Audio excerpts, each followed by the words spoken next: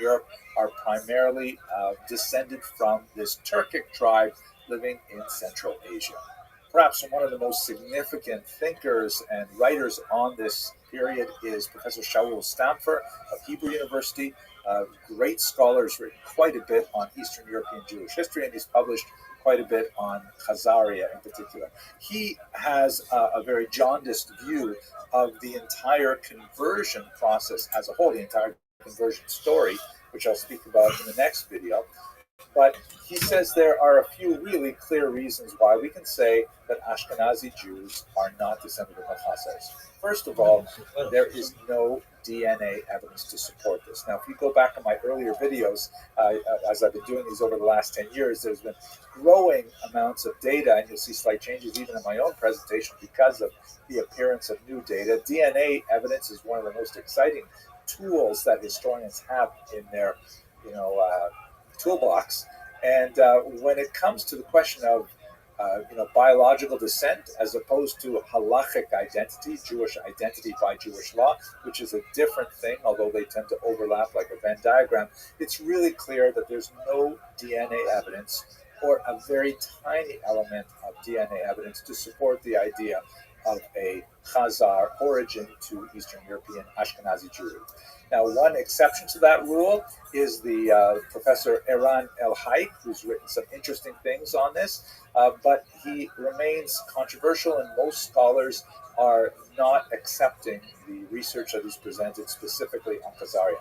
Now, without being a scientist and be able to get into the real nuts and bolts of this, what I've read about this is that he prepared in 2013, I think it was first published, an analysis of about 1,300 Y chromosomes, 1,300 people, looking at their Y chromosomes to try to see what the similarities were between Jews and about 75 odd other nationalities. Unfortunately, the sample was really, really small.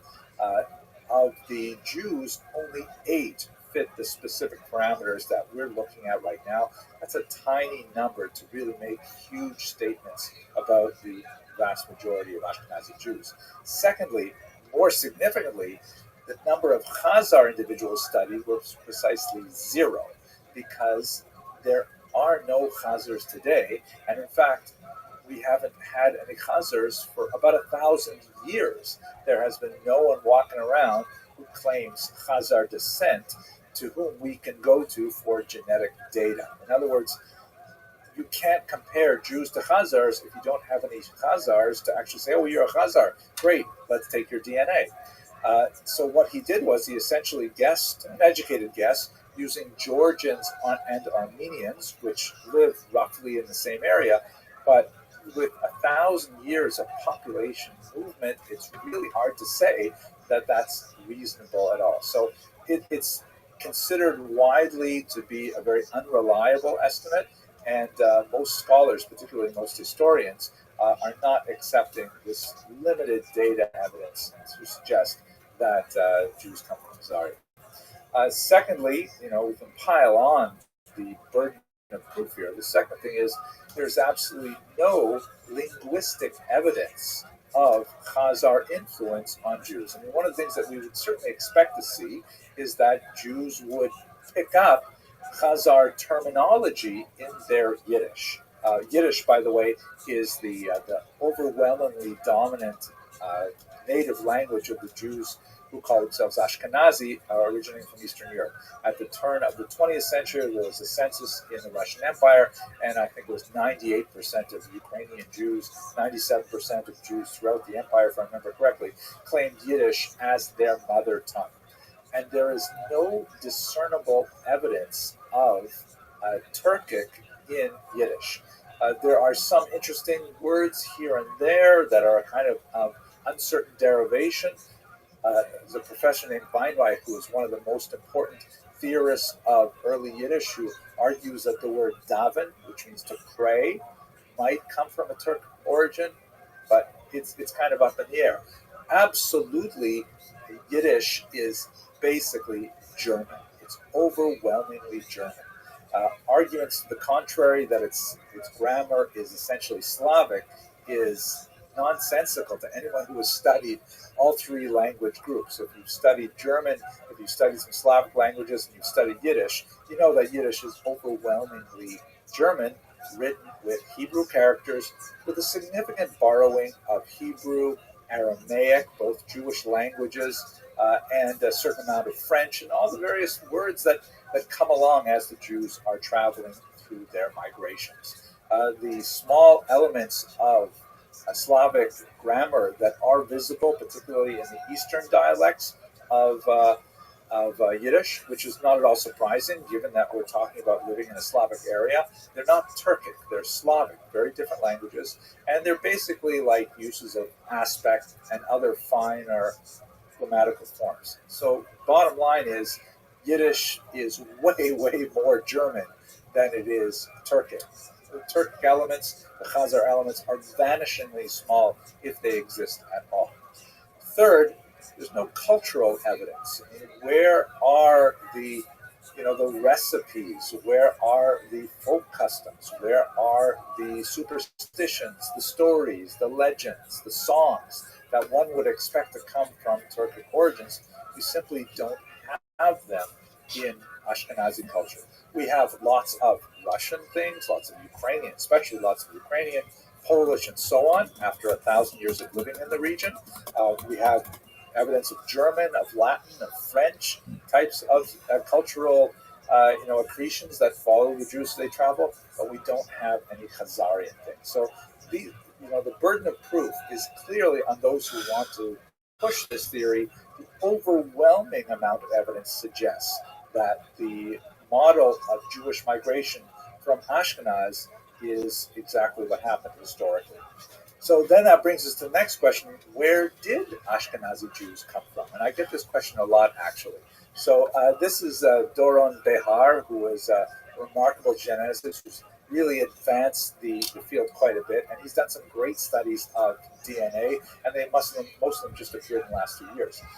One of the most fascinating things that he discovered is that 40% of all Ashkenazi Jews are descended from precisely 4 women, apparently of European origin, and there's some indication that they lived about 1,000 years ago, or perhaps a little bit earlier. No indications they lived like they knew each other, but there are 4 specific women that seem to have had a tremendous impact on Ashkenazi Jews. Furthermore, statistically speaking, there are significant similarities between non-Ashkenazi Jews, like Sephardi Jews and Mizrahi Jews and so on, with Ashkenazi Jews. So in other words, it still seems to be one big family, despite the superficial differences in skin tone and hair texture and so on. But Jews seem to be more or less one family. And there are significant distinctions between, especially in Eastern Europe, between Jews and the peoples among whom they live. So in other words, this all basically fits with the common sense idea of the Jews moving from Western Europe into Eastern Europe. The kind of elements that Dr. Bihar was able to map out include something called genetic drift, which helps to account for some of the superficial presentation of Ashkenazi people. As a layperson, my understanding of genetic drift is basically when you have, and by the way, I'll show you a Y chromosome study in a second that tells a lot more about Jewish males than Jewish females. This happens when, as is very common and well documented, non-Jewish women adopt Judaism and marry into the Jewish people. This may be a much more pronounced conversion, women converting to Judaism than men converting to Judaism. This helps account for the physical distinctions between, let's say, Mediterranean Jewry and Eastern European Jewry. You also have a phenomenon which is consistent with the historical record of a genetic bottleneck, where you have a population of people that, for a variety of reasons, which could be social, economic, political, it could have to do with persecution, massacres, wars, things like that, but a larger group of people are suddenly shrunk over a period of time to be a much smaller population, like a bottleneck forms, and that means that there are much fewer people from whom the later ancestors derived their origins. This helps explain the fairly large number of genetic disorders that unfortunately afflict Ashkenazi Jews, like breast cancer and Tay-Sachs, which may owe a lot to the fact that there was this bottleneck, perhaps around the turn of the millennium, that meant that the population of Jews living in Northern Europe that would later move to the east represent the basis of a much larger population. So the bottom line of all of this is that it's pretty much what we always were thinking, although Italy may be more important than most historians have thought. Have a look at this map here, which is also part of Dr. Bihar's research, and this is looking specifically at Levites on the Y chromosome. Now, Levites, like Kohanim, are members of the priestly family, and they are, and it's only the males. It's passed down father to son. Mothers do not pass down the Levite connection. So looking at the Y chromosomes of Ashkenazi Jews, he was able to determine that it appears that they do have origins consistent with Middle Eastern distant origin, and then a strong migration through the Italian peninsula to the Ashkenazic heartland in Germany. That would be numbers 1 through 2 in this particular map. And then number 3 is, as we expected, a large migration towards the east, where most Ashkenazi Levites find their origins going back through that original vector. And then, as you can see, the kind of the faded line there of the extension towards the west, along with the arrow labeled number 4, there is a reference back as those Ashkenazi Levites begin to move to the west and, in fact, begin to form families with Sephardic women and non-Ashkenazi Jews generally in the Iberian Peninsula. It is probably at the point number 2 on this map when those 4 mothers appeared, probably somewhere around the year 1000, and then are responsible for this huge expansion of Ashkenazi Jewry, and as a result, a tremendous popularity of Asian food now in America, and so on. Now, if you look at these, the green lines here, this is the traditional view of the migration of Jews historically, which there's a lot to say for this, and this does not contradict the historical model that we have well documented of Jews moving their way across the coast of North Africa. But that particular route would not necessarily explain the origins of most Ashkenazi Levites. In other words, while Jews may have been moving along that route number 5, they do not account for the large number of Levites in the Ashkenazi community, and so it's not demonstrated by the research that he has worked on. Nevertheless, we do have Jews moving along the course of North Africa, just not necessarily Levites that would end up producing lines among the Ashkenazi. It's so complicated to see this in so many ways, but you get the basic idea, right? Okay, so that's our short answer. Ashkenazi Jews are not descended from the Khazars. They are descended from the Middle East and possibly through an Italian vector. And there are 4 women, ironically, the Sarah, Rebecca, Rachel, and Leah of Ashkenazi Jews account for almost half of all Ashkenazi Jews today. In the next video, let us actually go to Khazaria and try to figure out what did happen in the 8th century. What can we say about it intelligently? Okay, thank you very much for watching.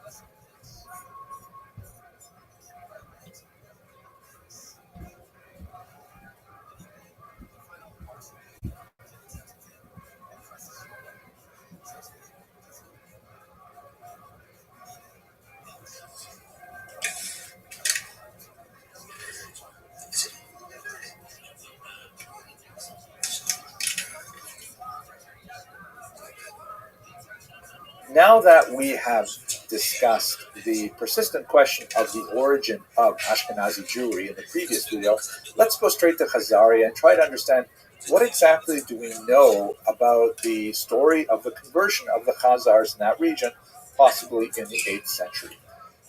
the story of Khazaria is especially fascinating when you think about the way it has been received by Jewish history. This is what the German historians call the Rezeptionsgeschichte, or the history of the reception, how an idea is formed and developed and spread around. Perhaps the most important element of the Rezeptionsgeschichte, it's hard to say, of the Khazar conversion is this book, the Kuzari, written by Rabbi Yehuda Levi, very, very important Spanish Jewish thinker in the 12th century. The story describing the Kuzari is essentially the story of the Khazar conversion as this great poet and philosopher developed into a massive book. The story goes like this. Basically, there is this King Bulan, who somewhere around the year 740 is a very spiritual individual and concerned with the practice of paganism among his people, and looking at the growth of monotheistic movements, particularly Christianity and Islam. And both Christianity and Islam are making geographic headway in Central Asia and approaching his borders. And he thinks to himself, oh, so what should I be doing? Should I be remaining a pagan? Should I join one of these other faiths and so on? And so he has a debate where he brings together a Jew, a Muslim, and a Christian. I know it sounds like an offensive joke, but it's not. And he has them have a trilateral debate over which religion is superior. In the end, as you might expect, given the fact that this is Rabbi Yehuda Halevi writing it, King Bulan decides to accept Judaism, and all of his court and the Kuzari, the Khazarian people, ultimately follow him into Judaism. That's essentially the story. Now, I hope you noticed that there's 500 years difference between the setting of this story and the authorship of the Kuzari. That's half a millennium. That's a lot of time.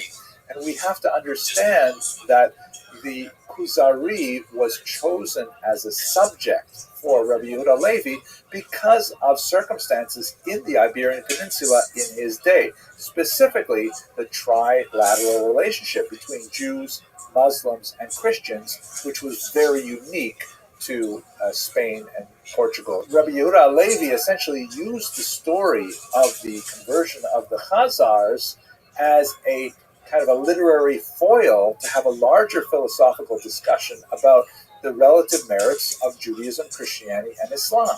And then, of course, by doing so, to demonstrate the superiority of Judaism. That's the essential idea of the Kuzari, and the actual historical elements of the conversion of the Khazars is not necessarily important for what Rabbi Yehuda Halevi wanted to achieve in his literary work. So let us set aside the Kuzari as a historical source. It's definitely not intended to serve as a historical source. It's intended to serve as a literary philosophical source. Let's try to go back and understand what we do know about the period. So let's move back a couple hundred years to the correspondence of Chastai ibn Shaprut. Again, we're still about 300 years distant from the actual events described, but this is a fascinating and very important source, which was exceptionally important for Yehuda Levi's work as well. Chastai ibn Shaprut, who I hope we will discuss in a few lectures when we look at Spain in the 10th century, very important diplomat who communicated with Jewish communities throughout the Mediterranean basin. And he was fascinated with the story of the Khazar conversion, which was known to him. And so he sent out some emissaries to try and reach Khazaria and find out, what's going on there? Are you guys actually Jewish? Is this actually a Jewish kingdom? Now, for reasons which will take us beyond the scope of our discussion, his emissaries did not succeed in reaching Khazaria or speaking with any actual Khazarian, but they did receive correspondence from someone who purported to have brought letters from a King Joseph of Khazaria. These letters are absolutely fascinating. They relate the story of the conversion of King Bulan. They talk about the nature of Khazarians, their Judaism, and all kinds of fascinating things. But it's widely believed that these letters were forgeries. In other words, the people who provided the letters to the messengers of Chastai and Shaprut were essentially engaged in some kind of con. And they have no bearing on the actuality of Khazaria, and they don't have historical value for that purpose. So they're fascinating and they're really engaging, but are they real? Do these are they authentic? Are they actually letters from King Joseph? Probably not. We do know, however, as we get closer and closer to the original dates, that there were medieval Jewish travelers who either had direct contact with Khazaria or direct contact with Khazarians in different places and report, however briefly, on their Jewish status, sometimes with a degree of surprise, sometimes with a degree of skepticism, but nevertheless, there's like more and more little tiny bits of evidence piling up in a lot of places. As we shall see, many skeptics would say that the plural of anecdote is not data, but it's hard to toss away these little bits of information. For example, here's a fascinating document which was found in the Cairo Geniza. We will have opportunity to speak about what that Geniza is in a few lectures from now, but basically it's a medieval trove of documents which were literally thrown away, but were amazingly preserved till they were unearthed in the late 19th century. And in this trove of documents is a so-called Kievan letter, which is basically a letter that is familiar to anyone who lives in a Jewish community today.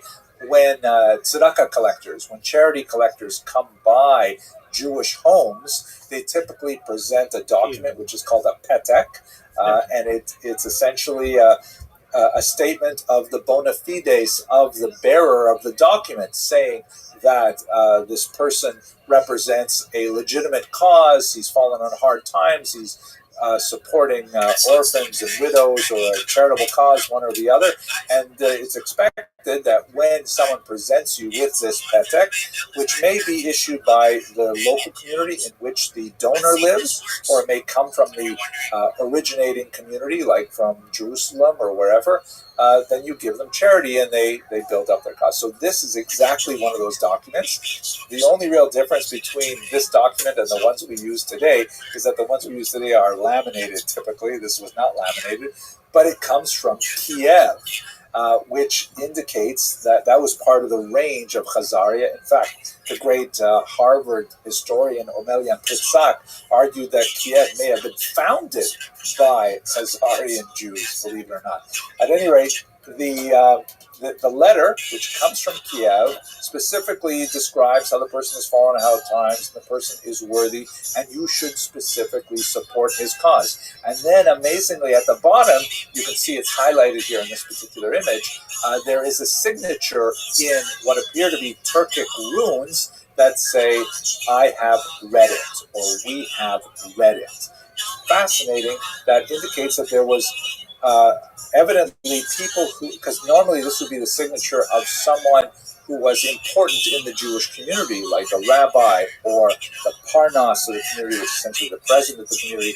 And he obviously is completely illiterate in Hebrew and needs to write in Turkic runes, which would be very unusual unless there was a distinct Khazaric community in Kiev at the time. We have multiple references from Arab historians to a Jewish presence in Khazaria as well. And perhaps one of my favorite examples is in one of the most important early historical documents that describe the origins of the Kiev and the Rus population, which later would grow into modern-day Ukraine. It's also shared with the Russian Empire and the Polish Empire and so on. It's the so-called Povest Vremenia Chiet, or Chronicle of Bygone Years, which is essentially a church record of the history of the region. There's a fascinating description of a key element in the Christianization of the region, specifically the conversion of King Volodymyr, or Vladimir, to Eastern Orthodox Christianity. And amazingly, it's exactly like the story in the Kuzari. There is a representative of Islam. There are two representatives of Christianity, both Western and Eastern Christianity. And there is a representative of the Jews, and that representative is specifically a Khazarian Jew. And this is absolutely fascinating that not only do they replicate the story that is essentially told in the letters of Chasdai ibn Shakrut with King Joseph, they actually report the same kind of scenario. Of course, it ends up that King Volodymyr decides to become Christian rather than Jewish. Could you imagine how history would have changed had he chosen to be Jewish? He very nearly did, by the way. But this is one of those data points that's really hard to ignore, speaking to the idea of a Jewish community in Khazaria at the time. And then finally, we've got some really tempting archaeological finds, like this coin found in the United Kingdom as part of the so-called Spillings hoard. There's a whole number of them that come from Khazaria around this time, like 8th, 9th century. This one writes in Arabic, sort of a paraphrase on the famous statement of Islamic faith. There is no God but Allah, and Moses is his prophet. That's an unusual kind of statement there. And then there are some tempting examples of Jewish symbols on Khazar architecture, which is limited. There are not a lot of finds, but this menorah symbol from a Khazar archaeological dig is especially tempting. So all of these things come together to suggest that something really important happened in this region in the 8th century that involved Judaism. Well, what exactly happened? Let's have a look at that. If you ask Professor Shaul Stamfer, who we met in the last lecture when we were talking about DNA evidence, Dr. Stamfer is definitely one of the biggest skeptics of the whole story. He says it is, quote, a splendid story. Right? You can finish the rest of that sentence. In other words, there's not much to it. So, but we still have all these little bits of data, the Kievan letter, the Spillings hoard coin, and things like that. What does all that mean? So, trying to put it together, one of the biggest questions we have is if they did convert to Judaism, and I tend to believe something happened there with regard to conversion. Why did they convert?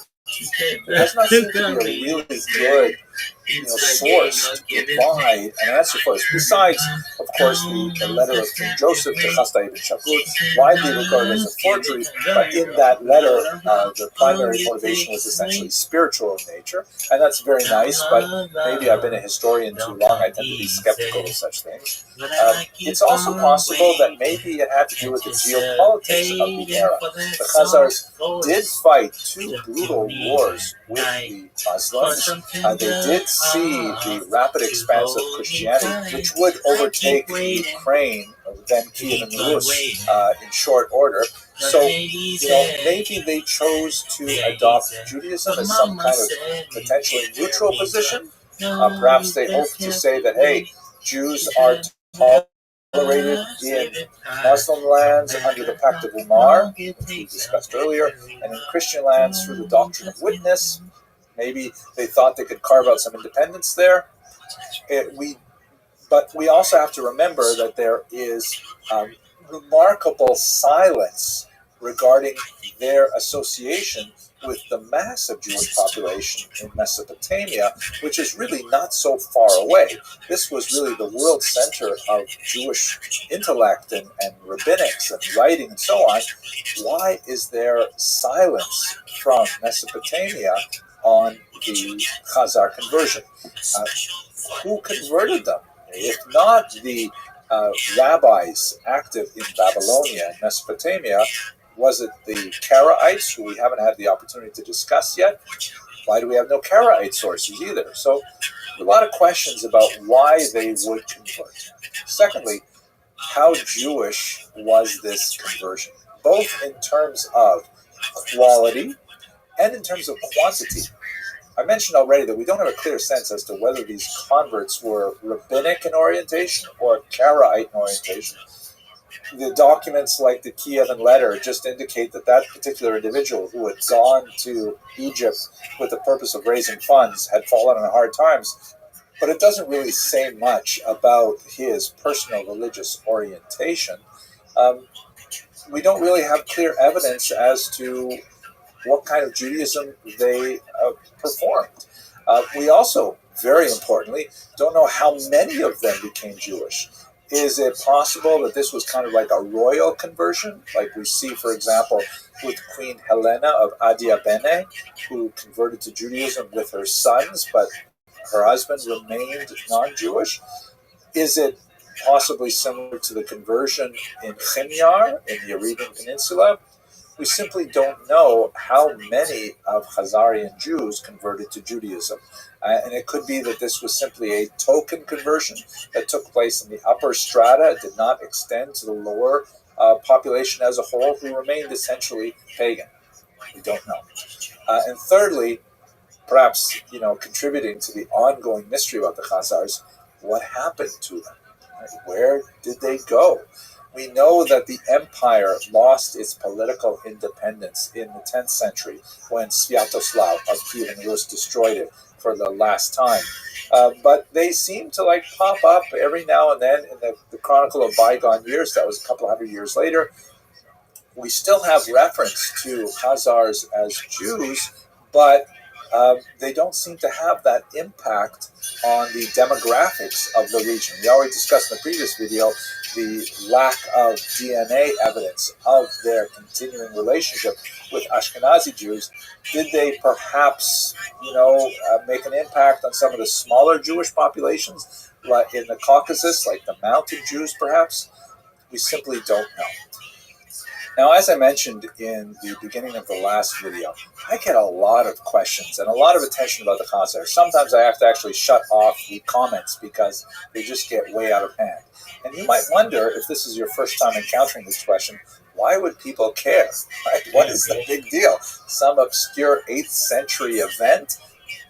So the implications are actually quite significant for 21st century politics. If you consider, for example, the work of Professor Shlomo Zand, who is an Israeli historian who has written quite a few controversial books. One of the most significant is this one here, the so-called The Invention of the Jewish People, in which he essentially argues that Ashkenazi Jews, as we discussed in the last video, Ashkenazi Jews are not really Jewish. That this entire sub-ethnic group of the Jewish people, which had such a profound impact on modern politics in particular, since the 19th century in particular, they're not actually descended from the biblical Jews of ancient Israel. Now, this has a lot of appeal to people who wish to see modern Jews taken down a peg. Maybe for religious reasons, that they want to feel that modern Ashkenazi Jews don't have a real share in the ancient patrimony that they claim. Again, not that it really makes a difference in terms of Jewish law, and although I'm not a theologian, I'm not even sure what kind of difference it would make theologically. The argument of some people, frankly, anti-Semites, that modern Jews are not real Jews is a way of delegitimizing their ethnic identity. And I'm saying that we don't have to afford them the respect that their ancient patrimony might otherwise be appropriate for them. We don't have to regard them as being, millennial followers of an ancient tradition, and perhaps, therefore, we don't have to even apply the doctrine of witness to them. We could consider them usurpers, racial interlopers who have somehow taken away the true patrimony. You see this sometimes among black supremacists who argue that the real Jews are actually black, and those white Jews who claim to be Jews, they can't be Jews because we are, right?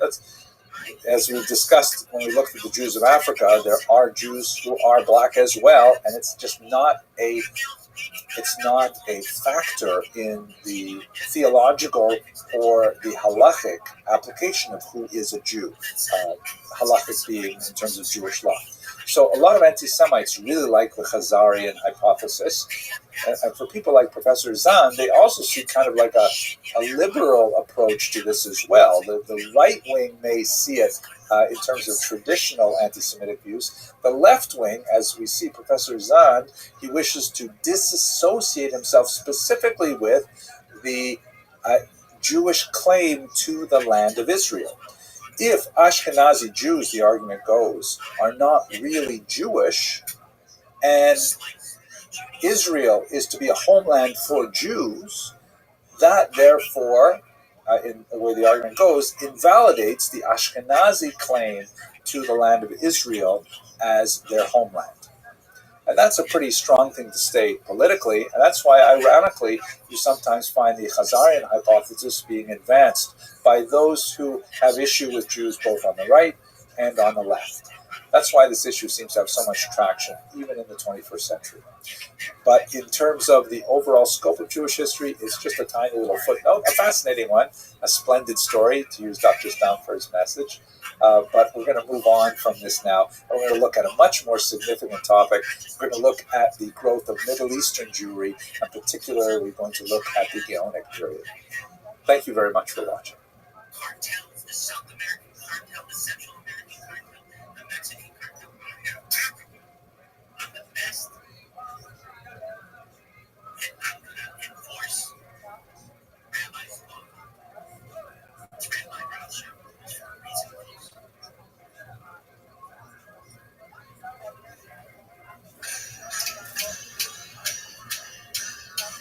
In this brief video, I'd just like to take a few minutes and walk you through the major migration patterns of Jewish history right up until the end of the first half of the 20th century. And of course, there's some very significant things that happened with the Holocaust and after the Holocaust, but I'm going to stop in 1939 just to give you a sense of how Jews got to live where they lived. So if we start from the very beginning, let's go back to the biblical period. The Bible does record a few really significant migrations. Of course, there's the early migration of the patriarch Abraham from the city of Ur in what would be today Babylon, what would be today Iraq, actually, into the land of Israel. And then, of course, there's the biblical description of the Jews, a tiny population of some 70 individuals moving into Egypt, and then the exodus from Egypt.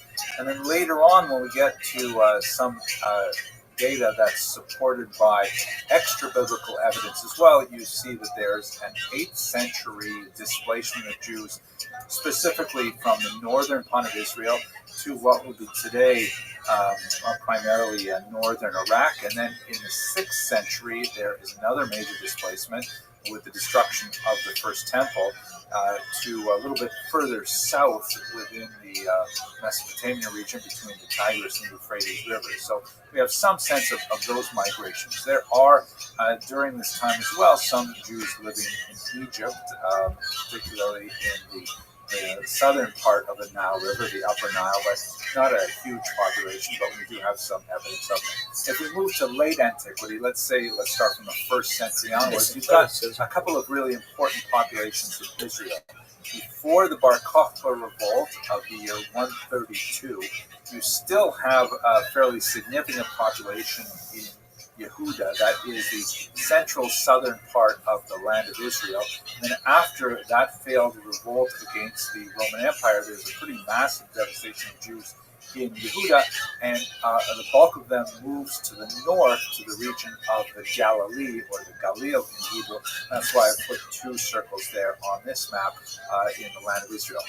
You still have the nucleus of the Jews who had emigrated to Iraq. I shouldn't say emigrated, they were forcibly moved to Iraq under the regime of Assyrian and Babylonian kings. But then there is a fairly significant growth of that population. It actually becomes a major Talmudic center. So that's happening in the Mesopotamian region. You can see it there in the circle on the right.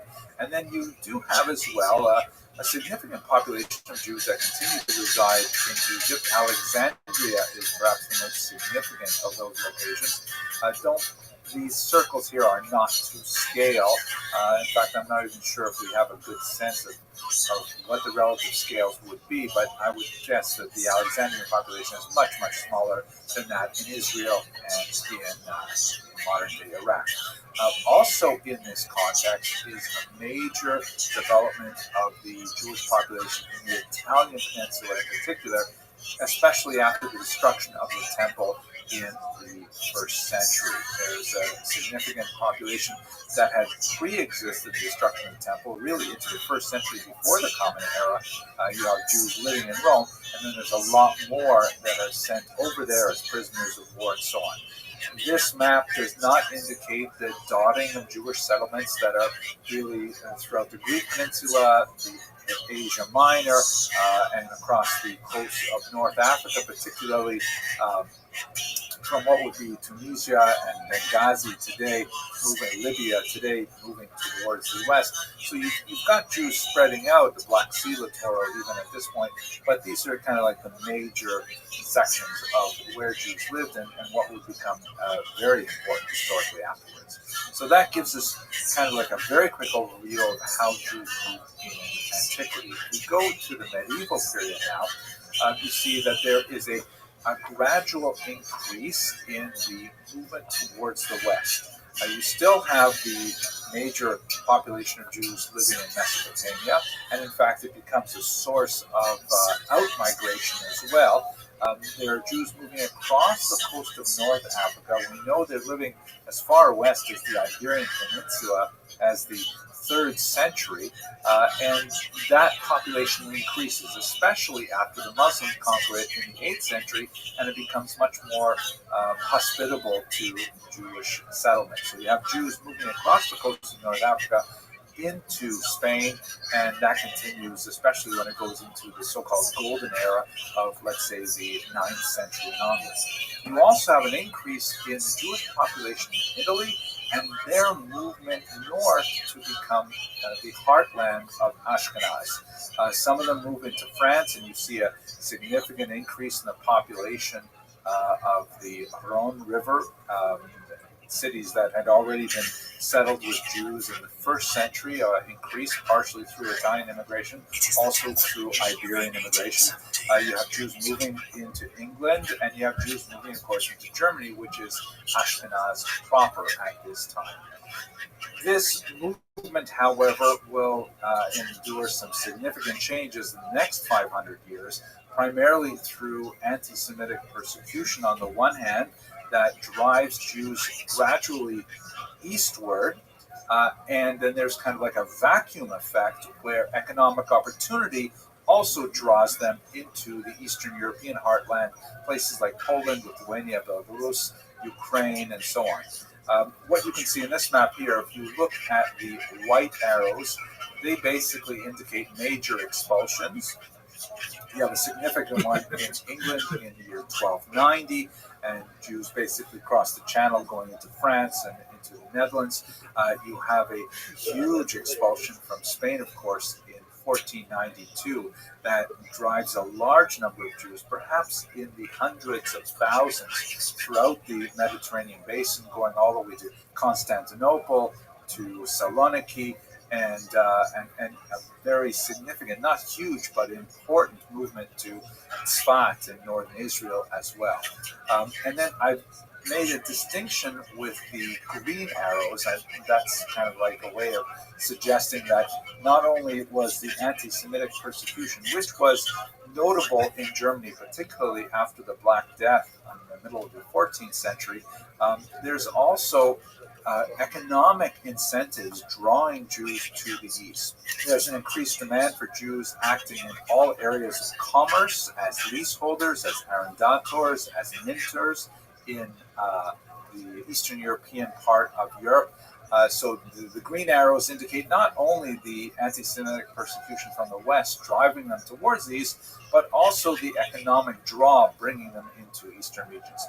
And if we switch back again to the western part of Europe, you see in the Iberian Peninsula, of course, there are some Jews who elect to explore the New World, which is being discovered as we speak about this particular period of the expulsions, and they're leaving not only from Spain but also from Portugal, sometimes as new Christians, meaning they had already been converted to Christianity against their will in 1497, and then they take their leave as Christians to go to places like Brazil, and where they might actually revert back to their Jewish identities. There also is a significant amount of migration from Portugal to places like Amsterdam.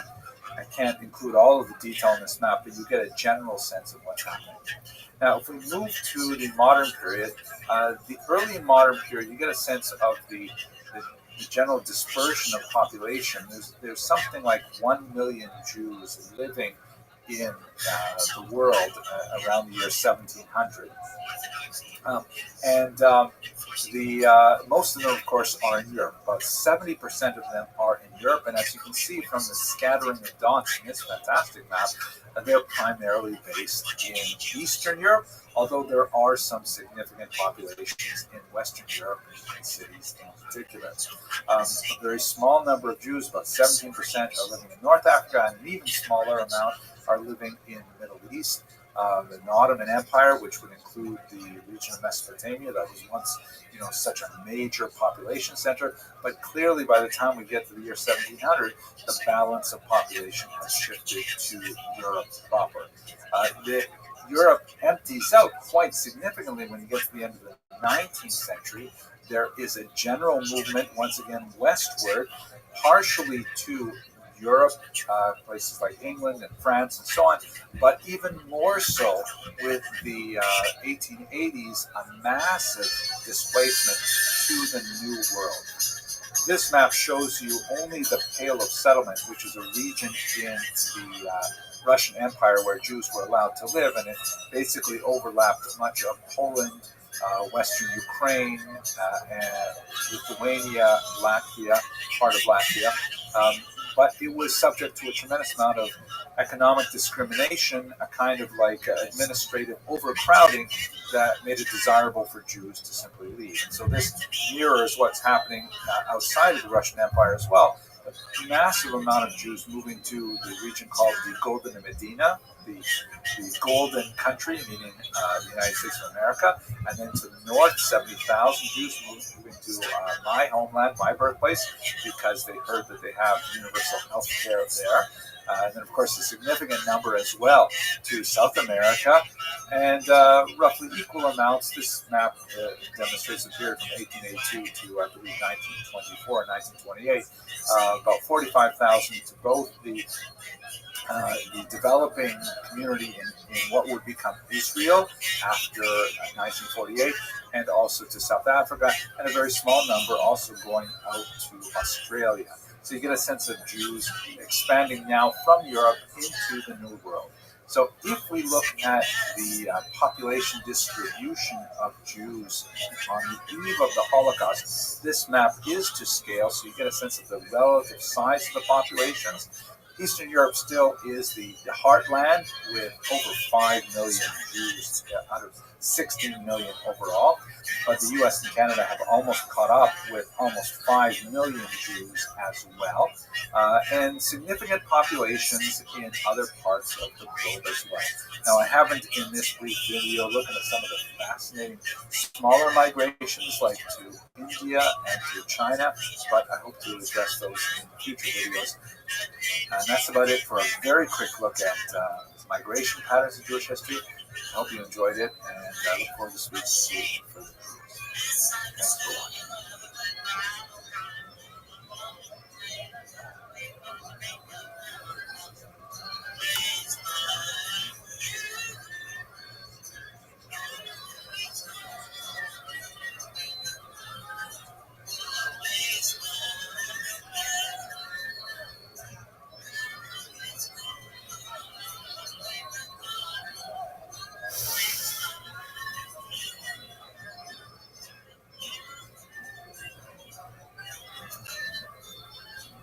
and welcome to Jewish History Lab. Today we're going to look at the origins of Polish Jewry, really the origins of the entire Eastern European Jewish population, but Poland is one of the most central and memorable of the countries that we'll be looking at.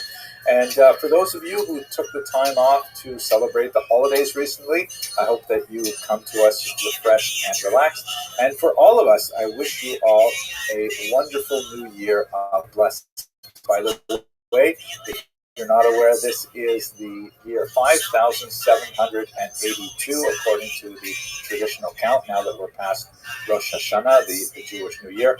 And someone told me that he's been very careful to go on a new diet this year where he will never eat more than the number. He will never eat more calories than the calendar year number. And then he says, thank God I'm Jewish, right? Sorry to do that. I know a lot of you don't like my humor, but I couldn't help it. Let's talk about the origins of Polish Jewry. So when I say Poland, I'm really using the term somewhat anachronistically because the region as a whole was dominated by something called the Polish-Lithuanian Commonwealth. You can see in this map, which has the borders of the Commonwealth as of the year 1618, but superimposed on contemporary political boundaries so you get a sense of what it was.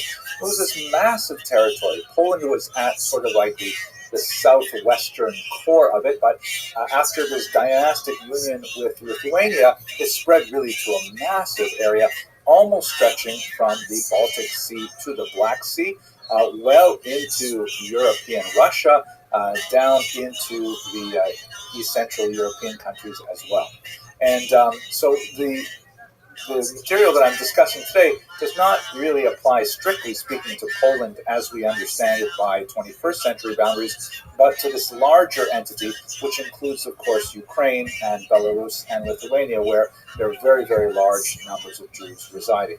The southern part of Latvia is also very important because it was part of the Russian Pale of Settlement, which we'll get to in a few lectures from now. But at any rate, where did the Jews come from in this region, which became the dominant center of the world Jewish population in the early modern period?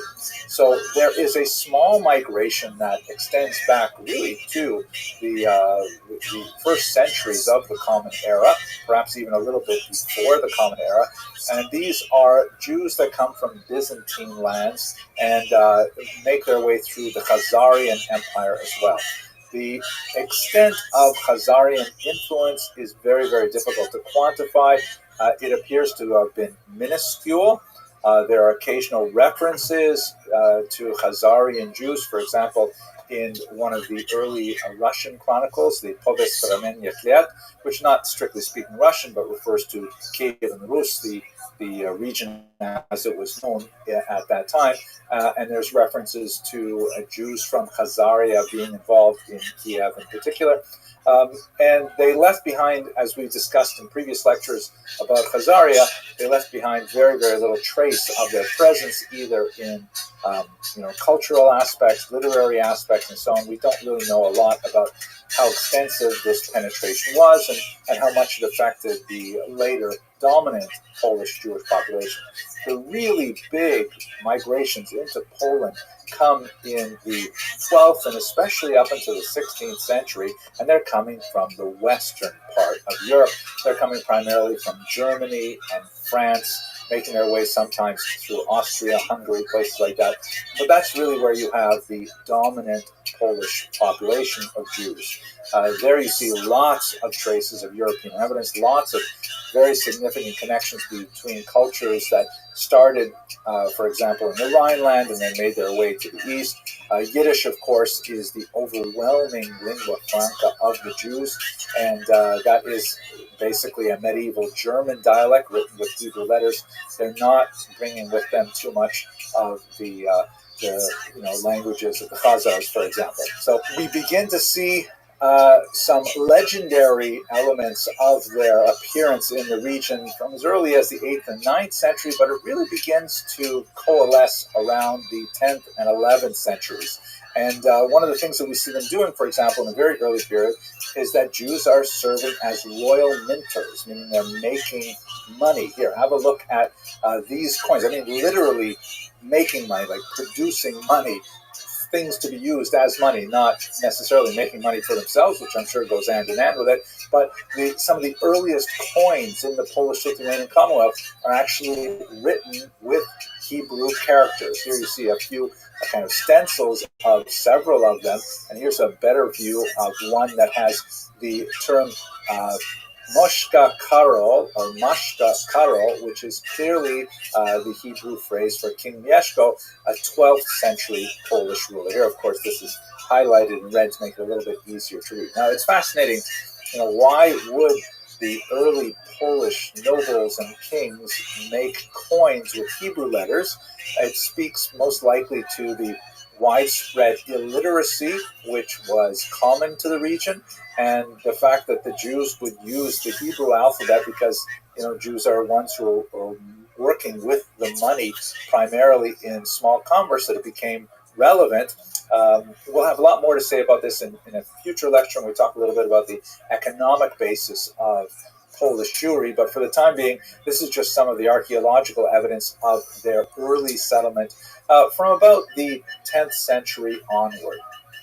Now, when we look at why Jews migrated to Poland, in the Polish-Lithuanian Commonwealth more properly, there are both push and pull factors, meaning there were factors which drove Jews out of Western Europe, and there are factors which drew Jews into Eastern Europe.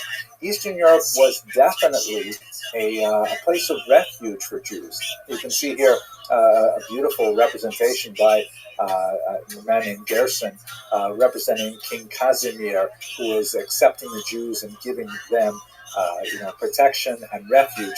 So much so that you see some of the great scholars like Rabbi Moshe Isserles from Galicia, who referred to Poland with kind of like a fanciful etymology from Hebrew, Polin, meaning here, Polin, we will rest, or here we will find refuge.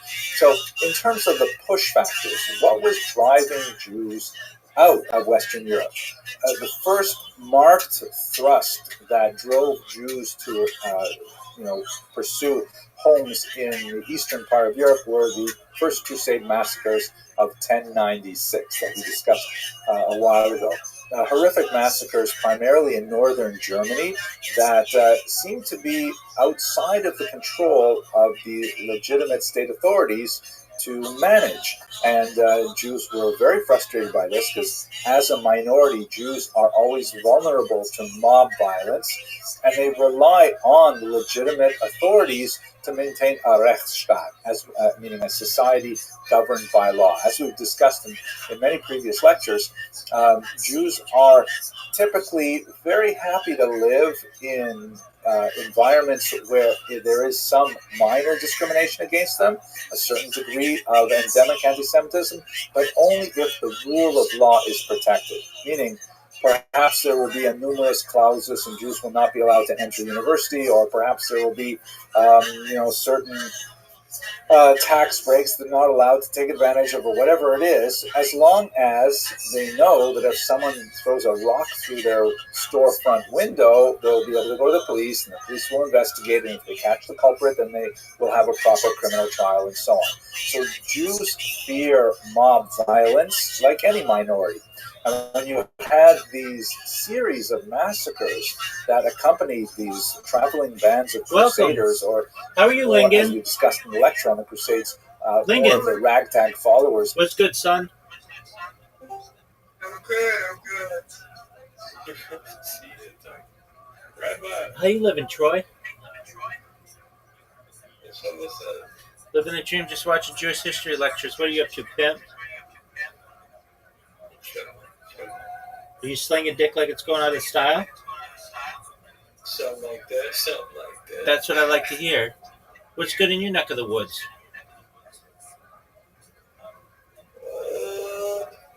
Trying to figure out how to multiply, elevate my funds. How about you? Always doing that, baby. Yeah. How you plan on doing it? Cryptocurrency? Thinking about scamming. All right. What's the scam? What are you gonna do?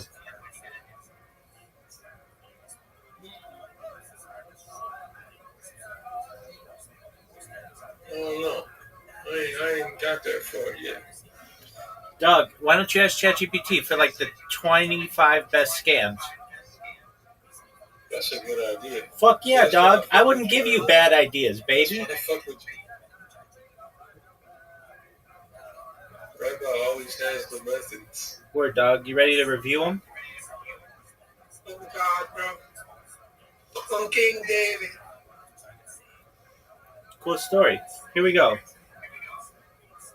right, what's Yo, up dog, with what are this? the top 25 best scams? And like a little description of each. Online scams, like easy ones where you don't have to go anywhere or do anything. Just easy, just collect money. E-commerce scams.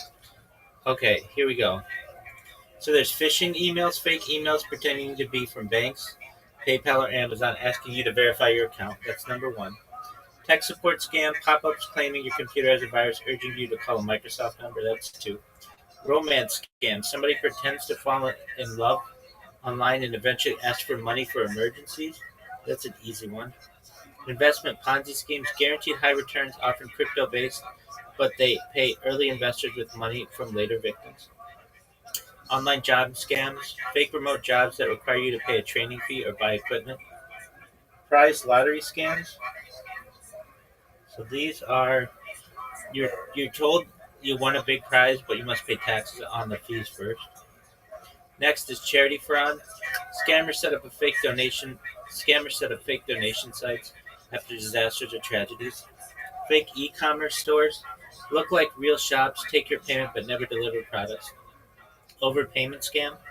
Buyer accidentally overpays you a fake check and asks you to refund the difference. Cryptocurrency giveaway scams. Send me one Bitcoin and I'll send you back 2 Bitcoins on social media. Next is W scam. yeah, definitely. Next, account takeover scams. They steal your login via phishing and lock you out, then demand ransom. Next, subscription traps. Free trial offers that automatically bill huge monthly fees. Ransomware attacks. Malicious software encrypts your files and then demands payment to unlock. Impersonation scams pretend to be the IRS, FBI, or local authorities claiming you owe money. Fake influencer collabs. Fraudsters often brand deals but require you to buy the product first.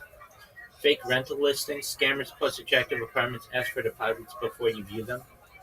Loan fee scam. You're approved for a loan, but you must pay an upfront processing fee. Social media account hijacking. Hack your account to message your friends with scams. Online dating sugar daddy scam. They send you a fake check, ask you to send part back, and then the check bounces. Reshipping mule scam. Work from home job where you receive and forward packages, often stolen goods. Ticketing scams. Sell fake tickets to concerts or sports events. Survey market research scams. Pay you big money for surveys, but they just collect your personal data. Deepfake blackmail. AI generated fake video claims to show you in compromising situations. Fake app downloads. Apps distinguished as legit tools. Apps disguised as legit tools but steal your info or push ads or malware. Business email compromise. Hack a business email and trick staff into wiring money to vendors. How do you like that, son? Another good one would be like rental property application fee. And then you just don't have a rental property. There you go. All right, well, but those all take work and they're illegal. Why don't you do something that is easy and legal? Yeah, that's right. Weird, dog. So that's what I'm trying to figure out. All The right. methods. How about you just apply for remote work? Yeah, that's a good idea. Weird, dog. I wouldn't give you bad ideas. No, that's a good idea. All right, well, go check it out then. Go to remote work on LinkedIn or Career Builder or Monster.com or Indeed or ZipRecruiter, Mhm. and then just start doing those positions. Hey, Rabbi, where are you from? I'm based out of California. Nice.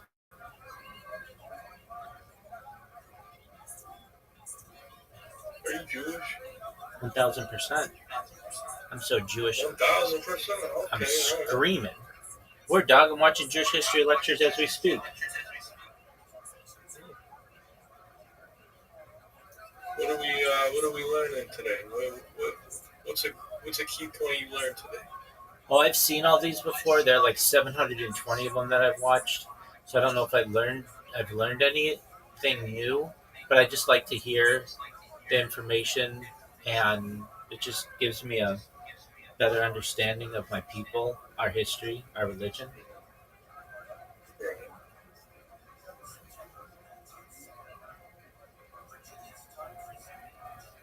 Here we witnessed First Crusade massacres. Massacres. Where, Doug? Here you go. Of the Crusaders, and that the local authorities, including the church, could not put a stop to it. That's when there's an increased push of Jews from Western Europe moving towards the east. In the 13th century, the horrible blood libels that we have also discussed in a previous class result in a series of expulsions. In France, in particular, there's 3 expulsions in the 14th century, and so there's more and more reason for Jews not to live in Western Europe. This is kind of like the push aspect of it, as Jews are finding Western Europe far and far less hospitable than they ever had before.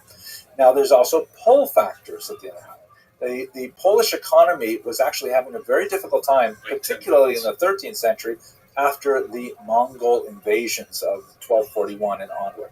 The demography had dropped. There was a very, very weak economy. As we saw earlier, the Jews are the people actually making the money, physically making the money, because they don't have a really well-functioning economy compared to Western Europe, and the Jews have the know-how and the understanding of how to produce coins like this. And so the local Polish leaders were actually inviting Jews and saying, please come to our area. You are literate, you are numerate, you will live in concentrated areas, and we can take advantage of your skills in Poland. They also, to make this attractive to Jewish migrants, they created something called, or they adopted something used in the West called Magdeburg Recht. Magdeburg is the name of a city, and Recht means law.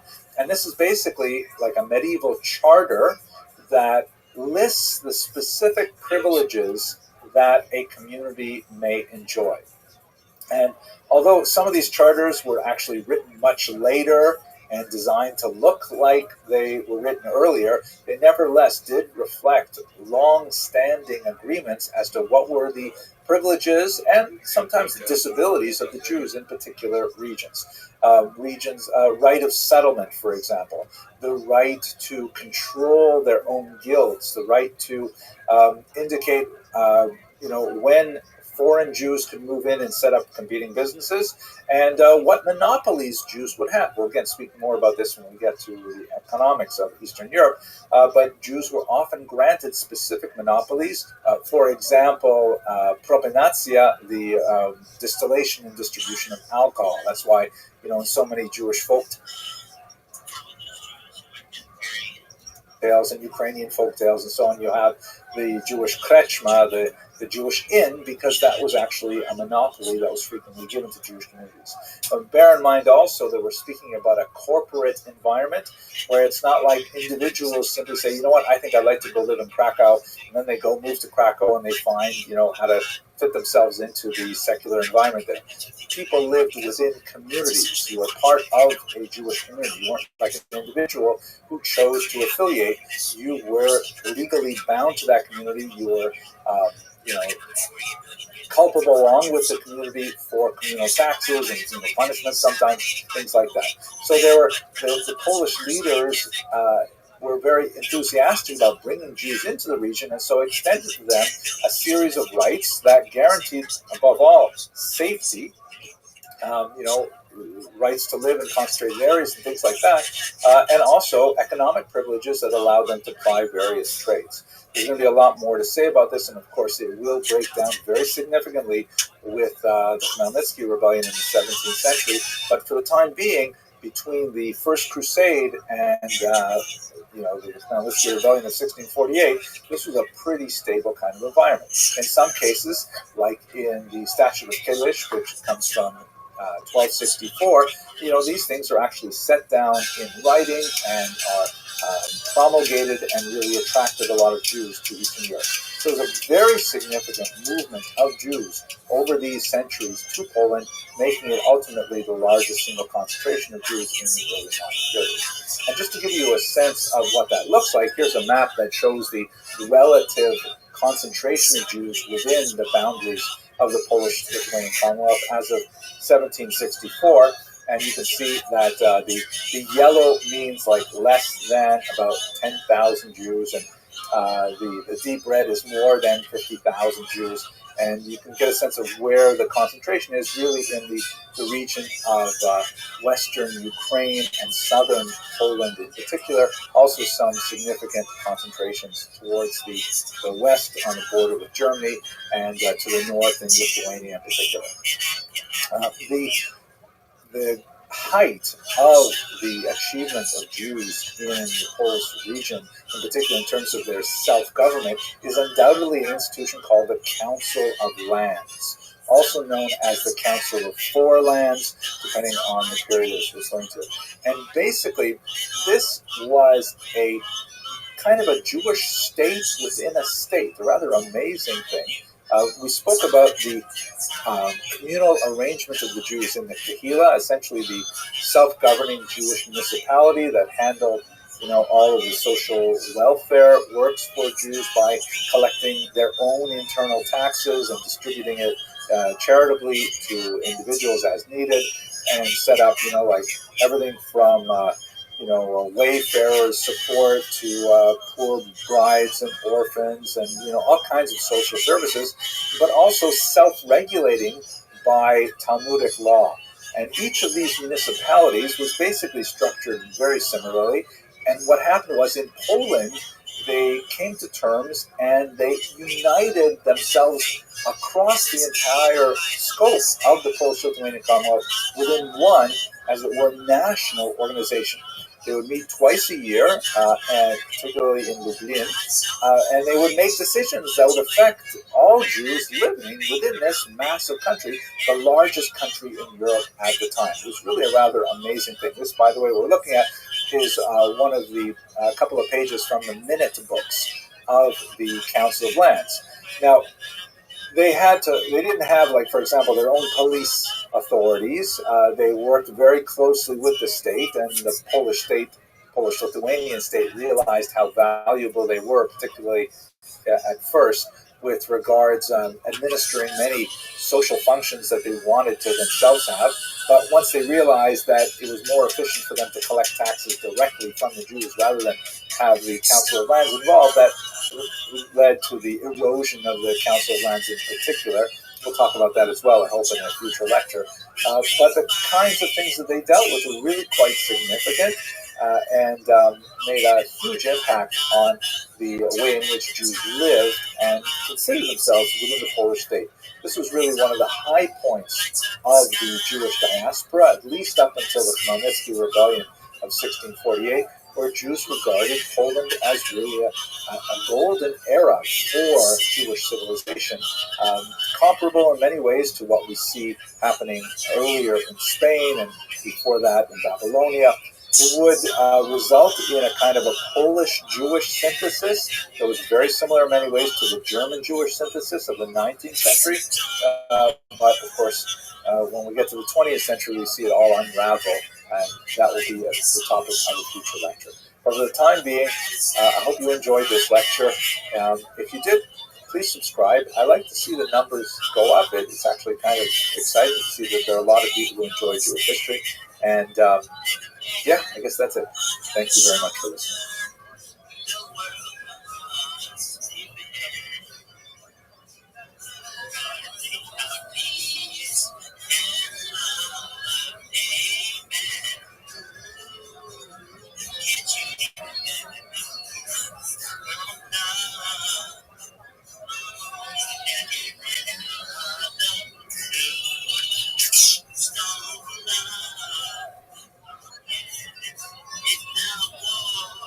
Hello and welcome to another episode of Jewish History Lab. Today I'd like to begin with a discussion of the 17th century. In particular, we're going to look at the Khmelnytsky uprising.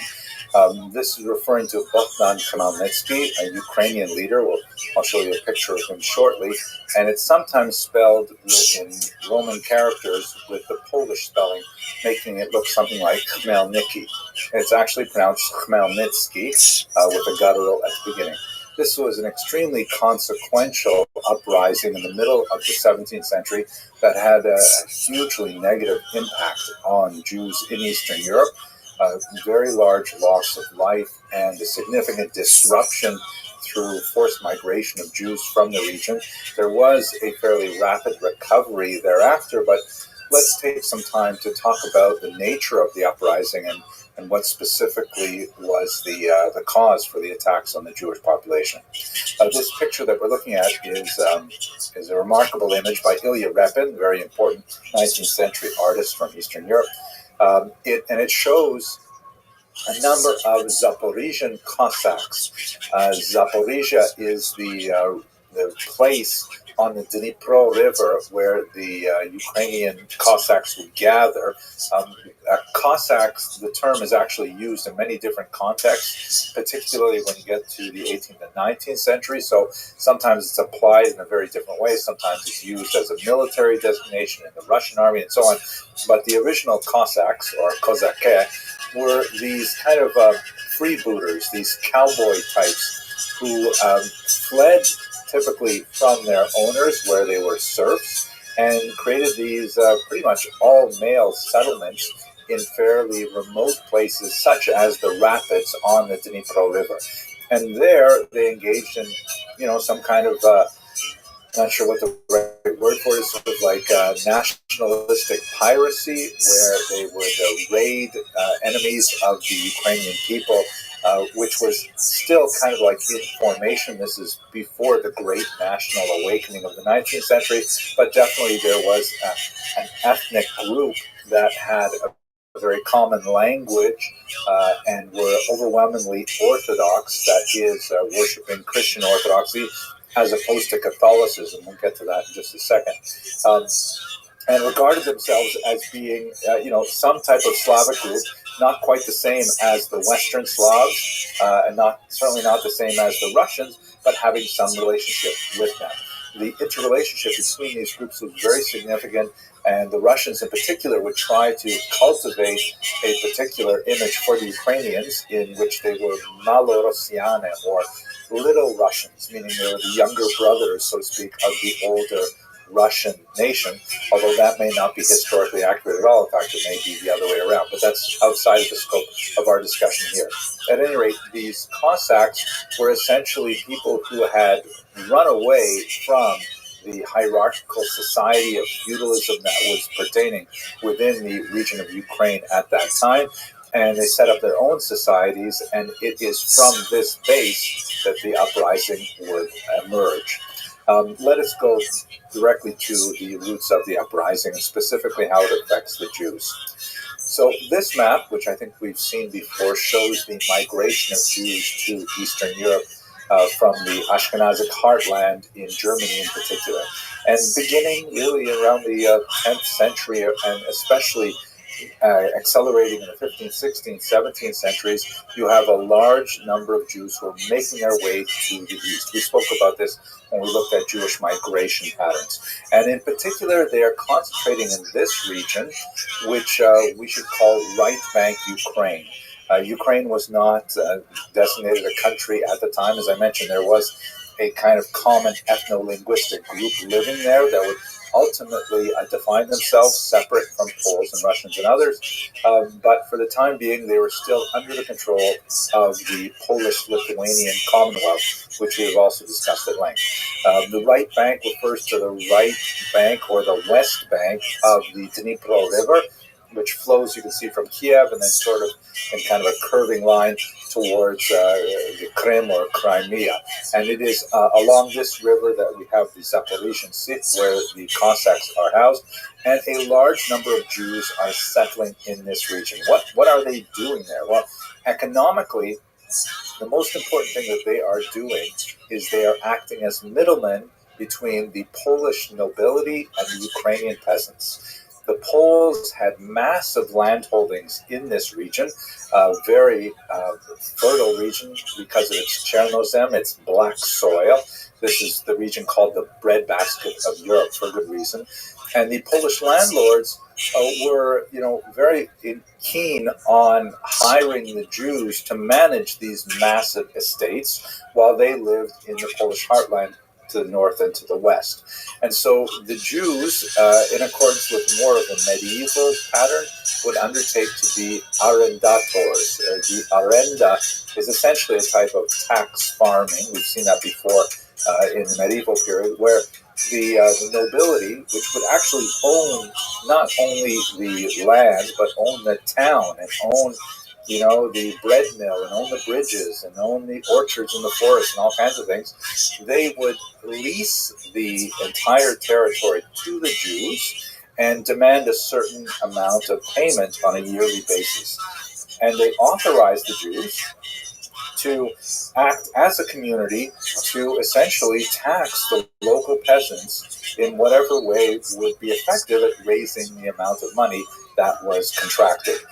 This type of tax farming is, a perfectly acceptable way of running a kind of rental relationship, but it can become exploitative very easily, particularly if the Polish noblemen say, you know what, we're doing well, we're collecting 1,000 zloty from our territory this year, let's up it to 1,100 or 1,200 the next year. And the Jews who are entrusted with collecting those taxes, of course, let us now recall that the Jews have to collect more than that tax, and the difference between what they have to pay the Polish noblemen and what they charge the Ukrainian peasants is what they get to keep. So it is an inherently exploitative system, particularly if the noblemen get greedy and demand more and more. The Jews have to go back and try and find new ways to get that tax out of the peasants. So that tax could have been developed in a whole variety of ways. It could be taxes on produce. It could be a work tax, a type of corvée, which was called borshchina at that time. Or it could be a tax on using services like bridges or hunting in particular forests, or even, as was alleged by many folktales, use of the church. For example, if a Ukrainian peasant had a child and wanted to baptize the child, according to widely perceived beliefs, Jews would charge to use the keys to get into the church. This has been widely disputed because it is kind of an inherently offensive thing, but there have been some researchers that have argued that in fact this did happen from time to time. At any rate, it is the kind of situation where the Ukrainian peasants would certainly resent the Jews as the leading edge of Polish authority and Polish demands on their autonomy. Now, the Jewish arrendator was the backbone of the economy, but it was not obviously the only thing that Jews were doing. Jews were involved in all kinds of other small crafts and small-time commerce and things like that. But perhaps the most significant related to the latifundia was the fact that Jews were frequently involved in innkeeping, as you can see in this remarkable 1928 image by Gustav Pilati. The so-called krechma, or the inn, which was typically manned by a Jewish family, was not because the Jews were specifically interested in the hotel hospitality business, but because the noblemen often gave the Jews a monopoly on the production, distillation, and sale of alcohol. This was something called propinatia, and so the Jews could control this entire industry and tax it, and then pass along the profits to the Polish noblemen. And this was one of those awkward moments where the Jews occupied a particular position in society where they were providing a service which was obviously appreciated by the local population, especially if they offered it on credit. But it's the kind of thing that can build resentment as well. Alcohol is certainly not something that is conducive always to the maintenance of a healthy society, particularly in excess. And also the use of credit for the consumption of alcohol is something that we certainly wouldn't want to courage in the main. And so you can see why resentment could easily build up against the Jews because of their roles in the entire economic structure. Note also in this image there's a Jewish klezmer artist. This is something that was especially associated with Eastern Europe. Jews as being in more like, because they tend to be much more urbanized, living in small villages and towns as opposed to the spread out countryside, are much more likely to form bands and to and develop professions such as music at this time. At any rate, it was an environment that was ripe for an eventual confrontation, and this happened in 1648. And this man shown here, Bogdan Khmelnytsky, capitalized on the dissent that was rife among these Cossacks who had fled society because of their unhappiness with their serf owners and so on. And he gathered them together, and in a proto-nationalist movement, led them in massive attacks against Catholic Polish landowners and their Jewish agents or leaseholders. Now, let us recall that this is not only a moment of economic repression of the Ukrainians, they also perceive it, not incorrectly, as a moment of religious oppression as well, because the Poles are Catholic, the Ukrainians are Orthodox, and the Poles are making strong proselytizing moves in the western part of Ukraine, and in fact created a church there that was kind of like a compromise between Roman Catholicism and Eastern Orthodoxy, in which, for example, much of the rites were allowed to remain, the Orthodox priests were allowed to marry, but it was technically under the authority of the Roman Catholic Church. So Khmelnytsky and his Cossacks deeply resented this incursion into their religious identity as well, and he was dramatically successful. So for a period of a few years, and in particular the years 1648-49, he and his Cossacks ravaged the countryside, attacking Polish nobles and especially attacking the Jews who lived among them. It's comparable, for example, if you recall the riots in Los Angeles in the 1990s, some of the people who were hurt the worst were the Korean shopholders who actually lived in South Central LA with small businesses and so on, even though they may not have been, the architects of any kind of anti-African American oppression. They nevertheless were the people who were close by, and they felt the violence most directly. So in Hebrew, this particular period, the year 1648-49, although the war continued for a few more years, is called the Decree of Tachvatat, Gzeras Tachvatat. The term decree in Hebrew speech generally means something very negative, like the evil decree of Tachvatat. And it lives on in Jewish liturgy as a period of phenomenal violence and pogroms, really like kind of the archetypical pogroms of Eastern Europe, for their horrific attacks on Jewish populations. These are recorded in several chronicles. Perhaps the most powerful is one by Nathan of Hanover, which is in Hebrew, Yeven Mitsula, a quote from the Book of Psalms, translated as the abyss of despair. This is available in English translation, and it's actually quite a powerful piece of historiography as well. The demography of the attacks is probably grossly inflated in Hanover's account. He had really no good way of calculating the size of the impact. And in fact, many of the studies of 1648-49 tend to adopt, without question, really large numbers, like 250,000 Jews killed in these pogroms. Research by modern scholars like Shaul Stampfer in particular have proved that it really can't be quite that large, primarily because there weren't that many Jews living there at the time, and also because the recovery after the violence had all subsided was actually fairly rapid. There's no question that it was a huge, devastating attack on the Jewish population. There were brutal, horrific attacks, and there was a lot of Jews who fled the region. We have many accounts from Gluckal of Hammon to the important commentator on the Shulchan Aruch, the Shach, who all write about their experience at this time.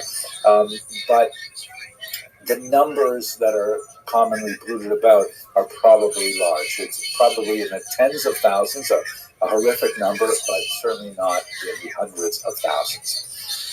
At any rate, what ends up happening to this uprising on a political level is that Khmelnytsky decides to ally himself with Russia against Poland and turns his political attitude to the Russians, which initiates a centuries-long association with frequent difficulty between the emergent Ukrainian nation and the Russians. More on that perhaps when we get to the 19th and 20th century. For Jews, however, it sets in stone a kind of attitude towards the Ukrainians, which Ukrainians tend to call Ukrainophobia. Again, not without reason, because of the historical precedent of the Khmelnytsky rebellion, which would be repeated 100 years later with the Haidamach rebellion as well, and one sees it again in the 20th century with the pogroms of 1919 and the one may argue the elements of the Holocaust as well. But it's also important to note that simultaneous with these violent outbursts, which painfully punctuated the centuries of Jewish and Ukrainian coexistence, there was also a philo-Semitic trend as well. Not nearly as powerful, but we shall examine it in later lectures too. But for now, Khmelnytsky emerges as a national hero, as you can see in this 5 hryvnia note from modern Ukraine. He is considered one of the architects of Ukrainian nationalism, something which is horrific to Jews who see him as the architect of anti-Semitism simultaneously. Just to give you one more indication of that, this is actually a famous monument that stands in Maidan Nezhalezhnyst in Kyiv today, a monument to Bogdan Khmelnytsky, and it was erected in the early 20th or late 19th century. It shows him famously pointing to the north, to Russia, which, this was erected by the Tsarist authorities, which, really like to play up the fact that Khmelnytsky decided to ally with the Russians. In the original version of this rather heroic-looking statue, the original draft actually had a much more chauvinistic attitude. This is the only picture I could find out on the web, but in the original draft, this is a casting of it, behind the hooves of Khmelnytsky's horse, there's a falling Pole and a Jew who are knocked down by his passage and conquest, which explicitly stated, if this draft were to have been accepted for the final version, that Khmelnytsky succeeded by beating the Poles and the Jews, which is a metaphor that many Ukrainian nationalists might wish to absorb even today.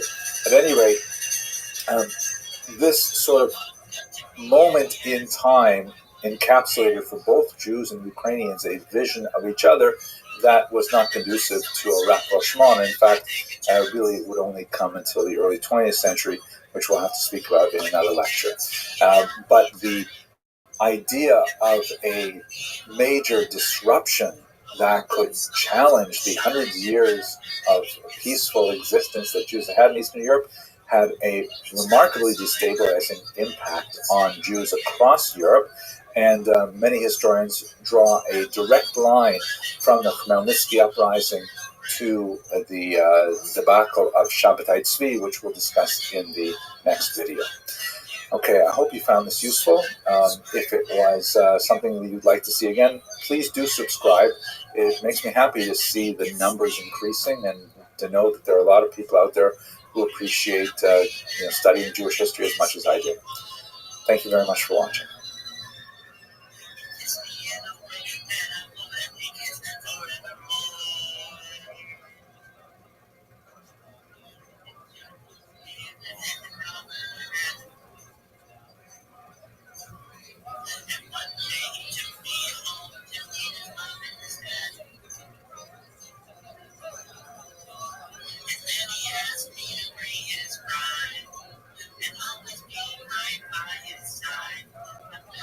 Hello and welcome to another episode of Jewish History Lab. Today I'd like to begin speaking about the birth of Hasidism, which is an extremely important movement, had tremendous impact on religious history, social history over the next couple of centuries.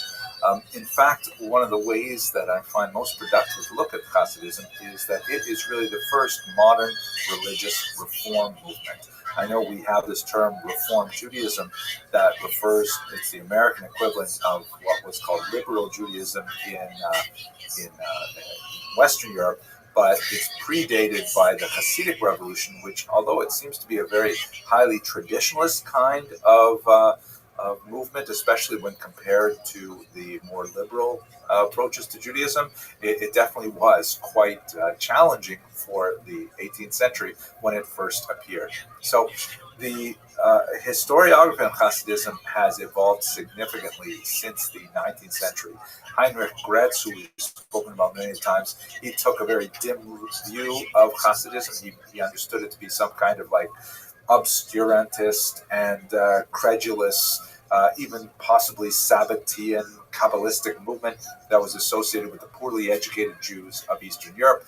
Shimon Dubno, the great encyclopedic historian of the late 19th, early 20th century, argued, in fact, that no, it's not the outgrowth of ignoramuses. It represents the actual flourishing of the dominant spirit of Eastern European Jewry. And I think Martin Buber, in many ways, although not a historian in this regard, really did a lot to kind of transform the popular Western European view of Hasidism to observe the brilliant religious insights that are associated with the Hasidic masters. And there are many other approaches. Ben Sion Dino, for example, took a much more economic approach to the development of Hasidism. But I just want to give you the sense that, the views of what is Hasidism and what is its significance, what is its etiology, have changed over time historically. To look at the history itself, it's very important to understand it within the context of its evolution.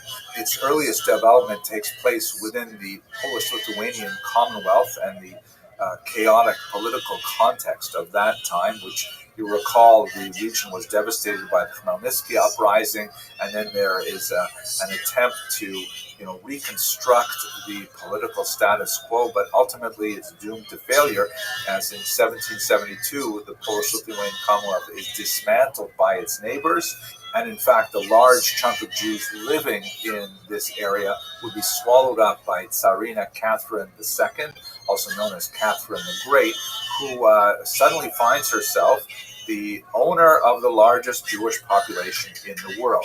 Russia, prior to her acquisitions in the West, was actually Judenrein. It was free of Jews because they had been banned since 1479. And all of a sudden, Catherine II said, oh my gosh, I have all these tens of, perhaps hundreds of thousands of Jews living within Russia. One of the ways she dealt with this was by establishing something called the Pale of Settlement, which is kind of a strange English term, but it basically means the region of settlement where Jews were allowed to live. It had some changes to the borderlands. Certain areas like Kiev were actually off limits for some time, even though they were in the interior of the Pale of Settlement.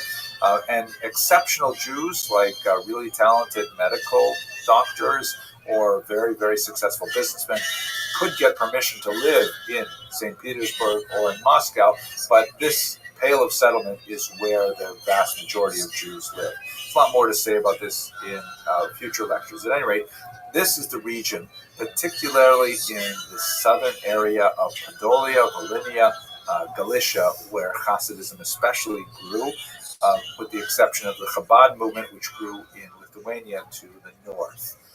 This is also the era following Catherine II of the terrible repression under Nicholas I.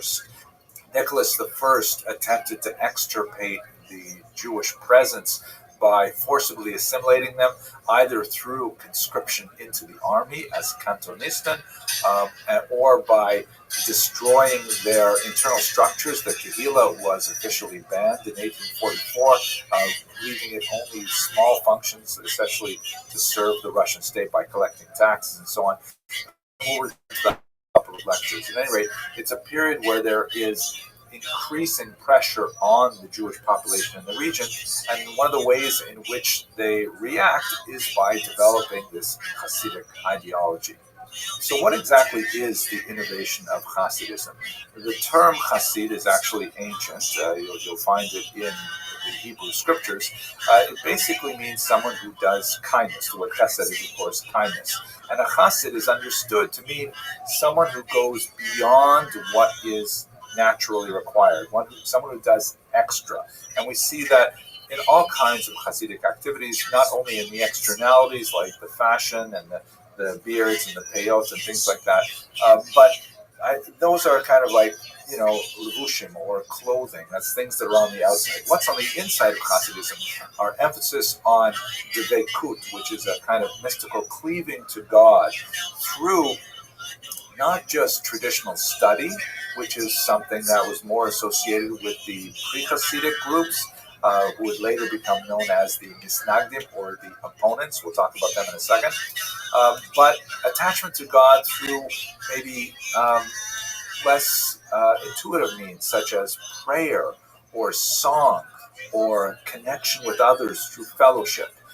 They also believed in a much wider dissemination of Kabbalistic doctrine and Kabbalistic teachings, which had previously been the refuge only of great scholars. The idea that ordinary people could study Kabbalah was really anathema, but the Hasidim began to develop this as something that is actually a desideratum. The Hasidim also valorized the common Jew, often the uneducated Jew, the Jew who is a Tehillim Zoger, someone who just recites songs, rather than just going through the book, reading the words, as opposed to having deep insights into their meaning and so on. And this is something that really appealed to the Jews, particularly in the southern region, where they were bereft of much of the traditional educational centers that were associated with the north. They also favored charismatic dynasties of leaders, which were unlike the appointed court rabbis, who were often given those positions because they could essentially buy them from the noblemen.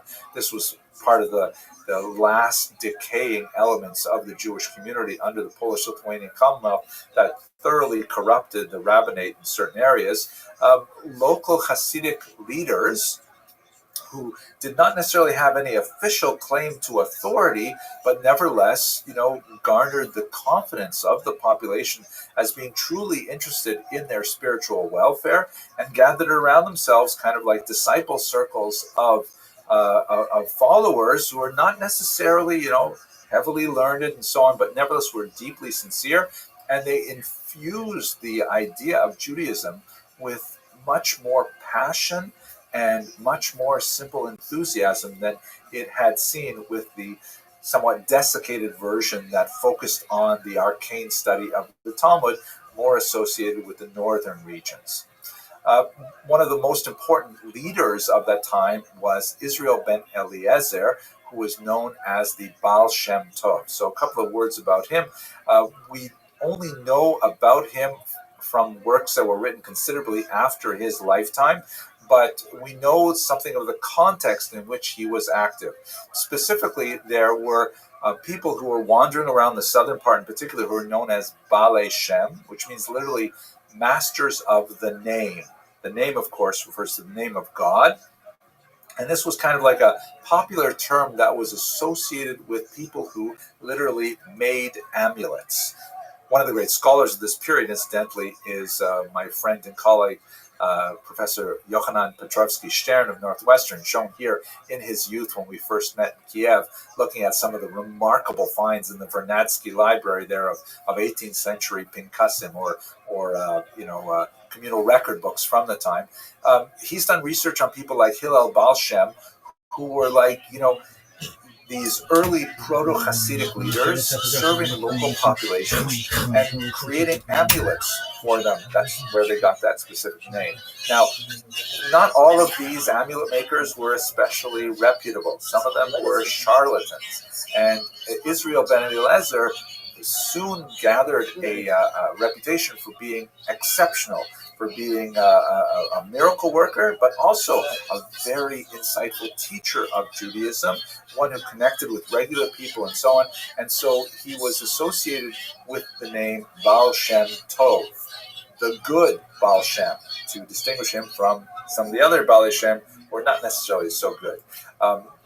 The fact that we only have sources about him that were written quite a bit later does not diminish the fact that he was an actual person and has been researched and identified exhaustively by my senior colleague, Professor Moshe Rossman of Bar-Ilan University, who wrote an amazing book on the early biography of the Baal Shem based on secular sources, Polish sources. He found, indeed, tax records that specifically referred to the Baal Shem Tov living in Medjugorje, which gives a lot more of a concrete notion to this teacher, who, among other things, is reputed to have dug this well that still provides clear, clean water to this day. So we get this idea from the writings of his followers and from the biographic picture we get from the tax records and elsewhere, that he was a person who lived in southern Poland, western Ukraine, catered to the spiritual requests of his followers, and actually began this really important movement that we'll discuss a little further in the next lecture. Okay, thank you very much for watching. If you are so moved, please subscribe, because I love seeing the numbers of students of Jewish history increase, and it's nice to know that we'll have at least some kind of an internet-based relationship. Have an excellent day. Thanks for listening. Given somebody who's at least going to do a decent job and not literally make their entire career sitting on their fucking thumb.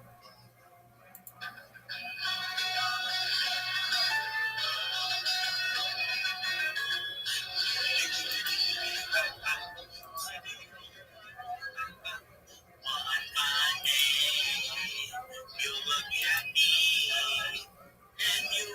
Hello and welcome to another episode of Jewish History Lab. So we talked in the last video a little bit about the origins of Hasidism. One of the most interesting ways, I think, to try and understand what Hasidism is by looking at the counter-reaction. And this is a movement which coalesced around a group of rabbis, particularly in the northern part of the region, in Lithuania. These people ultimately became known as the Misnagdim or Mitnagdim, and the name literally means opponents, because they opposed Hasidism. Right? Now, they were actually the traditionalists. They were really the inheritors of the mode of Talmudic study and Jewish culture that had predated the Hasidic revolution. And in their reaction to Hasidism, they would further define themselves. But what's fascinating is they will also be defined by the Hasidism as well, as we shall see. So let's just try to understand what are the main differences between Hasidim and Misnagdim. And, there's a lot to say about the fashion, or what some people would call the Yarmul culture, right? Get it? Yarmulke, Yarmul culture. But 95% of the issues, Hasidim and Misnagdim are exactly the same. That's why they fall within the same category of Orthodox Jews. Let's try to understand, if you look at some of the most important elements of Jewish practice and theology, and practice is placed first because in many ways practice is far more significant for Jewish culture than theology.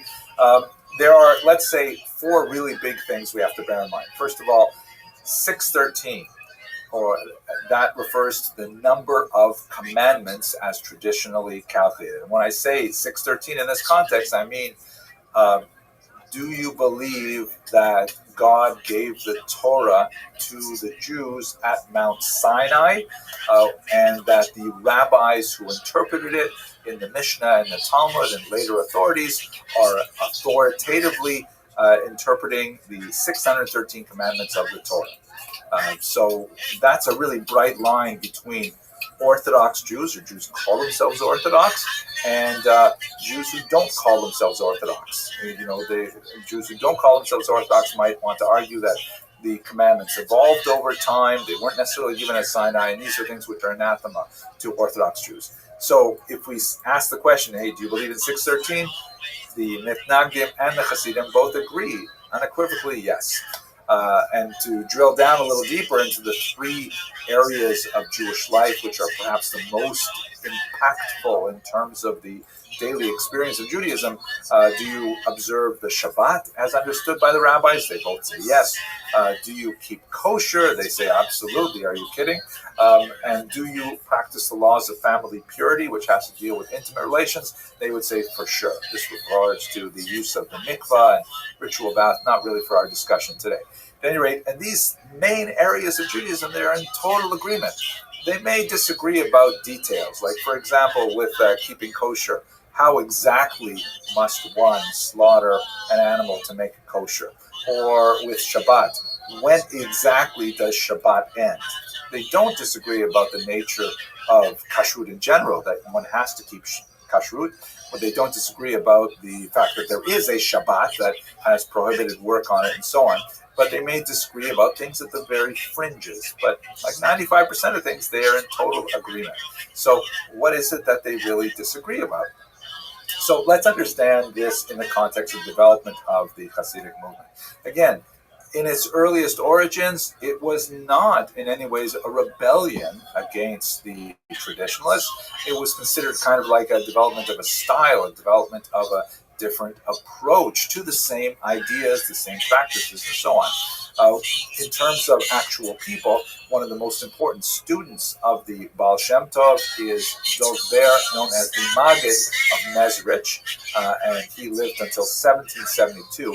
He trained 5 major disciples, including Rabbi Shner Zalman of Liadi, also known as the Alter Rebbe, the older rabbi, who was the founder of Chabad. He wrote a very important book called the Tanya, which is associated with Chabad in a very deep way, but 4 other disciples that in turn gave rise to many, many other disciples, many other dynasties. And you can see in this particular map, which is from the remarkable historical atlas of Hasidism by Marcin Dwodzinski, that Hasidism spread very far and wide through these various dynasties. And it is interesting that it only became defined as a distinct movement that had a name, Hasidut, after the Maggid of Mezrich passed away and the opposition began to define it. So it's fascinating that in many ways the Mitnagdim, who called themselves opponents, they had nothing to oppose prior to the Hasidic movement, so it doesn't mean they didn't exist prior to it, but they began to define themselves in opposition, and the Hasidim themselves also defined themselves as a way of kind of stating, well, what is it that we believe that is possibly different from the Misnagdim? The most significant, the king of the Misnagdim, although he did not necessarily lead the charge, he was sort of like the prime expositor of the Talmudic worldview that would be adopted by the Misnagdim, was none other than the Vilna Gaon, the great scholar of Lithuania, who lived until 1797. Now, what were the charges against the Hasidim? What were the Misnagdim so upset about? There's basically 8 major charges. Let's go over them very quickly. First of all, the argument was the Hasidim were separatists. And in fact, if you think about the corruption of the local rabbinate, particularly in Volhynia and Podolia, who would want to go to a corrupt ignoramus rabbi? You'd rather go to a genuine rabbi. You'd rather hang out with someone who really cares about Judaism and cares about you as a parishioner. So they did organize separate prayer groups. Secondly, they ignored mandated prayer time. So one of the aspects of Hasidism, which is fascinating, I think, is the notion that Judaism has boundaries. And in fact, one of the first questions the Talmud asks about any subject is, what is the measurement? What's the shear? How long is this? How deep is it? How big is it? How long does Yom Kippur last? When exactly is it? It's always like measuring things. Hasidism says, oh man, we have to spend so much more time on our intention. Now, it's not to say that the Hasidim don't pay attention to measurements or that the Misnagdim don't pay attention to intention, but nevertheless, there's like a question of how much emphasis. So the Hasidim would say, why are you locking yourself into really restrictive prayer times? So you have to start by a particular time, end by a particular time in order for it to be counted as the morning prayer. It's more important that you go to prayer with a proper intention. And maybe that means you need a little more sleep in the morning, things like this. There's much more to say about it, but I'm just kind of glossing over the topic. 3, they recite the prayer of the Ari, meaning they follow the Kabbalistic prayer schedule of the great Isaac Luria that we discussed when we looked at the city of Sfat. They maintain a separate kosher slaughter. There was a dispute over whether the knives should be sharper or duller, because sharper knives are more easily nicked, but duller knives require more pressure, and both of these things could have an impact on whether or not an animal is slaughtered properly. All of these things, by the way, clearly indicate the sociological separation of the community, which have economic implications. This has been Sion Dinor's primary contribution to the historiography, is saying that, hey, the debate between the Misnagdim and the Hasidim really had an economic aspect to it as well, especially when it comes to the collection of taxes associated with Jewish life, like taxes on kosher meat, taxes on candles, things like that, if you create a different revenue stream, you really upset the status quo. The Lithuanians, the Misnagdim, argued that the Hasidim disregard the study of the Talmud, that they spend so much time singing and perhaps drinking and dancing and things like that. They're not sitting down and learning Talmud properly. Talmud is really what we should be doing. And more than, oh my gosh, they're spending time studying the Kabbalah. Kabbalah should only be for people who have learned for, decades and have already completed the entire Talmud. They've already done Daf Yomi and things like that. What are you talking about? And then some Hasidic groups were associated with really unruly behavior. There was like kind of experimentation with intention of maybe I'll have more intention if I turn somersaults, literally. Maybe I'll have more intention if I drink more alcohol before I pray. Things like that the Lithuanians, really looked down upon. And finally, the accusation that some of these things really cross the line. They're no longer observing halakha, that is Jewish law, and they're being influenced by the antinomian teachings of Shabtai Tzvi, who we discussed just a couple of lectures ago. Arguments that the Hasidim were actually, kind of like a front for Sabbatean movement, and that it had to really be extirpated now before it further infected the Jewish body politic. Now, when these charges first came out, the Alter Rebbe and Rabbi Menachem Mendel of Vitebsk, very important Hasidic leaders, went to the Vilna Gaon saying, they wanted to seek an audience with him to try and say, no, that's not what we're all about. Please don't misunderstand us. They were unsuccessful. They were not granted an audience.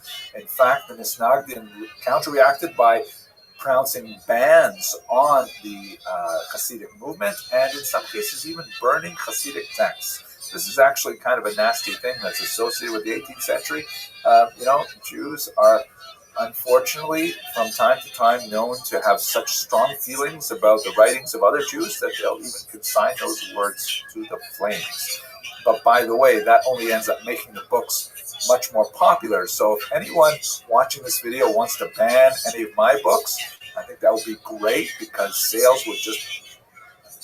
At any rate, the Hasidim, they issued counterbans against the Misnagdim, and they also, unfortunately, had book burnings. Especially strong social ban was applied in 1781, and in 1794, when a rabbi in Pinsk, a Misnagdic rabbi, lost a job to a Hasidic candidate, he denounced the Hasidim to the secular authorities, and the Tsarist government, always on the lookout for possible revolutionary movements, actually arrested the Alter Rebbe, Rabbi Shneir Zalman of Liadi, and had him temporarily jailed.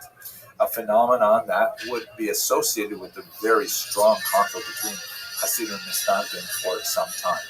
Now, besides the tremendously bitter and rancor between the Misnagdim and the Hasidim, the Misnagdim were also busy thinking about, okay, well, how do we react to this? Because the Hasidic movement really grew in leaps and bounds. It spoke to a need. There were Jews who wanted Hasidism. So the Misnagdim had to articulate a response, and they did, which was ultimately expressed in things like this building, the Yeshiva of Volozhin, which was one of the great bastions of Talmudic learning in Lithuania and formed the center of the nucleus of a Talmudic renaissance that would expand along with Hasidism. What the Misnagdim said is, hey, the Hasidim say we're attached to text. Well, absolutely. You better believe it. We are going to be super attached to text. We're going to spend even more energy in the Talmud. And in fact, that's what the Lithuanians are known for more than anything else, is their incredible attention to detail and their superlative study of the Talmud. But they didn't ignore the Kabbalah. Let's not forget that the Vilna Gaon himself was a great Kabbalist, but the Misnagdic tradition was that it was really only for people who had already mastered what was called Torah's Nigla, the revealed Torah. Before you study Torah's Nister, the hidden Torah, even in kind of like watered down versions that the Hasidim were circulating, they weren't studying necessarily the Zohar itself. They were studying kind of like digests of the Zohar or reworked versions of the Zohar. The Lithuanians were already studying the core text, but they did not believe in necessarily disseminating these ideas widely. But one of the key disciples of the Vilna Gaon, the great Rabbi Chaim of Volozhin, associated with the yeshiva, he wrote essentially a response to the Tanya, which was called Nefesh HaChaim, the soul of life. And this is essentially a Kabbalah for Misnagdim. It is, by the way, an overwhelming book. I remember personally when I was studying in yeshiva in Jerusalem, I spoke to my colleague and friend Rabbi Mordechai Becker, who was a guide for me in those early years of my yeshiva study. And he said, how's it going? I said, well, it's going okay. I'm enjoying yeshiva. I go to yeshiva in the morning. We look at a Tosfos. It has a problem in it. We figure out the problem, and then I come home. But I said to him, Rabbi, I had to admit that, sometimes it felt sort of kind of dry, sort of like, doing crossword puzzles every day, because I was like finding intellectual problems and then solving them and then going home for dinner, right? So he said, okay, this is what you got to do. Read Nefesh HaChaim, but only read it for 15 minutes a day. And so I said, okay, I'll do it. So I picked up a copy of Nefesh HaChaim, and I used to get on the bus and read it on the bus. And many, many times I simply couldn't put it down. And I looked up, and I had already gone way past my yeshiva stop, and I was like way in some Arab neighborhood north of Jerusalem somewhere, because I had just gotten so lost in the tremendous writings of Rabbi Chaim Volozhin. And it really changed the way that I went back and studied those Tosfos as well. It made the Tosfos kind of like jump off the page as, this is really important. You've got to study this right now and know what it means, because it's crucial. It's not a crossword puzzle. It's life itself. Wow. So if you're having that problem, read Nefesh HaChaim. Okay, sorry for that little discourse. Finally, one of the criticisms of the Hasidim that Misnagdim had was that the Hasidim venerated their leader, sometimes called a tzaddik, sometimes called a Rebbe, to an inappropriate extent. That in some cases they even regarded the Rebbe as sort of like an intermediary before God, which is really, very much contrary to traditional Jewish theology. So the Misnagdim certainly criticized this idea of like having an intermediary, and they refused to regard even very learned and holy people as being those intermediaries, but they nevertheless elevated their leaders, especially the Rosh Yeshiva, the head of the yeshiva, as being someone with tremendous insight and power, associated later with the term Das Torah, the mind of the Torah itself. And so that was kind of like a Misnagdic reflection of Hasidism, in reaction, but also in admiration of what the Hasidic movement stood for. Okay, while the Hasidim and Misnagdim are fighting bitterly at the end of the 18th and the beginning of the 19th century, there will be a major challenge to them, which we'll discuss in the next video. I'd just like to conclude by saying thank you very much for watching. If you're so moved, hit the subscribe button, because I'm just getting so much pleasure seeing how many people love Jewish history like I do. I'd love to include you in that group. And let's return and look at the challenge that both the Hasidim and the Misnagdim face in the Haskalah. Thank you very much for watching.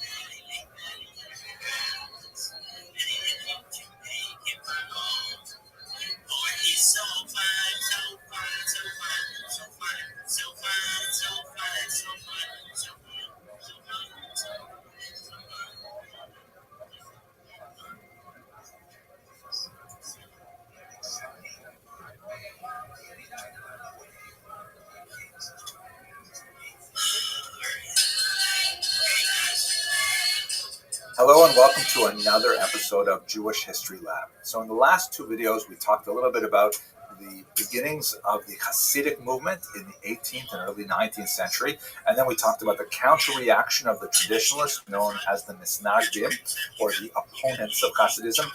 But there's a new movement that is more associated with Western Europe, in particular with Berlin, that is beginning to make an impact in the eastern heartland of the Hasidic and the Misnagdic territory, and that is the Haskalah, an extremely important movement that, like the Hasidic and the Misnagdic movement, would endure to our contemporary days and would have a phenomenal impact on the development of modern Jewish identity.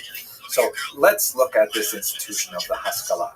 First of all, the term Haskalah means enlightenment, and it is just the Hebrew translation of the German term Aufklärung that was widely used in the 18th century to refer to this new movement of rationalism and humanism that swept across much of Western Europe.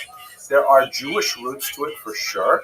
If you look, for example, at the 16th century work of Azaria del Rossi, who was an Italian Jewish thinker, at an unusual moment in 1570 when there was an earthquake in the Italian city of Ferrara in the Po River Valley, not too far from Padua.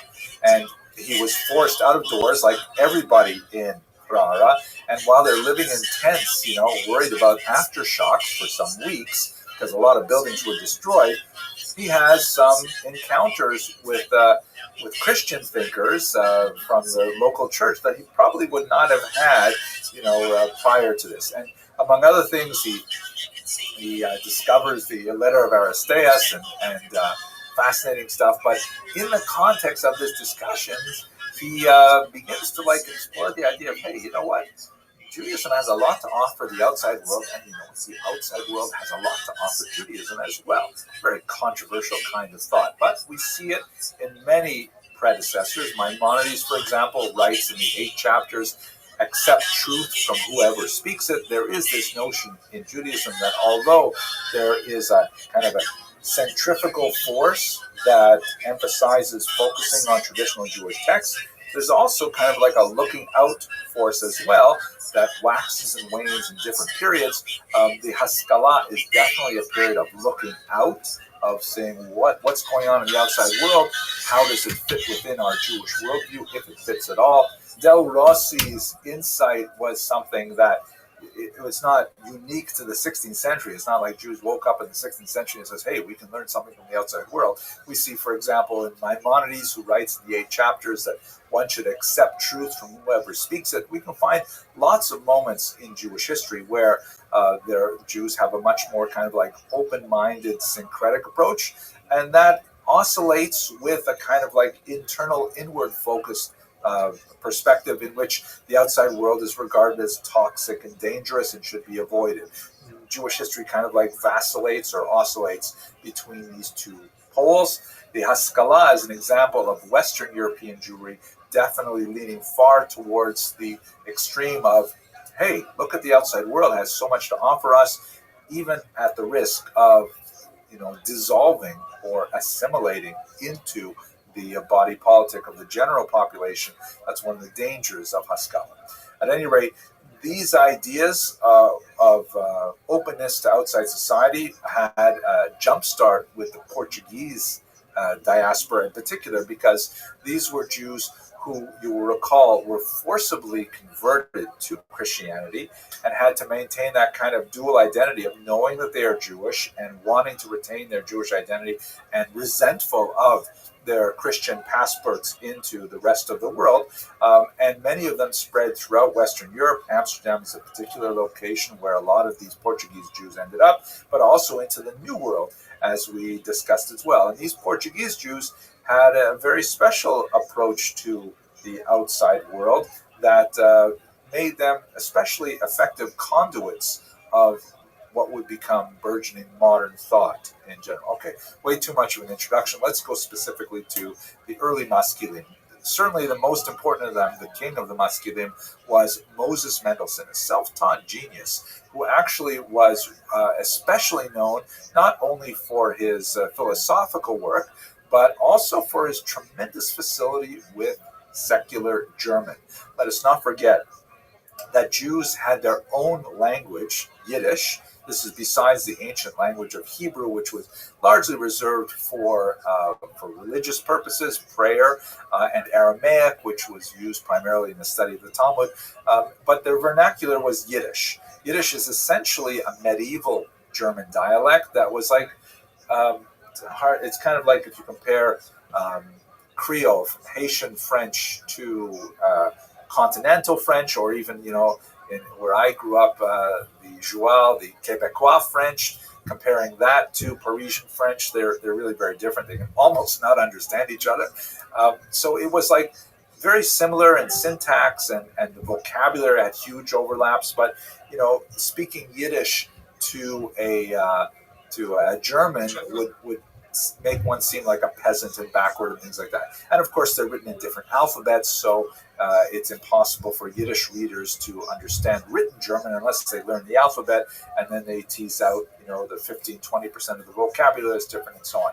So Moses Mendelssohn developed tremendous facility with spoken German and written German, and he was kind of like a cause célèbre in the 18th century of being, wow, here is a Jew. And note, by the way, he's still a very observant Jew. He's still observant Shabbat, Kashrut, and so on, who nevertheless can maintain himself in the highest levels of high German society and culture and so on. And intellectually, he had tremendous abilities and gifts.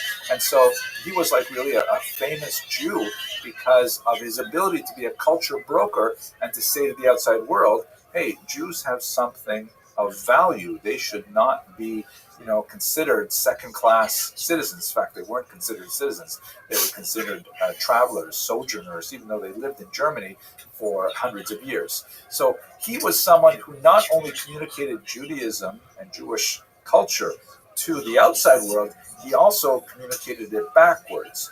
He also, promoted the study of German language and German culture and things like that to traditional observant Jews, which got him into a lot of trouble. Other examples of these early maskilim, by the way, maskil is like the singular noun form of haskalah. Haskalah is enlightenment. Maskil means a proponent of the enlightenment. Solomon Maimon, who unlike Moses Mendelssohn, did not remain an observant Jew. He went OTD, or off the derech, away from the path. He wrote a biting, acerbic, and sometimes hilarious memoir, an autobiography, which is widely studied today, in which he describes his upbringing as a young, talented Jewish man who kind of like has this intellectual journey. And in fact, he even visited the Hasidic court of the Maggid of Mezerich and describes his experience there. But when he comes to Western Europe, to Berlin in particular, and he encounters German culture, he eventually jettisons his Jewish identity and seeks to become much more involved in German philosophy, German thought, and things like that. So whereas Moses Mendelssohn articulated a kind of haskalah that kept a place for Judaism, others like Solomon Maimon said, no, let's completely get rid of it and move straight into the mainstream. You can imagine how this was absorbed by the Hasidim and the Misnagdim, that while they are at each other's throats over tiny things like how sharp the knife should be in kosher slaughter, or what time do you show up for a minyan, when they are facing the Haskalah that is saying, why keep kosher? Or go to Minyan? Why don't we just move the Sabbath to Sunday? Which is, by the way, proposals that Maskilim actually made. But it's the real growth of the Haskalah happened actually in the context of a controversy over the false burial decree of 1772. It seems that in the 18th century, there was a rash of people being declared dead and actually buried, only to be discovered that actually they were alive or they lived for some time afterwards. This is a pretty terrifying thing. So among the ways in which people compensated is they had all kinds of interesting designs, like this one you see here, of these coffins where if you happen to wake up and you were not in fact dead, then you could squeeze a bulb and that would lift up a flag or ring a bell. If you walk by a cemetery, you hear a bell ringing, that means something is very, very wrong. And so the Duke of Mecklenburg-Schwerin made a rule that nobody could be buried until they had waited 3 days after declaration of death. And this was contrary to Jewish practice, which emphasizes the importance of early burial and, in fact, accelerated decomposition of the flesh as a way of achieving atonement. So, this created a whole hullabaloo because it, really, this particular secular decree stepped on Jewish values. And on the one hand, there were traditionalists who said, hey, we can't stand for this. This is not okay. We have to protest. We have to be able to bury our dead right away. It's considered a great sacrilege to leave a dead body around. And on the other hand, there were Jews who said, well, my gosh, this is horrible if there is such a thing as people being buried prematurely. Maybe we should adopt this new rule. And so many Jews turned to Moses Mendelssohn to try and articulate a statement that will be acceptable to everybody. This is just the opening wedge of many, many issues where issues of science and Torah and the tradition, and also the relationship of Jews to civic society had to be negotiated. By the way, don't forget that this is happening in a political environment in which the question of Jewish emancipation, that is, the conferring of equal rights upon Jews, would also find its expression. We'll discuss that a little bit later in this course. But, the idea that Jews might actually gain citizenship, that had a lot to do with how Jews behaved in general society and how they were perceived to behave within general society. So some Maskilim, like David Friedlander, who was a student of Moses Mendelssohn, he said the only way we can really deal with this is by simply converting to Christianity. And not that he believed in Christianity and he felt that this was valuable on a religious level, but he says we should just adopt it to go along so that we can get our place in German society, essentially capitulating Jewish religious values to the desires of emancipation.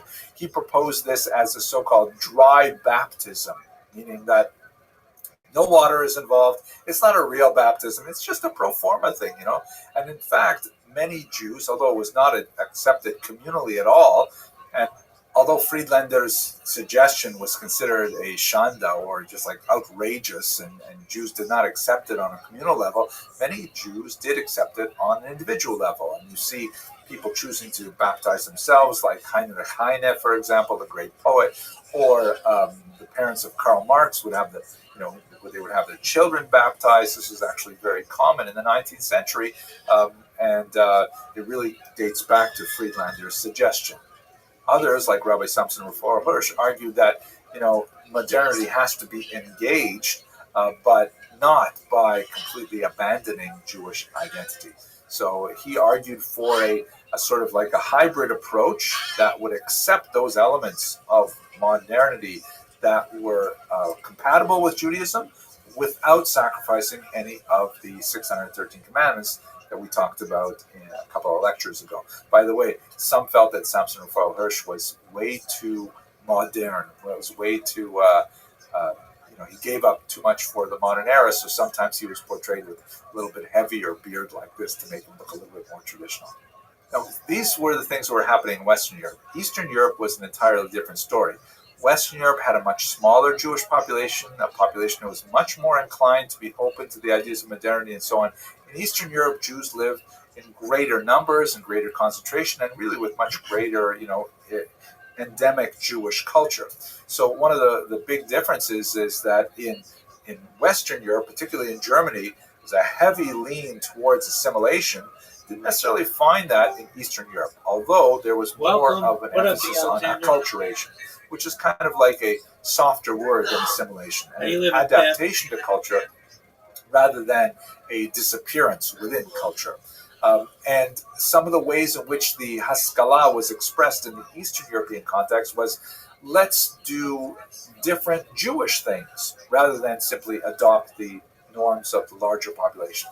So rather than, let's say, abandoning Jewish languages to Russian or to Ukrainian or Polish, let us instead develop Yiddish, which was at this time not a very advanced language, very, very limited literature, for example, and so on. But let us promote Yiddish as a genuine language capable of expression of the wide spectrum of Jewish experience and human experience. Or let us adopt a political orientation, such as Zionism or Jewish socialism. We'll discuss those as well later on in this course. So the Haskalah in Western Europe may have been much more of a movement that emphasized, really abandonment of Jewish ideals, assimilation. In Eastern Europe, it was much more an adaptation of Jewish ideals to different movements, but not necessarily religious in nature. Some of the most interesting examples are people like Joseph Pearl, big opponent, by the way, of the Hasidic movement, who also argued that, what we should do is we should advance our educational system, and we should include much more secular studies within the educational environment, something which provoked hostility from many other groups, Hasidim and Misnagdim as well. Finally, let us remember that all of this is happening within a dire political context in Eastern Europe. We mentioned a couple lectures ago Tsar Nicholas I, who had this horrific strategy of assimilating forcibly the Jews of the Russian Empire by demanding that they join the army, which was a horrific sentence of about 25 years, noting that by the time Jews joined the army at age 18, they had already been well indoctrinated into the values of Judaism. Maybe they were already married and things like that. He actually lowered the age of conscription to 12. This was the notorious Cantonist movement that sent Jewish boys, sometimes much younger than 12, illegally, but nevertheless it happened, to these reform schools called Canton schools, where they would be trained in military values and also trained in Russian Orthodox Christianity. And many times they would simply never return to their families. They would end up, assimilating into the Russian society. Very, very terrible thing. The alternative that Nicholas I offered was Jews could attend the so-called crown schools, which were Russian-approved schools that had some participation of Jewish leaders like Max Lilienthal, who believed that perhaps this is a way that the Haskalah could offer, enlightenment to Russian Jewish populations, but in reality they ended up being fronts for conversionist efforts, and even Lilienthal left in disgust. He ended up here in the United States. So it was in this context that the fight of the Hasidim and the Misnagdim had to be viewed. But I think one of the most fascinating figures reflecting on this in the 19th century is Eliezer Tzweifel, who wrote an interesting book called Shalom al Yisrael, Peace Upon Israel, in which he wrote the following. God saw three shepherds, Rabbi Eliyahu in Lithuania, that of course would be the Vilna Gaon, the leaders of the Misnagdim, to safeguard the Torah, to purify its Talmud, and to oversee its logic and its diligent study. That's like shepherd number one. Shepherd number two, the Hasidim in Volhynia, to marshal devotion and to fan the embers of feeling. Right, the Hasidim with their ideals of dveikut and closeness to God and so on. And finally, the great sage of our people, Moses ben Menachem in Germany, that's Moses Mendelssohn, the leader of the Misnagdim, who of course was himself observant, as we mentioned earlier, and called him to place the cradle of enlightenment in the lamp of religion. Now, of course, not everyone would agree with the views of Rabbi Tzvifel that, all three of these shepherds, the leader of the Misnagdim, the leader of the Hasidim, and the leader of the Maskilim, that they all somehow are like appointed by God to lead the Jews into the future. So I'm going to leave that to you to debate. But it is worthy of note that today, a couple of centuries later, all three of these movements, the Hasidim, the Misnagdim, and the Maskilim, continue to exert tremendous influence on the development of Jewish identity and continue to exist with each other in kind of a dynamic tension to tease out what it means to be a Jew in the modern world.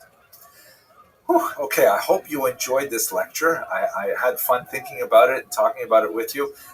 If you are so inclined, please do subscribe. Please share this video with other people who you think would like it, because one of my increasing pleasures with putting these lectures out there is seeing other people hit that subscribe button and increase the universe of people who are interested in studying Jewish history with me.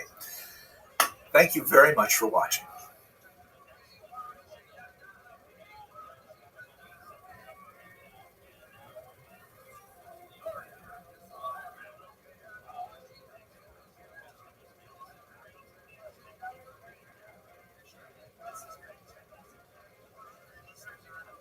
Hello and welcome to another edition of Jewish History Lab. Let's move forward into the 20th century and speak a little bit about the fall of the Russian Empire, which was one of the massive events that affected a tremendous number of Jews who were largely concentrated in Eastern Europe at the beginning of the 20th century. So this map is crucial. You've really got to understand this map if you want to make any sense out of the first half of the 20th century. On the left side, you see what Europe looked like before World War I. And I'd like to point out in particular that East Central Europe was dominated by three large empires. Moving from east to west, the Russian Empire, which was made up of many different nationalities, but all under the Tsar Nicholas II, and then Germany, which dominated the Baltic Sea coast, and below it, Austria-Hungary, also a very multi-ethnic state that was actually a dual monarchy.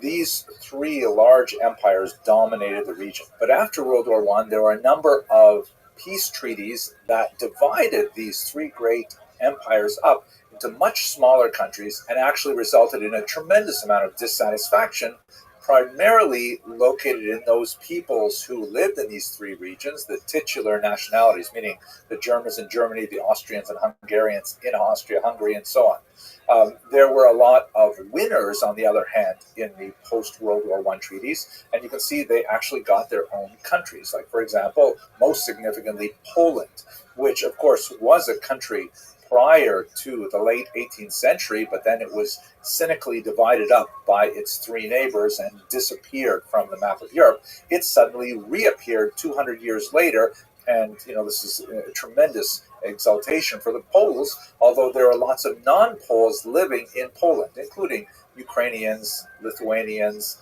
Jews, and a number of other peoples. Then you have Austria and Hungary, which once, this massive country, now they're reduced to tiny little rump states. It's so ironic, for example, Hungary, later on in the 20th century, it would be ruled by Admiral Horthy. And as you can see, Hungary is landlocked. So what are you doing with an admiral in a country that has no natural outlet to the sea? Yugoslavia is created from the remnants of much of Austria-Hungary and so on. And significantly for Germany in particular, the new country of Czechoslovakia, now divided into the Czech lands and Slovakia, but back then one country, Hitler used to refer to it as a dagger pointed at the heart of Germany. So you have a lot of states who are very much into revising the peace treaties, meaning they want to go back and wipe out some of these gains of these new countries or reborn countries, and they want to regain some of the grandeur of old. The Russian Empire, of course, collapses, and we're going to spend most of our time today talking about that, but it's divided into several countries. There is Russia proper, which is basically pushed back significantly towards the east because of where the front lines of the German army were at the end of World War I. And west of those front lines, you have new countries created, Belarus, for example, and the Baltic states of Lithuania, Latvia, and Estonia. Ukraine is created within the Soviet Union, that we'll discuss in a second, but it's divided. There are Ukrainians who are on the Polish side of the post-World War I treaty, and there are Ukrainians who are on the Russian side of the post-World War I treaty, and they find themselves within a Soviet orbit.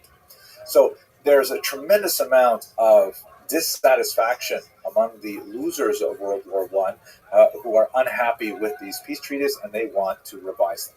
Let's focus a little bit more on Russia itself, however.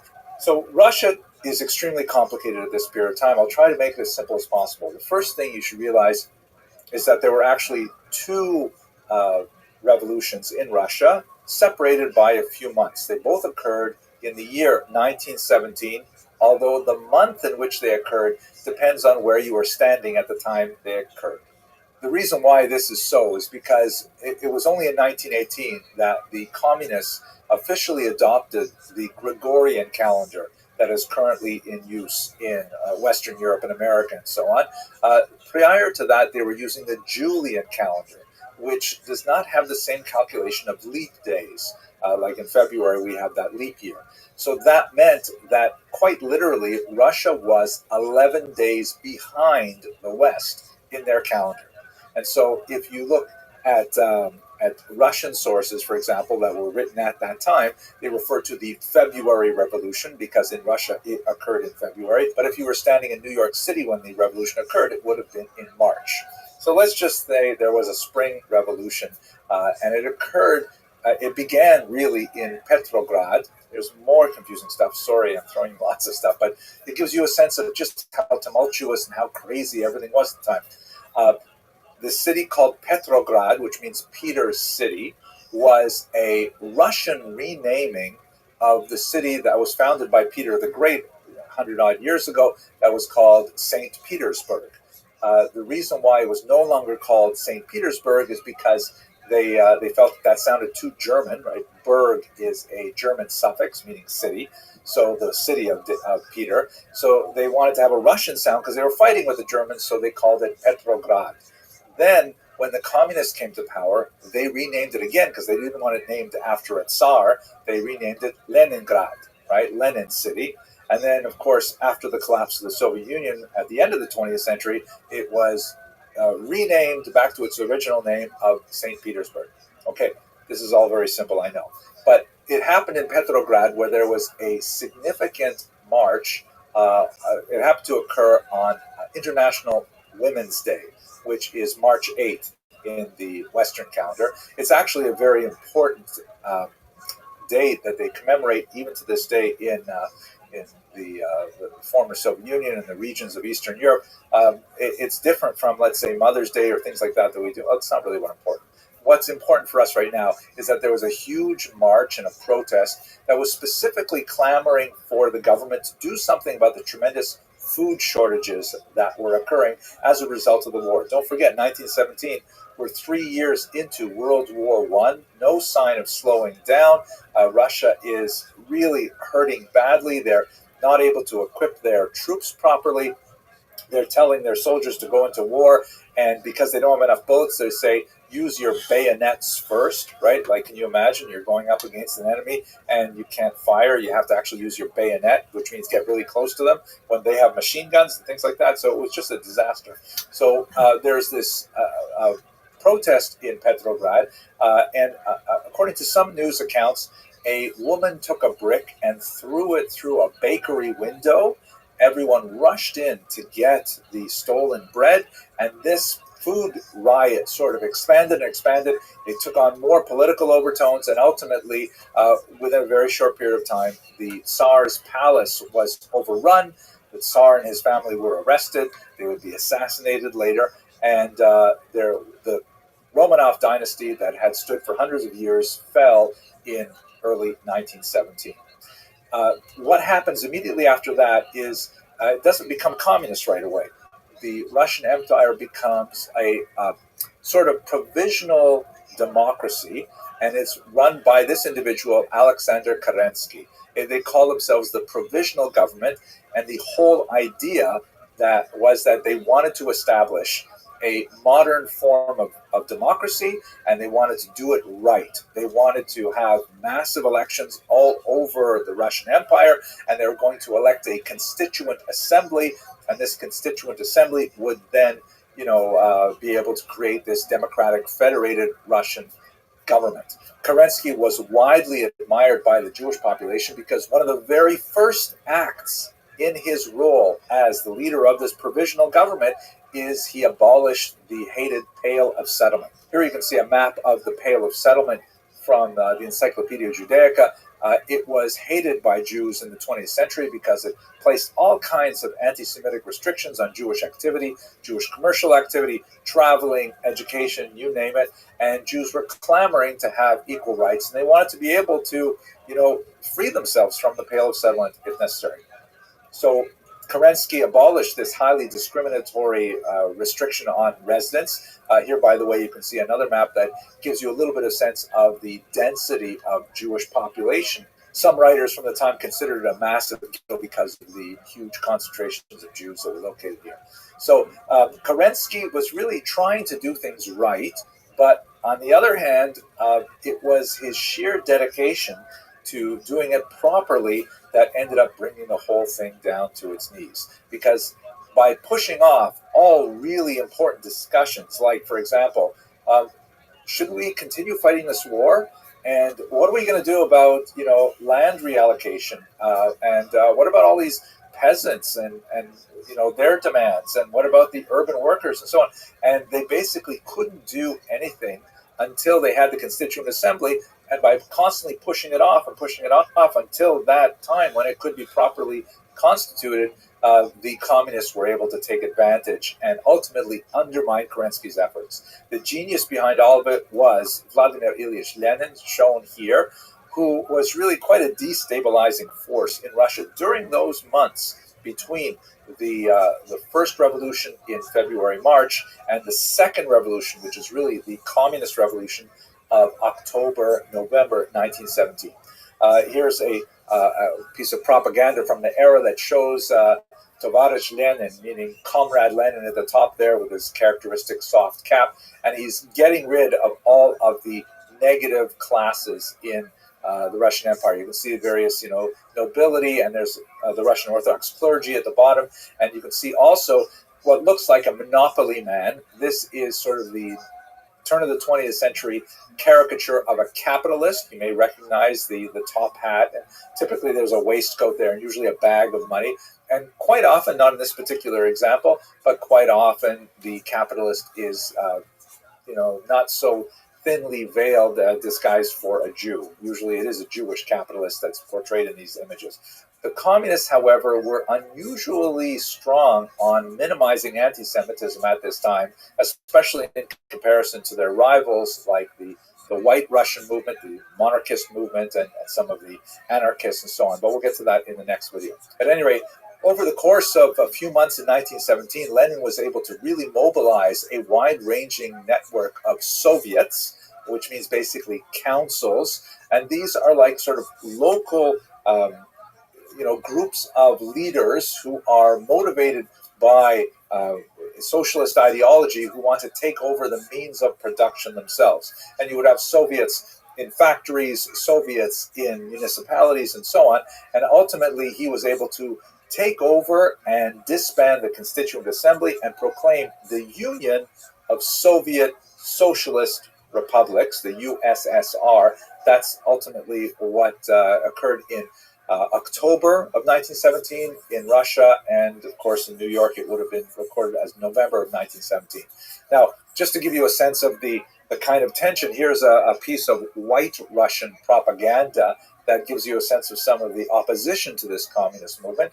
The White Russians were those Russians who were very much against this new phenomenon. Sometimes they may have been less hostile to the provisional government, but they were definitely hostile to the Soviets. And some of them really wanted to bring back the monarchy. Others wanted perhaps a more gradual approach to a capitalist Russia. At any rate, this poster refers to the death of the International, which is essentially a gathering of socialist thinkers. And the idea was here that Lenin, who's shown here as some kind of weird Aztec priest dressed in red, and next to him with a bloody apron is Trotsky, who we discussed in previous classes, Leon Trotsky, the head of the Red Army, and of course a very prominent Jew, although not an observant Jew at all, but nevertheless he was widely perceived for his Jewish identity.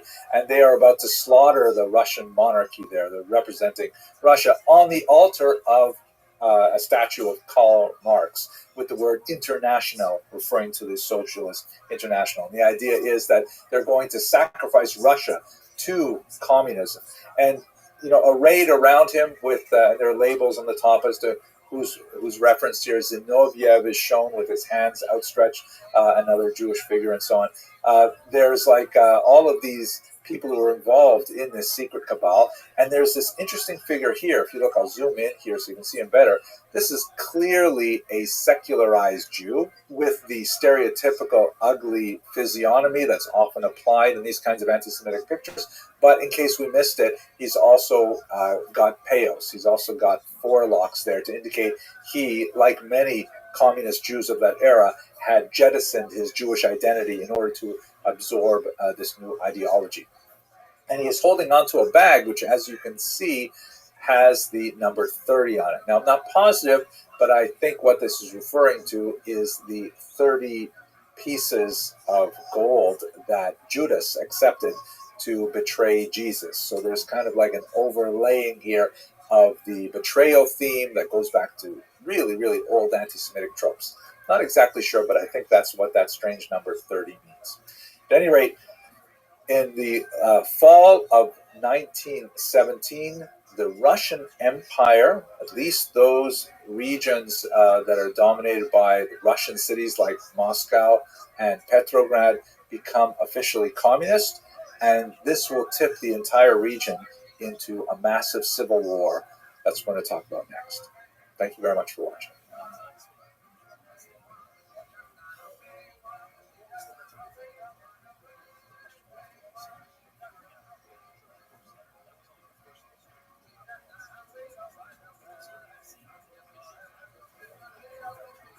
Hello and welcome to another installment of the Jewish History Lab. I'd like to pick up where we left off yesterday with the collapse of the Russian Empire and the rise of the Soviet Union, and take it further into the disastrous civil war period that followed. And in particular, I'm going to focus on the experience of Jews in Ukrainian lands, primarily because that's actually something I know something about, believe it or not. Before we go on, though, have a look at this page here, which shows you a remarkable artifact of that unusual era. This is a 100 Karbovanets bill from the brief-lived independent Ukrainian state. And as you can see, on the upper left, it has the word Sto Karbovanets in Ukrainian, right? Of course, the official language of the country. And on the right, you see it says the same thing in Polish, because Polish was an official language.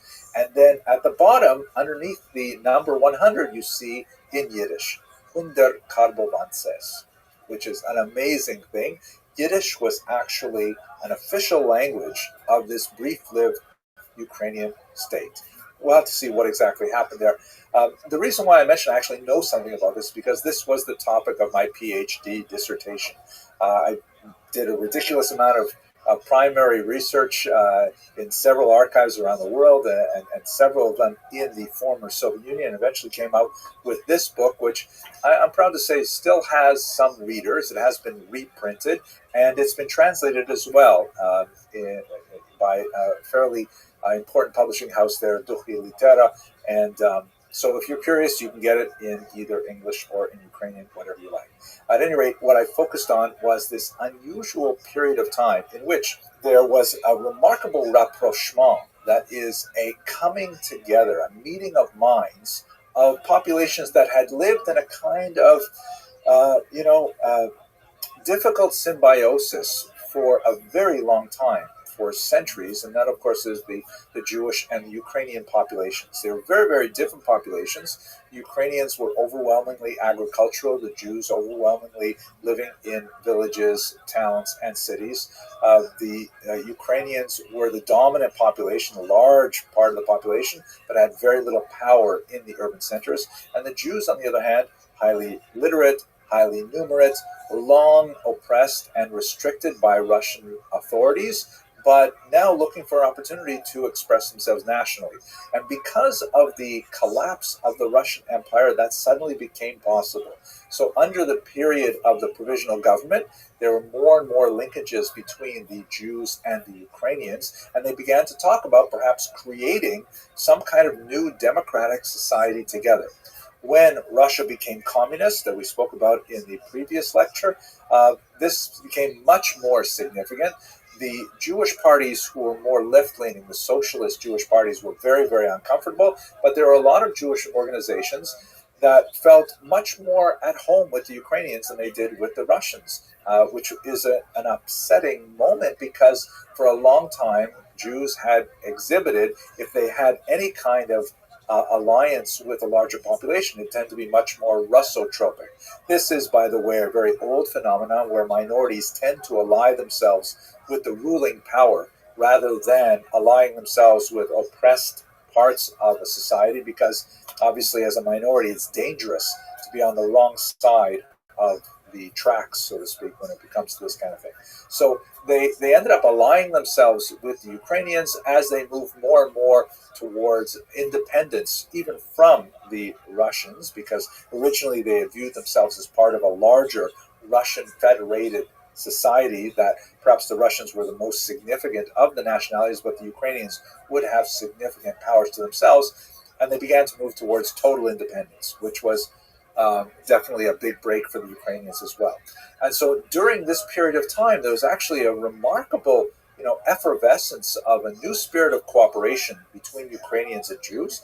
And it was extremely important because the Jews were, quite a significant population. Here's a map taken from the research of my PhD supervisor, Dr. Paul Robert Magochi, who is one of the great world experts of Ukrainian history. And you can see here the tremendous concentration of Jews, where in much of Ukrainian ethno-linguistic territory, shown with the blue border, Jews constitute more than 15% of the population. That's particularly true in so-called right bank Ukraine, because they're on the right bank of the Dnieper River, which flows from north to south. Very, very heavy Jewish populations there. And so this idea of a connection between Ukrainians and Jews was very much appreciated by at least the urban literate Jews, perhaps less so by the wider population, but nevertheless, there was a certain amount of general enthusiasm.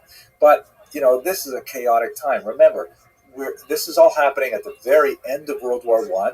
There are German troops that are demobilizing, frequently without support from Germany. They're selling their arms and trying to make their way home on their own. There's a civil war brewing to the north, with Russia going communist and Ukraine not going communist.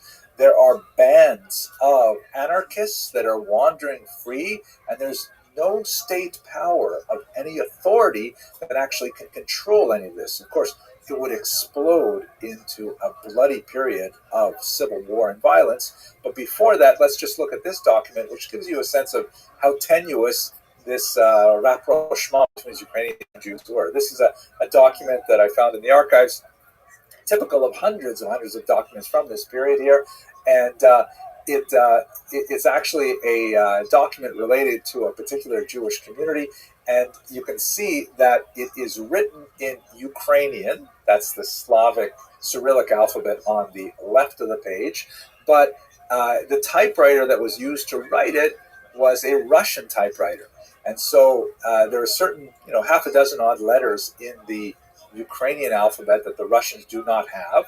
And so whenever they had the letter I, which you can see in the first line of text there, the typist had to actually leave a blank space, and then afterwards actually physically write in longhand a letter I, because the typewriter wouldn't tolerate Ukrainian. Right? It gives you a sense of that. And by the way, for those of you who were born after, let's say, 1985, typewriters are kind of like word processors, except that you can't go back and delete things.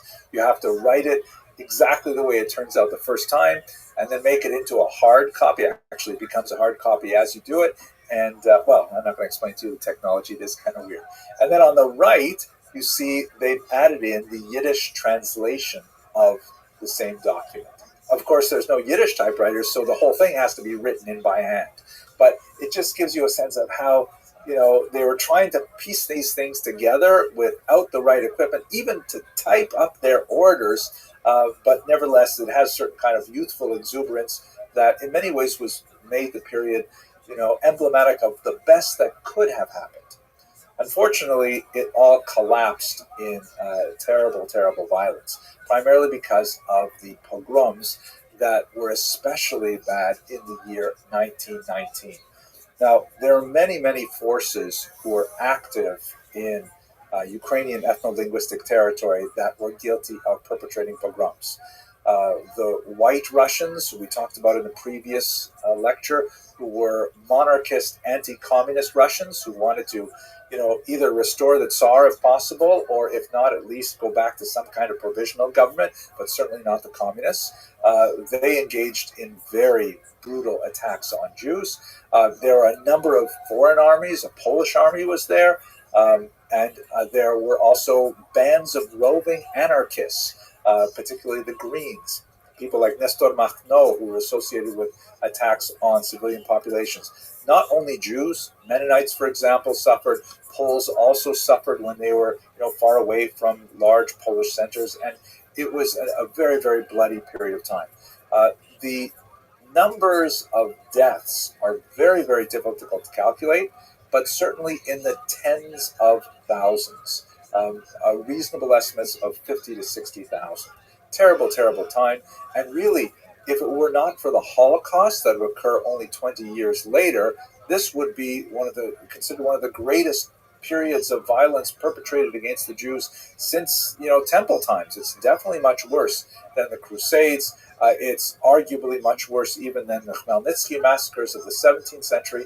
And nevertheless, because the Holocaust and its much greater violence so deeply overshadowed this period, we tend to forget about it.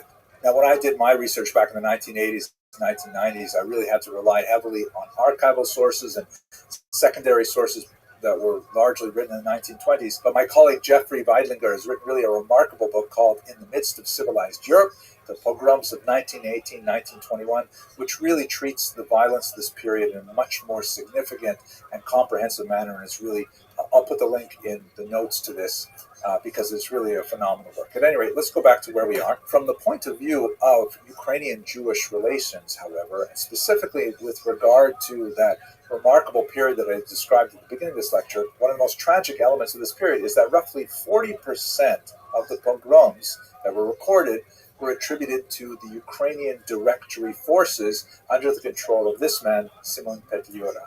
Now, we have to place this into a lot of context. Simon Petliura was a former journalist who early on in his career had actually exhibited some significant philo-Semitic tendencies. He had written some positive things about Jews in his work and so on. But as the leader of this very tenuous Ukrainian political movement, which could claim maybe 100,000 troops at its disposal at the beginning of 1919, found himself beleaguered and under tremendous attack by forces from all sides. Not only the Soviets, but also the Whites, the Greens, and so on. And his government at one point was literally reduced to operating out of train cars, moving from station to station in a triangle towards the western part of the region. And his troops rapidly diminished from 100,000 down to 16,000 within the space of a few months as they largely deserted the Ukrainian cause. But nevertheless, there was a period of time, particularly in the spring of 1919, in which there were a lot of pogroms happening, and Petliura did not act forcefully and demonstrably to end that violence against Jews.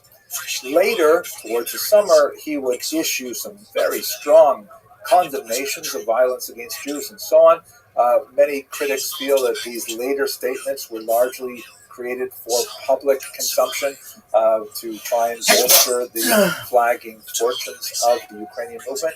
But unlike the Soviets, who were much more effective in controlling the violence directed against Jews, Simon Petliura was rather silent for a period of several key weeks in the spring of 1919, for which many scholars, myself included, hold that he has a degree of responsibility for that violence. What ultimately happens is the Jews, who are beleaguered and are attacked on all sides by many of these forces, and many locations are actually pogromized several times, they recognize that the Jewish Red Army leader, Leon Trotsky, is being much more effective in controlling his troops, that the Red Army is associated not 100% completely, but nevertheless associated with protecting Jewish communities. And so there is a surge of support in 1919 for the communist movement in general and for the Red Army in particular. So much so that the Red Army had to set up special training programs for these Yiddish-speaking youth, some of them literally piling out of yeshivas in order to pick up a gun that they've never touched one before in their life, in order to defend their communities, and they do so under the banner of communism. We'll continue with what happens to these people in the next lecture, but for now, let us just jump ahead a little bit to 1926. The Ukrainian movement, of course, failed with the Russian onslaught, and with the exception of the part of Ukrainian ethno-linguistic territory that is absorbed by interwar Poland, most Ukrainians find themselves now as part of the Ukrainian Soviet Socialist Republic, dominated by Moscow. Petliura and some of his close associates flee, and they make their way to Paris, where one day, walking out of a cafe, Mr. Petliura runs into an unfamiliar figure named Shalom Schwarzbard, shown here in this photograph from his trial. Schwarzbard, this is in Paris, says to him, "Vous êtes Monsieur Petliura?" And Petliura says, "Oui." And Schwarzbard pulls out a revolver and shoots him dead on the spot. He is immediately arrested, and he's taken to trial for, assassinating someone right there on the streets of Paris. But his defense attorneys are mobilized by a fascinating and ultimately successful defense. They claim that Schwarzbard was acting out of revenge for the pogroms that occurred under Petliura's watch in Ukraine. And the trial, ostensibly of a man who shot another man in cold blood on the street of Paris, ultimately became a trial about Petliura's guilt or innocence in the early period of this fledgling Ukrainian state. The French jury, perhaps smarting from the embarrassment of the Dreyfus affair 30 years earlier, ultimately rendered a verdict in favor of Schwarzbard, ordering him to pay 1 franc in damages, very insulting, to Petliura's widow, and allowed him to go free. This was like a huge victory for Jews around the world who regarded Schwarzbard as an avenger of the massacres of the pogroms. According to my research, and I invite you to look at my book if you want more details in the argument, it's very difficult to understand Petliura as, let's say, an architect of the pogroms, some kind of proto-Hitler. That doesn't seem to be an appropriate description of his responsibility at all. At the same time, there was that period of several weeks when he could have at least made a statement, but I would argue that perhaps he refrained from doing so because he had no way of controlling his troops. He had no resources even to provide for them, to feed them and so on. And if he were to limit their violent activities, he might lose them even faster than he ultimately ended losing them. Ultimately, he would lose the entire country as well. But that, I think, is probably a more reasonable assessment of his personal responsibility in the pogroms. At any rate, we will have to continue this discussion with Jews in the now communist Ukraine and the rest of the USSR. Thank you very much for watching this video.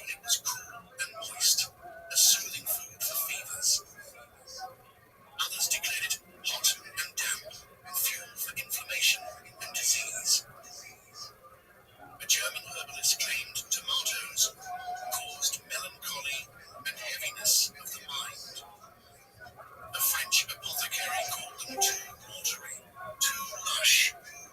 Hello, fellow students of Jewish history.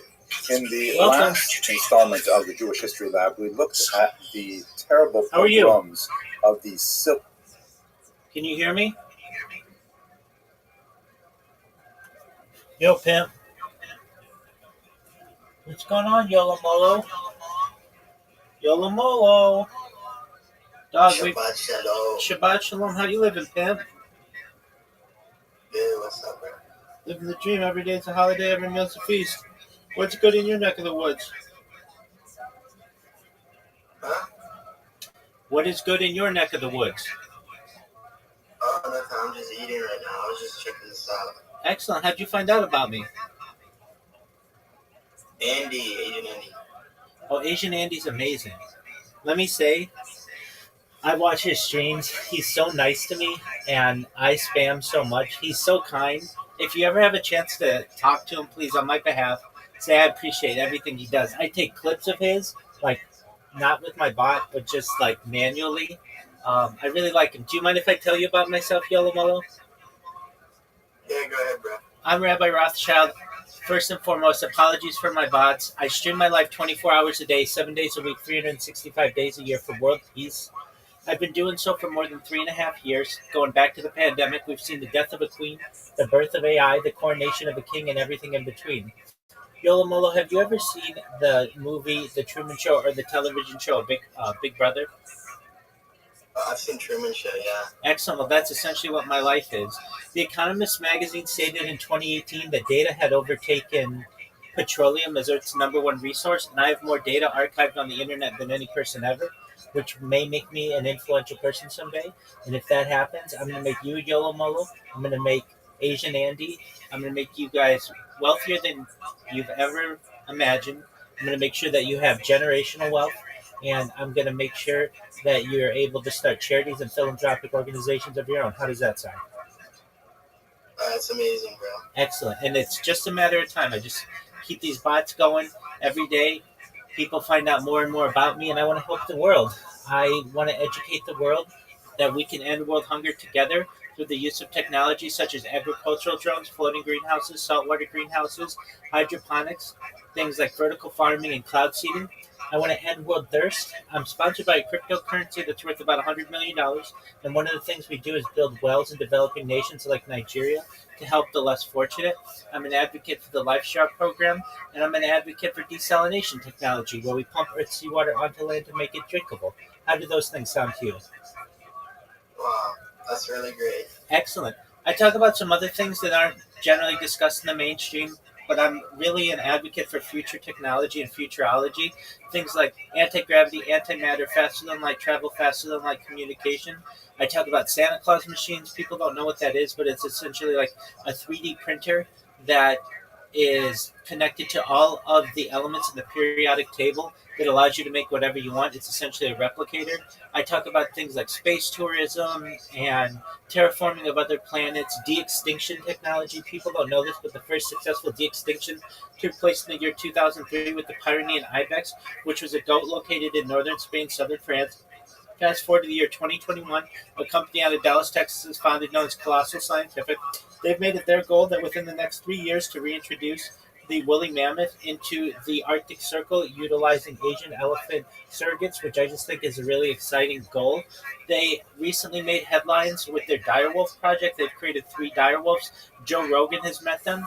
They want to reintroduce the Tasmanian tiger, followed by the dodo bird, once they reintroduce the woolly mammoth, which I just think is really exciting, and I'm excited to be able to witness along with the world and to be able to record it.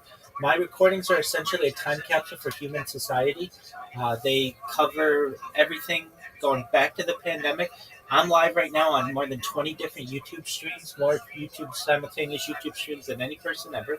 And I do this not only to archive the world, but it's going to allow me to be able to help other people like you be able to experience technology that you may not have been able to experience previously. Things like life extension technology. When you were born, Yolamolo, the average life expectancy for you was probably about age 80, and I would increase that if you want, with your consent, to age 100, 120 through the use of technology such as oxygen therapy, human growth hormone, stem cells, cryonics, cryogenics, things like perhaps cold shock therapies and ambrosia therapy. But essentially, one day you're going to get to be 120 years old. You're going to say, you know what, Rabbi, everything that you said came true. You were able to not only complete all of the goals that you had said for not just me, but for Asian Andy. What's the next plan? I don't want life to end. And if you don't, again, this is with your consent, you may be able to utilize a type of technology known as mind uploading technology, where we scan your brain into a computer like a CAT scanner and MRI, knowing where every atom is in your central nervous system and your peripheral nervous system for later download. As an android, an avatar, a cyborg, a cybernetic being, a clone of yourself, a robot, an ethereal being, whatever you want to be. But essentially, what I'm saying to you, Yolo Molo, is that you may be able to experience digital immortality. What are your thoughts? That sounds like a lot, and I think that's amazing for people who would like to live that long, but for me, I do not want to live that long. That's okay. And the key is that I say it's with your consent. So if you want to just live to be 80 years old or whatever, you just die like a normal person, and that's totally cool. But if anything, I want to make your life while you're here on Earth as good as possible. And you should know that I think that just with enough time and enough influence, enough people find out about what I'm doing, I'll become quite famous. And then what's going to happen is I'm going to be able to monetize all this and give away the money, because once you hit a certain level, you don't need money anymore, and you just want to help the less fortunate. And I want to help you and all your friends and family and Agent Andy and all of his viewers too.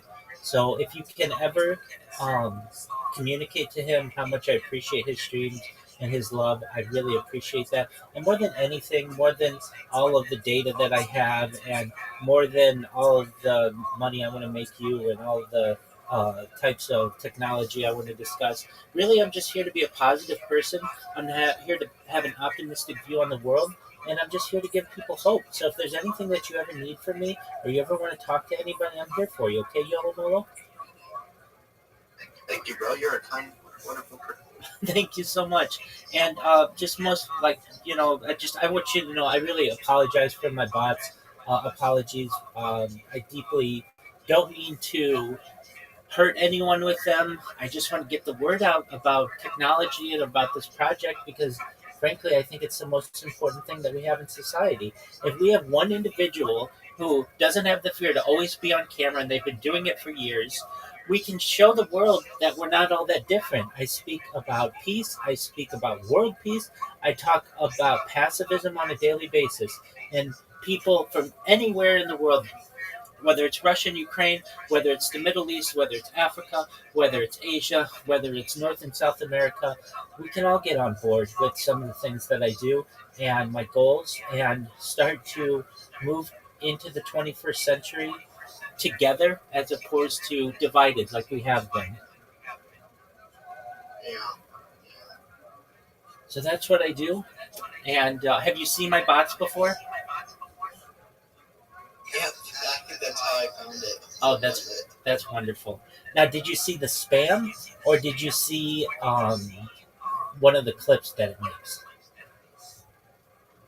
I think it was a clip. Oh, no way. That's wonderful. Wow. So that's what makes my bots a little better. You want to see them in action? You want to see what one looks like? Yeah, let's see it. Excellent, my friend. All right. So I've got 3 of them here. Additionally, I've got another 1, 2, 3, 4, 5. I've got like 5 of them here, basically on phones, but on computers. The computers are the more powerful ones. The handheld devices, they just do clips. The computer ones, they do, or I shouldn't say that. Yeah, the computer ones, they follow, clip, and spam. So here we go. This is for you, Yolo Molo. Just one moment. I'm going to pull it up. All right. Okay, so you see the computer right here. Do you ever leave the house, or you're in the house all the time? No, I leave the house just about every day. Oh, okay. So I've streamed as far north as Santa Barbara, as far south as San Diego, as far west as the Pacific Ocean, as far east as the desert and mountains. I've streamed in Beverly Hills. I've streamed in downtown Los Angeles. I've streamed to Disneyland, basically everywhere in Southern California. Wow. So what you're going to see here, you can see like a little pink arrow, perhaps, and it's just an enlarged version of a cursor. Now, a lot of people are used to my bots, and so they have certain time limits. And I recommend anybody who doesn't want to get spammed by me to just have like a 1 minute after following requirement, and then generally you won't get spammed. But if you allow people to just put anything they want in your text, I'm going to utilize that. So here we go. It does this all automated. It presses a live button. It will open up a new tab. And so here we have zombie barricades. It's going to go over here and it's going to grab a YouTube link. It just says YouTube, Rabbi Rothschild, discord.gg, and then the rest of the link. And then what it's going to do is it is going to create a clip of the person, which is perhaps the way that you found me with Asian Andy. And then what it's going to do is put the link in the clip description, and then it publishes it. And then what it's going to do is it gets the large amount of spam that I have it spam people. Well, it'll follow people. So a lot of times people have something that shows up on their screen. Thanks for following, whatever. So that's extra influence that I get. And then what it's going to do is grab this large amount of text. And like the names of my bots are usually like Google Rabbi Discord or Google Rothschild Discord, or just like it gives people, it sends a message with that. So even if you don't allow me to spam you, like this person, they have wait 1 minute after following, and that's absolutely fine. Even if I don't have a chance to spam you, I'm still going to make an impact on you in one way or another. And so you're going to see the name of my account usually. If you're a user, if you're a streamer, you're going to see that. And a lot of times people have it so that it's in their chat as well, that they got a new follower. And that's what it does. So then what it will do is it closes, and then it will go to the next person. And I have it programmed well enough that if the account gets banned, it just automatically creates a new one. And Oh my God. yeah, so I don't have to do anything. Like literally, this bot has been going all day. I don't have to touch it. And so I've got 3 of them here. This one right here is creating an account. You can see it going through the terms and conditions, and it's going to press the I accept button. And when it does that, it will create an account. Here we've got Lola Buns. It's going to spam her. Does it have to do a CAPTCHA? No, it doesn't. That's the key. Oh, that's cool. Yeah, so that's what I do. That's how my accounts work. And that's how my spam bots work. And so if you do it, please have the opportunity to talk with Asian Andy ever. Let him know that how much I appreciate him. I watched his stream this week some, and I took some of my own individual clips of it, not for my bot, because he was so nice. The first one, somebody asked him, do you know who Rabbi Rothschild is or something like that? And he's like, yeah, Rabbi's been streaming for like years. And he's like, you know what? He has been doing this for so long that he really deserves to be famous. He deserves, he's got that dog in him, basically. He grinds it out. And he's been spamming for years. Like nobody has spammed as much as this person, and so if anything, he's going to become famous because of it.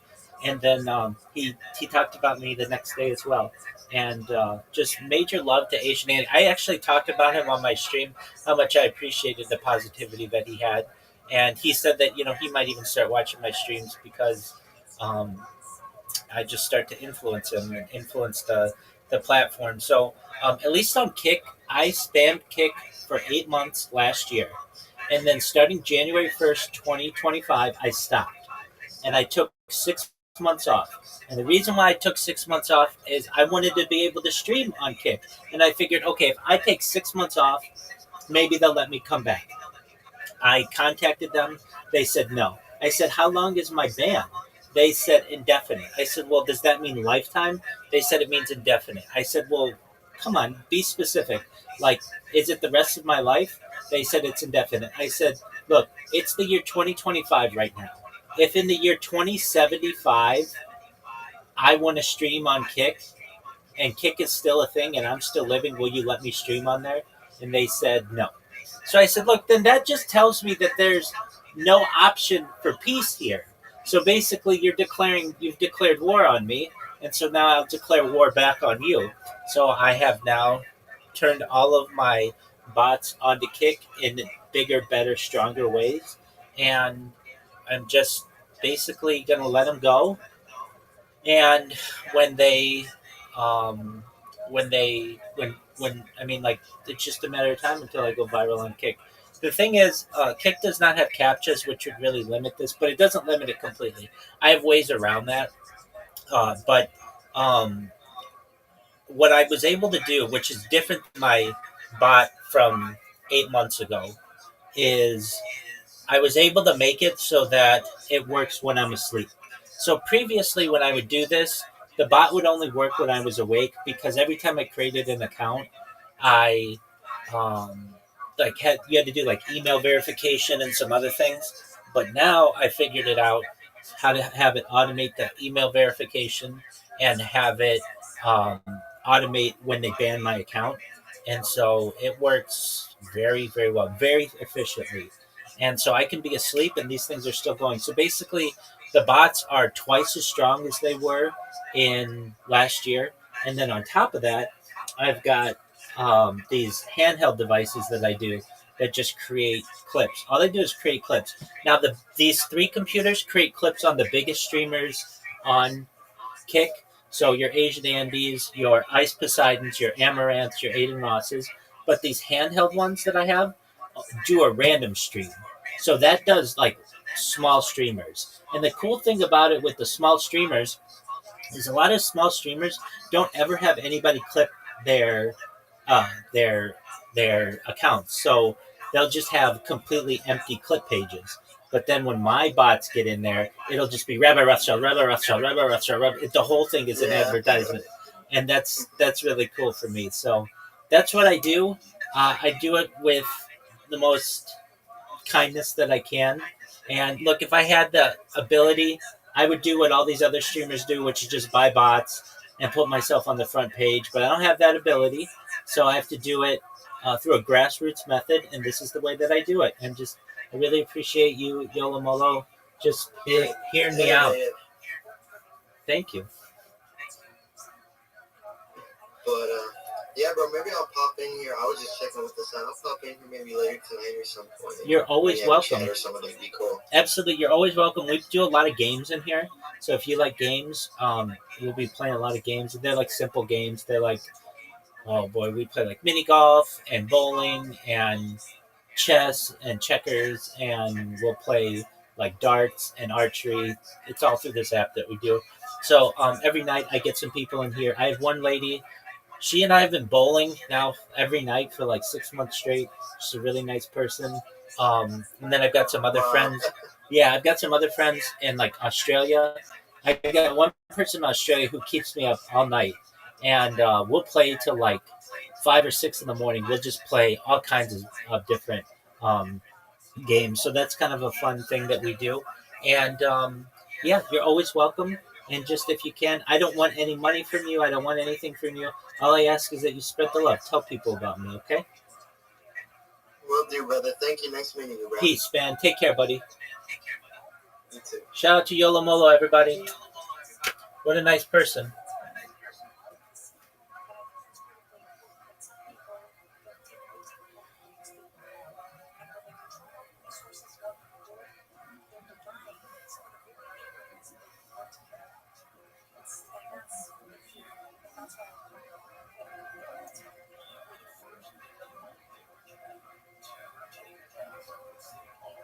Welcome to History Uncharted, where we dive into the hidden depths of the past, thinning it or thickening it, depending on who you ask.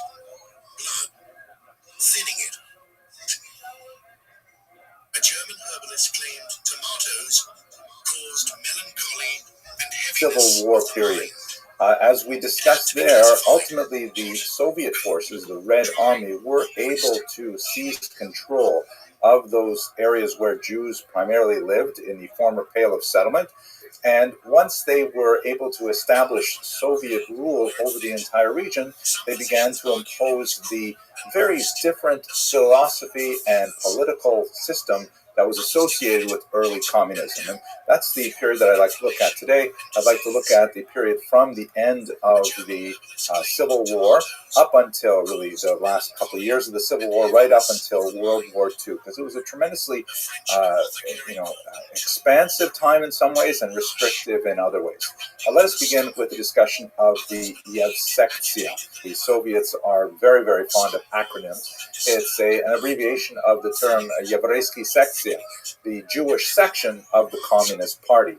And this was a segment of the Communist Party that was formed under this individual, Simon Diemenstein, a communist who actually was previously a Chabad rabbi, who was thoroughly defrocked, as it were, and completely removed from his religious moorings. That's the kind of thing that frequently happened with those Jews who associated themselves with communism in this early period. Diemenstein was assigned the task of propagandizing this largely very traditional population, that traditional specifically when you get outside of the large cities where there's much less secularism, much more old traditional observance in the Shtetlach, the small villages that dotted the now Soviet countryside, and bringing them into this brand new, radically atheistic, totally different economic system, and divorcing them from their Jewish roots, while at the same time successfully bringing them forward into this new Soviet era. Definitely a great challenge, and they evolved some really interesting strategies to try and do it. In the general political environment in the first few years was especially dire. The period 1918 to 1920 is generally called the era of war communism. And during this period of war communism, when the Civil War was still being prosecuted and there were still, numerous forces, including in particular the Ukrainian Directory and Makhno and the anarchists and the White Russian forces, that is the Russians who wanted to bring back some form of the monarchy or at least get rid of the communists and establish some kind of more capitalist society in its place. The communists were still fighting this war in real time, and war communism as a kind of like a temporary period characterized their attempts to rapidly bring the entire population into the very doctrinaire policies of communism as a whole, including things like, confiscation of land and collectivization of farming, bringing individual farmers together into a larger collective. This would ultimately slow down and then speed up dramatically later, about a decade later, under communism. The outlawing of all kinds of forms of commerce and, shutting down capitalist enterprises, being very, very aggressively attacking any kind of religious behavior and so on. And this went on for about 2 years. Confiscations of Torah scrolls from synagogues, real persecution, but it was across the board, not just Jews, obviously. Any religious individual in this newly atheistic society felt definitely very out of place.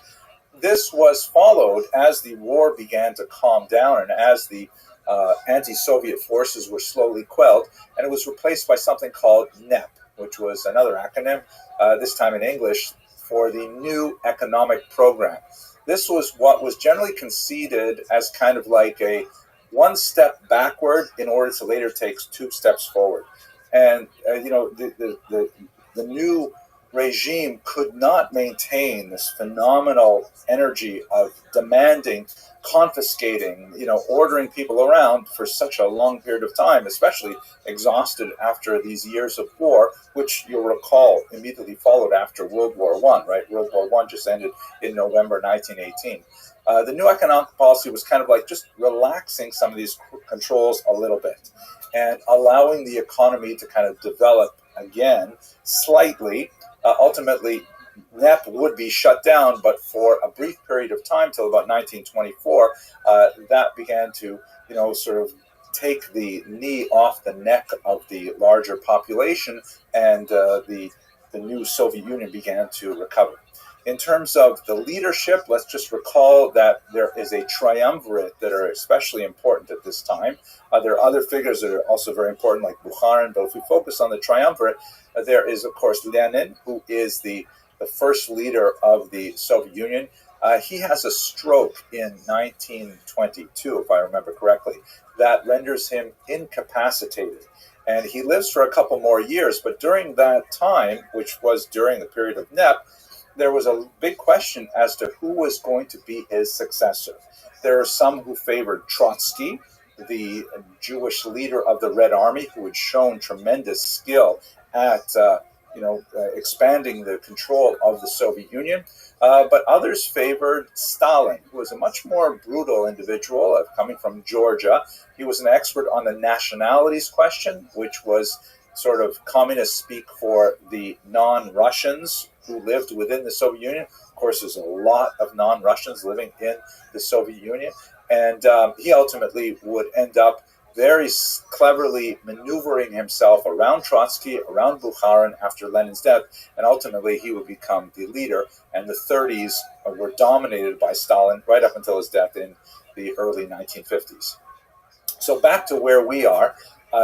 Diemenstein was placed in charge of the Jewish section of the Communist Party, and this was initially during the period of war communism, but during the period of NEP, he saw that he had quite a bit more freedom to explore the methodology of bringing the Jewish population into communism. Let us recall that although there was a disproportionate number of Jews in the Communist Party for their population, and this is especially true as you move up towards the leadership of the Soviet Union, where there was sometimes a third of governing bodies were dominated by Jews. There used to be a joke in Yiddish that there was an acronym VITSIK, which referred to the All Russian Central Committee, Все Российский Центральный Комитет, and in Yiddish they would say that it wasn't a Russian acronym, it was a Yiddish acronym for Vutsen Eden Kommandira, where 10 Jews are in charge. That was not a truism. You never had a majority of Jews anywhere in any institution of the Soviet Union, but there were very important influential Jews, and they were out of proportion to their size, the population. That said, the proportion of Jews who became communists was tiny. There was the vast majority of Jews were hostile to communism, seeing it as a threat to their traditional way of life, especially those who are religiously oriented, who recognize the threat of the anti-clerical nature of the Soviet Union. So it's a great complex of issues involved here. The thing that made the Soviet Union very popular in the Civil War period, as we discussed in the previous lecture, was the fact that Trotsky's Red Army forces were far less likely to commit pogroms than the other forces that were ravaging the countryside. That engendered an enthusiastic support for the Red Army that was translated initially in the early 1920s to support for the Soviet Union. But as we shall see, it rapidly declined. The policy that Diemenstein seized upon, which was generally issued during the more liberal period of the 1920s for all of the non-Russian nationalities, was a policy that went by the name korenizatsiya. This is kind of a strange word. It's difficult to translate into English. The word koren can mean like a root. And so it can be translated as rootification, like roots as in a tree. Or I've seen it translated as indigenization, which kind of like was a way of thinking about the general society and identifying those elements of the indigenous culture which were compatible with communism and actively encouraging those factors. The slogan of the era was nationalist in form, but socialist in content, meaning they could wear their national costumes, they could eat their national foods, they could speak their national language, as long as none of the things that they did or said challenged the economic and political ideology of communism, right? Nationalist in form, okay, but socialist in content. As soon as they got into things like a level of ethnocentrism, that would be definitely not socialist in content. If they wanted to defend their national religion, definitely not socialist in content. So this idea of korenizacja was kind of reaching into the roots with this kind of like, theory operating that communism was the true form of human organization. And if you dug below the accreted layers of corruption that came in from bourgeois democracy, you would find that people are naturally communist, and they just spoke different language, kind of like, happily wearing embroidered dresses or dancing the hora, whether they eat kreplach or whether they ate, I don't know, perohe, and whatever it would be, they would still be naturally communist if only you could get past all those other things. So that's the policy of korenizacja. And what Diemenstein did was he took that material and he said, let us go to the Jewish people with the authentic element of their cultures and talk to them about communism. Now, there were a few challenges, one of which really huge was this idea of atheism, right? Because Jews are overwhelmingly united by their religion. Even when they're rebelling against their religion, they still regard themselves as some kind of, loose tribal familial affiliation that is rooted in a long religious tradition. And this was anathema to the Soviet cause. So one of the things that the Soviet Union stood up in the 1920s was an institution called the League of Militant Atheists. It sounds almost funny, actually. And this was targeting all religions, of course, not just Judaism. They published this magazine here. This is called Bezbozhnik, which means literally godless. And in this particular anti-Christian image, they're showing obviously Jesus, who is getting all of the various followers drunk to the point of vomiting, and really trying to illustrate Marx's idea of religion being an opiate of the masses, that religion keeps you drunk, religion keeps you high and unable to appreciate your true class enemies and things like that. So there was a Yiddish version of Bezbozhnik, and there were tremendous amounts of effort placed in trying to do things, crazy things, like rewrite the Haggadah, rewrite the Passover liturgy. They wrote a red Haggadah that celebrated, Stalin and Marx instead of Moses, that, Pharaoh was portrayed as the Tsar and all kinds of things like this. And they used the Yiddish language in particular to try and get this material across. Yiddish was considered the true folk language of the Soviet Jewish people, even though it's essentially medieval German written in Hebrew characters. But that was the native tongue of like 97, 98% of the Jewish people at the end of the 19th century living in the region of the Russian Empire. And so they said, we'll speak to them and we'll write to them in their Yiddish language. And so there was just a flourishing of attention lavished on anything in Yiddish which would be considered compatible with Soviet culture. A lot of money was spent on Yiddish writers. There was a renaissance of Yiddish poetry. You actually have Yiddish writers leaving America to go back to Russia because they saw this as a tremendous, culture effervescence. And in fact, in the 1920s, it looked very encouraging that Yiddish would have a tremendous heyday. Now, it was not a normal Yiddish, I have to say, because, the more they poked around with it, the more they messed it up. Yiddish is, as I mentioned, written in Hebrew characters, and it is heavily populated by Hebraic terms, Aramaic terms as well. And Hebrew was considered outside of the pale because that was too closely associated with religion. And also in modern Hebrew, it was too closely associated with Zionism, also not compatible with Soviet thought. So, what do you do when you have common Hebrew words in the Yiddish language? Like, for example, chaver, which is translated into Russian as tovarich, as in English, comrade. How do you, speak Yiddish without the word comrade in the Soviet Union? So what they would do is say, okay, you can keep the word chaver, but you have to write it out phonetically, spell it phonetically, rather than spelling it with the traditional Hebrew spelling. So For those of you who are familiar with the letters, the word for chaver in Hebrew and in Yiddish is chet, vet, resh, 3 letters. But in Yiddish, in the Soviet period, it will be written chaf, aleph, vav, vav, ayin, resh, which is 6 letters. And if you didn't know what you're looking at, you'd be totally confused when you saw it. So many words were written like this. And by the way, once again, the Soviets attacked all of the nationalities in this form. The Ukrainians, for example, had a letter G, G, which is distinct from the Russian letter G. And so they actually made the Ukrainian letter G illegal. If you used the Ukrainian letter G rather than the letter that looked like the letter H and pronounced it like a Russian letter H, you could be sent to Siberia. Here's something I find really ironic and amusing. This is the Russian translation of the Hebrew prayer book, the Siddur, which of course would have been totally off limits to these very atheistic Russians. And you can see in Cyrillic letters, it has the large word Siddur, right, the prayer book. And then underneath, you see it has the words Tehillat Hashem, which means the Psalms of God or the songs of God.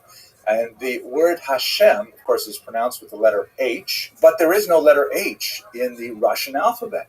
So in order to indicate that it should be pronounced as an H, they took the letter G, you can see in the second word there, and they added a small accent mark on the top to let you know that you should pronounce this as an H. So it's really very ironic, because one of the things that the ROTHSCHILD did was they looked at 5 letters of the Hebrew alphabet, the so-called manatzpach, that are written differently at the end of a word than if they were written at the beginning of the word, and they said those letters are illegal.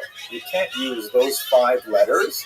They're essentially like capital letters, because it's too hard for people to learn. It's not proletarian. We should have a simple language, a simple alphabet. So they tried to take away these 5 letters from the Yiddish alphabet, like they tried to take away the G from the Ukrainian alphabet, and so in return, we forced a new letter on them, right? You can see the word Hashem, that H is actually an imposition into the Russian alphabet in order to accommodate a Hebrew sound. Ironic. Okay, so back to where we are. So during the 1920s explosion of Yiddish activity under the Yevsektia. And one last detail, this actually occurred a little bit afterwards, but it's still quite fascinating. At one point, the Soviet Union even experimented with creating a kind of alternative Israel. They created a homeland, a Jewish autonomous oblast called Birobidzhan, which is way out in the border with China, 4,000 miles away from where Jews were actually living. And the idea was, we're going to make a homeland for Jews. You don't have to think about Israel. You don't have to be constantly pressuring us to go to Israel. You have your own homeland in Birobidzhan. Now, it's kind of an interesting thing. Yiddish was made an official language of Birobidzhan and stuff like that, but they had very few Jews actually live there, primarily because Stalin blocked a lot of the migration there exactly when the Jews could have used it during World War II. At any rate, to sum up, the 1920s, period of incredible creativity, although very atheistic, but a huge surge of popularity of Yiddish language culture in particular. This came crashing to a halt in the 1930s under this man, Joseph Stalin. Stalin was able, by the end of the 1920s, to firmly consolidate his control over the entire region, and he had very little patience for all of these kind of national informed and socialist and content experiments. He shut down the Yevsektia. Incidentally, another organization that he also shut down was the women's section of the Communist Party that had exactly the same lifespan as the Jewish section. And Stalin said, we have to focus ourselves on industrialization. He instituted a number of 5-year plans which were designed to rapidly propel the Soviet Union into modernity by building massive things like huge hydroelectric dams at Dnipropetrovsk and other places like that. But he created this kind of environment in which people were desperately pressured to report results, and what ended up happening was that people were faking the results rather than, tell the truth to power and say, hey, we can't possibly produce this much pig iron over this amount of time, or we can't possibly harvest that much grain in this much time. One of the most terrifying and awful results of the 5-year plans was the Holodomor, this massive terror famine that in particular affected the Ukrainian regions. In 1932-33, a huge number of people, it's very difficult to get a good sense of exactly how many. Reasonable estimates are around 5 or 6 million, though. A huge number of people, and there are larger estimates as well. This colossally awful artificial famine, which killed millions of people, was largely a result of the disastrous economic planning of Stalin and his henchmen. It was actually a terrifically horrible event. And in context with the Holodomor and several other related factors, the purges began in the Soviet Union, especially towards the end of the 1930s. As people began to see that the glorious reports of Soviet productivity were not evident in reality, rather than say, wait a second, maybe people are exaggerating their findings about how much they're able to produce. Instead, they blamed non-existent saboteurs, that there were wreckers, there were people who were somehow deciding to stand in the way of progress for the Soviet Union. And these people were identified, tortured, and forced to divulge the names of other saboteurs. This created this ecosystem of purges that was not at all unlike the Spanish Inquisition, in which heresy was hunted out everywhere. People were taken and tortured and asked to betray the names of other heretics and so on. And even if a person wasn't a heretic or didn't even know any heretics, they were nevertheless, under the pain of torture, give up all kinds of names. This initiated a horrific cycle of arrest, torture, confession, arrest, torture, confession, that resulted in millions of people, again, the scale is phenomenal, being exiled to the Gulag out in Siberia or even executed. And this really consumed the Soviet Union in the later 1930s.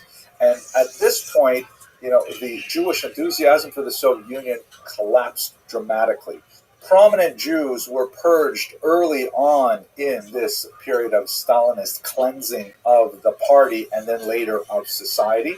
And Jews, with a few significant exceptions, like Kaganovich, who was involved in Ukraine during the years of the Holodomor, with the exception of a few characters, much of the Soviet leadership was purged of its Jewish membership, and the kind of popularity that the Red Army enjoyed in 1919 was nowhere to be seen, as people around the world began to realize what Stalin really stood for. So by the time you get to the late 1930s, what was once a more significant participation of some Jews in the Communist Party was reduced to a tiny, tiny remnant. And this is where we're going to have to pick up the story next when we look at the Holocaust, because the memory of Jewish participation in the communist movement had tremendously disastrous results when World War II broke out. Thank you very much for watching.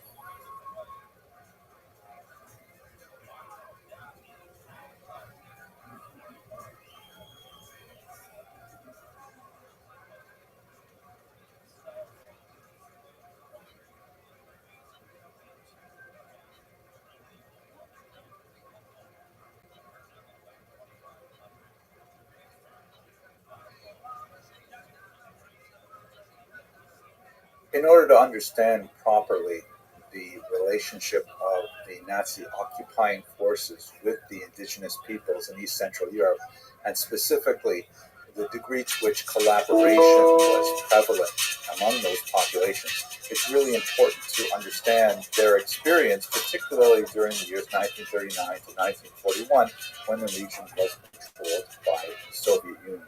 Let's spend a little bit of time just trying to understand what happened between the outbreak of war in September 1939 and the Operation Barbarossa, which represented a dramatic shift in the nature of the war in East Central Europe. This map shows East and Central Europe before World War I, that is before 1914. And you can see that basically East Central Europe is divided between three empires: the German Empire, the Austro-Hungarian Empire, and the massive Russian Empire. As you can see from the slight shading in this map, there is what is Russia proper, which is really deeper red areas. And then there are the newer acquisitions of Russia, particularly the Pale of Settlement region, which is where most Jews were allowed to live. That's like a slightly lesser intensity of red. And then Congress Poland, which is a little further to the west. These were all regions under the authority of the Romanov Tsars, part of the larger empire. After World War I, there was a dramatic shakeup in these states. And if we have a look at this map, and in particular, let's zoom into East Central Europe in particular, you can see that the Russian Empire is gone. It's been overthrown with some revolutions in 1917, and it's been replaced by the Union of Soviet Socialist Republics, USSR, or simply the Soviet Union. That's shown here in the shades of green. Note that the Union of Soviet Socialist Republics implies correctly that there are multiple republics within this large unity, kind of like the United States of America, clearly one country, one federal government, but made up of individual republics. In the case of the United States, the states; in the case of the Soviet Union, republics. Now, the degree of autonomy of the republics within the USSR was far more attenuated than it is in the United States of America. They were largely puppets of Moscow, but nevertheless, they did have a certain amount of distinctions.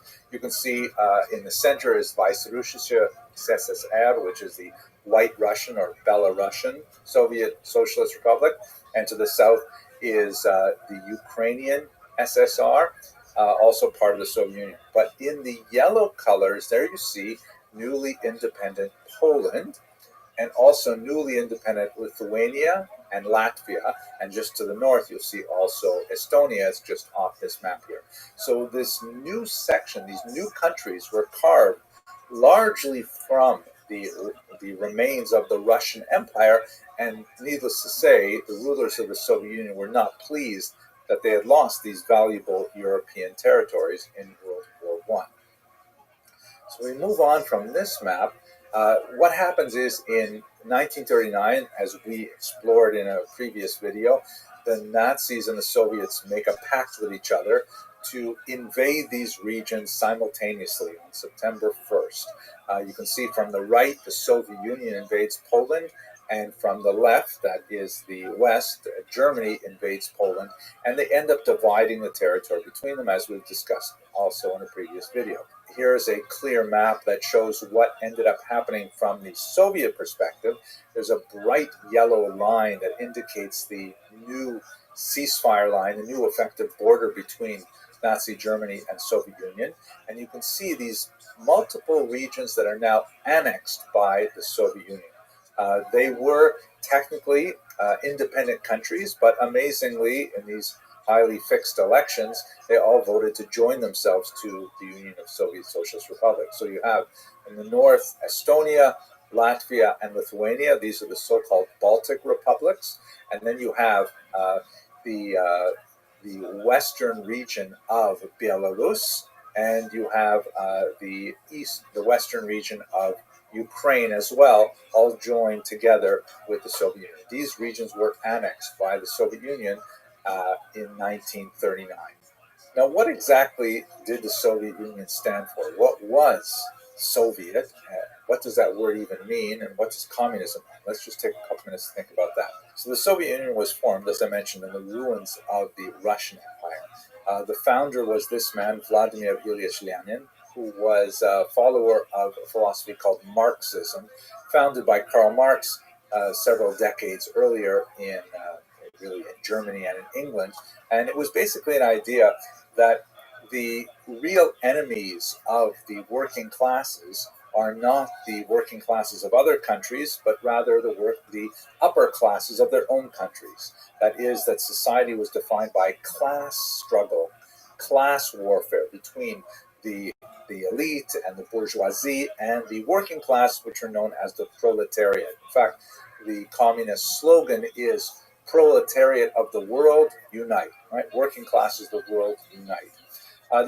It's a very anti-religious movement. They felt that religion was, in the words of Marx, the opiate of the masses. It was like a series of ideologies that was given to the proletariat to keep them in their place, to make them think that they might be suffering in this world, but in the next world they would benefit, and so on. So there's a lot to say about this philosophy, which was called socialism, and then the more extreme form of it associated with Lenin was renamed communism in 1918. It's also known by the term Bolshevism, which means literally bigness, and it got that determination because at one point there was a split between two different movements. There were the so-called Bolsheviks, which was the larger party, which was associated with Lenin, and the Mensheviks, the smaller party. That's not really relevant for our purposes today. So these terms, Bolsheviks and communists, are basically synonymous. Socialists are a larger class. Many countries, even today, have a certain degree of socialist values because socialism advocates things like, for example, Medicaid and unemployment insurance and universal health insurance, universal education rights, things like that. Those are also socialist ideas, so it's not like socialism itself is such a noxious idea. But communism takes it to an extreme where private property is considered theft, where all of the basic guardrails of traditional capitalist society are done away with. And it led to disaster in the Soviet Union in particular. But this would take us too far away from our topic of the Holocaust. Lenin was joined by two colleagues in particular. Leon Trotsky, shown here, is very significant because he was Jewish. As I mentioned earlier, the communist movement was very anti-religious, and Jews, although, as we will see in a moment, were attracted in some numbers to communism. Joining the communist movement essentially meant jettisoning your Jewish religious identity altogether, and they tended to be atheistic in a very intense way. Leon Trotsky was especially famous for being the leader of the Red Army, which was a rather significant achievement for a Jew at that time. And on the other side, a third figure, and the three of them would be intense rivals, especially after Lenin would himself suffer a stroke in 1922 and then die 2 years later in 24, Joseph Stalin, shown here, who ultimately maneuvered his way around all of his opponents and had them murdered in many cases, including Trotsky, who was ultimately murdered, I believe it was in 1930. And Stalin became the sole head of the Soviet Union and its longest-lasting dictator.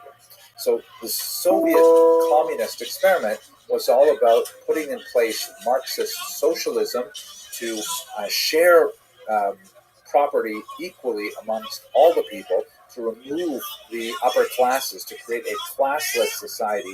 And in many ways it has certain kind of appeal, the idea of equality before the law, the idea of people being comrades, druzhba narodov was the term, meaning friendship of peoples, the end of anti-Semitism.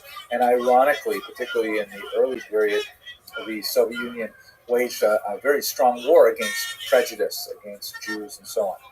But, there's much more to say about this, but we want to stick specifically to the Holocaust. Let us look specifically how Jews related to communism. So, one of the major reasons why there was any surge in popularity of communism was because of the horrific pogroms that followed the revolutions of 1917. You'll recall World War I erupted in 1914. The Russian Empire was very poorly prepared for this conflagration. People were starving. People were upset with the government. There was a revolution in the beginning of that year that overthrew the Russian monarchy, the Romanovs, and then there was about 6 months period of a provisional government, which was then overthrown again by the Soviets under Lenin. And this was all during World War I. It was still going on. The Russians had to decide how they were going to deal with the Germans who were fighting against them on their Western Front.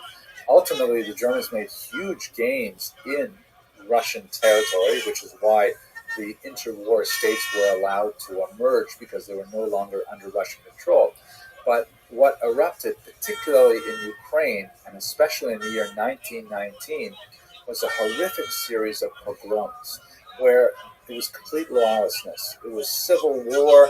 There were multiple bands fighting each other in Ukraine, including the Soviet Red Army, the pro-Tsar Russian White Army, the Poles, a whole group of anarchists called the Greens, and they were all fighting for territory over the course of a bloody year, which resulted in, by conservative estimates, perhaps 50,000 Jews killed. Also, other populations, Poles, Mennonites, and so on, were all brutalized during this period. The only force that was active at the time that had a better track record with regards to these attacks on civilian populations was, ironically, the Red Army under Trotsky. And so you see in 1919 there was a surge of support among Jews for the Red Army specifically, because they see them as the most lawful of the various forces, and that they would be most secure if the Russian Red Army were to in fact win the day. So there's a surge of support that lasts about until the early 1920s, but then it drops off precipitously for reasons that we shall see. By the way, I know a fair bit about this because I actually wrote a book on this period. It was my doctoral dissertation. This is the cover of the revised edition. And as you can see, by the way, this is a Ukrainian banknote, and at the very bottom of it, you can see that it has the word 100 karbovances in Yiddish. That Yiddish was actually briefly an official language. Yiddish is a Jewish language. Briefly, it was an official language of the independent Ukrainian state that was later crushed by the Soviet Union.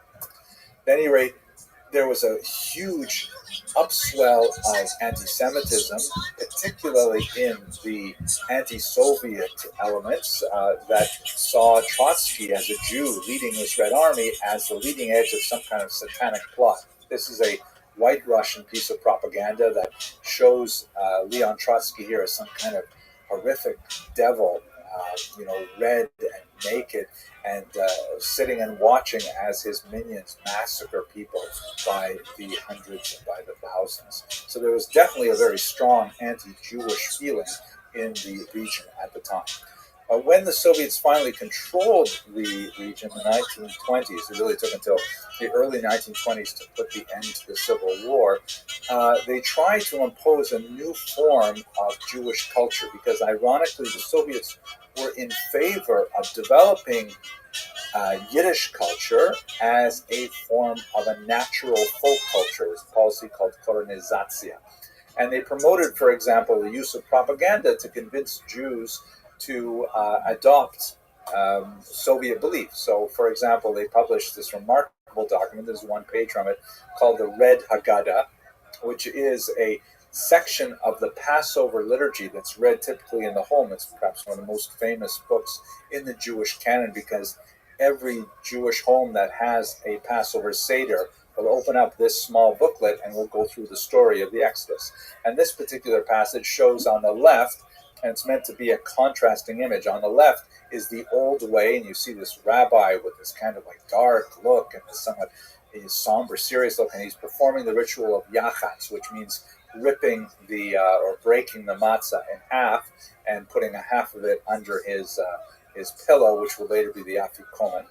And on the right, you have the modern Soviet Jews who no longer perform yachatz at the table. They no longer observe these religious customs, but they work on their skyscrapers and on their various factories. And you can see that one of the workers is reaching not for the matzah, but for a capitalist who will also be broken in half as a result of their efforts. And so you have this twisted kind of culture in the 1920s where the Soviets are promoting Jewish culture as long as it is in conformity with their anti-religious values and their other communist values. A bizarre period of time in Jewish history indeed.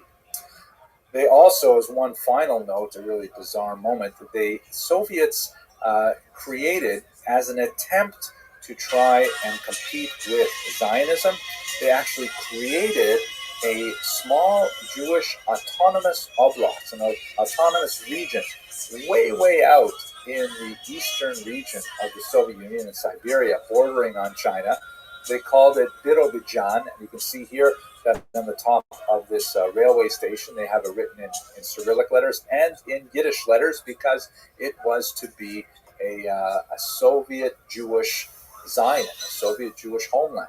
Unfortunately, during the Holocaust, it was closed to Jewish immigration. Just when Jews could have used it the most, Stalin did not allow Jews to flee there, but it exists even to this day. Now, what happens in the 1930s is extremely significant because Stalin, who by this time has firmly taken control of the country, and he has abandoned all of what he considers these silly, petty nationalist plans like the development of Jewish culture. He wants to build Russia as an industrial powerhouse, and he launches several 5-year plans in which he wants to kickstart the entire economy and get the entire population working very hard on creating this new Soviet reality. And this is, even though Stalin will pass away in the early 50s, his idea of what the Soviet Union should be all about continues to inform much of it right through the 1970s and early 1980s. The leitmotif of this is this man, Alexei Stakhanov, who was a coal miner who, using a pneumatic drill, was somehow able to drill a lot more coal than everybody else using picks and shovels. And this was like the model of the hero of the Soviet Union. That someone could go and do tremendous things to advance Soviet economic might by industrializing. And they engaged in huge building plans and all kinds of things at the sacrifice of basic consumer values. And this is most horrifically noted in the awful Holodomor. This is the Ukrainian terror famine of 1932-1933, when the Ukraine, which has this remarkable black soil, Chernozem, that made it known as the breadbasket of Europe, went into a period of deep famine that was highly artificial, and it was dictated more by Stalin's export policies than it was by the actual crops available in the land. And there was literally starvation in the streets, as you can see from this horrific photograph taken in eastern Ukraine in the city of Kharkiv. It's very difficult to determine the exact number of people who were killed in this artificial famine. Very reasonable estimates put it at no less than 3 million. And more expansive estimates put it as high as 14 million. One of the reasons why it's so difficult to get a good handle on the numbers is because when Stalin had a census taken, and when the results were revealed, which presumably showed a huge demographic loss in Ukraine, he ordered the census destroyed and the census takers killed, which was part of his modus operandi. There are certain pieces of the census were found in local archives that allows us to reconstruct to some degree the number of people who were killed, but there's still quite a bit of guesswork about the size of it. Nevertheless, it is certainly an act of genocide that is comparable in many ways with what we're studying in the Holocaust. Note also that the term Holodomor is actually a coinage. It's definitely taken from the term Holocaust, which we discussed in the first lecture. Holo means like all, complete, but instead of kaustos, which means burning, domor in Ukrainian means famine or hunger. So everyone was hungry is really what the term Holodomor means. And there's some fascinating and important research being done in this field specifically. The 1930s closes with a series of horrific show trials and purges under Stalin. When the results of this rapid industrialization was not nearly as strong as Stalin had thought it would be, he assumed that there must be saboteurs or wreckers active in society. And so this bizarre society-wide desire to identify people who are somehow anti-Soviet, who were, sabotaging the plans to develop this, water dam or this coal mine and things like that. People were denouncing their neighbors and putting them on trial And then these people would be put, as these prisoners you see are put on trial, they would be sent to the Gulag, where they would live under horrific conditions in these prisoner of war camps that were essentially, in many ways, comparable to the Nazi concentration camps. We'll maybe have a lot more to say about that later on in this course, but we seem to be approaching a period in history where there are some very dark harmonies developing in Nazi Germany and Soviet Union at the same time. To be certain, the most notorious impact of the Soviet Union on the newly conquered territories between 1939 and 1941 was the activity of the secret police, which was originally known as the Cheka, later known as the KGB, but at this time it was known as the NKVD.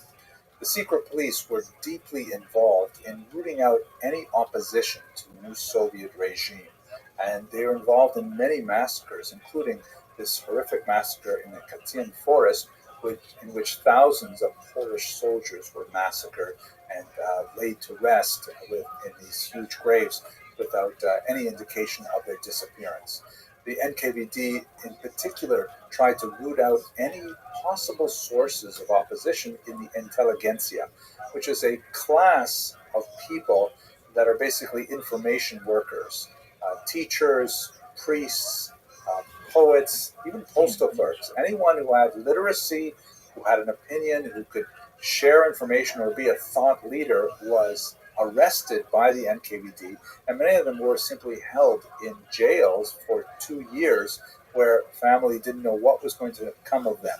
The NKVD were the leading edge of the spear, so to speak, of the Soviet attempt to rapidly bring these territories into communist way of thinking and into communist economics, rapid collectivization of farms, and the shutting down of religious institutions and all kinds of things that the local population resented tremendously. And what's very important for our purposes as well is this notion that was very widespread in the population, not at all borne out by the statistical incidence of Jews in the Soviet apparatus, but nevertheless the perception of Jews as being very much aligned with the Soviet goal and with the NKVD in particular. Once again, this is one of those elements where it is, in terms of studying history, it's often more important what people believe than what people actually know. People believed that the Jews were very much the motivational elements in the Soviet occupation of these territories, and as a result, there would be a tremendous amount of resentment built up against the Jews. Even the Jews who had obviously nothing to do with the Soviets, who were living in these territories before the Soviets came in, but they would ultimately become the brunt of their wrath. The turning point, and this is where we're going to have to leave this particular chapter of the Holocaust, is Operation Barbarossa, which occurred on June 22nd, 1941. It is without doubt the single most important date in the history of the Holocaust. This represents the date when the Nazis broke their treaty with the Soviets and invaded. The Soviets were caught horribly off guard. They lost ground militarily almost immediately, and it took them quite a while to begin to claw their way back and to eventually force the Nazis westward and out of their territory. You can see the map on the right here shows the dramatic and rapid blitzkrieg attack of the Nazis, which drove well into these occupied territories, ultimately right to the gates of Moscow and Leningrad, only to eventually be turned back with a very important turning point battle at the city of Stalingrad. Now, how this relates specifically to the regions that were conquered between 39 and 41 is that when the Soviets got word of this sudden attack, they rapidly demobilized and fled the conquered territories. Along with them, by the way, were about 600,000 Jews who fled with the Soviets because they realized the Nazis would certainly not treat them well. There's a lot more to say about that, and hopefully we'll come back to it in a later mini lecture. But what happened was that when the NKVD fled, they typically massacred all of the prisoners that they were holding in their underground basement jails in local city halls and things like that. And these were, you recall, the intelligentsia, the beloved thought leaders of a given community. The local priests, the beloved teachers, the local poets, the local literati, the journalists, people who were well known in the community and were feared by the NKVD because they didn't want them to express anti-Soviet attitudes. They were the ones who had been held prisoner. And when the NKVD left, they massacred them, typically by simply setting them on fire.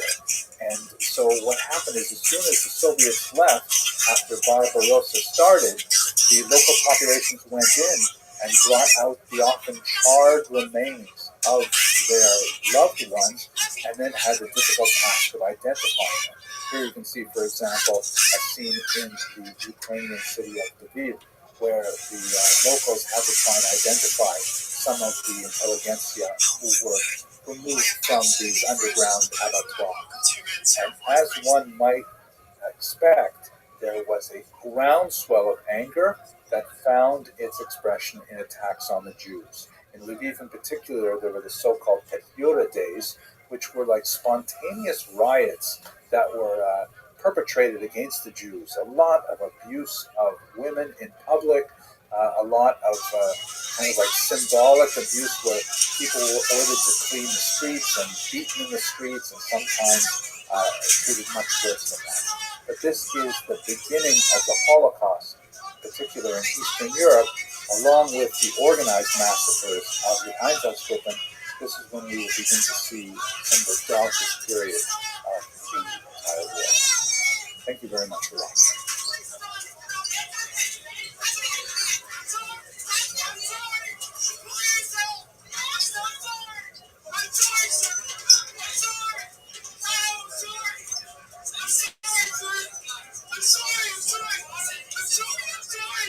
One of the most important moments in the history of World War II and the history of the Holocaust, two related and overlapping histories that we are mutually engaged with in this series, is June 22nd, 1941.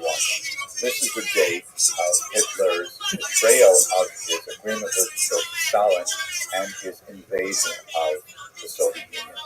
This invasion, which was called Operation Barbarossa, was also intertwined with his goal to destroy all of the Jews of Europe, as we shall discuss presently.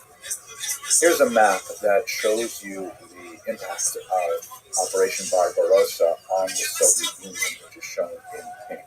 The Nazi forces, led by the Wehrmacht, the regular forces, invaded and penetrated deep with great success into the Soviet Union, which was, according to most accounts, completely unprepared for the Nazi betrayal. But what's especially significant for our purposes is that behind the regular army units of the Wehrmacht were four special battalions called Einsatzgruppen. These Einsatzgruppen were sometimes border police. They were not comprised of regular frontline troops ready to do battle with other soldiers. They were rather poised to destroy the population of Jews, Gypsies, and open communists that were living throughout the tiny villages that dotted Eastern Europe. There were four of these specific units, and I have to share with you that on a personal level, this is an especially difficult subject for me to trace because Einsatzgruppe A was responsible for killing most of my grandmother's family in Lithuania. But as you can see from this map, these are the regions that the Einsatzgruppen penetrated. This map here shows you the listing of the medium-sized massacres that occurred throughout the region. It's impossible to put on a map of this scale all of the names of the tiny little hamlets dotted Eastern Europe. But basically, the modus operandi of the Einsatzgruppen is they were mobile killing squads. They would drive up in trucks. They would drive into local villages. They would round up the Jews and the Gypsies, Jehovah's Witnesses, whoever didn't fit the list of people who were worthy to live. And then they would march them out of town to the natural ravines that existed throughout the region. If those ravines did not exist, then they would put the prisoners to hard labor to dig what would ultimately become their own graves. They would typically separate the men from the women, and then they would simply shoot them, either from the lip of the trench or, as we see in this photograph, while they were standing in the trench. They would then line up multiple rows of the Jews and continue shooting, such that people would literally end their lives falling on top of the bodies of This one is fucking hilarious. co-religionists. It's also important to note here, though, that the Einsatzgruppen massacres were not especially efficient, especially by later standards of Nazi brutality, because it was relatively easy to escape the Einsatzgruppen. If someone were to, for example, feign being shot and then fall into the pit and then simply remain there, despite having to experience having the rest of the members of your village fall on top of you, by nightfall you could theoretically crawl out from underneath the bloody corpses of your former neighbors and then make it out to the forest, or you might end up becoming a partisan. That was great. This actually happened to many Jews, especially younger people, who managed to survive the Einsatzgruppen murders and then went on to act in the resistance. It's important to note as well that the Einsatzgruppen soldiers themselves were really not your typical soldiers. We actually know quite a bit about them because when the archives were unsealed in the 1990s, there were some tremendous studies done of the Einsatzgruppen themselves. And we know that they were relatively well educated. They were older on average. They tended to have humanities backgrounds. Sometimes they were unfit for frontline duty, but they could perform this task very well. And this led to a tremendous amount of questions among historians of the Holocaust that how is it possible that regular people who were not especially coerced into this activity could nevertheless engage in this kind of murder day in and day out. Now, it is true that they found many local populations who were willing to help out, the so-called Hilfswillige, or willing to help volunteers from the local Ukrainian, Lithuanian, Latvian, and Polish population. But they often found that they had to ply them with a tremendous amount of alcohol, with bribes, all kinds of things to keep this machinery going.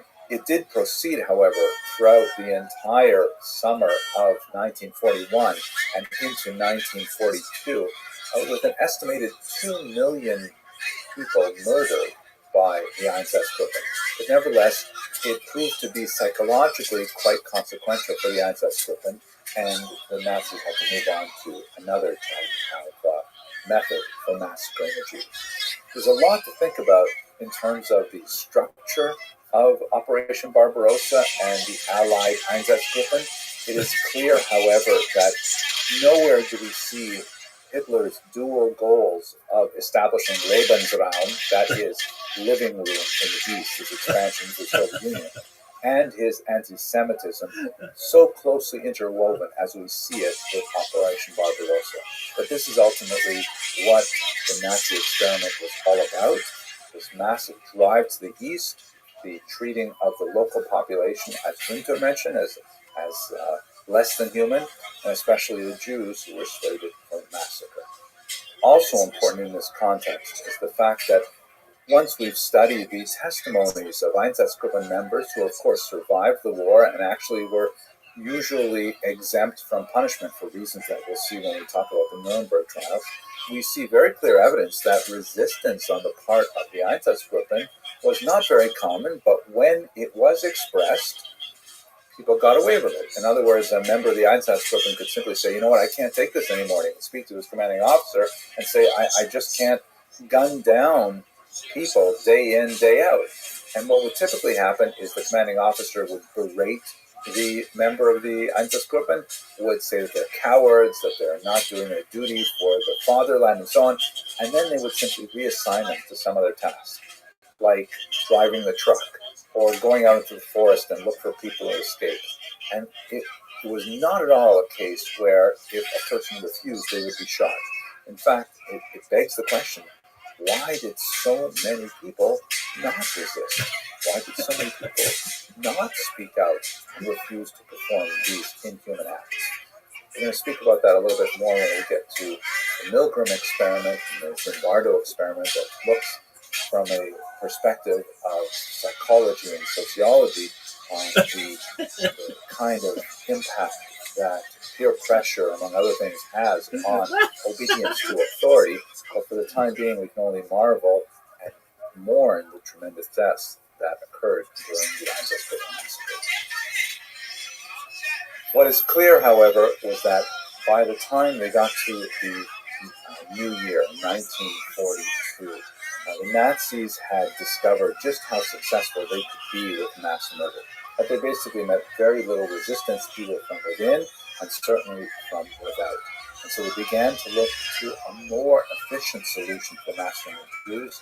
This was the so-called Endlösung, or final solution, and that's what we're going to have to speak about in coming videos.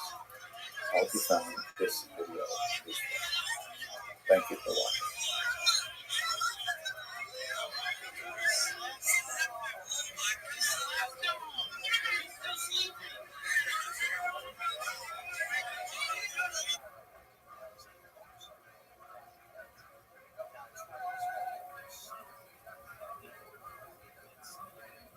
Hello and welcome to another brief lecture on the Holocaust. These lectures are intended for educational content and purposes only.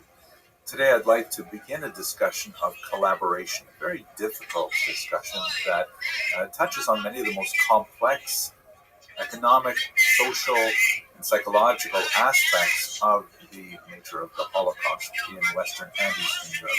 It's very difficult to get a precise sense of what exactly are the mechanics of collaboration, especially when you get down to the individual level. But in this and in the following brief lecture, I'd like to go over some of the more general aspects of collaboration that will help us place individual acts of collaboration within a broader context. So let us begin, first of all, by defining collaboration. What exactly do we mean by this term? Most historians and general researchers of the Holocaust tend to divide non-victim populations into three basic categories. Perpetrators, obvious criminals involved in the destruction of innocent human life. Bystanders, those who, to one degree or another, passively allow this to happen. And thirdly, rescuers, the heroes of the entire story. But what exactly do we mean by collaborators? Certainly there is a tendency to place collaborators directly within the perpetrators category, meaning the word, after all, means to work together, and that indicates that collaborators are those who are directly part of the overall Nazi enterprise. But when you look at collaboration from a broader perspective and understand that in reality, many of the people who were moved towards some degree of collaboration were really trying to figure out a basic calculus of their own survival. Certainly there are extremes. It's difficult to understand people who are actively involved in the direct murder of Jews and other civilians as anything but criminals. But on the other hand, you see people such as in this image here, who are featured in a German propaganda effort to encourage Slavic peoples to make their way to Germany to act as so-called Ostarbeiter, or to contribute to the German war effort through working in various industries, whether domestic, as you see in this particular image, or more likely in various types of munition factories. On a technical level, this would be collaboration. They are, after all, working in concert with the Nazis, but their degree of distance from the actual murder process certainly should mitigate against lumping them into the same category as perpetrators. We see this, for example, in two different categories of collaborators. The so-called Hilfswillige, which means the willing to help population. And these are people who were sometimes brought directly into the Einsatzgruppen murders and would actually assist with the actual murder of Jews and other Nazi undesirables in the various regimes of Eastern Europe. And on the other hand, the Ostarbeiter that I just mentioned, the so-called Eastern workers, who were simply shipped to the West to work in various industries. Furthermore, this is even more difficult and complex to understand when you think about groups like the Judenrat. These were the Jewish councils that were forced to administer the populations of the ghettos. And in many cases, the Judenrat literally had to work hand in hand with the Nazis, obviously under tremendous duress, and ultimately they were sent to their deaths as well. But nevertheless, they were the people who actually executed the Nazi will on the population in the ghetto, right up until deportation, even employing their own Jewish police force.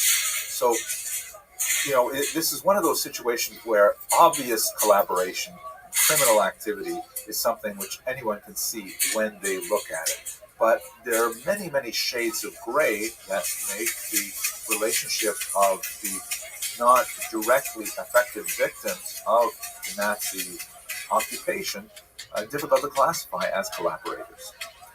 We see this especially when we consider regional differences. Have a look at this map here, which indicates the greatest extent of Nazi expansion throughout the European theater and also the North African theater.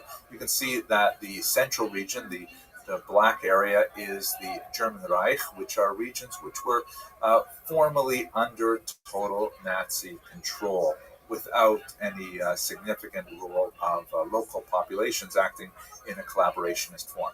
When you move to the west and to a certain degree to the north of regions that were conquered by the Nazis, the Germans were to a large degree quite a bit more tolerant of local initiatives and of local leadership. For example, in what is labeled here as a zone libre, the free zone of southern France, also known as Vichy France, the French were actually first to initiate the roundup and deportations of Jews from Drancy without specific Nazi direction to do so. This is especially true when you consider the various allies of the Nazis, like Italy, for example. They had quite a bit of leeway in their own policies towards the Jews and other oppressed peoples during the Holocaust. This is because the Nazis were largely slaves to their own racial ideology, that the Western European nations, and in particular the Aryan nations, the so-called Northern European nations, were given much more credibility in their own self-determination, in some cases allowed to manage their own government when they were under Nazi conquest. Certainly true for forces or countries that had chosen to ally themselves with the Nazis. And so they were, by and large, these regions were given much more freedom with regards to the articulation of how they would relate to Nazi policies. Specifically with regards to the anti-Semitic policies that the Nazis certainly encouraged, but did not lay down a heavy hand to make sure that they were enforced for the early years of the war. Later on in the war, however, there is quite a distinction as many of the allies begin to get cold feet. Italy and Hungary are excellent examples, and Nazi Germany has to take direct control. Then they suddenly impose their own will on the local population, and collaboration becomes much more of a dangerous phenomenon for the local Jewish populations. But let us contrast what happens in the western and the northern regions of Europe to that of Eastern Europe, in particular the conquered nations of Poland and the Baltic states, and those regions of the Soviet Union that were placed after Operation Barbarossa directly under military command, the Reichskommissariat, and you see of Ostland and Ukraine, and then further into Russia itself. Here, the degree of autonomy of local officials was almost nil. The Nazi military enterprise was basically in control of every aspect of society.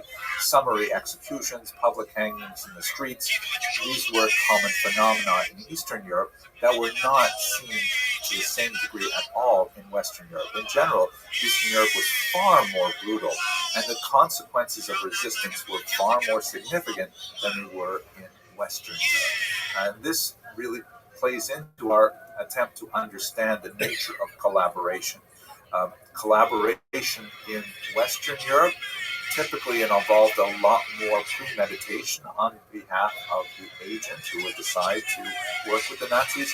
In Eastern Europe, it could often be a split-second decision whether or not to preserve one's own life or to actively choose to advance one's career by joining their activities. This is a very, very difficult topic that has clearly regional and national implications, and we'll discuss a little bit of them in the next part of this video and in the following video.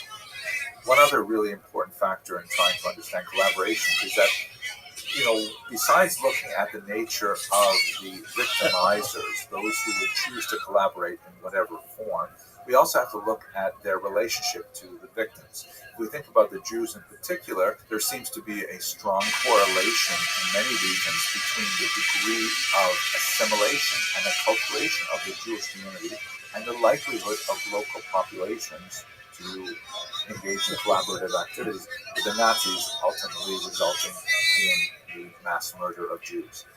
In regions like North Africa, where Jews tended to speak the local language with fluency, tended to dress the normal dress of the local populations, tended to be largely, working in a high degree of acculturation with the local populations, collaboration was far less of a phenomenon. There are many other factors, including the nature of the Nazi occupation, the dates of the Nazi occupation, and so on, but that's kind of like a superficial and generalized statement that may hold true when we look at the entire region of Europe. We see this also very much so in regions where Jews are especially conversant in the local vernacular and tend to have an attenuated specifically Jewish religious orientation that is obvious on the outside. When that is much more prominent, then Jews tend to stand out and tend to stand aside as the other. Where that is less prominent, then collaboration is somewhat muted, generally speaking, because the Jews that live there are seen as our Jews. In this context, it's really important to remember that this is all happening in the context of massive population displacement. There are Jews and many other populations who are fleeing violence on the west and the eastern fronts. And so you often have, two different major chunks of Jewish populations in a given country. In Hungary, for example, you will have a large number of Magyar Jews, that is, Jews who are very well assimilated, very well acculturated, particularly in the big cities like Budapest, less so in the mountainous region of Sziget and Maramuresh, places like that. And then you have a significant number of refugees from further east, from Romania, from Bulgaria, who fled into Hungary seeking refuge, and they are quite different. They're not Hungarian speakers. They tend to be far more religious. They tend to stand out much more. They tend to be a burden on the local population economically. And so there is a degree of collaboration which is not so much a function of the collaborators themselves, but of their relationship to the Jews under discussion. And putting it bluntly, there seems to be a much greater hesitancy to hand over our Jews, that is, let's say, Magyar Jews, Hungarian-speaking Jews in Budapest, then there would be a willingness to hand over the various immigrant populations of Jews. The refugee Jews who had come recently did not have Hungarian statehood and nationality and so on. So this is a very important phenomenon to consider when looking at the general issue of collaboration as well.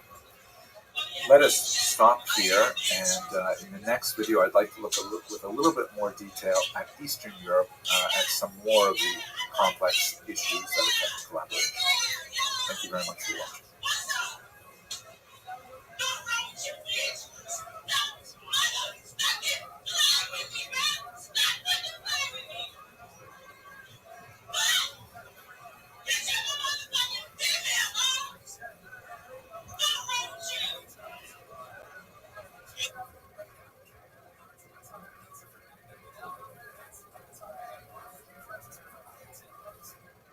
Hello and welcome to another brief lecture on the Holocaust.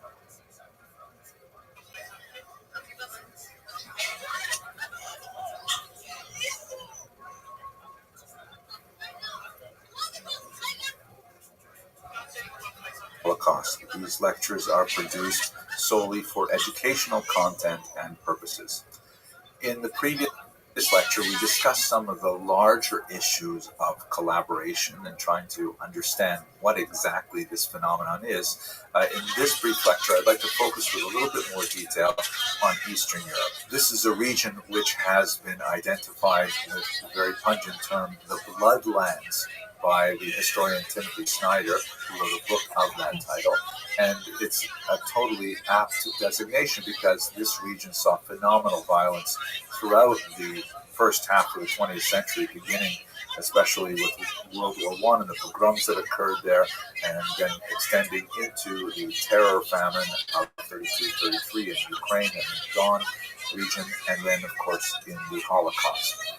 So looking at the region that we're speaking about specifically, it is the territories that the Germans and the Soviets divided between themselves as part of the Molotov-Ribbentrop Pact of August 1939. Looking at this map here, you see that includes basically Poland, which is divided in half, the western half going to Germany, the eastern half going to the Soviet Union, and it is the Baltic states to the north, Lithuania, Latvia, and Estonia. Many of the things that we'll be discussing in this brief video also apply to the military control of the Soviet Union that would be extended over these regions and further into the Soviet Union once the Nazis advanced in 1941 with Operation Barbarossa. Here is the map of Operation Barbarossa, which describes how the Nazis would essentially double-cross Stalin and their erstwhile Soviet allies and advance into this region and really make a deep penetration into European Russia, coming to the very gates of Leningrad and even Moscow, and imposing their Nazi view of how to handle the local populations there, effective June 22nd, 1941. Here is the map which we saw in the previous video, which helps us understand exactly how these populations were distributed. The region that's in black here that's called the general government is directly under Nazi control, but it has a slightly different administrative designation to the two Reichskommissariaten, which basically comprise parts of Belarus and Latvia, Lithuania, and Estonia, and then the large chunk of Ukraine, which is also on the Reichskommissariat, and then finally, immediately beyond those two territories, the expanding region of military administration. So really, what were the factors leading to collaboration in these regions, in particular, the so-called Bloodlands? One factor that is especially complex and requires quite a bit of analysis is the openness that the Nazis showed, especially from 1943 onward, is the willingness to adopt Slavs into Waffen-SS units. This was quite a surprising development in many ways because the Nazis, as we've mentioned many times, were slaves to their racial ideology, and they viewed the Slavs as significantly subhuman. One of the officers of the Reichskommissariat once said that the Slavs should only be called upon to do three things.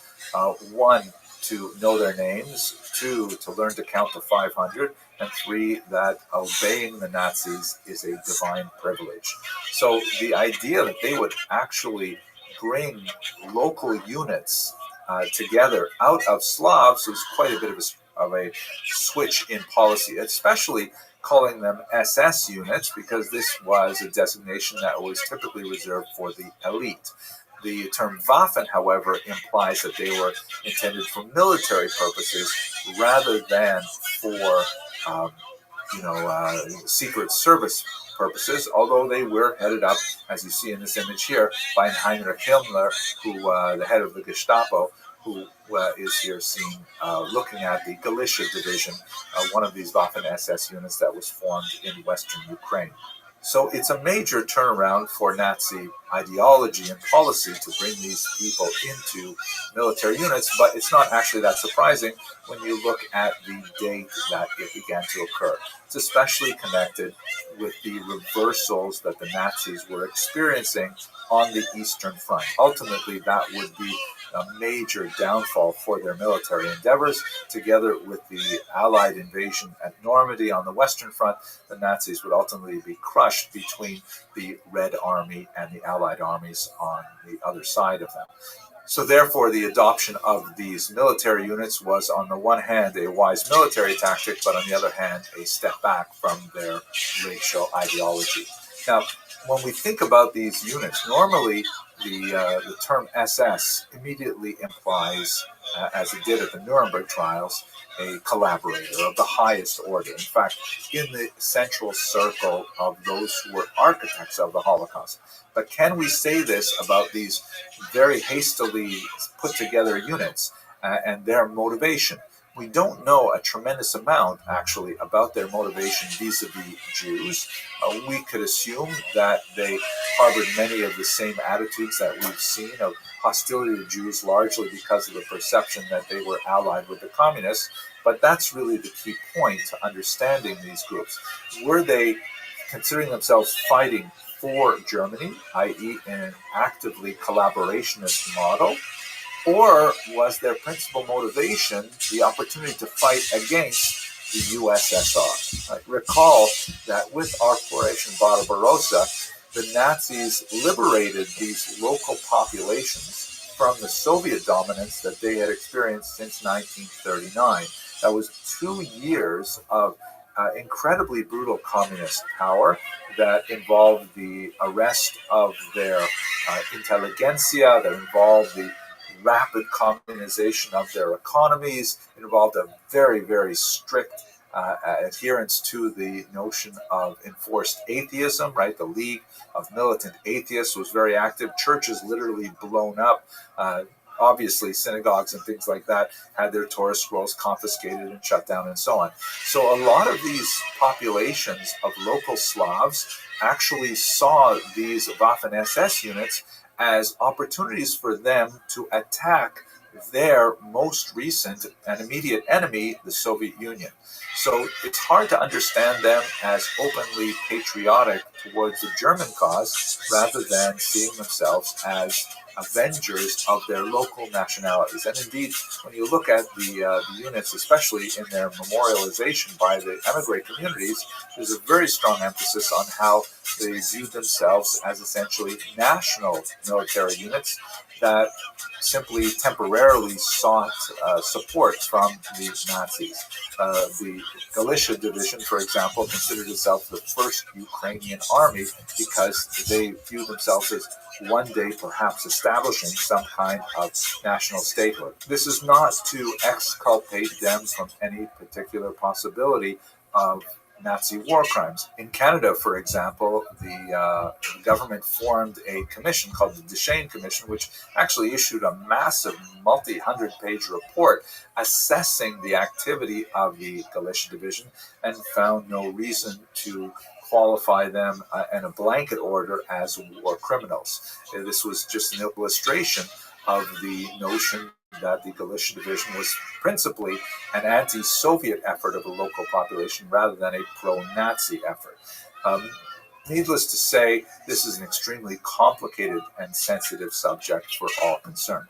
It's also very significant to note the awkward and complicated role of the church in many of these endeavors. Let us not forget how intensely atheistic the USSR was, openly persecuting, arresting, exiling, and murdering priests. And the idea that a local military unit would be formed to fight against the USSR was largely welcomed by the church. One of the most important priests of the region, speaking once again about the Galicia Division, is Metropolitan Andrei Sheptytsky, who himself was a great Judeophile. He learned Hebrew as a young man and had very warm relations with Jewish communities. He was responsible for the rescue of some 200 Jewish children and returning them after the war to their families. A remarkable individual, and nevertheless his record is somewhat tainted by the fact that he openly blessed this Waffen-SS division, which made it very hard for many to see him for the humanist and the pro-Jewish figure that he truly was. So this is a complicated kind of situation. Is it true that we can say that the enemy of my enemy is my friend? this complicates the whole idea of understanding what is collaboration. And maybe if we strike at the root of the difficulty of understanding collaboration, besides the obvious overlapping concerns of self-preservation, of economic advancement that may have very little to do with open anti-Semitism or willingness to engage in murderous activities, perhaps one of the most important things to understand is that, the many peoples from the bloodlands all consider themselves victims. The Ukrainians and the Poles and the Lithuanians and the Latvians also consider themselves victims, not precisely in the same way that the Jews and the Roma, for example, consider themselves victims, but nevertheless, they do see themselves as set upon by both the Nazis and the Soviets. Not necessarily to the same degree of genocidal intent, but nevertheless, they have a legitimate argument to make that they also share in victimhood. You see this horrific image from the United States Holocaust Memorial Museum. Polish babies, the same that happened to the Ukrainian babies as well, would regularly be selected for their racial characteristics and shipped off to Germany to be raised by foster families. Young Aryan-looking Ukrainian or Polish girls were often taken and essentially sent into prostitution with the attempt to try and improve the racial characteristics of the local population.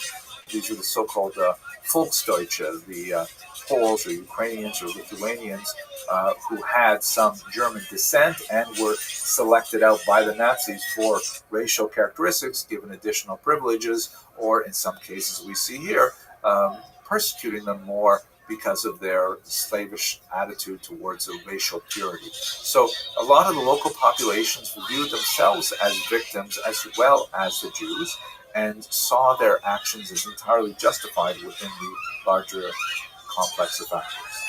This topic of collaboration is indeed one of the more difficult topics of the Holocaust and has some of the longest lasting repercussions as societies attempt to emerge from the ashes of that terrible era.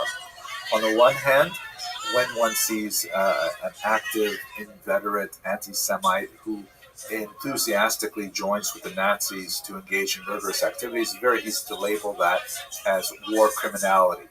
But on the other hand, you see a tremendous grayscale of various smaller acts of collaboration, which can easily be understood to some degree as self-preservation, as an attempt for economic advancement. And one wonders, where exactly do we place the line between criminality and reprehensible conduct and understandable human weakness? These are very, very difficult topics.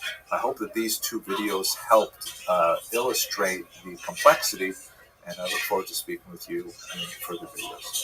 Thank you very much for watching.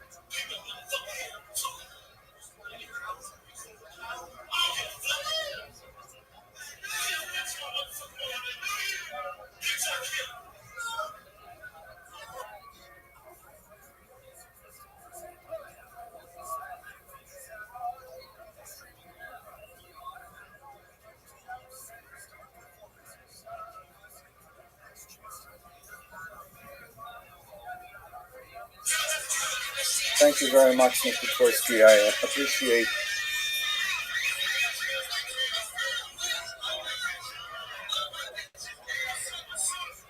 the offer from Dr. Kadish and from the university to address your audience on this occasion immediately prior to the holiday of Passover.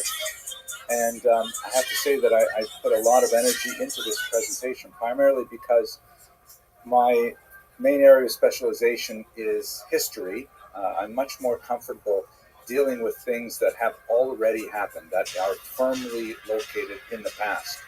But over the past 6 weeks, it has been impossible for me to concentrate on the past because I keep being drawn into the future and into, unfortunately, the present, which is so terrible in Ukraine.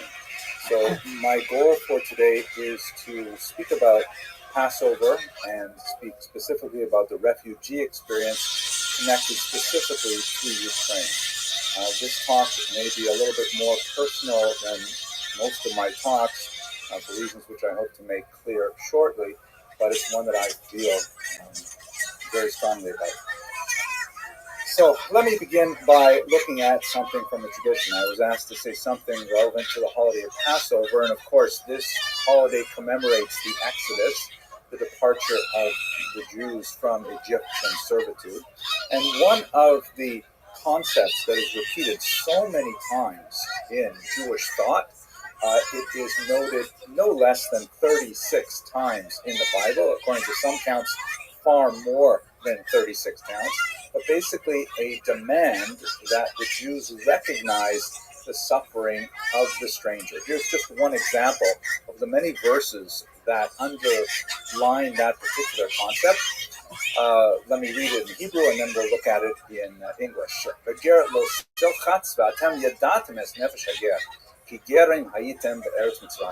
You shall not oppress a stranger, for you know the feelings of the stranger, having yourselves been strangers in the land of Egypt.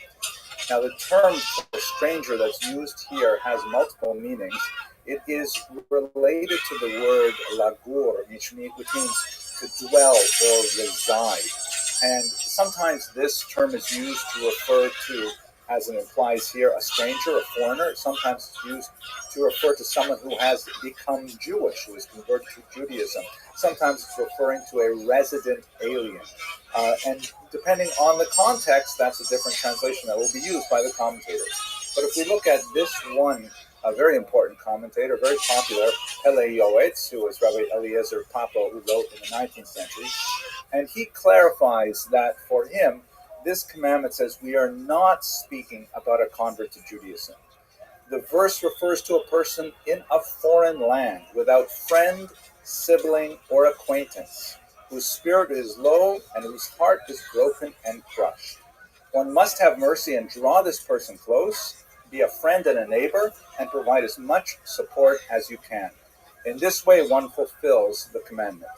So obviously, in the context of the Passover Seder, as Jews around the world will gather with their families and contemplate the meaning of freedom and the meaning of displacement and hopefully identify with the displacement of others, that is, according to Rabbi Papo of the Pele Yoetz, how they will fulfill this commandment. Now, when we look at it in our specific moment, we're not talking just about Jewish refugees, of which there are many from Ukraine. There are a lot of different counts of how many Jews live there. A conservative count says there are about 40,000 Jews who self-identify as such. There are about 90,000 Jews in Ukraine who are not necessarily connected to that core population, but nevertheless are, if you were to ask them, they would then see that they would say that they are in fact Jewish, and maybe as many as 200,000 people who are on the fringes of the Jewish community, perhaps with partial Jewish lineage or married to Jews, but we're talking about a very large number of Jews. But the main issue, of course, is not the Jewish refugees, but a far larger group of Ukrainian refugees. This is actually one of the most colossal refugee crises in history.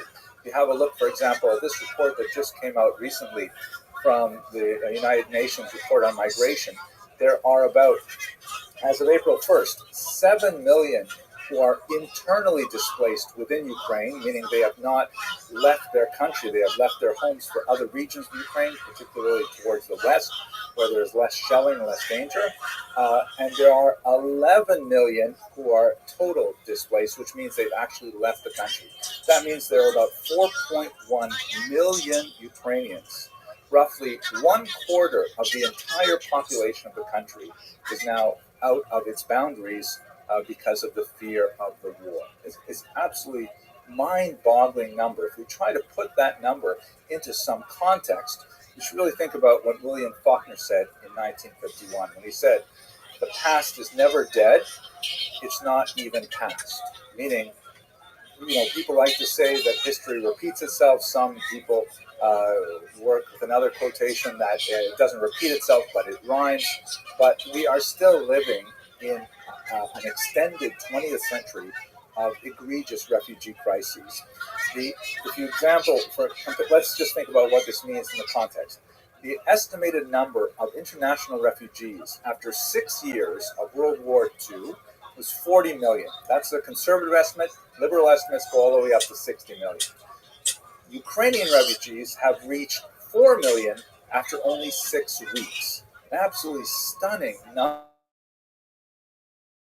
of people, this tremendous human suffering as a result. This is the 8th largest refugee crisis in recorded history, and unfortunately the 3rd largest in the 21st century. And if we look at these numbers in one other way, look at the scope and speed of it, if you were to calculate the number of refugees per the month of conflict, we're just 6 weeks into this war, and you can see that Ukrainian refugees are off the charts. Far more refugees displaced in a far shorter period of time than even in World War II or the partition of India, which was also a tremendous crisis in 1947.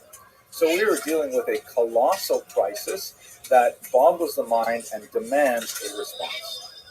Now, what I would like to do over the next 40 minutes is to talk a little bit about the specifically Jewish aspect of the experience of Ukraine, and to understand a little bit about what that might mean for Jewish responsibility to fulfill that commandment, or how Jews might fulfill that commandment of considering the stranger. But I want to get personal for a few minutes and just tell you a little bit about my own connection to Ukraine, because I think it's relevant for giving you a sense of how strongly I feel about this. This is a photograph of my father's parents, my grandparents, Polly and Alex Abramson. It's dated circa 1932. They lived in Northern Ontario, Canada. This quirky individual at the bottom here is my father. And one of the things that my father always used to tell me about his childhood is that he grew up with an adopted brother. Right after World War II, there was a tremendous refugee crisis of Jewish orphans, and they were displaced among about 300,000 other Jews to these camps that dotted East Central Europe and Italy. And my grandparents of blessed memory took in an orphan child as a refugee to live with them in Northern Ontario, Canada. And so he was the same age as my father, and they grew up together. He was his adopted brother. And so the experience of being directly connected with a refugee population and a refugee experience is something that I contemplated deeply when I was a young child, and my father told me about his own childhood. It meant a lot to me to think about what he, and especially his parents, had sacrificed in order to help out an orphan from the war. And I have a more specific connection with Ukraine.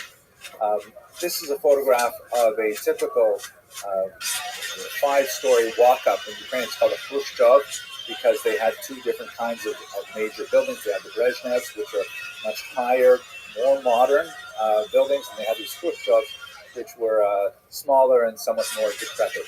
And I spent several months living in this Khrushchev. Let me tell you the story. I first visited Ukraine as part of my graduate education. My first degree was actually not in history, it was in philosophy, but I realized I wasn't going to be able to make much of a living as a philosopher. So when I was thinking about what else to study, I knew that my father-in-law was very enamored of Ukrainian history in particular. My wife's family is from Ukraine. And so I thought I would try and knock off 2 birds with 1 stone. I would impress my father-in-law, and I would find a way to make a living as a historian if I studied Ukrainian history. It turns out that I really liked it, and so I studied more and more. When I first went to Ukraine in 1989, it was still under the Soviet Union, but it was beginning to liberalize significantly.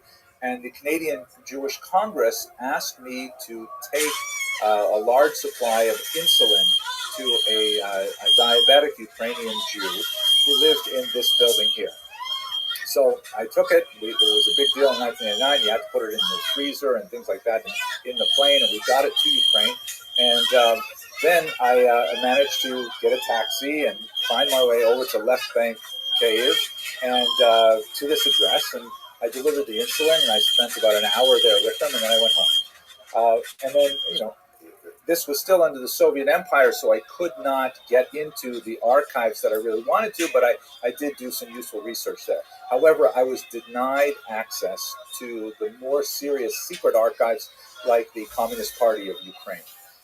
Then, when the Soviet Union fell and Ukraine declared independence, I was invited back, this time by a much more open and Western-oriented government, free from Moscow's influence, or free from much of Moscow's influence, to come back and look at those archives. So I said, absolutely fantastic. They said, we'll give you an apartment and you'll be all taken care of, and it sounded like it was going to be fantastic. When I landed at Boryspil Airport outside Kyiv, everything had fallen through. Nobody knew who I was. The people who were in charge had fled for various reasons, and I was completely alone in a strange city with a pocket full of Canadian cash and no idea where I was going to spend the night. I didn't have a hotel reservation. I was supposed to be a guest of the Academia Nauk, and I really didn't know what to do. And the sun was setting, and there was a lot of rogue criminality going on. The mafia was very strong in those early months after the collapse of the Soviet Union. So I got in a taxi. I knew that this building, this was the only person I really knew in Kyiv at the time. I knew this building was somewhere in the left bank of the Dnipro River. I said, take me to that region. We drove around for about half an hour. I thought I recognized this. And sure enough, I went in. I went up to the right floor. I thought it was. I went to the right door. I thought it was. And in fact, when I knocked on it, Yevgeny Antonovsky answered the door. He was home. It was, thank God, the same place that I had visited originally. And I ended up staying there for several months. Even after we were able to work out where I was supposed to be and what my living conditions were supposed to be, I simply asked that all the funds that the Canadian government had allocated for my trip be directed to the Antonovskys, and so they were able to get a windfall, but I lived in their tiny two-room apartment for several months as I did my research. Here's a picture of me with Yevgeny. Believe it or not, I'm the guy in the back there with the dark hair and dark beard. And you'll see that we're looking at some beautiful 19th century Talmuds. Yevgeny's grandfather was the shamus of a shul in Kiev. He was sort of like the sexton of a synagogue. And when the communists came in 1918, he hid all of the holy books, and he preserved them until his father and until Yevgeny could take care of them. So their house was filled with a remarkable collection of 19th century imprints. It was absolutely gorgeous, and we would spend time studying there together. So I got to see from the perspective of regular Soviet Jews what it was like to live under those conditions. Here's another photograph with Yana, his wife, and also on the right, those of you who are students of Ukrainian Jewish history, or those of you who are fans of art, you might recognize, or even if you're fans of Cuban literature, you may recognize the young man on the right, who is my good friend that I met in Kiev at that time, none other than Professor Yochanan Petrovsky-Stern of Northwestern. Here's a picture of what he looks like now. He's kind of mastered the smoldering look since I knew him then. But our first associations were in the Vernadsky Library.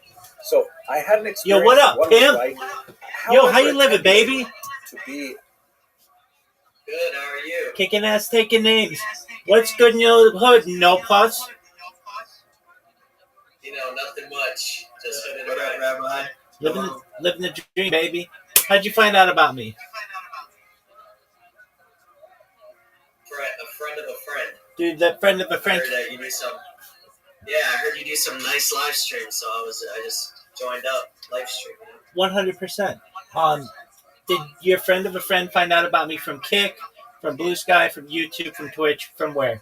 It was probably Kick. Oh, that's tight. Okay, I'm pretty sure it was Kick. excellent. Do you mind if I tell you about myself? Yeah, of course. Go ahead. Thank you so much. I'm Rabbi Rothschild. I stream my life 24 hours a day, 7 days a week, 365 days a year. I've been doing so since the pandemic. I have more data archived on the internet than any person in global history. Data, according to The Economist magazine, is Earth's number one resource, more valuable than food, water, gold, air. In 2018, data overtook petroleum as Earth's number one resource. If I may ask, no puss. So you're a friend of Yolo. Oh, tight. Um, have you ever seen the movie The Truman Show or the television show Big Brother? Not. That's okay. It's basically someone whose life's on camera 24 hours a day. That's what I do. Yolo, apologies if you've heard this before, which I know you have. Uh, but I stream my life all the time. I have the world's largest archive going back to the pandemic. We've seen the death of a queen, the birth of AI, the coronation of a king, and everything in between. As I said, data is its number one resource, and I have more data archived online than any person ever, which may make me an influential individual. And if that happens, I'm going to make you No Puss, Yolomoto, Asian Andy, and all of our other friends on Kick very wealthy. I'm going to give you all the money that you need to become financially independent if you're not already, to create generational wealth, and to start charities and philanthropic organizations of your own. How does that sound, No Puss? That sounds good. I like it. Excellent. I talk about things that I feel are going to help the world in addition to ending world war and promoting world peace. I'm an advocate for ending world hunger through the use of technology such as agricultural drones, floating greenhouses, saltwater greenhouses, things like vertical farming, things like hydroponics and cloud seeding. I'm an advocate for ending I have world. a question. Go ahead, big dog. What's a floating greenhouse? That's a wonderful question. Excellent. So it's basically a greenhouse that you put on water where land is scarce, that floats and is able to produce food for the neighboring environment. So you can take a place like New York City or perhaps like Hong Kong where we have generally real estate is very expensive, but the water is pretty open. So we can literally take like floating platoons or barges and make greenhouses on them so that people have fresh food and it doesn't have to be shipped, which is better for sustainability and the environment. Does that make sense? Yeah. Excellent. Let me explain the other ones. So a saltwater greenhouse is based for um, uh, hydration purposes. So you can pump seawater onto land and basically desalinize it and make it so that hydroponics. So this is popular in the cannabis industry, but it's also popular within agriculture where you don't use soil as a medium, but you use water as a medium and you pump nutrients into the water, and it's much more effective for the root systems. We have vertical farming. So imagine a farm.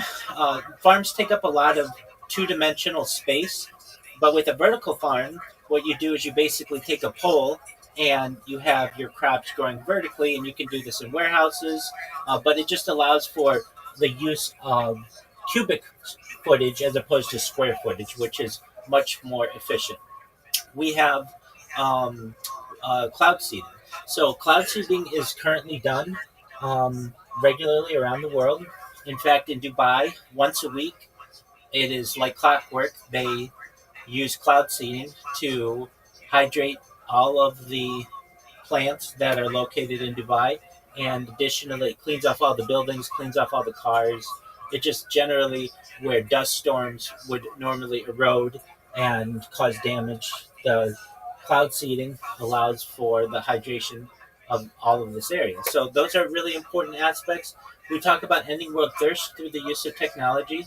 Things like, well, I'm sponsored by cryptocurrency that's worth $100 million, and one of the things we do is we build wells in developing nations, and particularly in Nigeria. And that is a project that's near and dear to my heart, and I want to continue doing that. So basically, all we do is just dig a hole in the ground until you get an aquifer, and then just allow people to have clean water.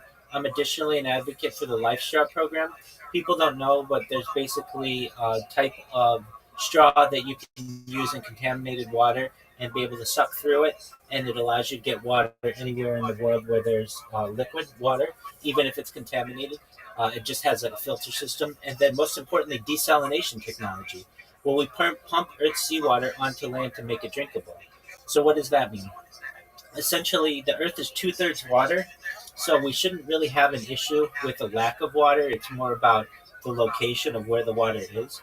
So we take essentially big pumps, pump seawater through them into a desalination plant.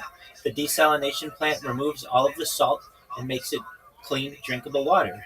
This is currently done in many countries in the world, and I feel is an important aspect to solving the global thirst issue. I talk about some other things that are important to the world. I'm really big into futurology, things like anti-gravity, antimatter, faster than light travel, faster than light communication. I'm into alien disclosure and things like space tourism, terraforming of other planets, de-extinction technology. People don't know this, but the first successful de-extinction took place in the year 2003 with the Pyrenean ibex, which is a goat located in northern Spain, southern France. Fast forward to the year 2021, a company out of Dallas, Texas is founded known as Colossal Scientific. They've made it their goal that within the next 3 years to reintroduce the woolly mammoth into the Arctic Circle, utilizing Asian elephant hybrids, Asian elephant surrogates. Uh, they have already introduced, this company's already introduced the dire wolf, three of them. Joe Rogan is with them. They're located in Texas.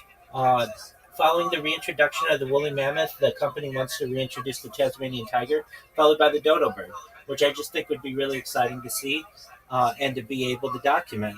I talk about other things that may be of benefit to you and your family and your friends. Everything that I talk about is with your consent, but I talk about things like life extension technology. When you were born, no pus, the average life expectancy for you was probably about age 80. I would increase that to age 100, 120 if you went through the use of technology such as oxygen therapy, human growth hormone, stem cells, cryonics, cryogenics, things like perhaps ambrosia therapy, cold shock therapy. But you may eventually get to be 120 years old, and you may say, Rabbi, everything that you said came true. Everything that you said to Yolo Molo came true. Everything that you want to do for Asian and Andy came true. What's the next plan? And again, this is with your consent. If you want, we may be able to utilize a type of technology known as mind uploading technology. Again, with your consent, we scan your brain into a computer like a CAT scan or an MRI, knowing where every atom is in your central nervous system and your peripheral nervous system. For later download as an android, an avatar, a cyborg, a cybernetic being, a clone of yourself, an ethereal being, a robot, whatever you want to be. But essentially, what I'm saying to you is that you may be able to experience digital immortality. What are your thoughts, No Puss? Sorry. You're good. I never thought about that. I never knew that existed. But can I be reincarnated? So you said this technology can, like, it works as like reincarnation, right? Like you can not necessarily, but like you can turn into something you download in your brain, right? Exactly. Okay, so then I can turn. Can I add on to that? No, Puss. You talked about droids? Could they bring George Droid? If you're familiar with him. George Floyd. Yeah, you could bring George Floyd back. No, not George Floyd. George Droid. That's so inappropriate. Like they have him, but they turned him into like. I think it was fake, but they said that they uploaded his brain into like a cyborg. I don't know if it was true or not, but I saw it. Wait, is that the technology you guys use? Well, I don't currently use it, but essentially, this is something that scientists are starting to develop. It's already being done with mice, memory transfer. So the idea of mind uploading technology for someone like George Floyd could happen potentially. If we had access to his body, it's much easier. But even if we don't, we could do it through multiple ways. We could use his DNA to be able to replicate a version of him. We could even just with pictures of him be able to model his body and eventually be able to remove different layers of his body and be able to see into his cranium and perhaps be able to um, recreate what was in his head. including his memories, That's fucking his sick. thoughts, his personality. So it's just a matter of time, and we can do this through multiple ways. So if you're like, They have AI layer 2 and 3, I was seeing that they had with him. Like there was something different layers of AI, and they were uploading it or something like that. I couldn't really remember. So essentially, with this thing, you said they're doing it on mice, correct? yeah, so they're taking mice memories and they're able to transfer them from one mouse to another. So if the mice was conscious, could they turn into like George Droid? Or anything they want to be. Yeah, you could take a mouse and make them into a cyborg, a cybernetic being, a clone of itself, a robot, an ethereal being, whatever you want it to be. So, what's the downfall of this? Like like is there like no consequences? Well, there are consequences to every action. It just Well, I depends. mean so like let's say I do this and I turn into like um John Legend. Okay. What happened to John Lennon happen to me? No, not necessarily. You'd have to be on the same timeline. You'd have to be outside the Dakota and get shot. Okay. I was hearing something too. This is kind of off topic, sorry, but it was just something I was thinking that they were researching an alternative forms of power.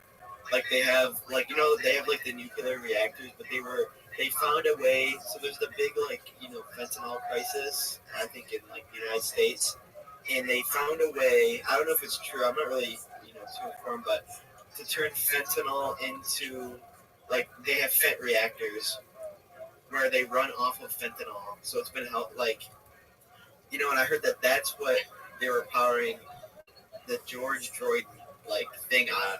I don't know how true this is, but that's what I heard. That it was like funded by Microsoft, and they learned something about Fed technology or something. I'm not sure if that is similar to. That's cute, Yolomolo. I can tell you that fentanyl isn't really that powerful in comparison to carfentanil. Carfentanil is what they use as a painkiller on elephants. So, if anything, why use fentanyl when you could use carfentanil, which is like 1,000 times stronger? What is it? Carfentanil? Yeah. Oh, I've never heard of it. I'm gonna go Is mess- it like so? Is that the same? Is it like the same like chemical compound or whatever? I believe it's somewhat altered, but it allows for much more pain relief. It's really only used by veterinarians on large game like elephants, rhinoceroses, hippos. Oh, is it like ketamine? It's much stronger, Like for horses? much stronger. I never, this brain tech one. So could I essentially? So would I have like if I turn into uh like anyone? Do I like possess the same things that like they thought of when they were there, or do I keep the same like conscience and brain that I had, but just put it to a different mind? You can have it both ways. If you want, you could have a clean slate, but then you wouldn't necessarily know that you were any different. That would just sort of be reincarnation, but without the memory transfer. Or you could have the memory transfer and be whatever you want. In answer to your previous question, carfentanil is an extremely potent synthetic opioid analgesic used primarily in veterinary medicine to anesthetize large animals such as elephants and rhinoceroses. It is structural. It is a structural analog of fentanyl and acts as a highly selective agonist of the mu opioid receptor with an affinity for this receptor that is approximately 10,000 times greater than that of morphine and 20 to 100 times greater than that of fentanyl in animal studies. The potency is such that 1 milligram of carfentanil is roughly the equivalent of 8 to 10 grams of morphine. The drug was first synthesized in 1974, yada, yada, yada. Holy shit. Dude, I got broken up with like a while ago, dude. I could have used it. I would have fucking fucked up some fentanyl. All right. What did the bitch do?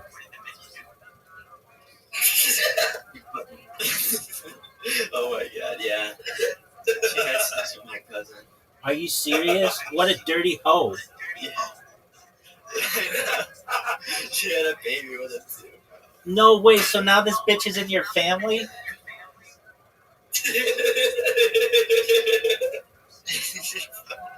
So you have to go to a family reunion and your fucking ex is there and her fucking ugly ass love child? Dog, what's your relationship with your cousin? Dude, we were like, it was like, so you know how you like he's like one of the cousins that would always come over, like I would see him like all the time and stuff. Now our relationship has been tarnished. Devastated, dude. You have no relationship. This guy fucked some hoe who you used to stick your dick in. Now he has a love child by this hoe. I know, bro. I used to stick that shit in there deep too. Obviously not as deep as he did. I think my dick is bigger than his because I bruised her cervix and he couldn't even reach the dick. Well, if anything, he's firing with live ammunition because he's a daddy. I know. His shit is nude. I think I'm infertile.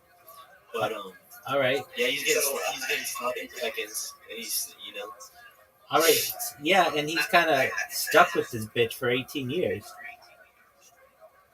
I know. Does I this... got a question about brain technology. Go ahead. So could I turn into his cousin and fuck his girlfriend? Well, it's no longer his girlfriend. Didn't you just hear the story? Oh, sorry. It's his ex-girlfriend. Okay, so you want to know if you could turn into his cousin. So his cousins currently exist in this timeline. But what you could do in the future with mind uploading technology is be able to basically shapeshift or morph into his cousin. We might have to artificially clone his cousin.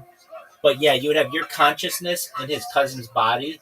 Now the nasty ass hoe who fucked the cousin, that bitch would get older and older and older. So she probably isn't going to be desirable to you. But let's say she just cloned herself and just continued in the same kind of body at whatever age she was when she got impregnated. Yeah, you could fuck that chick and perhaps even bruise her cervix and impregnate her. You could give her a 2-for-1. So can I turn into damn. Could he turn into my ex-girlfriend and then I can have sex with him? That's absolutely true too. 1000%.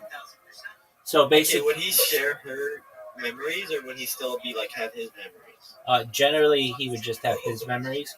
However, if she gave her permission and we had her consent, then you could meld those We memories. can upload her consciousness to his mind. That's true. Yeah, I like this. Dude, you opened my eyes. You know that? That's what I do, baby. So I got another question. Go for it. You know how we don't know what Genghis Khan looks like? Dude, yeah, totally. I just literally listened to like 25 hours straight of Genghis Khan over the last 48 hours. So I'm all up on Genghis Khan knowledge. We don't even know what year he was technically born. So how? Oh wait, never mind. I'm sorry, that was a bad question. Sorry. No, it's a good question, but we do know that he has 16 million, perhaps, descendants that are currently alive on Earth. So we might be able to reverse engineer their DNA and then create a version of what he might have looked like. Okay. Yeah. So could I, with my girlfriend's consent, turn her into Genghis Khan and have sex with Genghis Khan? Let's think about this one. Well, the answer to any of these is yes. It's just how do we get there? So we would need her. We need Genghis Khan's DNA, which we can get from one of the 16 million descendants. So we get that DNA, we create a clone of him, we upload your girlfriend's consciousness into him, and I mean, he's a man, and I assume you're a man, so you would only be having man to man sex. So that means that either one of you would have to become a woman generally. I mean, I guess we could do some type of transition for one of you, but generally, what you might want, what you might want to do is just have it be Genghis Khan's one of his sisters, which he did have. So it would be like as close to his DNA as a female as you could get. But that's not gonna cut it, unfortunately. Okay, well then I'm if okay with man-to-man sex. okay, well then that's the easy way. The other way would be just one of you transitions. Okay. Yeah, no, I don't. I think So we I have don't like the idea of putting my PP inside out. okay. I mean that's not you. This is history. Oh, Yeah. shit. I thought he was talking about having sex with me. So. No, that might be your desire, I mean, but he made it quite clear that this was his girlfriend, who he wanted to make into Genghis Khan. Did you ever Dude, why are you being an asshole, bro? That, like, would you not want to have, like, he was the richest man in history. You wouldn't want to have sex with that? That's incorrect. No. That title goes to Masa Musa, who was the king of the Ethiopian Empire. That was my bad. That's okay. No, but what Genghis Khan did do is have the largest contiguous land empire. Yeah, did he also rape, like, a bunch of women and kill them? Yep. He had, I believe, 28 wives and a large harem of concubines as well. Yeah, okay. I think, I feel like, can I put my money, can I, like, put some money into this and then get, like, this, you know what I mean, the sample, the test run, like, this money, for instance? That would be a question for some pharmaceutical company, whether they accept donations, but I'm sure they do to some extent. They have some not for profit that they accept your funds. Now, would you get to be in the front of the line for this? Perhaps, depending on the amount of money that you donated, but likely not. You would just get some type of response. Thank you for your donation. We appreciate it, and you'd never be talked to again.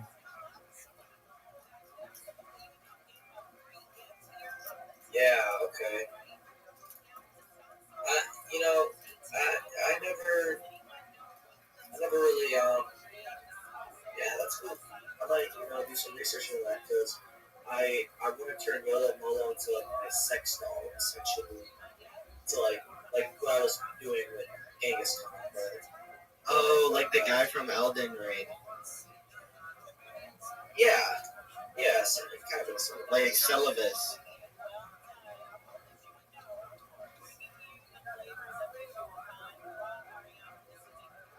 yeah. Rabbi, what's your favorite food? Fruit or pizza? Oh, shit. I love pizza. Well, actually, steak. I love steak as well. Steak. You ever have, I'm sure you've had gefilte fish. Love gefilte fish. I love gefilte fish. A lot of people don't. I love gefilte fish and horseradish. It's like one of my favorite combinations of things. Would it be considered bestiality if I turned my girlfriend into a dog, but because she's not like a dog technically, she's like an uploaded dog, but then I had sex, would it still be considered bestiality? It's an excellent question. Generally, bestiality, in my opinion, is not a moral action because you can't get consent from the dog. So this really lies on consent. However, in a world where telepathy is a thing and you're able to communicate perhaps with your mind, or in a way where we could be able to communicate with dogs, if you can get the dog to consent fully, then you should be able to have sex with your dog, so long as you consent as well. I saw. Okay, that is a good point.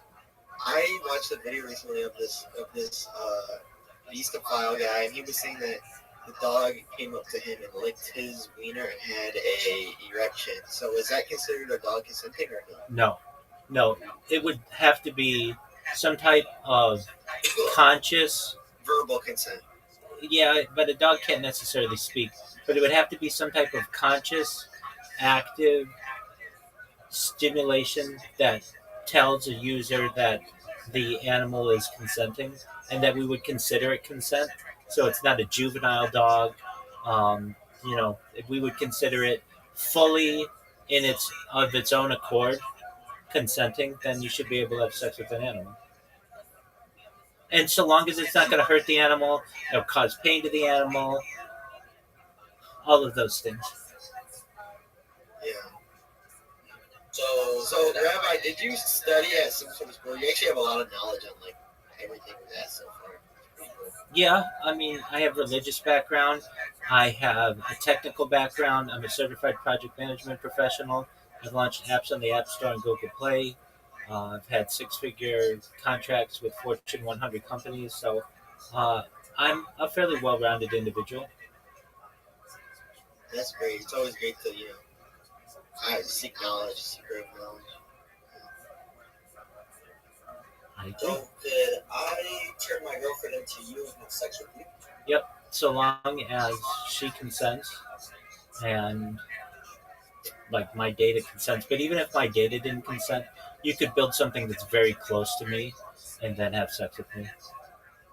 Or through her. Oh my God. So like that's crazy. she would basically take my image, put it in a replicator, create a version of me, upload her consciousness into it, and then you guys could go to town. Okay, so what I need, would you get You are very handsome, by the way, Rabbi. Thanks, baby. Yeah. Of course. Let's not state the obvious. What's your question, big dog? Sorry, I seen something on my computer here. Would you give me consent? Would I give you consent? So I want to continue to live forever through mind uploading technology and life extension technology. But if you want to create like a close version of me, yeah, go for it. No, but I mean like the exact version. Well, I want to continue living, so I don't want to have sex with you. Now, Oh, okay. let's say we wait 10 billion years and your girlfriend wants to take over your body and then she wants to have sex with me, then I might consider it. Are you hitting the girl? Yeah, straight up. Tell that bitch I holla. You probably would too, man. She did it with my cousin. You're not even gonna believe this either. His girlfriend fucked your I cousin found out, too? Like, a couple months after she was with my cousin, bro, she fucking did it with my granddad too. So, Dude, I was done with her. I regret in introducing her to my family. dude, that was all a ruse. I know she fucking. So what did this bitch do? She just said you're lame and I'm finding another dude? No, I broke up with her. She still wanted to be with me, but I found out she had sex with my cousin. Oh, so she really did have sex And with then your I cousin. broke up with her, and then like a week later, I found out she was pregnant. Oh, no shit. Okay, so she really did have sex with your cousin, but not your grandfather. No, I think she did something with him. I mean, there's no proof of it, but How old is your grandfather? 72. Your girlfriend at 8 dude, that's some fucked up shit, dog.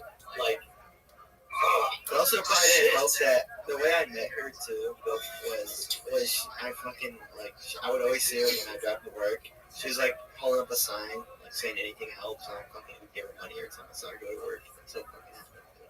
I literally helped her. I literally gave her a place to fucking stay. So you fucked a homeless chick? Well, she was homeless when I met her, but not after because she was staying with me. How hot was this chick? Well, if you saw a picture of her when she was younger, she was really good looking, but she was on the fentanyl and stuff, so all her teeth fell out and shit. She did have dentures, but the gum jobs were insane. All right, I don't know what to believe anymore with your love life.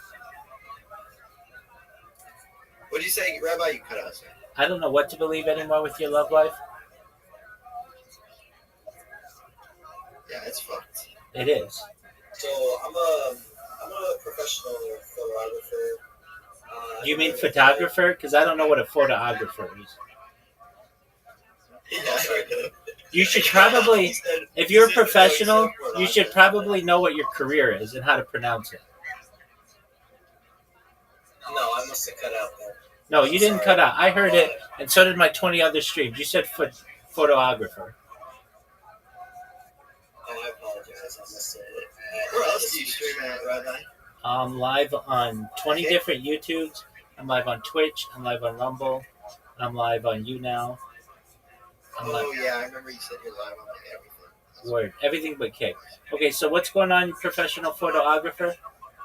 Oh yeah, you got banned off of Kick, right? Word, dog, because I spam everybody. Yo, So we have a professional photographer. Go ahead. So I've been doing it for a year. I'm 22 right now. I've been doing this since I was around 21-ish. That would be a year. Right. Would you believe me if I said this was my girlfriend? Oh, sorry. Let me fix the lighting real quick. Bitch, that's a celebrity. Motherfucker, I took that picture myself. They did it. Don't talk to her. Don't talk about her. Alright? Yeah, okay. Asshole. That looks like a phone background. No, dude, don't cut that shit out right now, okay? At least my ex didn't have sex with my grandfather, okay? Okay. Right? Okay. I'm tired of that. That was rude. That was uncalled for. Okay. Okay, continue. So this is the girl that you said you might want to have sex with. Would you have sex with her? That bitch? She consented. And she was a chick. And she was down to fuck. Yeah, potentially. Is she biologically a female? I'm sorry. I wasn't lying. I wasn't lying. I just didn't say it. She is trans. Notice in my response. Notice in my response, I said, and if she's a chick. Right. So are transgender chicks not actually chicks? Transgender people or whatever they want to be. So it doesn't bother me because I don't see a penis. I'm not saying I'm not into penis. I mean, I can rock a yellow bullet penis, bruising my vagina if I had one. But yeah, no, she's out of choice. It doesn't bother me. All right, well, good for you, dog. I'm glad you found love. But, I was just saying it because I was wondering if you would have sex with him.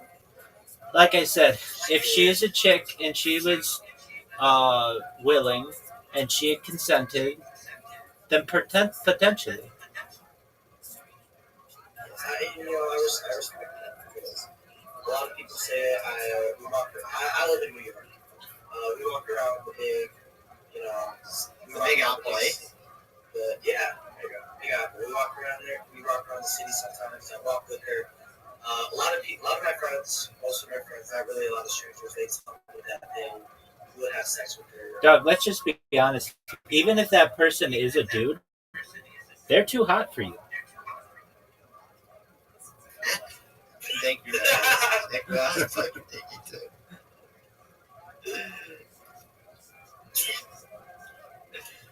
Was Do that you speak Hebrew, Rabbi? Some biblical. So, what about Yiddish? Some. So, yeah. I just know a few words. That's not very many at all, actually. There you go.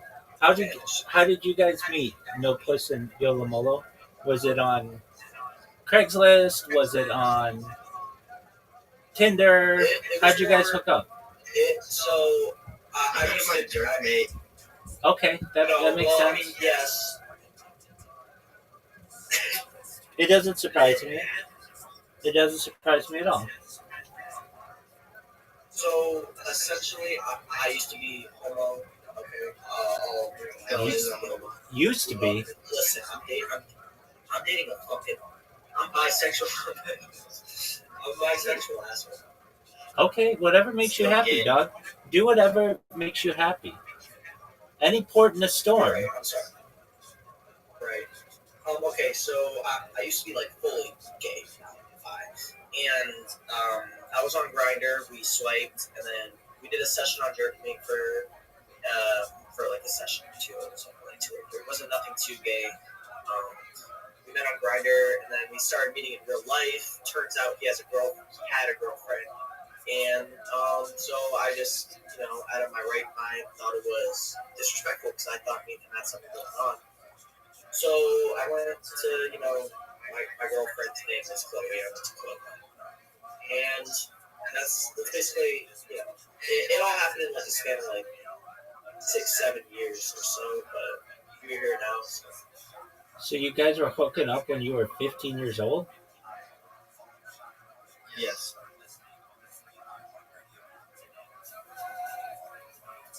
I mean, I don't like talking about it. That's why. I mean, you're a smart guy. You know what I mean?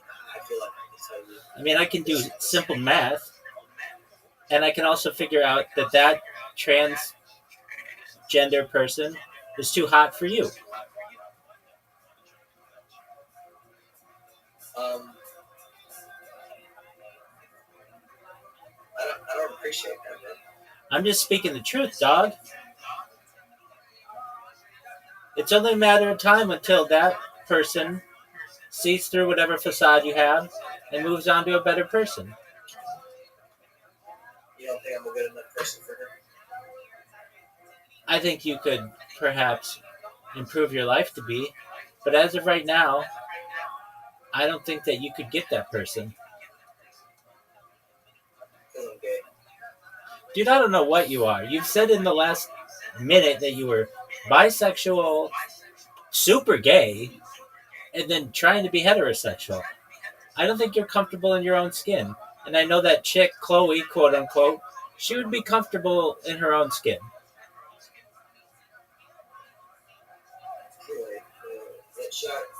Should I message her real quick?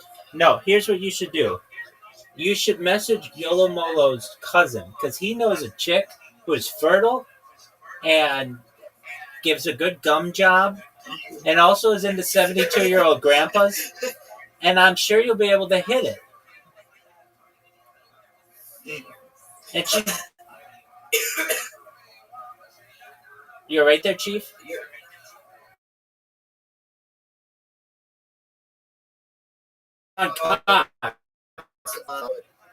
What are my thoughts on the Talmud?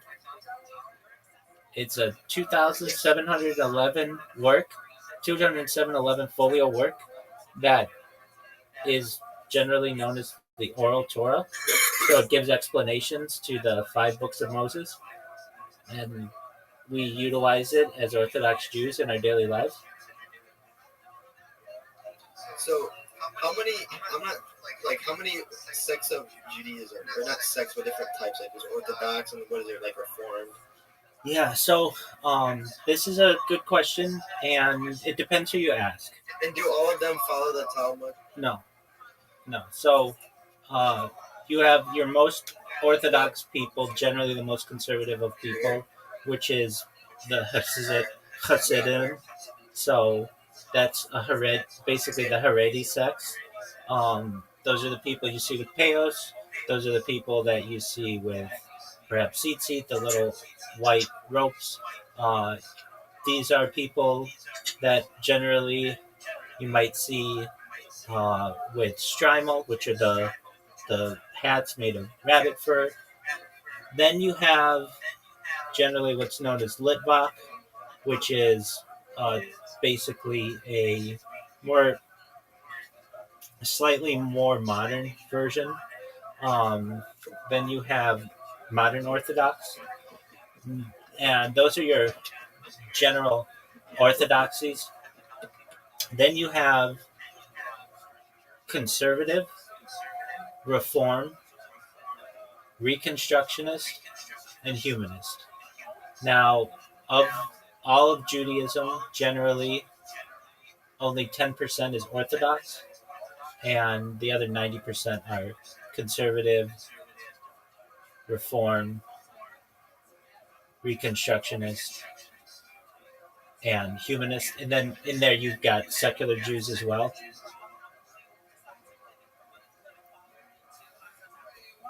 Those are the basic. We don't necessarily call them sects, but maybe denominations of Judaism. Yeah.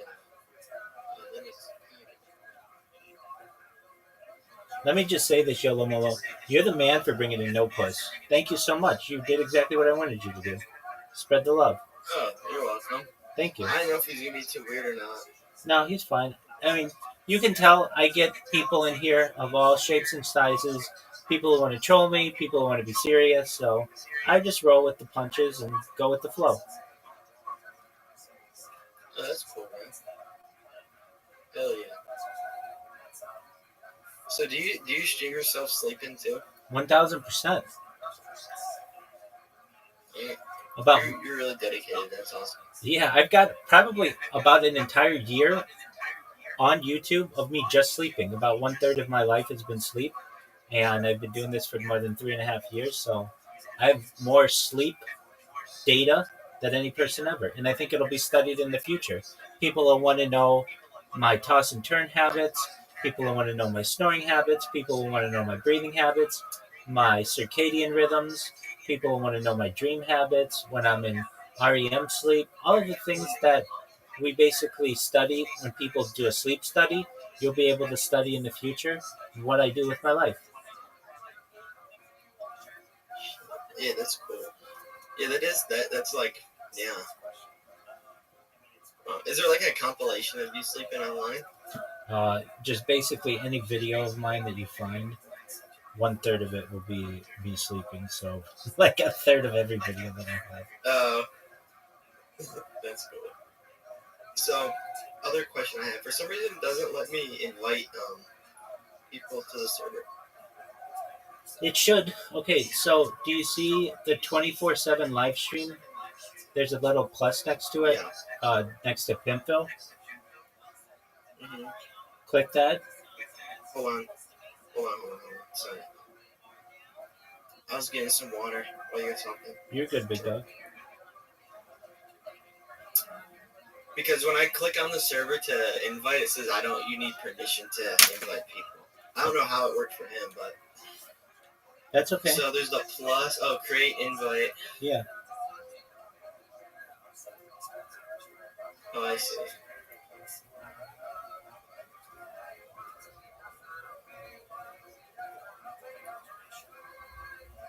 Because I tried inviting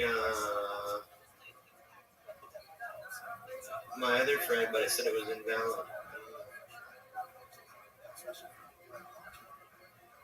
But well, I'm gonna hop out of here for a minute. I'll join back up in a little bit. Okay, Rabbi? You do whatever you need to do, my friend. All right, Rabbi. Thank you so much for talking with me. I'm gonna see if I can get the invite to work. I'm gonna join and see if they are able to get it. But Excellent. all right, thank you, Rabbi. Peace, buddy.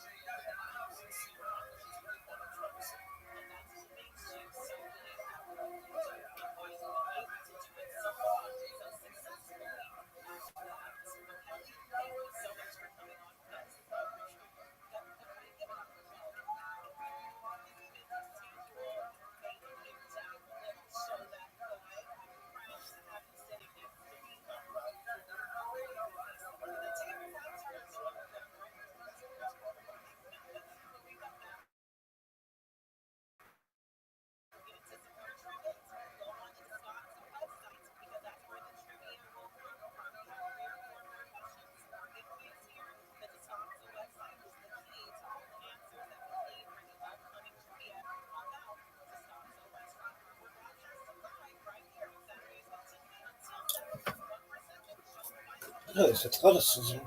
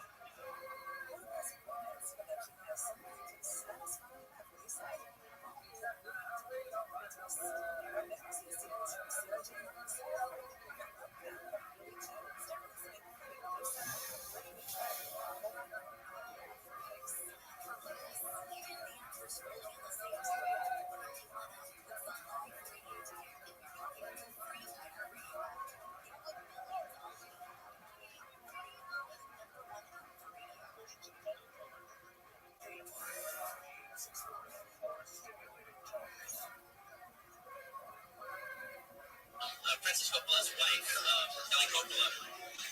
And she asked me a question, so what are you doing next? I go, well, I'm planning this big World War II film.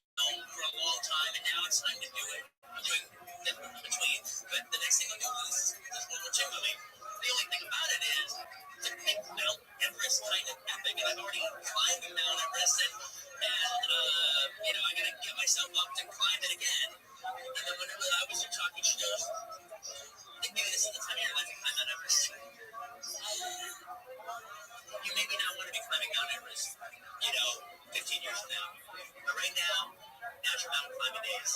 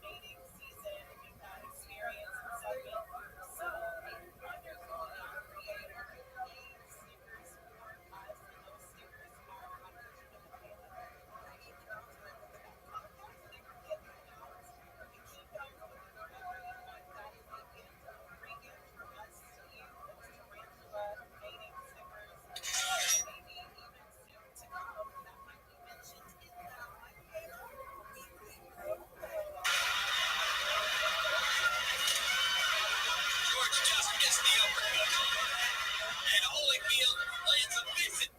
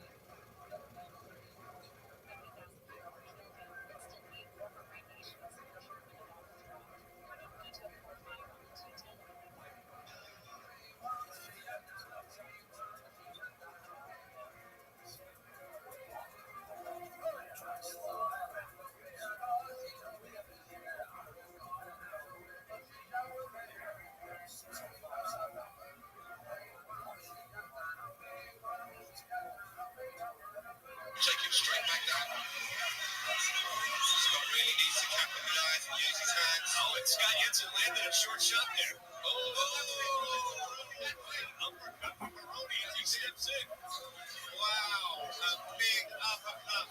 See Scott go down and out. That is all she wrote. A huge uppercut from Baroni. Both guys traded hands.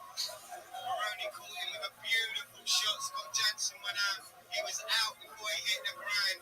What a fantastic win. Yes, it actually landed a hard punch, and then he stepped forward with his weight and walked right into the uppercut. Yes, you're right, because he landed the left first, which was tight, and as you said, went for the next punch, and Baroni caught him on the way in. You've got to say this, it was perfect timing for Baroni. Great work. Wow. This idiot just nutted Bill Baroni. He just nutted Bill Baroni.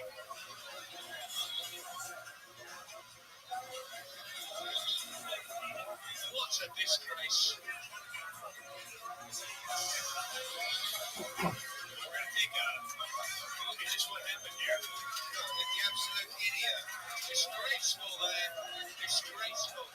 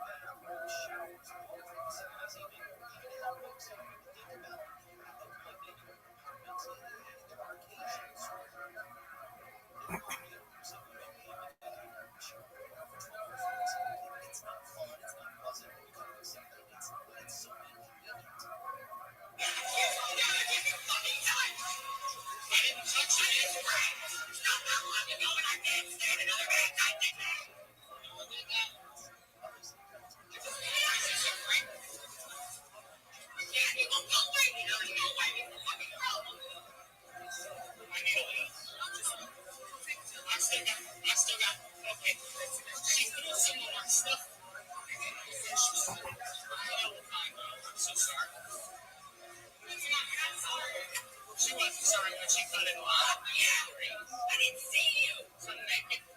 So I just asked her if she saw me and just go. That's it. You're making it worse.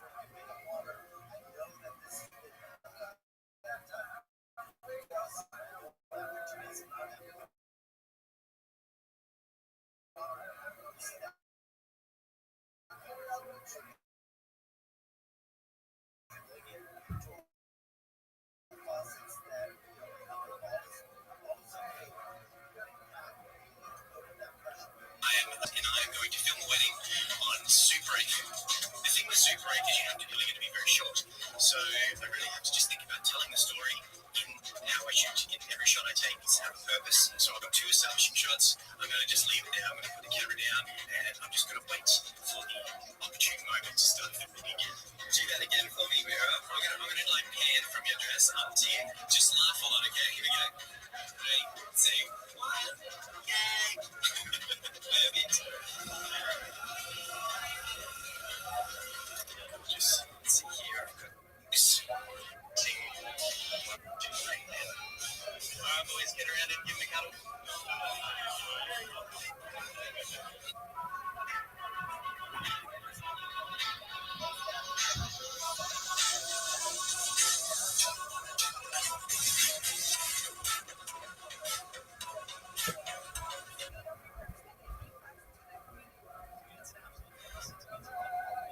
Biscuits smoked low and slow, stacked high with turkey and ham.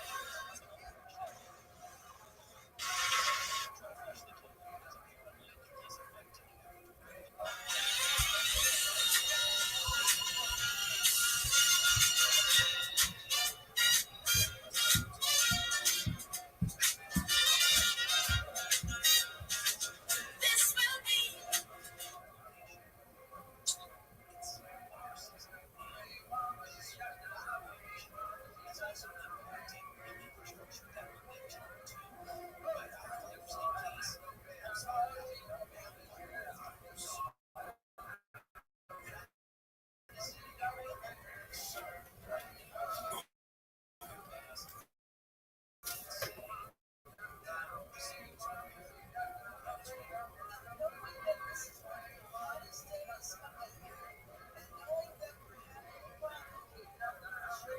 Look at this athleticism.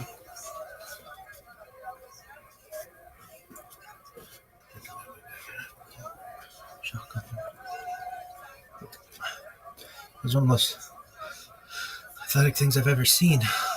Maybe the most athletic thing ever. Did you see that athleticism? The West Side. I gotta take a whiz. A whiz, kid. I gotta poo. Poo poo. Poo poo pachoo. I gotta shit. Dog. Come on, you little bitch.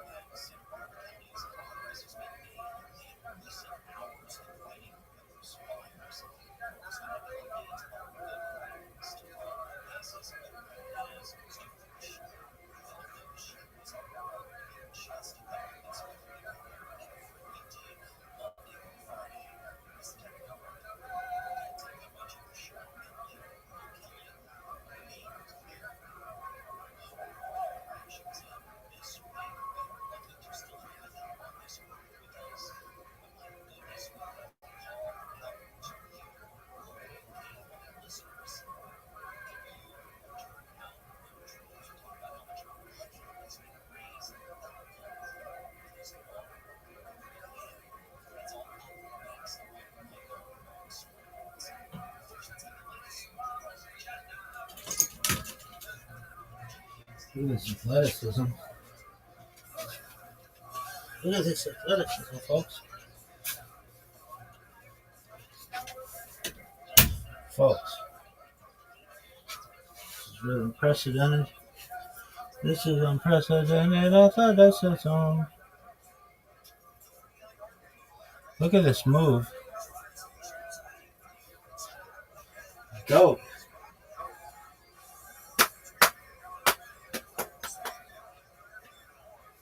Look at this athleticism, folks.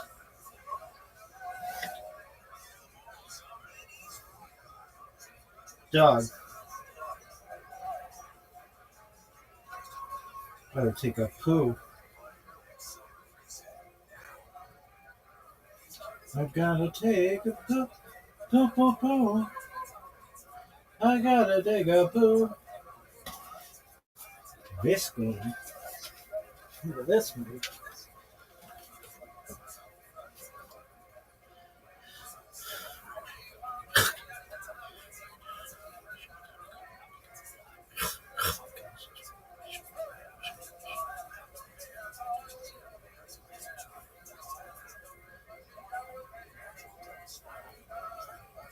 Shorty pie.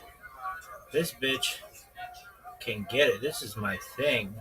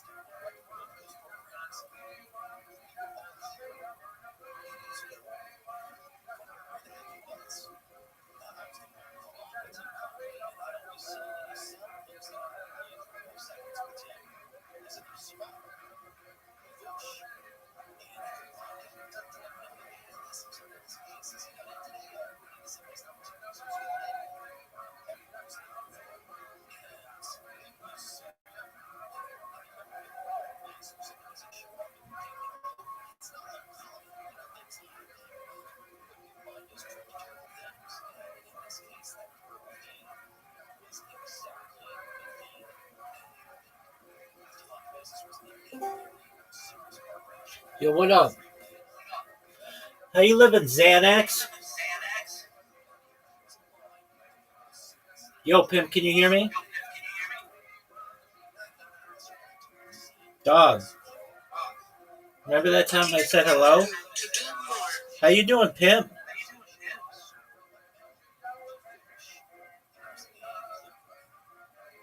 Dog. Can you hear me? Xanax. Don't remember fucking talking to you anyway. A stranger in a strange land, did not know where I was going to sleep that night. Nothing compared to the actual suffering of the current Ukrainian refugees, but nevertheless, I had a little taste of it, and thank God, by dint of the kindness of strangers and the grace of God, I was able to find a very safe place to live. So, by the way, my research resulted, this is a book that I wrote about that, the topic that I was studying, which was the revolutionary period. It's no longer available in print, but a Ukrainian translation is now available, and there's a second edition that's out too. That will go into some of the things that I'm going to talk about a little more detail right now. So what I'd like to do now is that I've given you some kind of personal background and personal introduction to this story. Let me talk to you a little bit about Jews and Ukrainians specifically and how that relates to the refugee crisis. So we should certainly bear in mind that Jewish history goes back a very long way in Ukraine. It goes back at least a millennium of recorded history, and there's even further back evidence of Jewish settlement at the fringes of Ukrainian ethno-linguistic territory. If you have a look at this map, which is part of an atlas written by my teacher, Professor Paul Robert Modvici, you see the blue line outlines the contemporary boundaries of Ukraine, obviously not referring to the contested areas and Crimea being annexed by Russia in the 21st century. And you can see the extent of the Jewish population by the heavy green shading, in which Jews were more than 15% of the region to the west. That is the right bank of the Dnieper River, or Dnipro River. But even on the left bank, you can see in Poltava, Gubernia, you have 3.9%, Katarinoslav, 4.7%, still very significant percentage of Jews, way higher than Jews are in almost all parts of the United States, New York City, of course, being a major exception. So Jews have a very rich and long population history in Ukraine particularly. If you have a look at this map, you'll see the origins of Ukraine in a kind of medieval state called Kiev and the Rus, which existed from about the 10th century to about the 13th century. This sort of group of principalities, which were headed up from the city of Kiev, formed the kind of Ur culture, the original political, social, and religious culture of three contemporary countries: Ukraine, Belarus, and Russia in particular. And so Ukrainians claim that essentially they are the geographic and religious and cultural inheritors. Belarus and Russia also have their roots in this region. Uh, Now, Jews lived in this region easily from the 10th century on. There are plenty of references to Jews in the several historical chronicles that we have of the era, including the Povest-Vremenia, which is one of the most important documents that describes this early period, the so-called Chronicle of Bygone Years. But we also have some archaeological evidence that suggests that they even lived on the Black Sea coast as far back as antiquity, that Jews were involved in a lot of trade in the region, and so you'll have Jewish ports in Crimea, for example, at this time. We have in the 13th century and a little bit earlier, even members of the Balei Tosfos, that is the important commentators on the Talmud.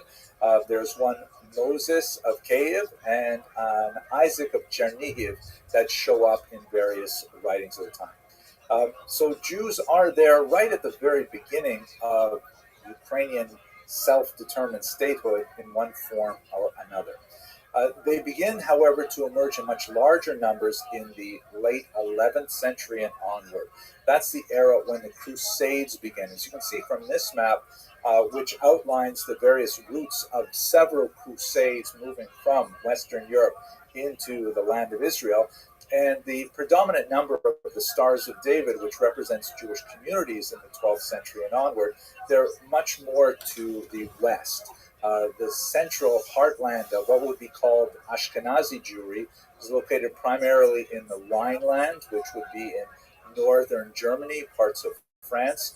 And what's going to end up happening over the 12th, 13th, 14th centuries is that there's a significant number of reasons why Jews are being forced eastward by increasing anti-Semitic pressures.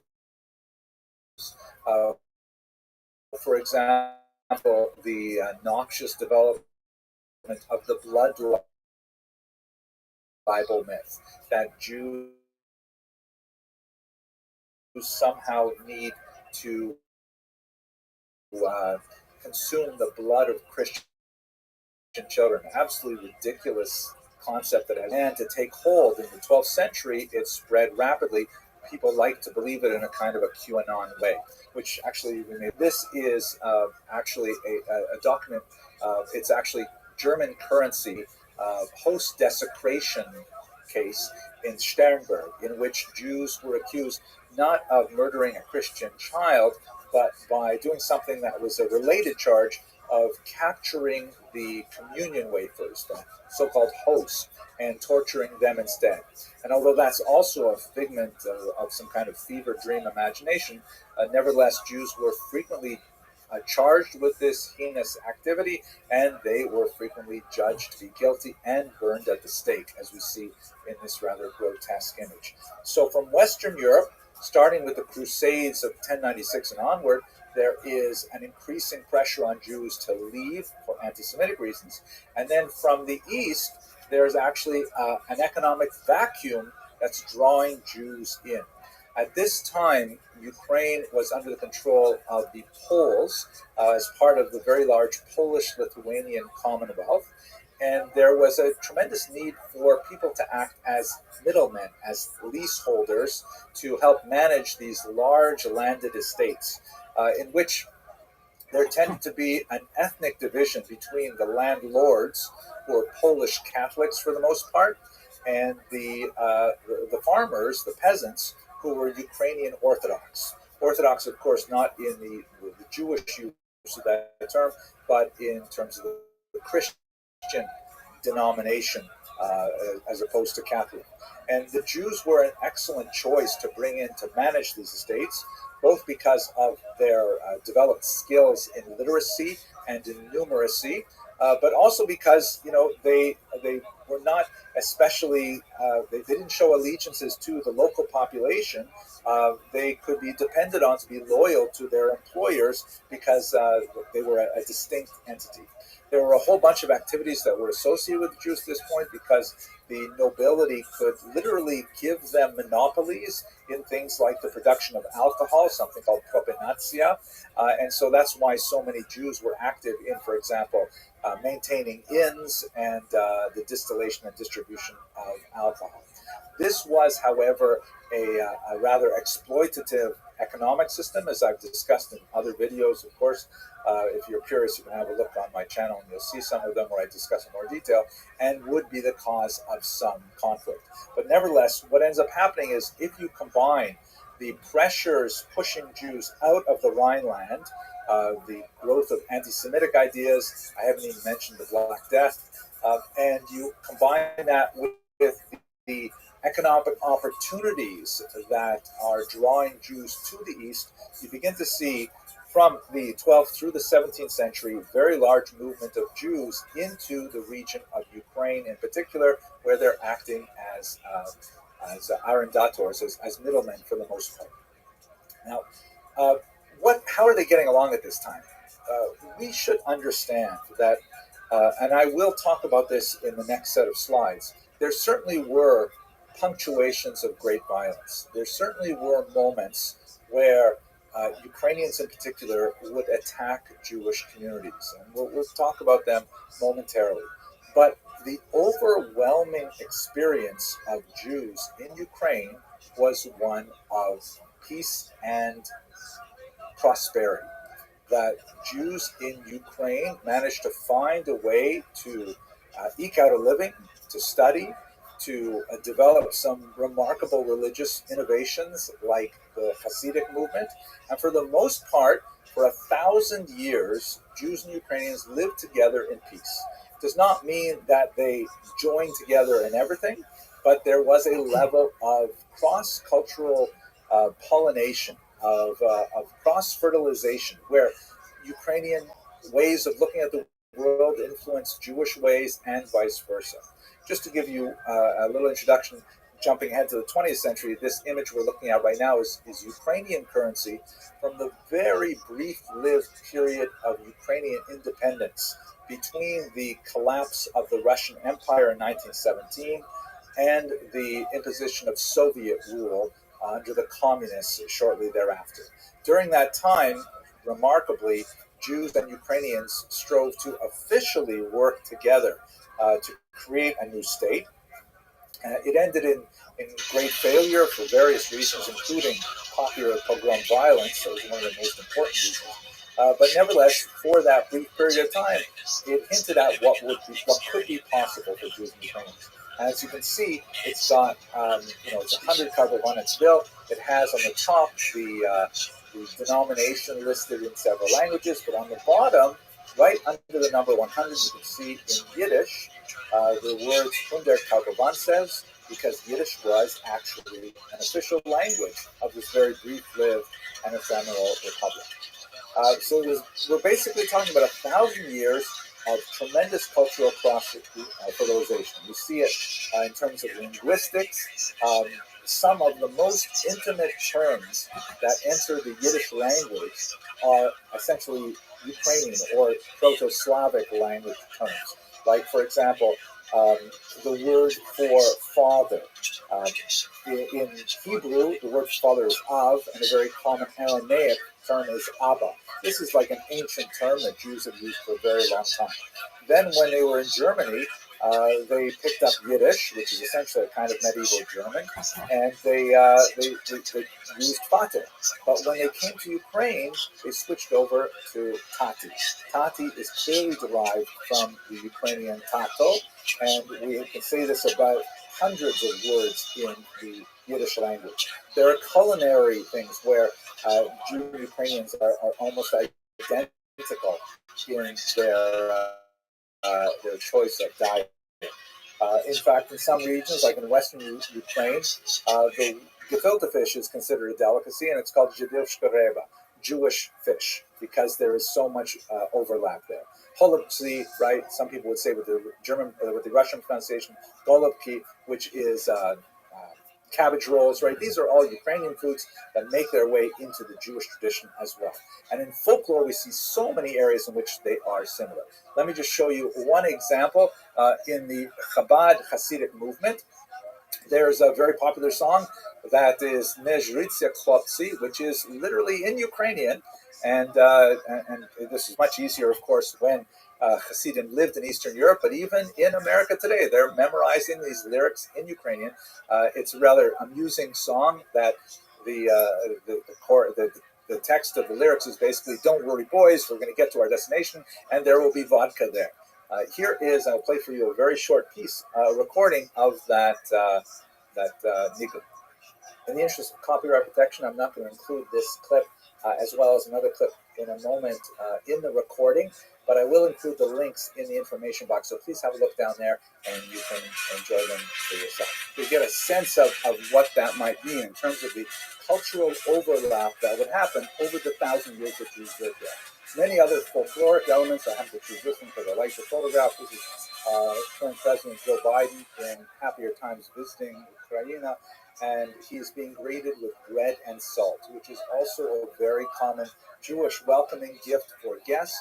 Not so much here in America, but throughout Eastern Europe, very common kind of cultural appropriation. I don't even know if it comes from Ukrainians to the Jews or the other way around.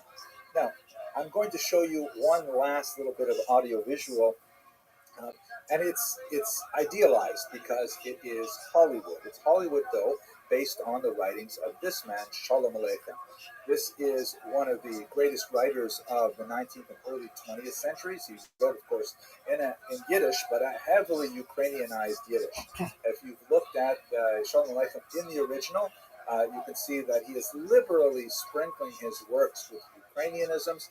The peasants speak in Ukrainian, and the Yiddish readers will understand it because they are so close to the peasants and understanding what that culture meant. And the scene that I'm going to show you is from Fiddler on the Roof, which is, of course, a film in Hollywood based on a play, which was based on a cycle of stories from Shalom Aleichem. And so it has been idealized several times over. But nevertheless, I think in this 5-minute clip, I'd like to show you all of it, you get a sense of what Ukrainians and Jewish life or Ukrainian Jewish coexistence was when it was best. We will have plenty of time to talk in a few moments about when it was not best, but when they got along over 1,000 years, it might have looked something like this. Certainly an idealized portrait of a drinking setting that brought together Jews and Ukrainians.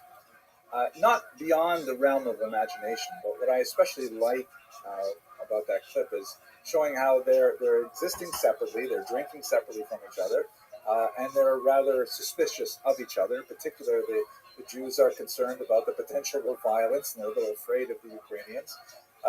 But they both share a moment where they recognize that the trajectories of their lives are parallel in many ways. That, while the Jews are celebrating the engagement of Laser Wolf to Tzeitel, of course that would not work out because Tzeitel wanted to marry the Taylor Mother Kamzoil.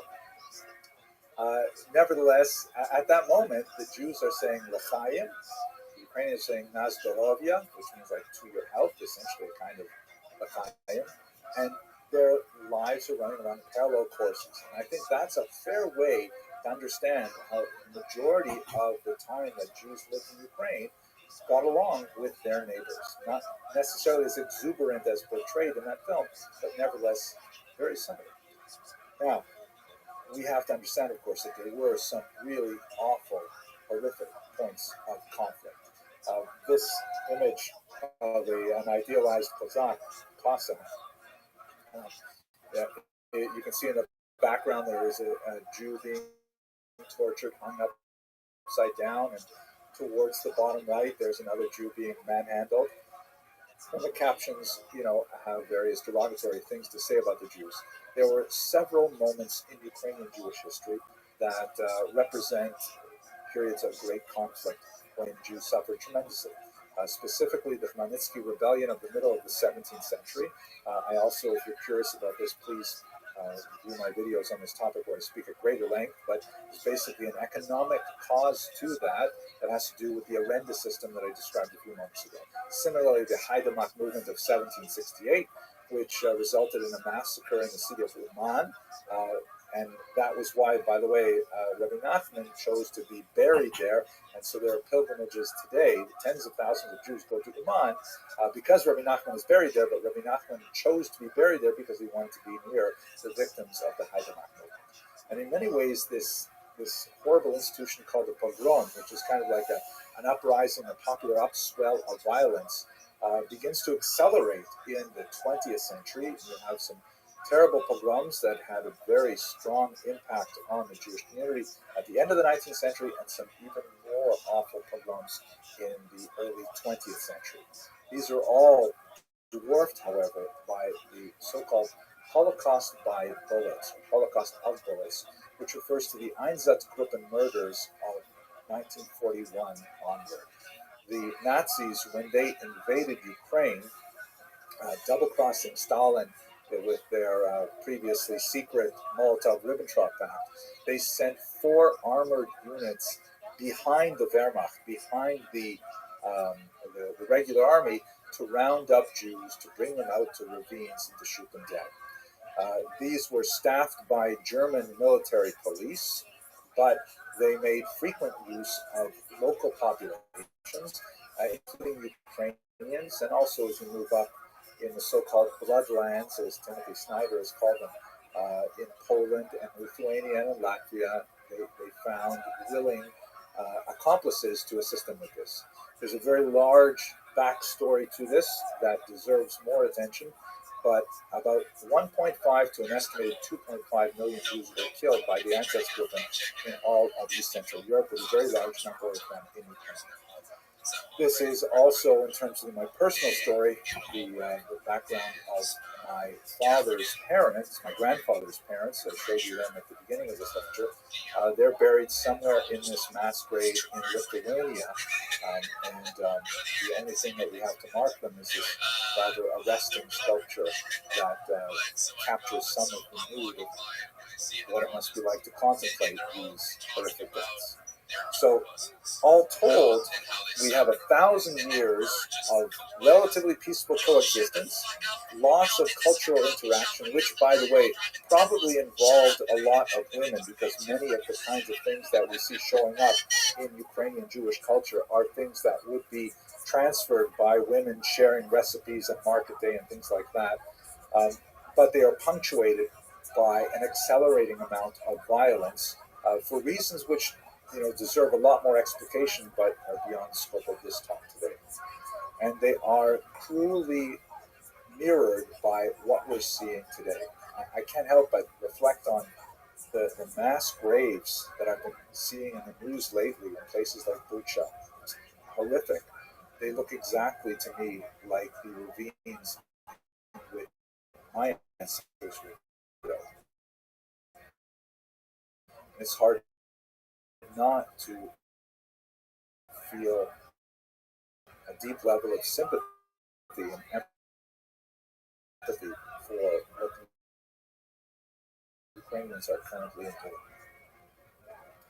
So let us move now to the third point of this within the Russian and Soviet reality, because Ukrainians were not in control of their own destiny. Besides the Kievan Rus period, in which there are very few Jews living there, and we generally don't know a lot about how they managed their affairs as a whole, Ukrainians did not have control of their lands as Ukraine, with the exception of a very brief period after the Khmelnytsky revolt in the 17th century. They lived under Polish rule, under Tatar Mongol rule, under Russian rule for the duration of this time, up until the 20th century, where they could finally articulate their own self-determined nationhood. So looking at the contemporary period, they're living under Vladimir Putin, who is shown here in his KGB days, which I think in many ways speaks to the core of his personality. And I believe that in his thinking on, he's channeling three Russian leaders and two other leaders, and they are really guiding his thoughts on how he is punishing this population. The first is Catherine II, also known as Catherine the Great, who is actually the first Tsarina to conquer right bank Ukraine and bring it into the Russian state, the Russian Empire at the time. She was instrumental in forcing her will upon the Ukrainians and reducing their nobility to essentially peasantry once again, so that under the Russian heel they would be forced to work essentially like they did for the Poles. They would end up working for the Russians. He's also channeling Nicholas I, who was a Tsar in the first half of the 19th century. Tsar Nicholas I operated with three basic principles in mind. After his father was killed in an abortive revolution, the Decembrist Revolution, he decided there are basically three things that he has to enforce on all of the people within the Russian Empire. First is the notion of orthodoxy, that everyone must conform to the Orthodox Church. The Jews were a very difficult, indigestible mass in that regard. The second was autocracy, the idea that all Russian Empire citizens or subjects, I should say,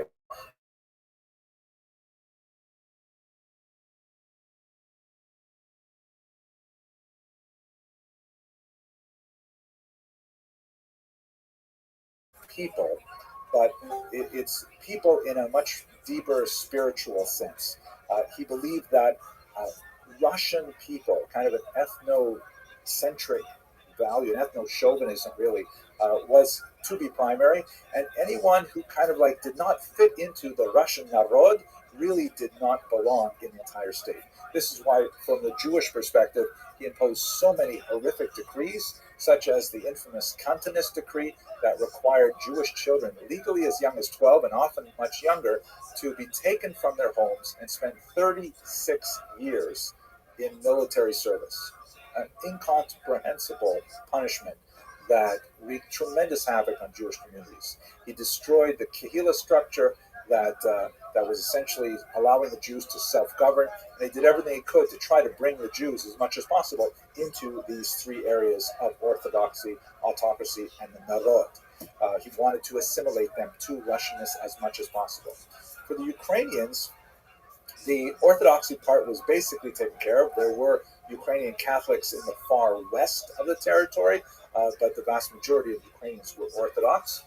In terms of autocracy, he had difficulty getting these Ukrainian peasants to submit to the far-off Tsar in Moscow, but he had the most difficulty with the idea of the narod. And he eventually had to settle for the notion that the Ukrainians were kind of like sort of cousins to the Russians. There are many things to say for that, like, for example, the fact that they speak a Slavic language, which is related, distinct, different alphabet, different pronunciation, different vocabulary in a lot of places, but nevertheless a related language. Sort of like, if you will, Spanish and French are both Romance languages, maybe a little closer than the two of those, but not that much. And so he tried to push this idea that they were Little Russians. That's the actual Russian term, Little Russians, as opposed to the Great Russians. The people who lived in the north were the Great Russians, and they had these kind of like younger brothers, these cousins who were the Little Russians. And they were somehow part of the overall family, even though they did not necessarily agree to be part of that family. Unfortunately, you see this even in propaganda today, where, I was just watching today some of the news. They're interviewing average Russians on the street saying, oh, it's a made-up nation. It was just invented in 1918 when Lenin decided to give away a piece of territory. Well, that in itself is a ridiculous way of looking at history. But even if you want to say that they really are Russians, which I would not agree to, you got 44 million people who say that they are a distinct people. And they can call themselves alligators if they want. If they say there are 44 million of them who say they are distinct, you've got to listen to that. But essentially, Putin is channeling Nicholas I, trying to assimilate Ukrainians into a larger Russian mentality. And then, of course, he's also channeling Joseph Stalin, the most notorious dictator of the Soviet Union, who chose to impose his will on the Ukrainians in a disastrous genocidal manner. I don't use that term lightly, with the artificial terror famine of 1932-33, which was directed at Ukrainians and killed millions of them. By conservative estimates, 3 million, most likely 5 million, or possibly even more Ukrainians were killed in that disastrous season because of the policies followed by Stalin in his rush to industrialize the country. In other words, Putin is thinking of Stalin as kind of like, as Stalin put it at the time, if you want to make an omelet, you have to break some eggs. And the Ukrainians are There she is. How you living, now, girl? These three, I think, are fairly well identifiable to anyone who studied Russian history. Yellow. They'll see them in Putin's Absolutely. mindset. But Putin Kicking is ass, also taking thinking names, very baby. carefully about All right, you ready? Joseph Goebbels. And this is something I want to focus on a little bit more. Goebbels is, of course, the minister of propaganda in the Miss Nazi Aquarius, state. And he was an you, evil genius. my friend, He was brilliant. His have an ways of thinking invitation. of how to convince people LFG. to do the wrong thing. And his basic theory was Looking tell good. the big lie. Tell That it should have as done loudly better. and as often as you can. And it's shameless That the should have way been a strike. Russian propaganda is Get it. spouting the most ridiculous That was things okay. about the nature of this conflict and the intimidation of people who want to object. and say No the doubt. truth. I'm going to get back to that in just one moment, but I want to bring us back to a starting point. This is saying easy. One other individual Oh. reverberates throughout Jewish history. No. Unfortunately, the Ukrainians are also experiencing that. No. He's also channeling Pharaoh. He's Get it, also girl. channeling that absolutist Got it. leader. That's what I'm talking And about. will High five. stop at nothing. Good job. Even the power of God, as we see so Get it. beautifully represented in Cecil I'm B. trying. DeMille's representation of the Ten All Commandments. right. With here, Come on. Gilbrina playing Pharaoh. This should be Nothing can easy. stop him. He will defy Easy even the peasy. heavens in order to achieve his will. Miss Aquarius time. So as I see it, Get it, girl. we have two basic challenges as we go into the Passover Seder. This is a page from the famous Barcelona Haggadah, which I believe is 14th century Spain. And this is from the Ooh. opening of the Haggadah, which reads, Halach Ma'anya. In Aramaic, this No is doubt. the bread of affliction, in which the Oh, should have person been who was more. leading the Passover ritual, the Should have Seder, been more. will proclaim to all the guests Get as he this. holds up a piece of Yes, I do. matzah, simple unleavened Whoop, bread. whoop. Whoop, Anyone who is hungry, Whoop, let him whoop. come and eat. Whoop, whoop. So Here there we go, is Miss An Aquarius. impetus built right into the Seder Perfect. ritual to Almost. recognize the needs You've of got two others, to the get. needs of strangers, And I know you're going to and get to them. include them No in doubt, their no own doubt. meal and try to alleviate their suffering. Got it. I see this in two principal ways. There is a challenge Perfect. of memory in our current moment, and there's a challenge of Got it. In terms of the Oh. challenge of memory, and this I'll is take something it, though. that is very pragmatic that we can all do. Get We it. have to understand that this war is being fought in two very significant manners. The first is, of course, on the ground. That Get it. Mariupol is being pummeled night after night with artillery in civilian areas. And the fighting Get is it. raging. The horrible, horrible war crimes are being committed that make some of the pogroms of No earlier doubt. centuries seem No minor doubt. crimes. And Russia is Champion. lying about this to their That's what own I'm people. talking about. It's phenomenal how Easy, easy, you see easy. the famous Now get this. protest by Get person in the media who managed I'll to get a take it. sign onto live Big TV score. to specifically tell Russians, they are lying to you. This is propaganda. And nevertheless, current opinion polls in Russia Here we indicate go.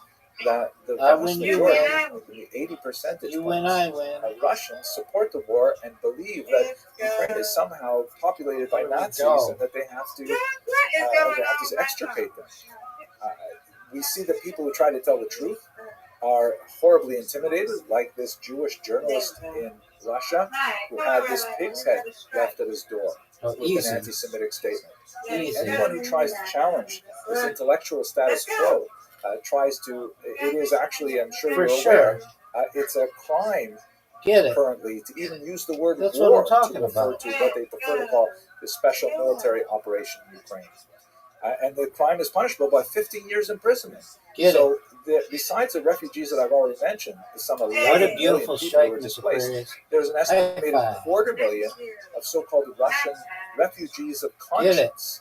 Russians who No. feel that it's too dangerous for them to speak their minds in Russia, For and they're sure. fleeing to wherever they can get a Get visa to That's what land I'm talking about. Georgia, in Turkey, and elsewhere. But I firmly believe that truth will out. And in fact, the battle for information, the battle for memory, and how we will remember this is coming out in the most amazing ways. This is dated just yesterday. That satellite, one of the things that happened in Bucha, as I'm sure you're aware, is that when the Russians left the city, there were bodies scattered all over the streets. Not a And good the one. Ukrainian forces, when they entered this suburb of Kiev, they found these bodies, and they protested war crimes, things like that. The Russian foreign minister pronounced that no, these are plants. The Ukrainians planted them there in order to make Russia look bad, which is such a bald-faced, incredible lie. But satellite data, surprisingly, can come out and can actually prove that no, in fact, those bodies were represent people who were killed by the Russians and left there for 3 weeks before the Ukrainians even approached. Big time. So truth will out. What we can do, what our challenge of memory is that we have to make sure that lemon we speak squeezy. that we Got 'em. engage in this discussion, and that we insist on what we're all about, and that is the Torah model, where knowledge and That values. looks good. Excuse me. And I think that really means high something. five. Into this past Good season. job. I think it's worthy of all of us who are connected to You're the welcome. university Get this. to reflect on how we can best use our intelligence and a more Get sensibility this now. to help the Get these refugees two. from Ukraine.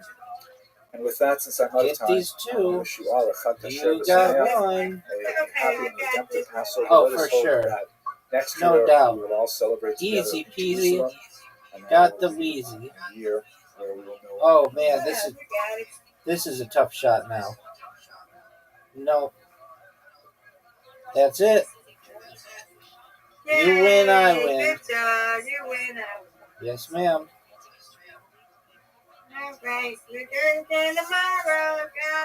God willing.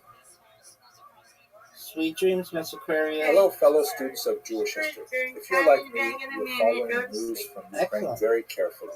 And you'll see that one of the figures that frequently appears in the news commentary is one Vitaly Klitschko, who is the mayor of Kiev. And he provides some very insightful observations as to what was happening in Ukraine's capital city. And as I was watching him, I began to suspect, he just seems like certain aspects of his presentation are characteristically Jewish. So I thought I'd look a little further into it. And sure enough, there is a Jewish backstory to Vitaly Klitschko. It's quite fascinating. It says a lot as well about the Ukrainian Jewish past, and I think also about the Ukrainian Jewish future. So I read that Leslie Weiss, who is the deputy director of the National Coalition Supporting Eurasian Jewry, recently gave an interview in which he said, "But as you know, Ukraine is led by a Jewish president." Of course, she's referring to Volodymyr Zelensky. She continues, "The defense minister is Jewish, as is the president's chief of staff. Many members of the cabinet are Jewish. The mayor of Kiev, Klitschko, tells us about his Jewish grandmother every time we see him." And that is, in fact, the story. His father's mother was Jewish, and I'll tell you a little bit more about how that affected him in a moment. So that would make his father certainly Jewish by traditional standards.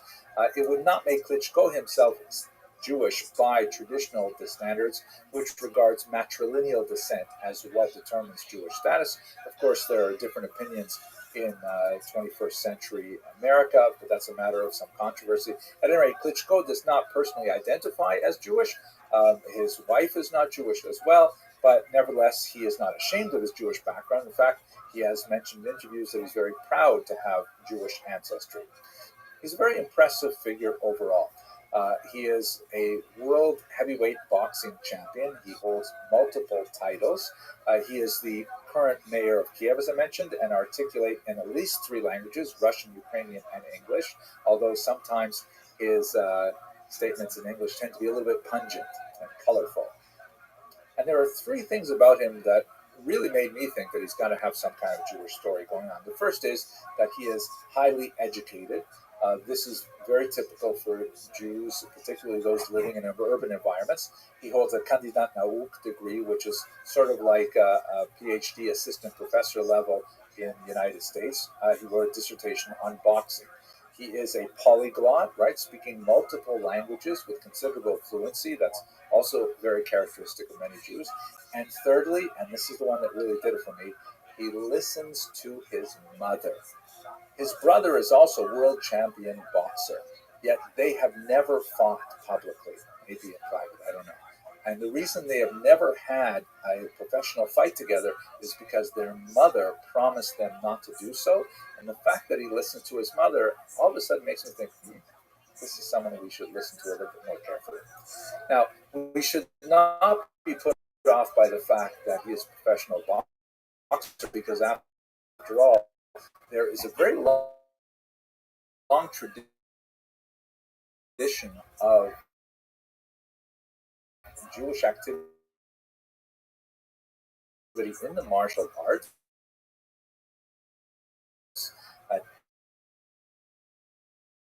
Daniel Mendoza was one of the most famous of the pioneers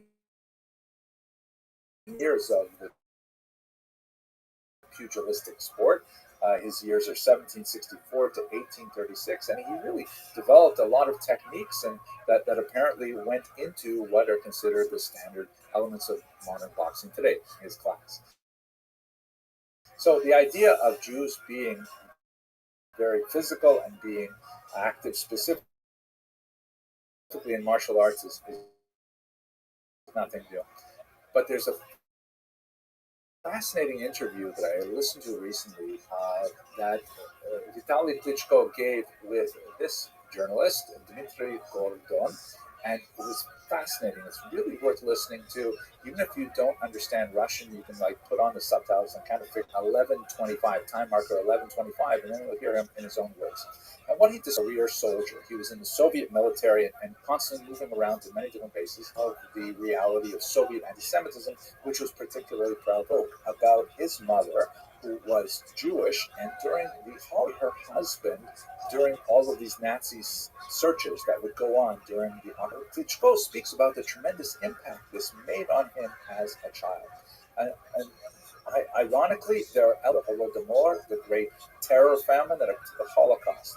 And he relates to the Holocaust in a distinctly Ukrainian manner, specifically through this mixed heritage. He remarks in this interview how very proud he is that Yad Vashem has a record of his Jewish family and the tribulations that they went through the Holocaust. And he poses in this interview a challenge for himself and for future mayors of Ukraine. He speaks very forcibly here. He says that in Jerusalem, there are places like Yad Vashem, right, one of the world's greatest centers for the memorialization and the study of the Holocaust. He says in Jerusalem, there was no Holocaust. In Washington, in Los Angeles, there was no Holocaust. Right? These are both cities which have very famous Holocaust museums and research institutes. How is it, he continues, that in Babin Yar, right, in the middle of Kiev, where 100,000 people were shot, almost nothing appeared there for 80 years. Tiny memorial, which incidentally was recently bombed by the Russians. In Ukraine, he continues, the places of executions are not marked, and many people go on picnics there and walk their dogs on mass graves. And so he sets for himself and for future mayors the challenge of putting energy into developing an understanding of the Holocaust in Ukraine. I think that's extremely important. It's ironic that he gave this interview in November of 2021, and just a few months later, of course, he would be embroiled in a war which, in many ways, speaks many of the tragedies and the cruelties that were seen during the Einsatzgruppen massacres, so-called Holocaust by bullets in places like Bucha, but that's getting beside our point right now. He also notes that at Babi Yar, many people who pulled the triggers also had family values, also loved their children, yet they could shoot the children of defenseless people. They could shoot the elderly. And he asked, why? He says, it's important for us to answer this question because the world is very fragile. So, it's a fascinating individual who in many ways speaks to the Ukrainian Jewish past, which is far more complex than most people really realize, and also, hopefully, for an optimistic Ukrainian Jewish future, where we're looking towards ways of understanding this complex and very difficult and painful past. So Vitaly Klitschko, I can say he is definitely not a lightweight. He is actually a heavyweight. Thank you very much for watching this brief video.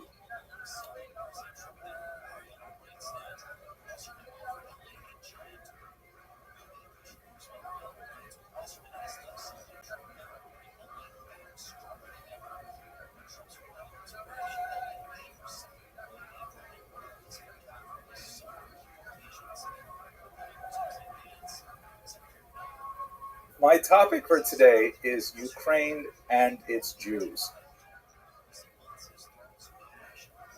When Rabbi Morris and I were first talking about the various topics and how we would actually phrase this, we had some challenge because, the situation on the ground is changing so dramatically that we needed to choose a fairly generic topic that would cover all possibilities. So what I'm planning to do is to develop a single thesis, which I hope to demonstrate with a concrete graphic piece of art immediately, and then work through a historical narrative, and then bring it to the present day.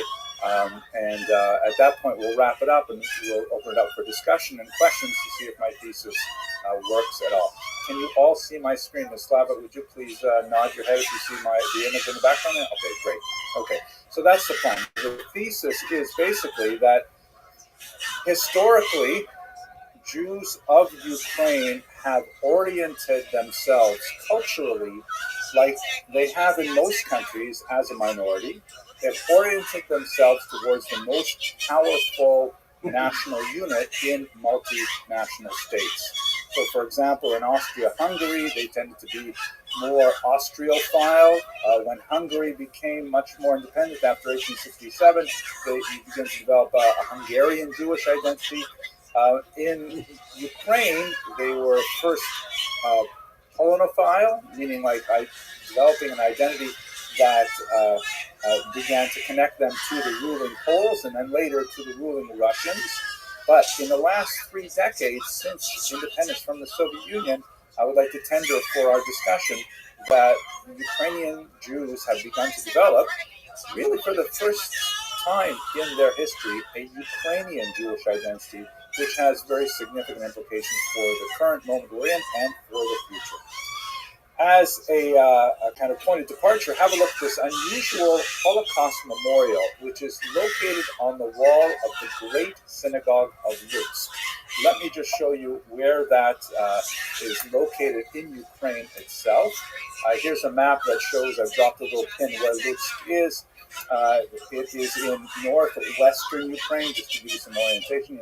Here's Kyiv, and then to the right is Poltava, which I know is a place very important to you because it's a sister city to your organization, to your temple, and also Odessa here in the south. So this is in the western part of Ukraine, not too far from Lviv, or Lviv as it's pronounced now. This is the actual site of the monument on the side of the 17th century Lutsk Great Synagogue, which was built in the classic fortress style, possibly because of the many Cossack rebellions that we're going to discuss in a moment that occurred in that place. But let's have a closer look at the image itself.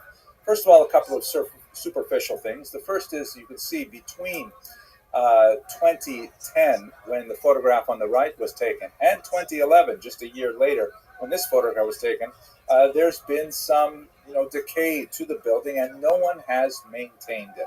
I don't know what it looks like today. I don't have any friends in Lutz to take a more contemporary picture, but that says something about how it exists within the public sphere. Secondly, it seems like there's been some minor vandalism. Some people may have put some stickers on here, which could have been for anything. It could be a political thing, a commercial thing, who knows? And it's been hastily removed, which means something, but not completely removed. So that's just superficial observations, which may be relevant later. But then if you look at the text in the triangles below, you can see that here there is a text that describes the history of the Jews of Lutz right up unto the Holocaust, but the language that's used there is Ukrainian, not Russian, which is rather unusual.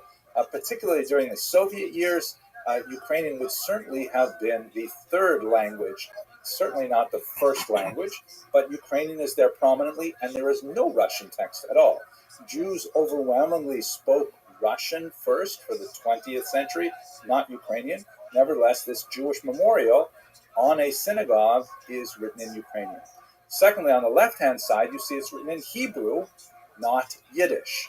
Yiddish, of course, was the overwhelming vernacular of the Jews in the 19th century, and prior to that, the fact that they would choose Hebrew indicates that it's very strongly oriented towards Israel, the modern state of Israel. So here you have a monument on the side of a synagogue that is texted in Ukrainian and in Hebrew, but the most dramatic and striking element of this image, which I'm sure many of you have picked up on, but it would have been instinctive to anyone in Ukraine, is the shape. You can see that the figure in the center, which looks like a Jew with hands raised in prayer looking upward, is clearly evocative of the trident of Volodymyr. This is the national symbol of Ukraine, which is named after Saint Volodymyr, the first figure in Ukrainian history to convert to Christianity in the year 988. It is a distinctly Christian and Ukrainian nationalist symbol, and here it is embedded directly into the very structure of this monument. So I'm using this as kind of like a thought piece in art to look at how Jews in Ukraine may be envisioning themselves in an independent Ukraine, which represents a break from much of their prior history.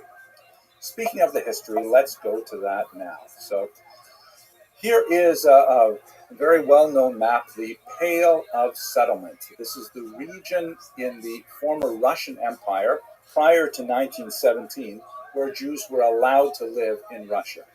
Russia proper had banned all Jews from the year 1479 when, in somewhat of a scandalous development, a member of the royal household, influenced by a local Jewish doctor, converted to Judaism.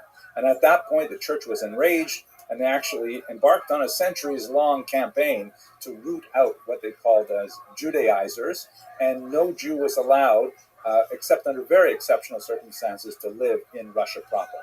Catherine the Great, the 18th century ruler who was involved with the dismemberment of Poland, suddenly found herself, with the acquisition of those Polish territories, the owner of the largest single population of Jews in the world. And although the church urged her to expel them or do something with them, she nevertheless effected a compromise by creating this territory where Jews were allowed to live. And as you can see, it extends in the north from the Lithuanian and southern Latvian territories down through what would later be Belarus. On the western part, it has the Kingdom of Poland, and then the large part towards the south is Ukraine. This circle here just roughly describes the main area of Jewish settlement, which was on the right bank of the Dnieper River, which bisects Ukraine. It goes through Kyiv and then down to the Black Sea, and most Jews lived on the western side of that river. Poltava was towards the newer area of Jewish settlement, and Odessa as well for other reasons, because it was founded in a late time. Now, for the most part in this region, Jews lived among Ukrainians in a kind of an economic symbiosis where there were moments of conflict that I'm going to explain in a moment. But by and large, it was uneventful. By and large, they slowly picked up cultural habits and tics and ideas from each other. Most of Eastern European Jewish cooking, for example, is overwhelmingly Ukrainian in nature. There's a tremendous amount of Ukrainian in the Yiddish language. A certain amount of Yiddish also made it into Ukrainian and so on. But if Jews had to sort of identify with a nationality after being Jewish, it tended to be Russian, because the Russians were the dominant power, and it's dangerous for minorities to identify with a powerless population. Even though they may be the dominant population in the region, nevertheless, it might not work out well for them, as we shall describe. There was one moment, however, where this changed dramatically. That is the topic of the dissertation that Rabbi Morrison mentioned earlier. During the brief period of the immediately after the collapse of the Russian Empire in 1917, Ukrainians and Jews attempted to establish an independent state, which was founded on much more European principles, not as an ethnic nation state, but rather as a citizen-based state in which all minorities would have unprecedented rights and privileges, including the Jews. And as one artifact of that period, here is a 100 karbovanets bill, a unit of currency from that very brief-lived time. And on the other side of this bill, it's all in Ukrainian, which was the dominant language, at least in terms of the population. But on this side, the obverse, you had 100 karbovanets written in Russian, Polish, and right below the numbers 100, you see it's written in Yiddish, because the Jews were actually given a minister of Jewish affairs. They were allocated tax dollars for Jewish schools and mikvaot and synagogues and things like that. It was a really wonderful kind of utopian idea that ended in horrific failure, largely because of the pogrom violence that swept over the countryside in the civil war of that era. And Yo, Rabbi, how you living, Yo Molo? About 40% of the pogroms that were recorded were actually perpetrated by... It's good, sons. Dude, I got major penis while I was out. All right, I mean, that's cool and all, but that's not really my thing. Talk to me when you get pussy.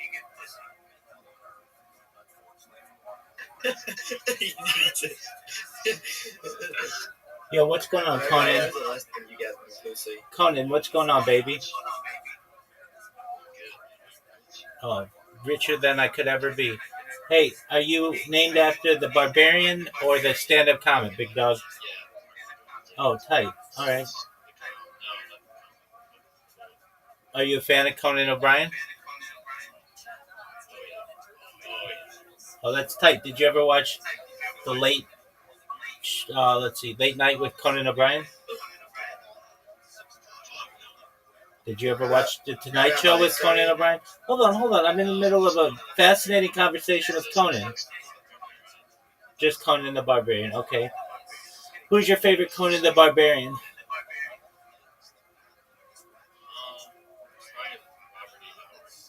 Okay, very cool. Well, I assume you are friends of No Puss and Yolo Molo. Did you know that Yolo Molo's ex-girlfriend had sex with his cousin, and his cousin impregnated dog? How crazy is this? Oh, that's tight. Well, how do you like fatherhood?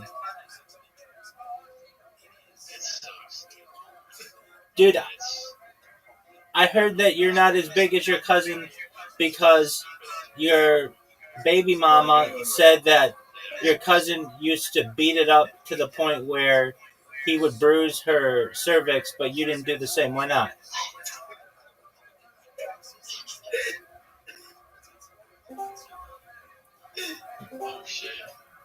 Yo, dog, what up? This is terrible. How you living, pimp? Hey, this is terrible. Were you aware that Conan is the cousin of Yolo Molo, and Conan is the baby daddy of Yolo Molo's ex-girlfriend, who is also his cousin? Did you know this? I didn't know you were like that cousin. that's your. What's on my camera? What do you mean? It's a Jewish history podcast? By forces that were ostensibly loyal to the same government that Spewing printed. out Yellow Molo's business. Dog, once you come in,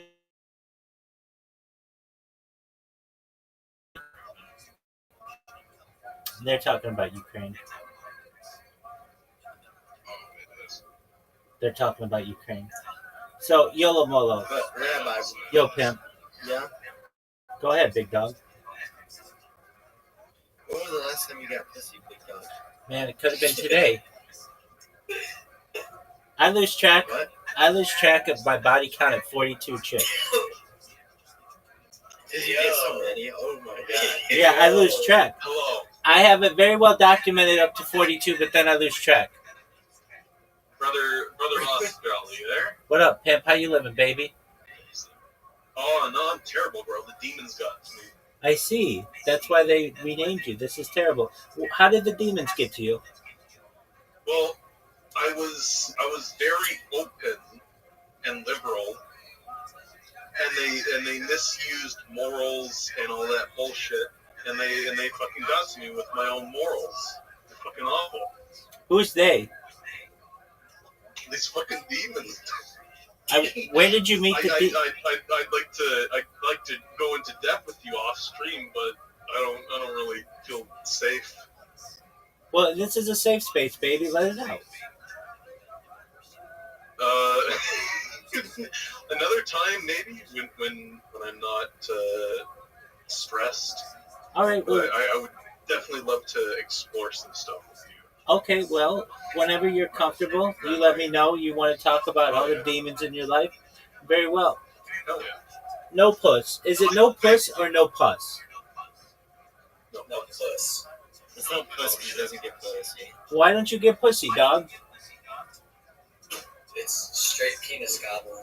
It's like a simulator in real life. You gay? Oh, you're gay? Are you gay? I thought that's what you were saying. So, ROTHSCHILD, Rabbi, What up, pimp? what is the freakiest thing you ever did? Be true. You're gonna share. I've been a gigolo, so that means husbands would pay me to fuck their wives. I've had 3 ways with chicks. Rabbi. You're a fucking freak. So you cuck somebody? You Oh, cuck big time, somebody? dude! All the time, like, yeah, I had random one-offs that I do. I would have regulars at hotel rooms, at their house, all kinds of places. Oh no. Word, dogs. How much we charge? I didn't even really want money for it, but people would pay me $1,000 to fuck their wives, so I'd take it. So, you remember? You guys are reminding me of the shit right now. What the fuck is wrong with you? You fuck someone's wife, try? Never. I would never admit to it. It would destabilize the economy. I'm curious, Rabbi. What up, pimp? I've studied a little bit of the Torah, the Bible, and the Quran. Okay. And I forget if it's in the Bible or Torah where it says Israel shall be split in half by demonic forces. The outside world is demonic, and half of Israel will be torn by demonic forces. Do you remember that? Not off the top of my head. What are you talking about? They were talking about the end times in the Torah and the Bible. They don't really discuss the end times in Torah. Are you sure you don't mean in, like, the New Testament or something? The New Testament. What is the merging between Jewish and Christian faith? What is that one called? It's the New Testament? Yeah, I mean, I'm not a New Testament scholar, so I'm the wrong person to come to for that. Okay. Do you think there's anything wrong with wanting to study these books in order to getting closer to God. That's what we all do. But what I mean is do you think God will forgive me for, wanting to follow him in such a fervent path that, if the thing smells like him, I'll be looking into it. What does God smell like? No, that's an exaggeration. But anything godly, that's not pantheonic. Okay, so like living a right. I'll be looking. I'm interested. So like living a That's right. what I didn't ask. So like living a righteous life. Yeah. You ever heard of not to be associated with Nazism or anything, but Gurmensch, Yeah. which is your own view of your own path in righteousness. Okay. Yeah. I'm familiar. Trying to help your fellow man. Certainly. I think it starts with having a strong inner foundation, knowing your values. It's important to be humble and to guard your thoughts, guard your tongue. I think that it's important to have integrity.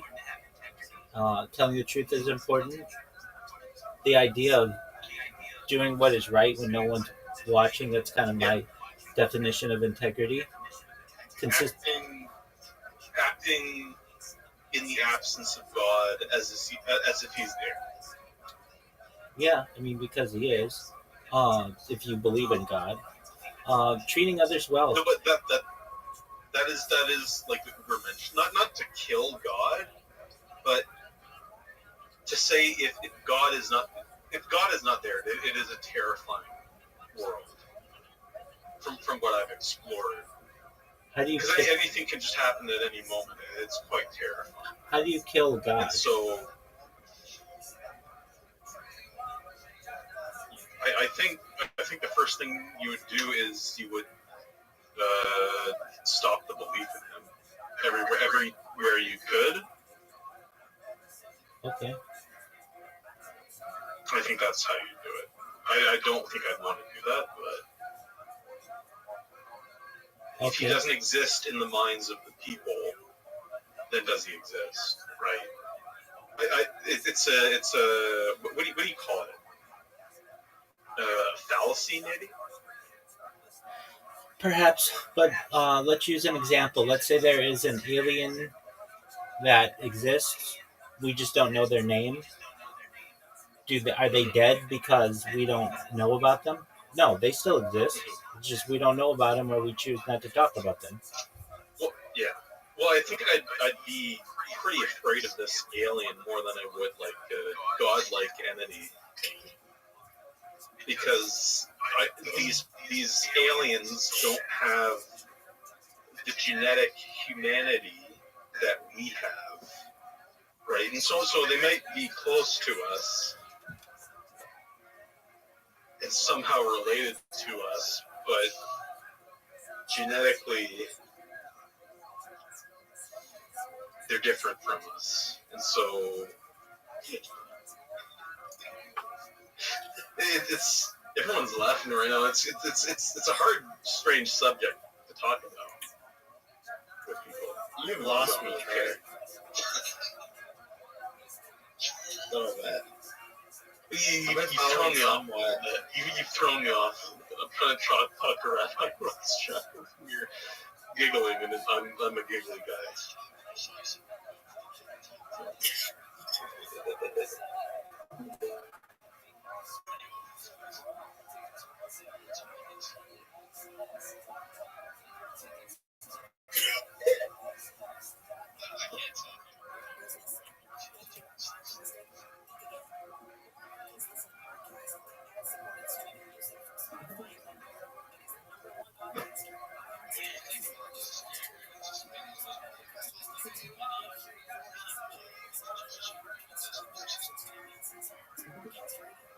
I can't read it. No. Okay. It's just like really small.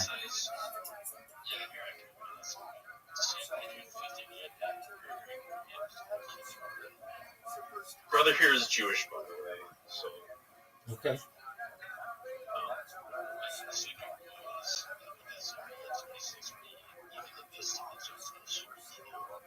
Okay.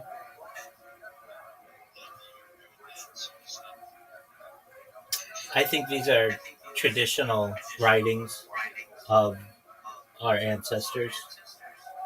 Do they really affect us in a modern age? It's up for debate.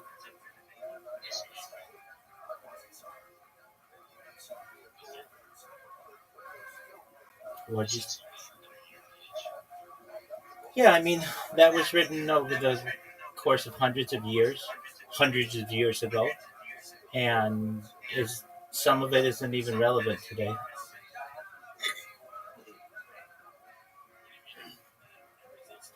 I mean, there's 2,711 folios in the Talmud. A lot of it isn't relevant today.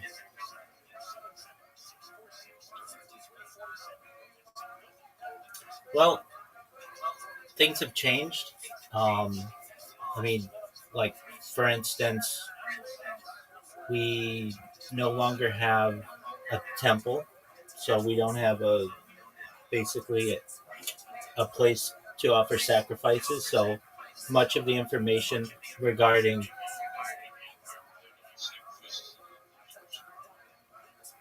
at what temple. Okay, well, the temple hasn't been rebuilt.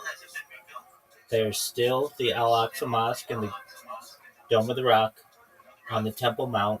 So that's the only place where sacrifices are to be done. If anybody else is doing sacrifices outside of that, they are against mainstream Orthodox Judaism. I'm curious. Yeah, go ahead. I am the biggest Zionist in the world when Israel is doing good. I believe that the entire world is Israel, and thus it's just a matter of time until we expand and take over the world. And I think I understand what you're saying in terms of belief and harmony, I believe. Is that what I'm kind of getting at? to some extent, yeah. In terms I of, want to see Zionism succeed. I have a very... This is terrible. This is terrible. Let me explain. Unless you want to explain on my behalf. No, go ahead, brother. I would like to see Israel become the entire world without anyone needlessly dying. And like for a world of world peace. I understand what you're saying because the Jewish teachings are very solid, right?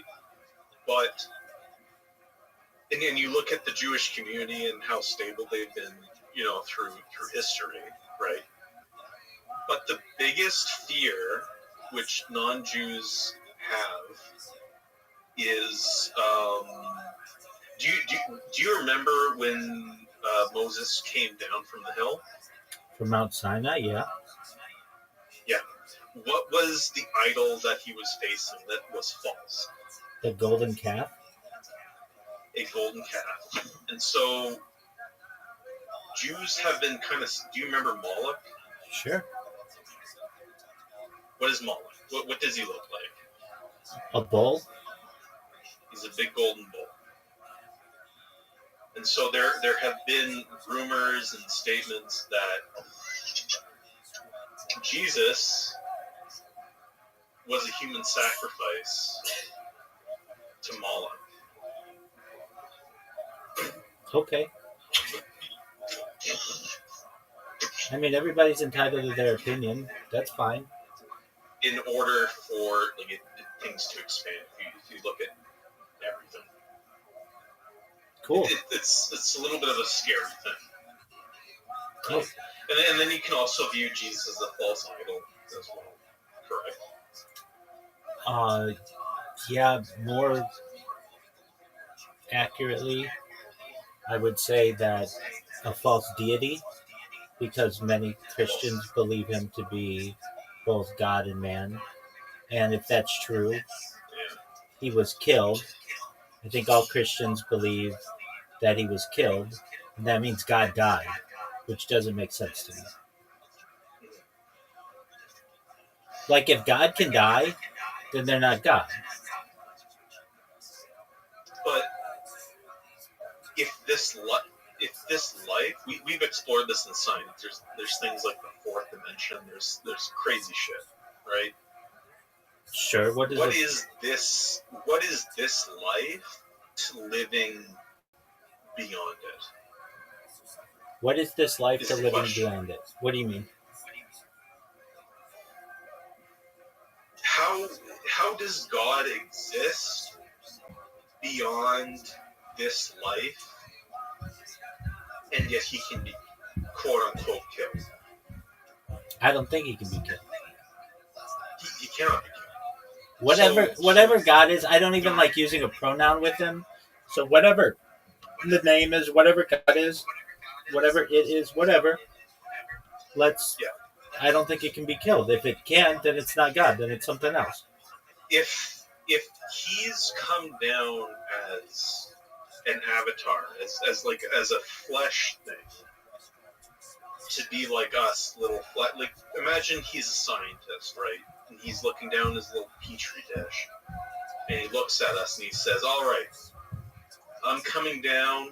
However, I can come down to be like these people, to fucking suffer just like them. Blah blah blah. All this. I to be affected the way they're affected, right? I'm not saying that God can be killed in this sense that he's outright done, like from top to bottom, right? I'm just saying he's come down and been killed, like a test, right? Like he's what happens if I come down in this ape body living among the apes? Yeah, I understand. That's not a traditional Jewish teaching. We believe that God is incorporeal, so basically doesn't take a human body. Okay. That comes from Rambam, Maimonides. That's consistent Jewish taught and has been consistent Jewish teaching since. That's a fair understanding. From the way you're explaining that is a fair understanding. Yeah. So, Rabbi, what up, baby? I don't mean to ask this. It's such like a sensitive topic here, but is it true that Jewish people have tiny penises? I don't look at other Jews' penises, so your guess is as good as mine. No. Adam Sandler. I've been meaning to ask this for the entire night. How much are you packing? I'm average. Just ask LeBron.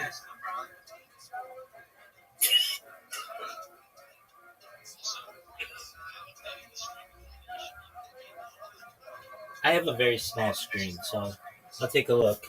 Let me see if I can see it. I'm looking. Yeah, it's still really small. I can't read it.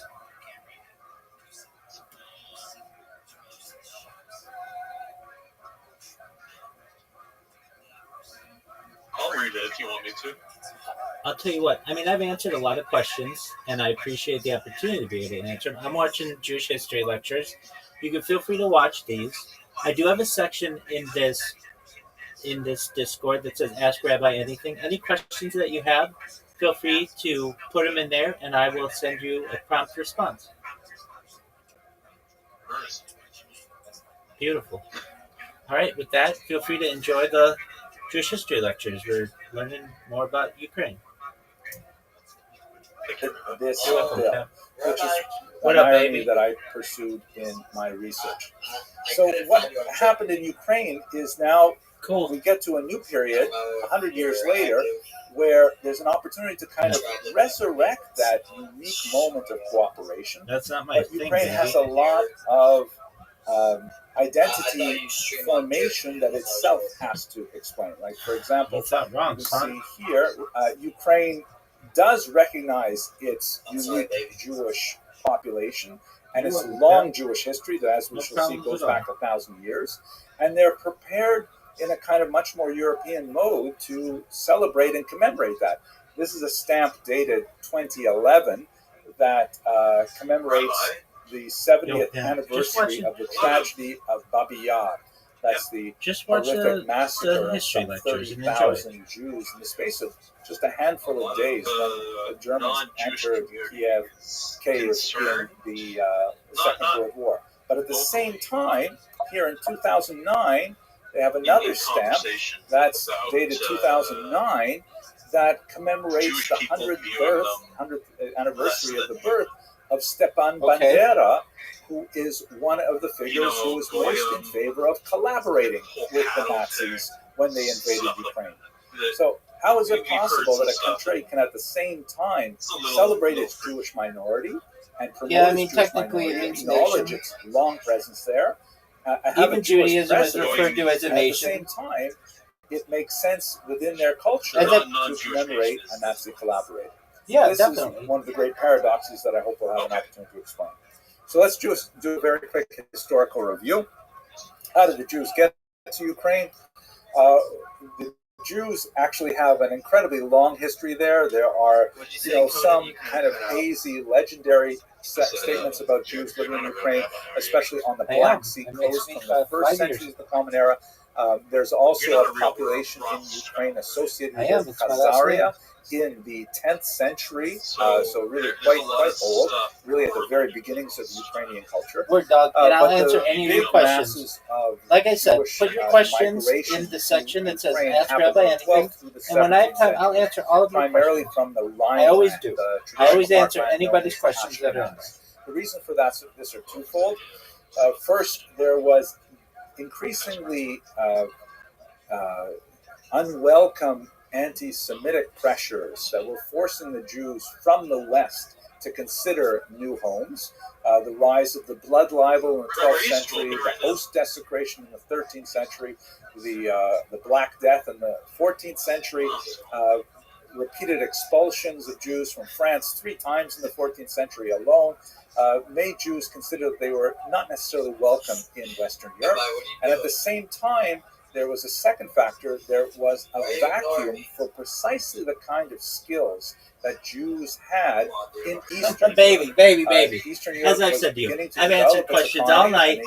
I've answered. You guys have good questions. Any other questions that you have in the Ask Rabbi Anything section? Otherwise, I'm going to continue watching my lectures. This is what I like to do. Enjoy yourselves, friends. That understood metallurgy. A lot of the earliest Mitteners of this period were actually Jews, and some of the earliest Polish coins are actually written in Hebrew characters, for example.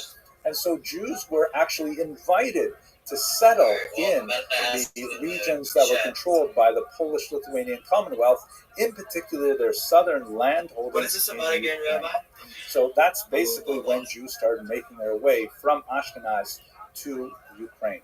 The economic structure of the region was very much kind of like caste-like, where the vast majority of Ukrainians were agrarian, working the fields, and the landowners, the higher classes, tended to be Poles, quite often living far away in Poland itself. And here's where the Jews came in. The Poles would basically hire the Jews to act as middlemen or leaseholders through a system called the arenda, which is a kind of tax farming, where the Polish nobleman would say, I would like you Jews to manage my large farm called the latifundia, which included more than farms. It included the entire villages. It included the mills, the presses, and literally even the people, because the Ukrainians were serfs, which is not exactly the same thing as a slave, but not quite as high as a peasant. They were, attached to land. They could not leave the land. They could not marry without the permission of the Lord, and so on. And the nobleman would typically, the Polish nobleman would typically say to the Jew, okay, you and your community, I want you to raise 1,000 zloty from my latifundia. And the Jews would go out and do it. And they were empowered by the nobleman with, the force of law to impose any kind of taxes that would successfully raise that amount of money. The Jews would, of course, raise more than that. They would raise, let's say, 1,200 zloty, because the other 200 would be their profit, and then they would turn over the 1,000 zloty to the Polish nobleman. The problem was that the system was inherently exploitative, such that if the Jews did a good job and they turned up on time with the 1,000 zloty in hand, then the nobleman might be tempted to say, hey, you know what? Rabbi. That seemed pretty easy. I guess I underbid. I would like you to collect 1,100 zloty next year.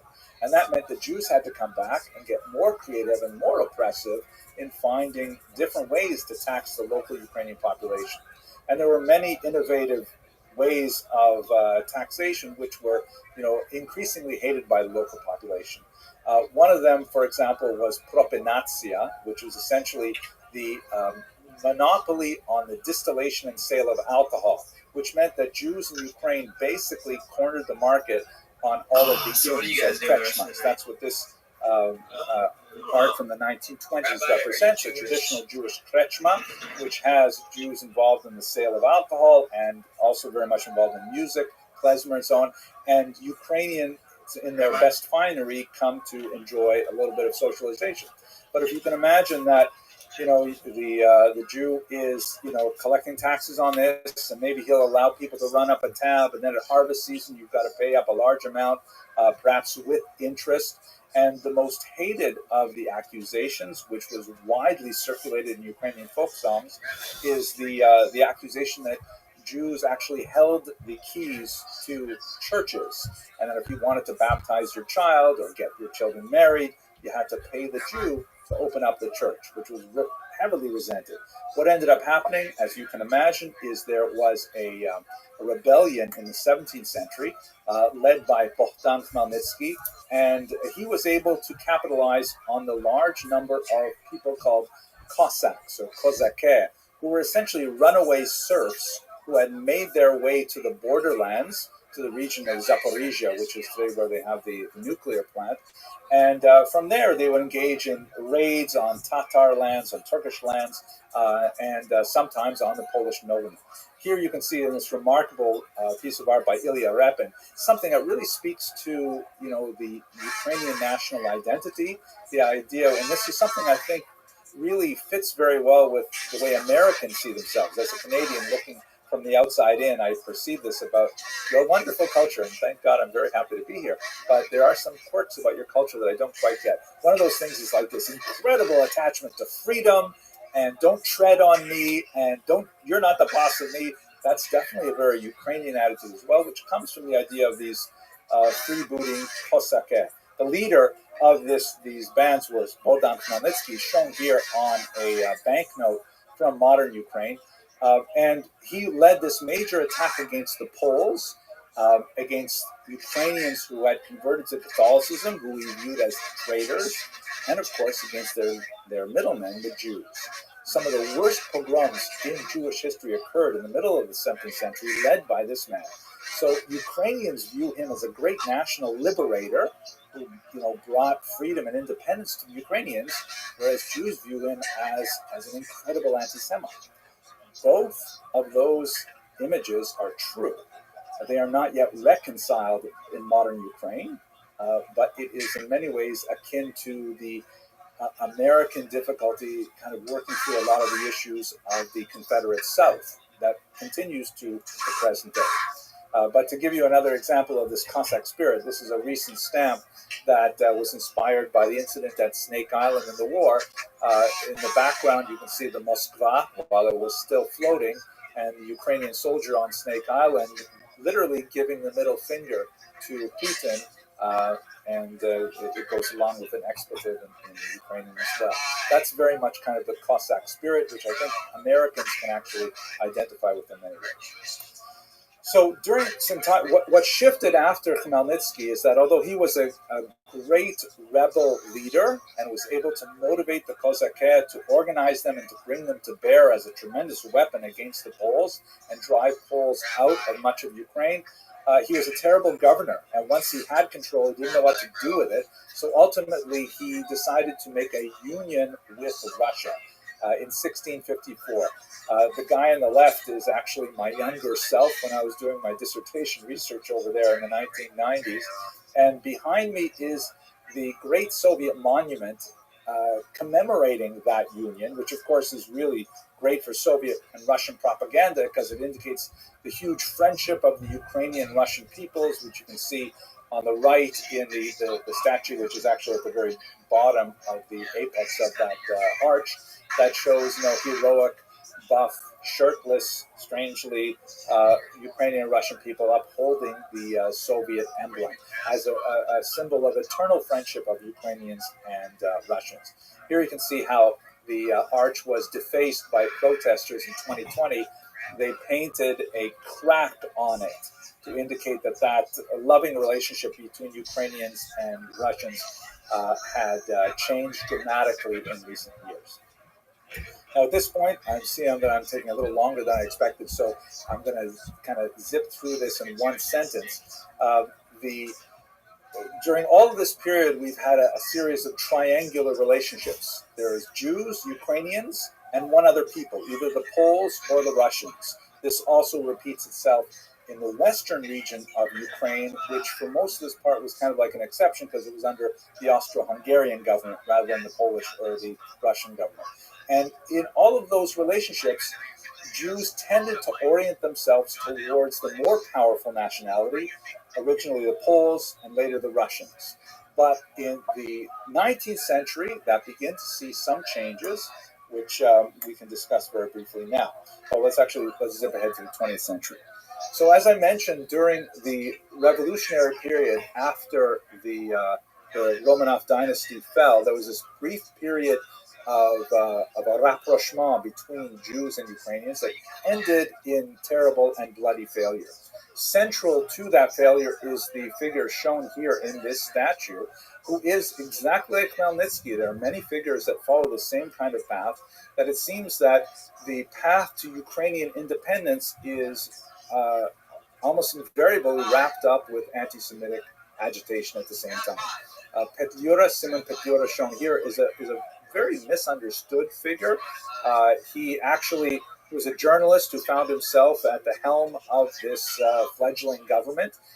And in my research, what I argue is that he was not so much the architect of the violence as he was paralyzed by it and did not know how to control it and did not take the appropriate steps that the leader had in order to control that violence. Nevertheless, Ukrainians view him as a hero. Here you see the statue with the blue and yellow flowers, and the Times of Israel is complaining, of course, that he's, this pogromist, and nevertheless there's a statue set up to him. He was later assassinated in Paris in 1926 by this man, Shalom Schwarzbard, who murdered him specifically because he viewed him as the person who had organized these horrible pogroms in 1919.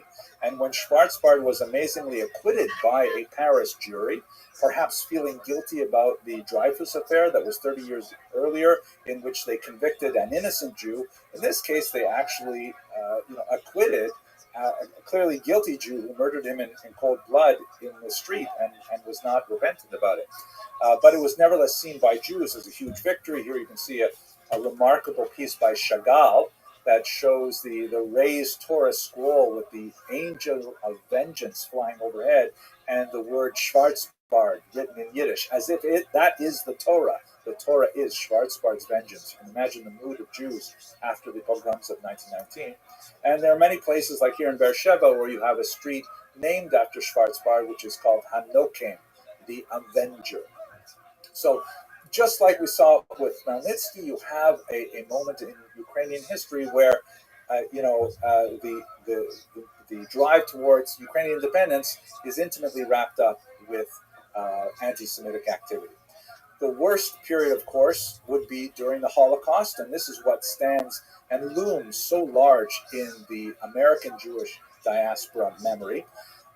We should understand that Ukraine was divided by the Molotov-Ribbentrop Pact, the secret pact between Hitler and Stalin in 1939. You can see here, this region was divided between the Soviets. It was taken over from Poland, divided between the Soviets and the Nazis. And so for 2 years, the Soviets came in and tried to forcibly communize the region, imposing communal agricultural and communal standards and persecuting religion, much like they had in eastern Ukraine, which included the horrible, disastrous Holodomor, the terror famine of 1932-33. At its helm was a Jewish figure named Kaganovich. So many Ukrainians viewed this rapid communization of the era to be essentially an expression of Jewish activity. This was not at all the case. There were some prominent Jews definitely in the Soviet movement, but they were largely purged in the 1920s and early 30s, and you don't have the same kind of phenomenon. But nevertheless, belief is far more important than reality, and many Ukrainians viewed the Jews as being allied with the Soviets that they hated so bitterly. When the Nazis double-crossed the Soviets and invaded, they came into this region with 4 units known as Einsatzgruppen, or mobile killing squads, and this was the so-called Holocaust by bullets. I've already mentioned Babin Yar. That was where some 33,000 Jews lost their lives. And by the way, the Nazis would continue to use that ravine in Kiev for another couple of years, killing another 60,000 non-Jews also in Babi Yar, buried together with the Jews in a massive mass grave. But this is the way in which most Ukrainians were associated, if they were associated with the Nazis and the Holocaust. It was through this Holocaust by bullets, in which the Nazis would employ so-called Hilfswillige, or willing helpers from the local populations who would engage in assisting these mobile killing squads, killing somewhere between 1.5 to 2.5 million people in Eastern Europe. This is incidentally the way in which my own grandparents lost their families at this time. Babi Yar was recently bombed by Putin, of course. Luckily, the monument itself was not damaged. Other features were damaged.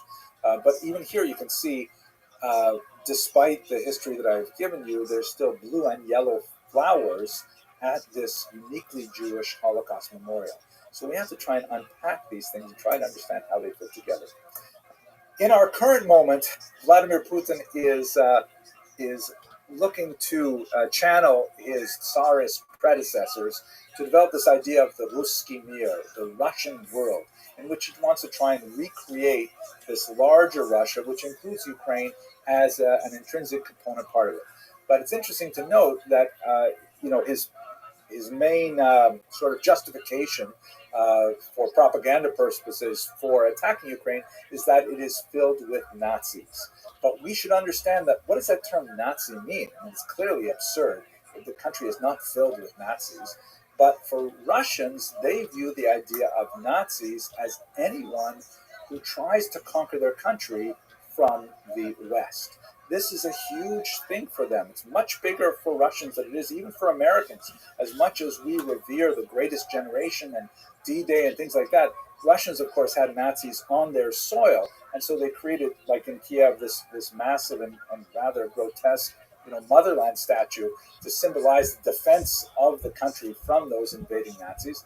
And so in a way, Putin is actually thinking of the EU and NATO as the Nazis. And the Ukrainians, by leaning that way, fall into that definition. For Ukrainians during the Nazi period, it's much more interesting, much more relevant to think of their at one time connection to the Nazis, and I'm generalizing because I'm running out of time, as really one in which they're trying to get rid of the Soviets. They view the Nazis as hated enemies, but possible temporary allies. This is actually a propaganda picture from an organization called the Organization of Ukrainian Nationalists, and a related organization called UPA. And as you can see, the soldier here on the bottom, he's trampling on both the Soviet and the Nazi flags. The Soviet one on top, the Nazi one below, because they view the Nazis as their allies to kick out the Soviets. This is still present to some degree in certain elements of Ukrainian society, but as we shall see, fairly small elements. This is the Azov battalion that clearly has a small element. Some scholars estimate as much as 10 to 15% of their enrollees have neo-Nazi inclinations. And in the question and answer, maybe we'll have an opportunity to discuss this in greater detail. Contrast this, on the other hand, by someone like Volodymyr Zelensky, who, like Putin, is named after Prince Vladimir, that very first Ukrainian prince who chose Christianity in 988. But his vision is of a Eurotropic Ukraine. He is not thinking of this Ruski Mir, this great Russian world that includes Ukrainians as younger brothers to the Russians. He's thinking of Ukraine as a multi-ethnic, multinational, modern state that can admit many different populations. And it's amazing that Ukrainians agreed. 72% of them voted for Zelensky in the last presidential election, a phenomenal number that, in America, we can only imagine in a presidential election that has such a high margin of victory. And ironically, Putin's invasion has only accelerated this tendency among Ukrainians. So let me take us now to the implications of the future by way of conclusion. Here's a remarkable study that appeared in 2018 from the Pew Research Center. When asked the question, would you be willing to accept Jews as citizens of your country? Ukrainians were the most welcoming of Jews of all Eastern European countries. Only 5% of Ukrainians said that they would not be willing to admit Jews as citizens of their countries, which, was half as much, a third as much as Russia and Belarus and Poland, a quarter as much as my homeland, Lithuania, and just 1/6 of Armenia.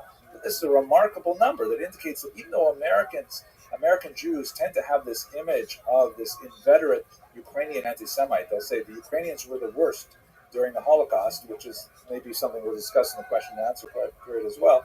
Nevertheless, modern Ukrainians seem not to fit that. And if we compare this number with a similar study done by the same institution in 2019, it's not exactly the same questions, but Jews are very well welcomed in this country. And if you look at the figure on the right, among those who are coolest to Jews, the mean number was 8%. So America may not even be as welcoming to Jews as Ukraine is, which, kind of boggles the imagination in some ways.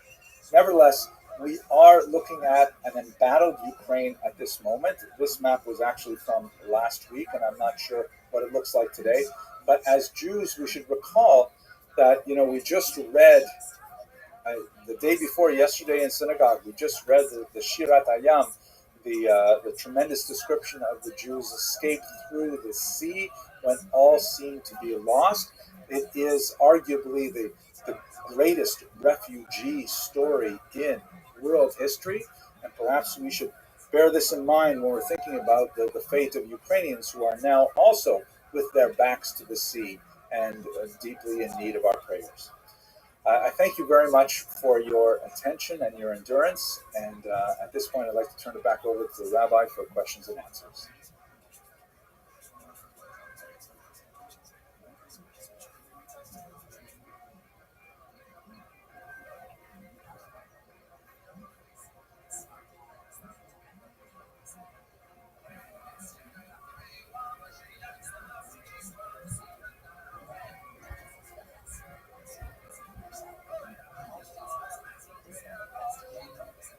All right, well, it's good to see you all here today. I would like to start our gathering in a good way by acknowledging that the University of Alberta is built upon the traditional lands of the Cree, Blackfoot, Métis, Nakota Sioux, Iroquois, Dene, Ojibwe, Saulteaux, Anishinaabe, Inuit, and many other Indigenous peoples. By acknowledging and teaching about past and contemporary injustices, we are making an effort to help ensure that history does not repeat itself. It is only when we are accountable for the past and understand the present that we can move forward to a future of conciliation. I would also like to acknowledge and thank all of the Indigenous people on our campus who are working diligently to make meaningful change to the system for future generations. And finally, I want to acknowledge that many Indigenous peoples from all across Turtle Island now live and study in Edmonton and at the University of Alberta. We need to value their diversity of cultural worldviews, their resiliency, and their many contributions. All right, well, it's my honor and privilege to welcome you all, whether you are attending in person or online, to this opening event for the History, Classics, and Religion Graduate Students Association's annual conference on the theme of societies in crisis, reactions, resilience, and resolutions. Just a wonderful contemporary theme and topic for this conference. My name is Ryan Dunch. I'm the chair of the Department of History, Classics, and Religion at the University of Alberta, a job that I've had for a while now and have one more year to go. I've been at the university since 1998. I remind people at every opportunity that there's one more year, you need a new chair. But the University of Alberta is one of Canada's leading comprehensive research universities with over 40,000 students and 500 graduate programs, as well as 200 plus undergraduate degrees. And our department dates back to the beginnings of the University of Alberta in 1908, when the departments of history and classics were both among the founding departments in the university.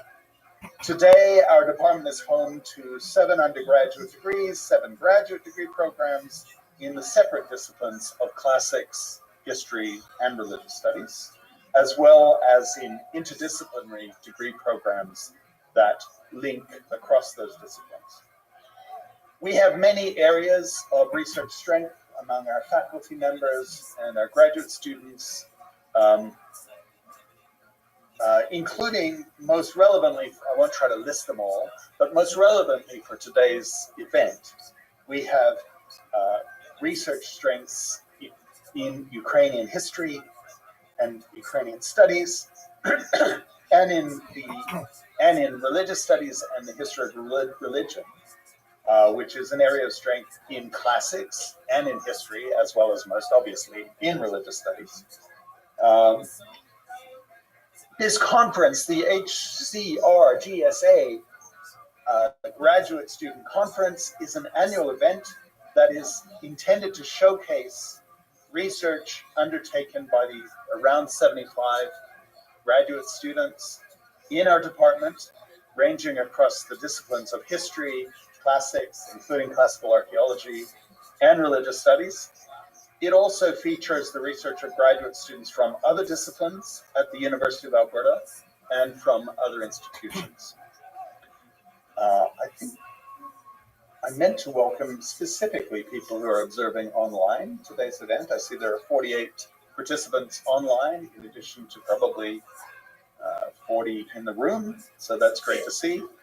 The conference today and over the next few days is generously supported by the Faculty of Arts Conference Fund, by the Bellsburg Jewish Studies Endowment and the Jewish Federation of Edmonton, by the Lutsky Family Foundation, and by the Department of History, Classics, and Religion itself.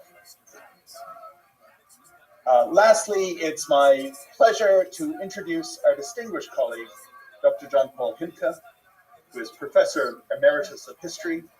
Dr. Himke has an international reputation for his groundbreaking scholarship on the history of nationalism in Central and Eastern Europe, and on the history of the Holocaust during World War II in Ukraine and in its surrounding regions.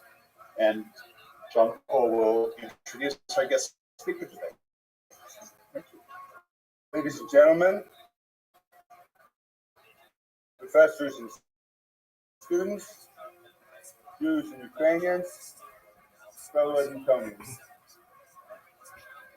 I am very pleased to have been invited to introduce our very distinguished Brooklyn. Hero is a private university established in 1970 for the higher education of the Jewish community. Dr. Abramson has been serving as the Dean of Arts and Sciences at Truro since 2015. Although based in the United States for over 2 decades now, Dr. Abramson is a fellow Canadian. He was born in 1963 in a small town then known as Ansonville in Ontario. Later, the former Ansonville was incorporated into Iroquois Falls, but it can still be found on Google Maps. Ansonville is in the far north of Ontario, 450 miles north of Toronto. This is the locality that experienced the coldest temperature ever recorded for Ontario. In January 1935, the mercury here dropped to minus 70 degrees. The young Henry grew up, and it's hard to believe that it's a young Henry. There once was a young Henry. The young Henry grew up in this frosty land where people traveled by snowmobile and kids occupied themselves with cross-country skiing and sledding. Henry was the sole Jewish child in this small town. He had to learn to fight to defend himself against some anti-Semitic bullies. His parents took care of his Jewish education. This Ansonville was so poor in Jewish educational resources, his parents sent him to Toronto when he was 10. His mother lived with him, and several evenings a week he would attend a Jewish school where he learned Hebrew. He received his education in Toronto, university education in Toronto, earning a BA, MA, and PhD there. He wrote his doctoral dissertation under the supervision of a leading historian of Ukraine, Professor Paul R. Margucci. It was while he was a graduate student at U of T that I first took notice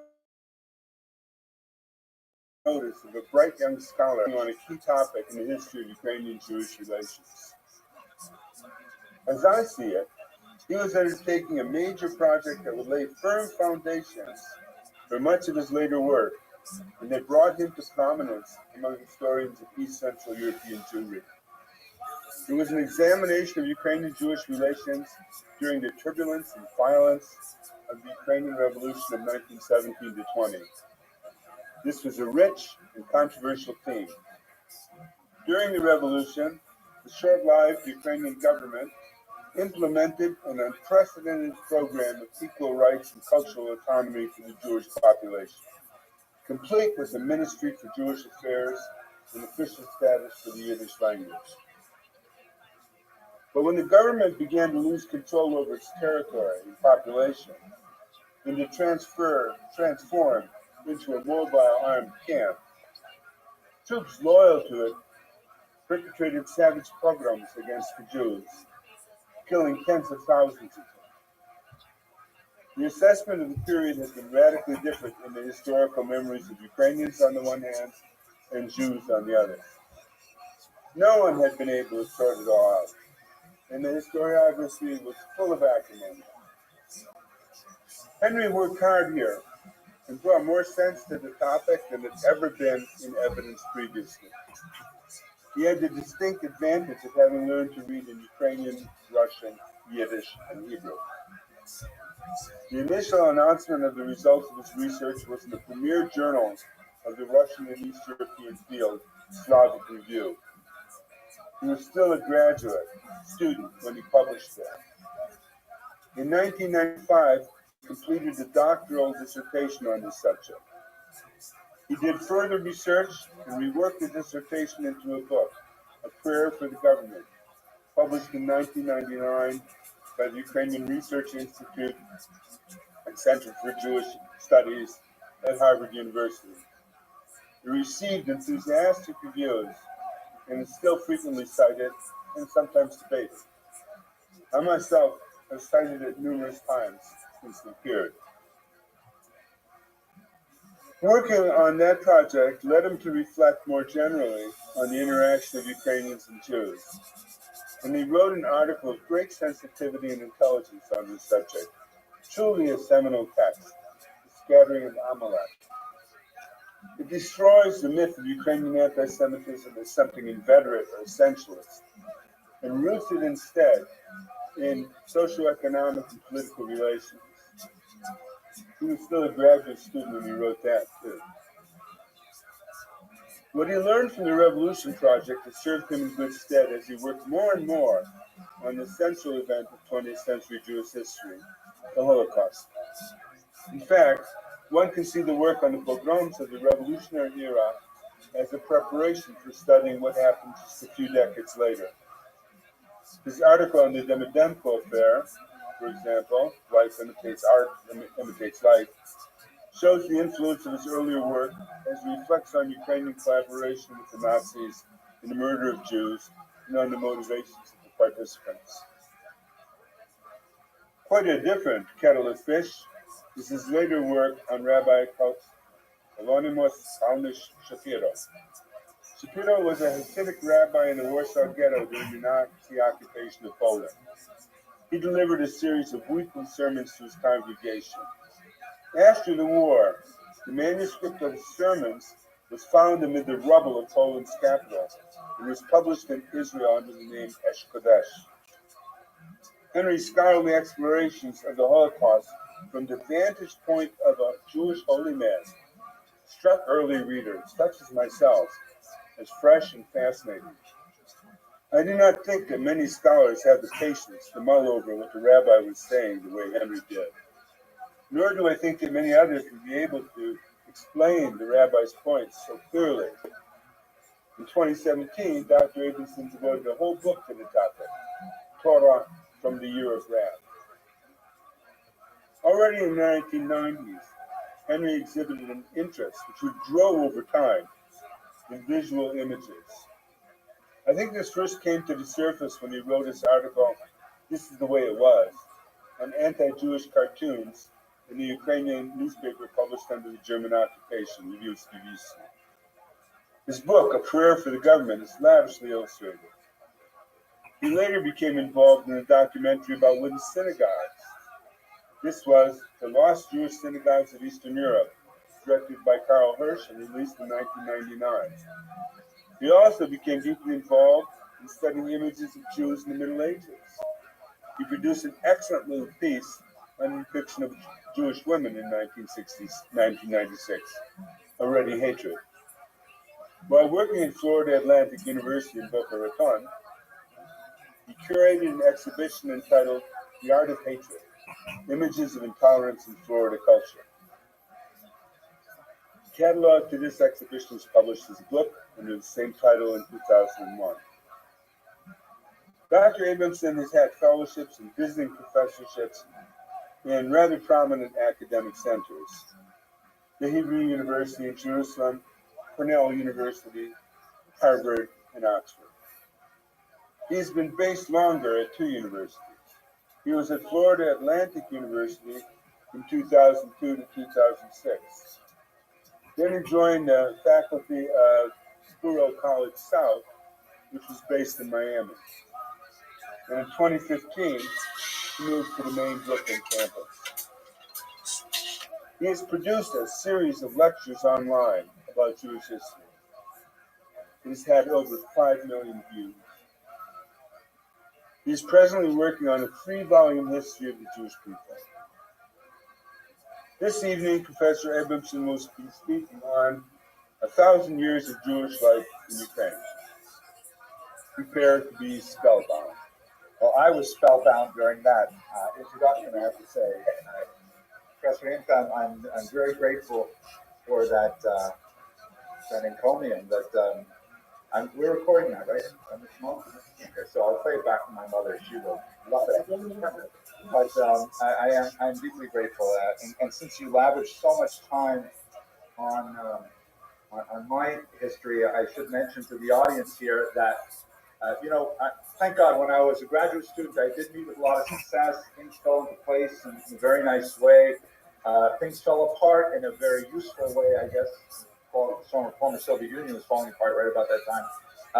And I usually met with positive critiques from my readers. But the one reader that floored me, that really took me down several pegs with an honest and useful critique, was none other than Professor Himka. I'm not sure whether you read the Slavic Review article, or maybe it was the dissertation but he delivered just a 2-line critique about my premises in going into this particular research, which demonstrated to me that I had really only looked at about 10% of the problem, and that 90% of it, like an iceberg, was under the surface, and that I had to really rework things before I would do this right. So I'm deeply grateful to you. We can talk about it later if you want to remember the specifics, but it was the most useful piece of criticism I think I've received in my scholarly career from someone who is not my wife. So I think I'd like to begin, first of all, by acknowledging the very gracious host of this evening. I'm very grateful to the sponsors, especially to the graduate students who organized this. Mr. Parkilia and Ms. Schmaltz invited me, and I have to say that letter that you wrote, you write that letter, it was a beautiful letter. I was like, you had me at the first paragraph. I'm coming to Alberta to tell you.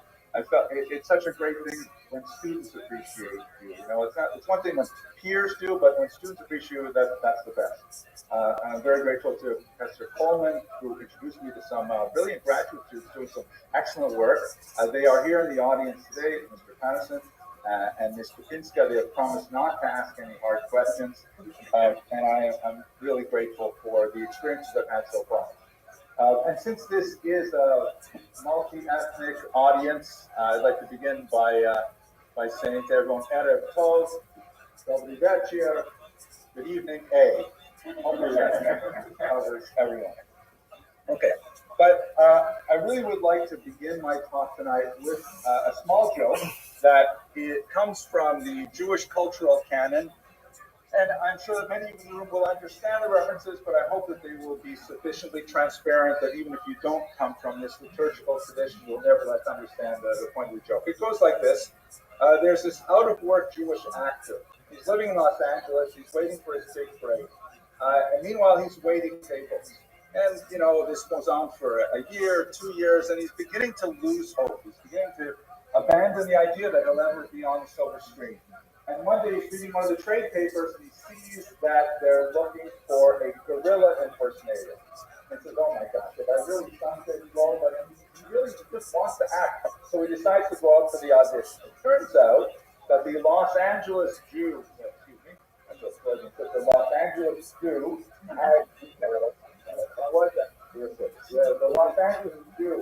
had lost his Black Friday, and until we get another one from Africa, they need an impersonator. So he wows them in the audition. He gets the part, and every day he finds himself strangely gratified by the experience. He puts on the gorilla suit. He gets into the enclosure. He beats his chest. The children squeal with delight. The parents are so happy. They throw peanuts at him, and he's finding new ways of expressing himself, using his instrument in the most full ways possible. And he's really finding fulfillment in his life. One day, he's really into his role. He trained in Stanislavski method and so on. He's really getting into his role, and he's swinging with a little bit more violence than usual from a line to a line, and he swings out of his enclosure and he lands into the lion's den next door. Looks up into the face of this ferocious feline, and he knows his life is about to end. So, it's been a long time since he went to Hebrew school, but he remembers that if a Jew knows that they're about to expire, the very last thing on their lips should be a pronouncement of the unification of God's name, the very last statement in the world. And so he covers his eyes with his right hand and he says, Shema Yisrael, Hashem Elokeinu, Hashem Echad. Hear, O Israel, the Lord our God, the Lord is one. He looks up and the lion says, Baruch Shem Kavod Malchus. And then the giraffe says, Shah, you'll get us all fired. Thank you very much for laughing. So the point of this story, which I think is a very sophisticated joke, points to the fact that identity is a very malleable thing. Identity is something that, as my personality, often involves a hierarchy of multiple loyalties. Loyalty to our Edmontonian or our Ansonvillian roots, our Canadian roots, our religious tribe, our political tribe, our linguistic tribe, and go on and on. And we sort of work with these things to shape for ourselves an identity. And what I would like to propose to you today which I have learned from my meeting with Ms. Popinska earlier today. This is not such a radical new idea, but we are looking at a very unique era in Ukrainian Jewish history in which a new Ukrainian Jewish identity is being forged. I'd like to demonstrate that as we race through a millennium of I don't want to say necessarily coexistence, but Jews living side by side with Ukrainians in the space of about 60 minutes. I will speak very fast. Let's start with this image that you see behind me. This is a rather remarkable image. Let's place it in situ. It is a Holocaust memorial that is found on the outside of a synagogue in Lutsk, Ukraine, just to give you a sense of where Lutsk is. Well, I think we have to, I took the mouse on here. You know what they say PhD stands for? Push here, dummy. Okay. So here's a map. You can see a little dot there where Lutsk is. It's sort of in northwestern Ukraine. Here's Kiev marked here. And here's how it looks on the side of the building. This is a 17th century structure. It's what's called the traditional portrait style of synagogue architecture. Not, coincidental that this occurred during the era of technical revolution. Now, with the uprising, that synagogues were built much like this. I spoke at the Queens Jewish Center just last week, and it looked exactly like this, actually. And you can see it sitting there on the wall of the synagogue, the Holocaust Memorial. Now, let's look a little bit more closely, though. Let's see how it's changed in the just a couple of years between those two pictures. First of all, you can see that the stucco work has become defined. This is taken, by the way, this picture is 2011, so long before the current conflict. But you can see that the synagogue has become to decline, and no one is apparently taking care of it. And you can see here, there's kind of an interesting sort of soft vandalism, possibly. Someone has applied two stickers, one above the other, to the memorial.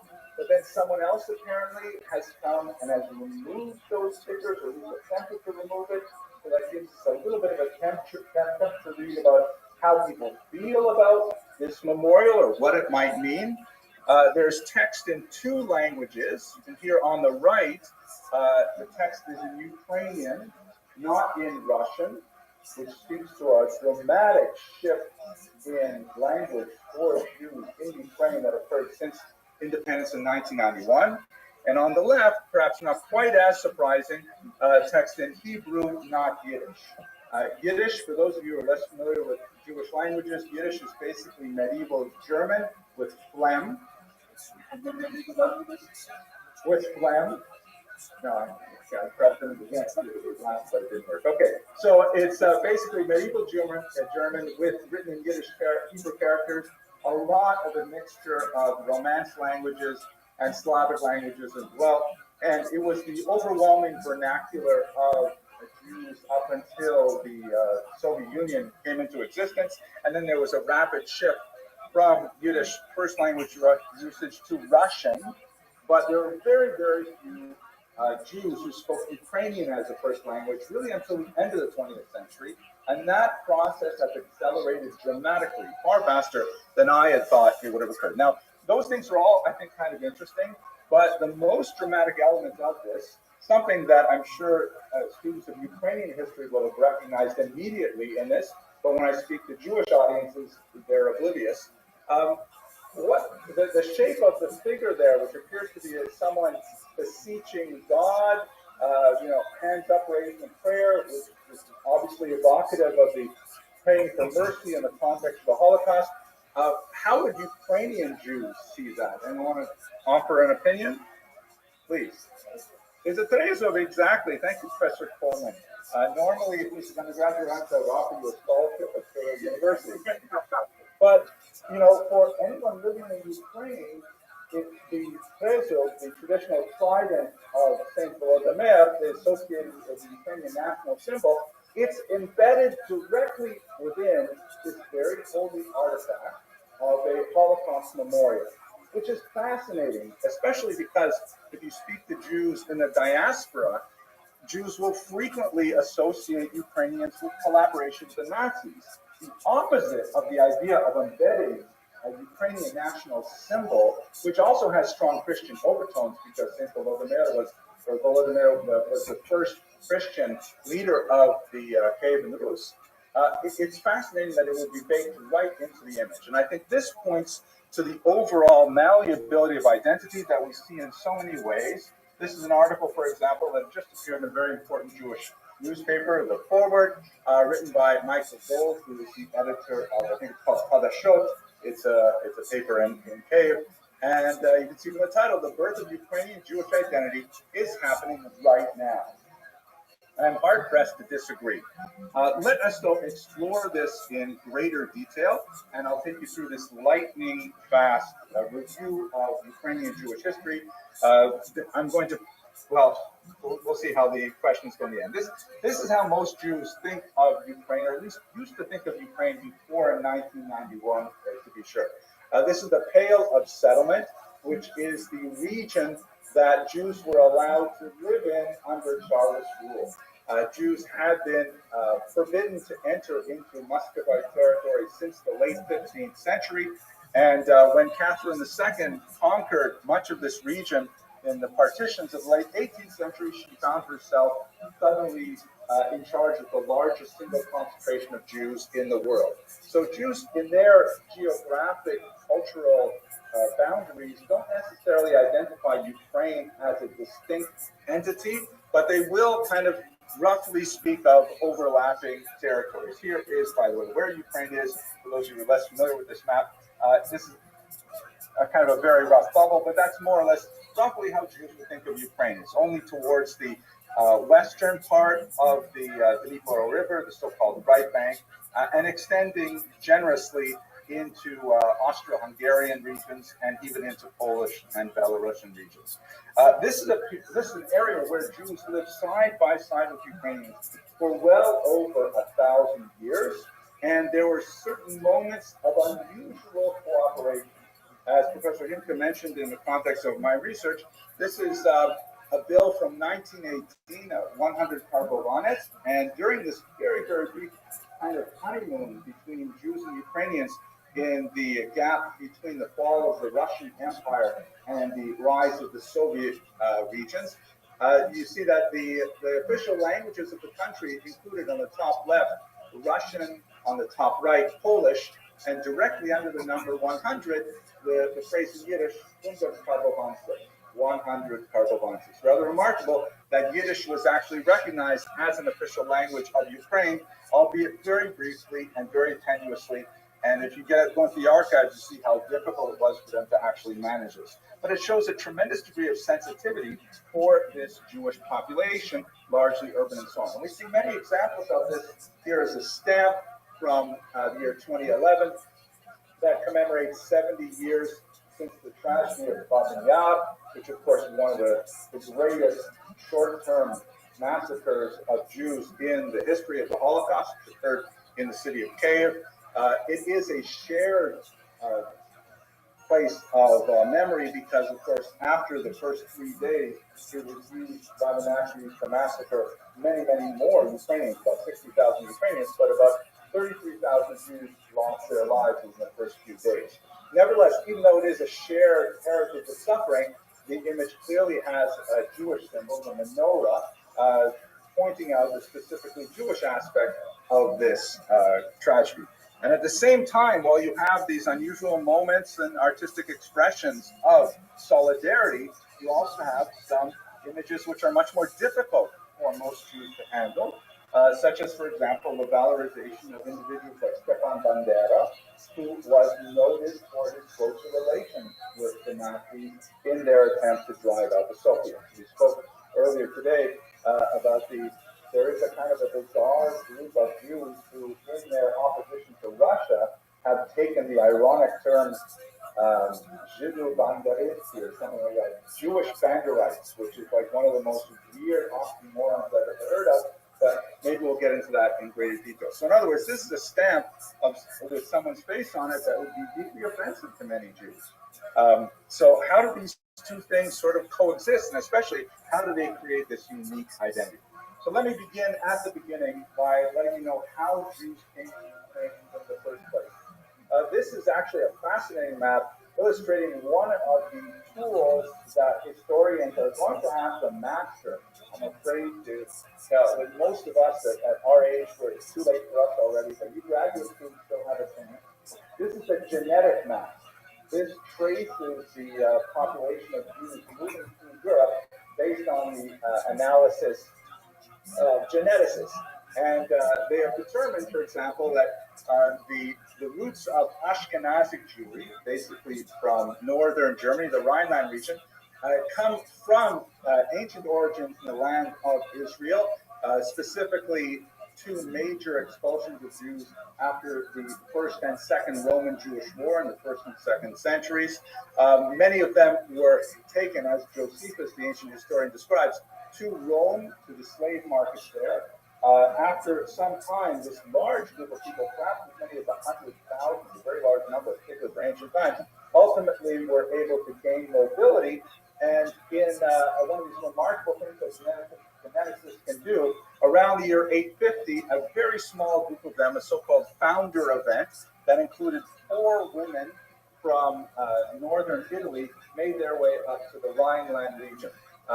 The geneticists who prepared this research for Behar actually calculated that 46% of all Jews who claim to be Levites, Ashkenazi Levites, a particular tribal designation, descend from these 4 women. So I believe they're named Sarah, or Rebecca, Rachel, and Leah. I made that up. I wasn't sure if it would work, but at any rate, that's where the Ashkenazim basically come from. There are other routes of migration and so on, but the part that concerns us is that they make their way in the 9th and 10th century to northern Germany, and then from the 13th and 17th century, there's a major migration eastward, as you see in this map here. The Ashkenazi Jewish community are both driven out of Germany by a rise in anti-Semitism, evinced by the rise of beliefs like the blood libel, post-registration, and of course the Black Death of the 14th century. And at the same time, the Polish-Lithuanian Commonwealth, which dominates much of Ukraine at this time, has a dearth of individuals who are literate and numerate and able to create an economy in the region. And so Jews are brought in, they're given Magdeburg Recht, which is a kind of medieval set of privileges which communities can set up. It's a very appealing thing. They're able to set up essentially gated communities, kind of like Boca Raton. You're familiar with that place?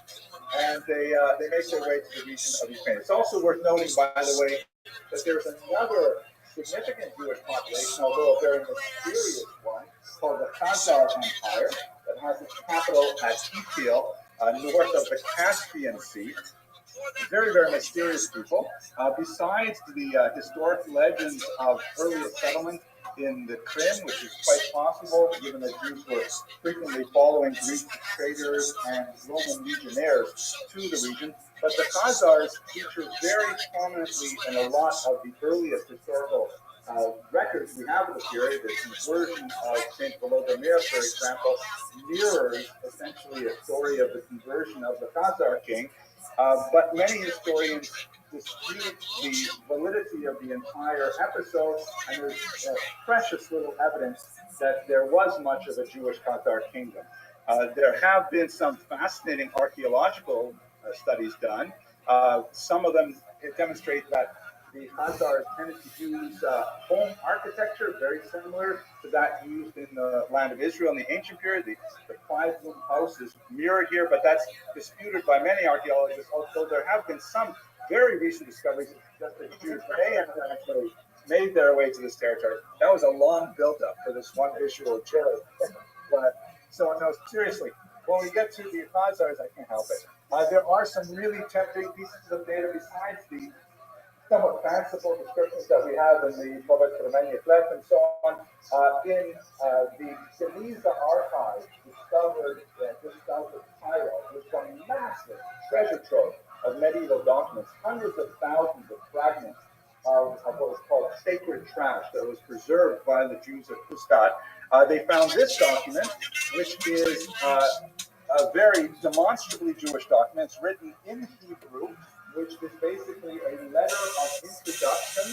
In modern Hebrew, it would be called a petek, that it indicates that the bearer of the on hard times and is reaching out to co-religionists for financial support. Quite literally, these are used to our own day.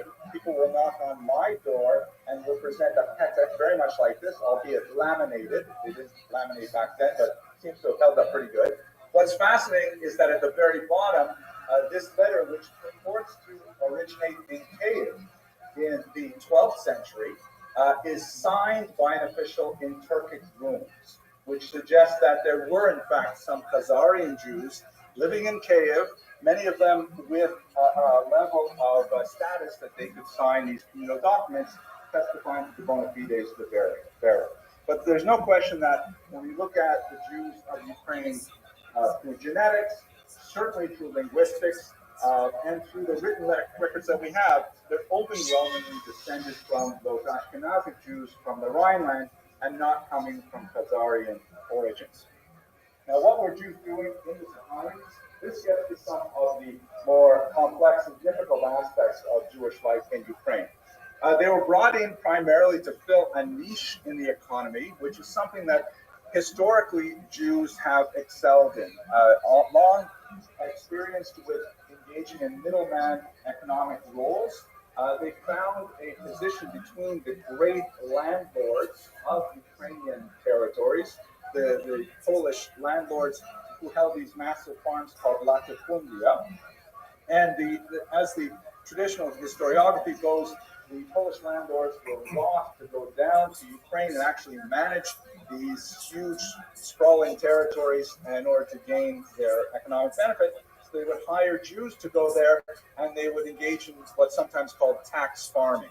The Polish landlord could say, for example, to the Jewish community, because these things were generally structured in an almost feudal manner, they say to the Jewish community and their representatives, okay, we believe that you can collect 10,000 zlotys from our latifundia this year, so I'll see you next year this time, and you'll pay me for that. And you are authorized to go collect taxes in order to bring it to me.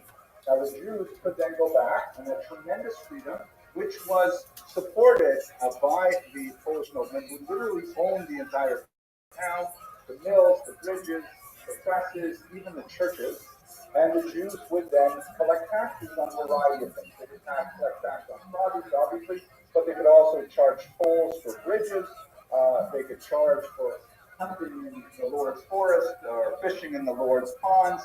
Basically, whatever they came up with, that would be a legitimate way to tax the population. Whatever profits they were able to earn was the delta between what they had to give the Lord and what they could collect for themselves. So if they had to come up with 10,000, they would try to collect from the Ukrainian peasants, let's say 12,000, and that 2,000 would be the backbone of the economy. And the other 10 would go to the Lord. In some notorious cases, not too many which have been identified historically, but nevertheless they loom very large in the Ukrainian imagination, as expressed in Ukrainian folk songs of the era. Jews even had the right to control access to the churches for baptisms. So you can imagine the insult if you had to baptize your child and you had to pay the Jew to get the keys to enter the church. So this was not, seen very popularly by the larger population. One last detail.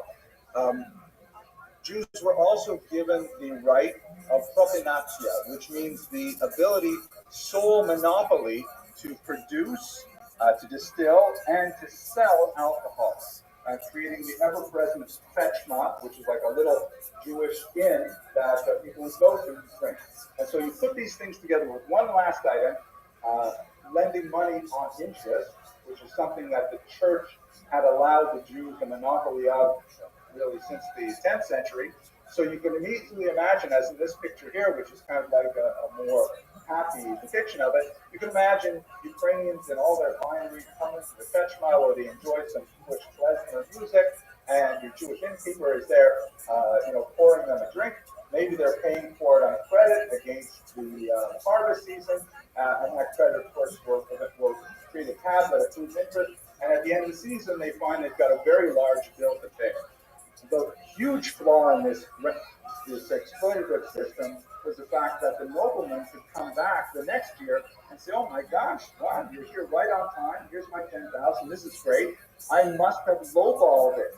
So how about next year you go back and you collect for me 12,000 because obviously you did it so easily. And that means that the Jews would have to go back and would have to raise 14,000 in order to maintain the same standard as the previous year. And this would spiral out of control, it would ratchet out of control to the point where there was a popular uprising. The most significant of those popular uprisings is, of course, the Khmelnytsky revolution or rebellion of the middle of the 17th century, which was devastating for the Jewish community of the region. Khmelnytsky basically is a huge heroic figure in the Ukrainian mind, primarily because he managed to lead a group of peasants who were essentially runaways from their land, and he united them.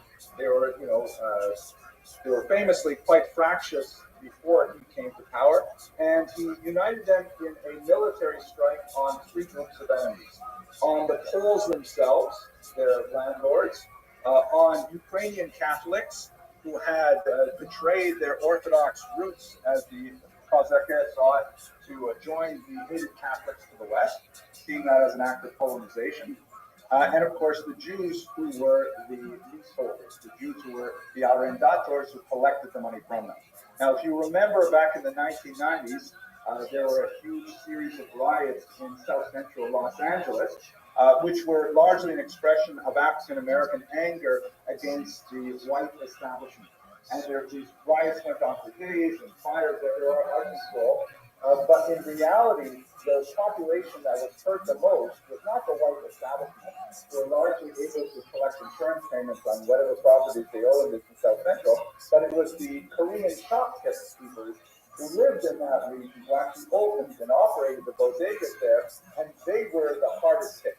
Even though they were not part of the white establishment, they were definitely seen as alien and seen as a demonstration of white power, and so they suffered the worst. It's a very similar structural relationship to the way the Jews occupied that middleman position in Ukrainian territory at this time. And so Khmelnytsky's rebellion was overwhelming, and for Jews, it was so powerful that it actually was enshrined in the liturgy, And once a year, Jews will gather, they'll fast for the entire day, and they will recite liturgical poems that reference the horrible decree of Hakbatat, the decree of 1648-49, lives on indelibly in Jewish memory. That's why one of the aspects that's challenging to this idea of a new Ukrainian Jewish identity is that for Ukrainians, Khmelnytsky remains definitely a national hero. I mean, he rose up against the foreign oppressors, he drove them out of the land, created, a Ukrainian independence. He is like a George Washington in many ways. And he is seen here on a banknote from Ukraine. But for Jews, Khmelnytsky remains like he's in the same family of people like Stalin and Hitler. So it's very hard for Jews to see Khmelnytsky, especially diaspora Jews like myself, without feeling a certain amount of trepidation. One of the things that we talked about today in our discussion was the process of lustration, which is associated especially with Václav Havel's Czechoslovakia, but we also see it in post-Saddam Hussein Iraq and other places where countries who endure difficult periods of national stress have to go back and kind of clean up or polish, that's what the term lustration really means, their histories to try and work through some of these difficult issues. The United States of America, the country where I live in, has done a tremendous job of this, with the Civil War in particular. We're all totally cool with like statues of Confederate war heroes. We even bring the Confederate flag into the Capitol on occasion. Whenever we have an insurrection, it's like, that's what you guys do. So this is one of those issues that I think Ukrainians will have to work with. And it's not just people like Khmelnytsky, it's also people like Bandera. And the Jews will also have to work through their lustration, trying to understand their role in this exploitative economic arrangement as well.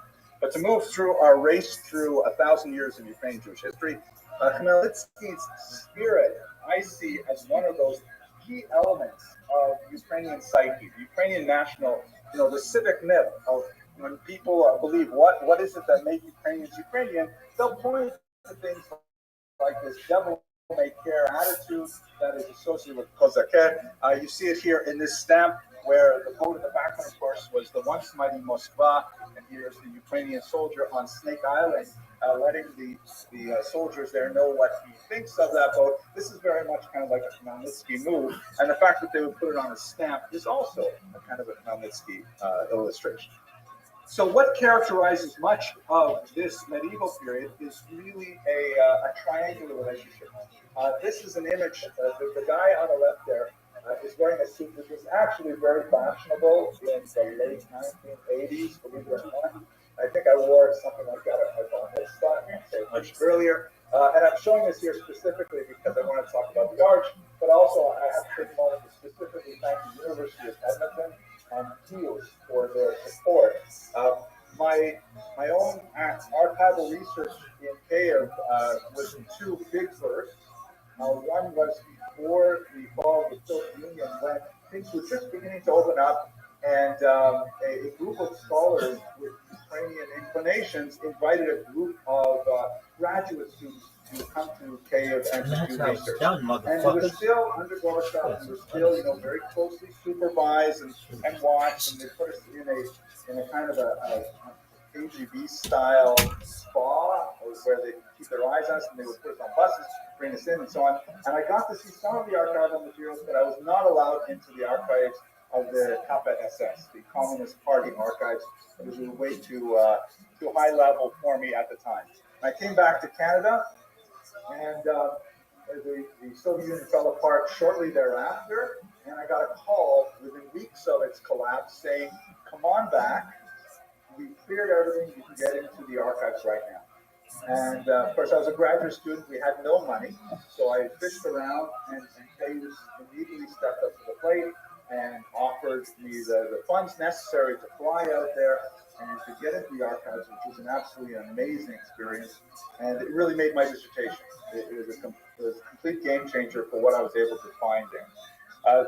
The chaos was tremendously much better organized than the Academia Nauk. They had apparently had set up things in Kiev that I was going to get an apartment. They would set me up and things like that. When I got to Boryspil, there was no one there, just the mafia. And I had a big wad of Canadian dollars, and I didn't know what to do. I didn't know anyone personally there because I was, shunted around the first time. But I did remember that I did meet one elderly Jewish man who the Canadian Jewish Congress asked me to bring him some of a specific type of medicine that he needed and he couldn't afford. So I was able to take one day trip on my first time to Kiev and deliver this medicine to him. And I vaguely remember sort of what his building looked like. It was a Khrushchev, one of those 5-story walk-ups. And I had a taxi driver take me around until I thought it might be that one. And I walked up, I thought it was on the top floor. I knocked on the door, and thank God they were there. So the Academia Nauk fell apart, but I was able to spend a few months living with the Ukrainian family, Ukrainian Jewish family, and really getting experience from their perspective of life. And Chaos was very generous. The money that was supposed to be set aside to defray my living expenses was given to this family because they were supporting me. And they essentially, they got like the equivalent of 2 years' salary from this infusion. So we're very, very grateful. Anyways, this is what I looked like back then. And this is at the famous Friendship Arch once in Kiev that has this statue that celebrates the union of Khmelnytsky's Ukraine with Russia in 1654. The great, the friendship of peoples, and this is what it looks like a little bit later. A crack was applied by protesters, well before the war, incidentally, to show that the relationship between Kiev and Moscow was not nearly the way it once was. And the statue, of course, has now been removed since the attack. But Jews and Ukrainians were never free to really develop their relationship as communities with one another alone. There were always third parties in the room that affected how those relationships would be developed. So it was primarily the Poles or the Russians. One could say that the Germans also had a very large role in it in the 20th century. Just to quickly summarize, if this is new to you, don't worry, it'll just flow over. Most of Ukraine was under Polish rule until the 17th century when you had that major uprising.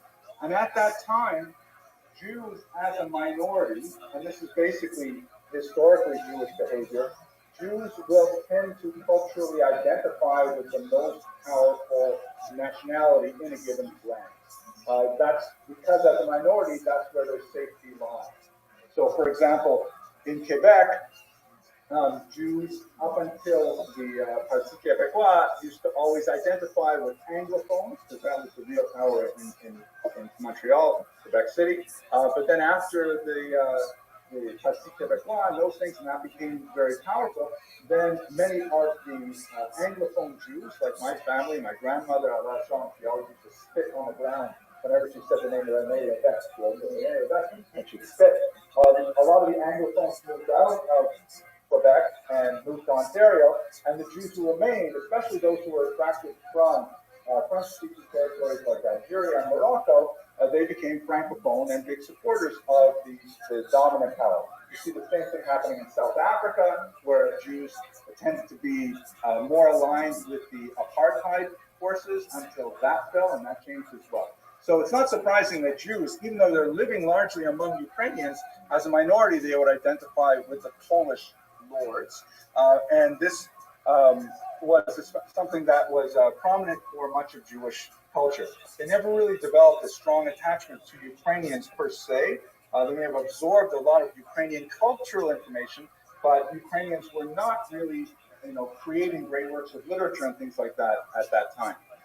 Eastern Ukraine was largely under Russian rule, and then with Catherine the Great's takeover of the Poland, then they all fall basically under Russian rule with a small segment explored so masterfully by Professor Hinka under Austro-Hungarian rule. Now, this was a period of great change, though, because both Ukrainians and Jews found themselves deeply alienated by Russian rule through the 19th century. And this can be seen in a couple of different ways. For example, the notorious Cantonist situation. In 1837, Tsar Nicholas I determined that the Jews were so difficult to assimilate that what he had to do was to forcibly conscript them into the Russian army at a higher level than ever before. Historically, Jews typically avoided serving in national armies, largely because they were inimical to Jewish practice. There's no kosher food, there's no Sabbath observance, you're taken away for a long period of time. So they typically paid a double tax in order to avoid military service and to exempt themselves financially. This is one of the harbingers of modernity is when Jews begin to actively participate in armies like in the United States of America, Canada, and so on.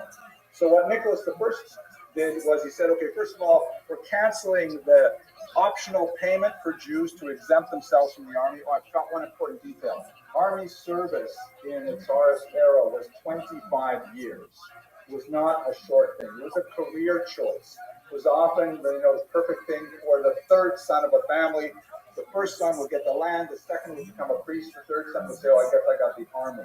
So Jews would avoid this like the plague, but Nicholas I said, no, Jews have to participate in this as well. And he also realized that by the time Jews reached the age of 18, which was conscription, they were probably already too deeply influenced by their Jewish background to possibly assimilate successfully. So therefore, he lowered the age of conscription to 12.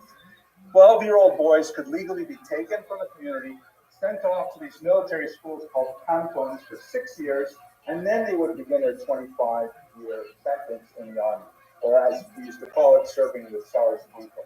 This is the reason why my grandfather of blessed memory fled Russian Lithuania in 1904 because he didn't want to fight the Japanese, despite the fact that it was, the battlefront would be proximate to authentic Asian food. He said, no, I'm going to Northern Ontario. Sometimes that joke works, but I guess so there was a terrible situation. The Cantonisten was one of the reasons why Jews began to actively hate Russian authorities. Much more to say about it, but that's alternate fact right now. Nevertheless, Jews enjoyed a phenomenal population boom in the 19th century. The advent of the smallpox vaccine had a lot to do with infant mortality. Also, the establishment of something called test, which was a situation in which multi-generation households would take care of small children, meant that Jews actually had a higher birth rate than surrounding populations in Ukraine. And from this page in Professor Magachi's map, Atlas of Ukraine, you can see the green colors indicate the concentration of Jews in various regions. The blue line indicates the boundaries of Ukraine, and you can see that Jews are more than 15% in many places. Furthermore, if you look at the specific types of settlements, Jews were highly concentrated in mid-sized villages. Garditchev, for example, had somewhere over 77% Jewish population. Khmelnyk had 80% Jewish population, and the large cities tended to have about 1/3 of their populations were Jewish, legally or not. Kiev was technically off limits to Jews, but it had about 60,000 Jews living there illegally anyways. So you've got a lot of Jews living in this territory. They're much more hostile to the Russians now, and Ukrainians are also going through their period of national awakening and finding that the Russians are blocking them at every turn as they attempt to develop their language, their culture, and so on. This is a period of great identity formation, not only for the Slavic peoples of the land, Ukrainians in particular, but also for Jews who essentially invent violence at this time. The idea of returning to the land of Israel is, of course, millennia old, but it was always associated with the arrival of the Messiah. In the late 19th century, Jews concentrated basically in southern Ukraine began to experiment with the idea of creating a political state in the land of Israel that is exclusively Jewish, or at least primarily Jewish.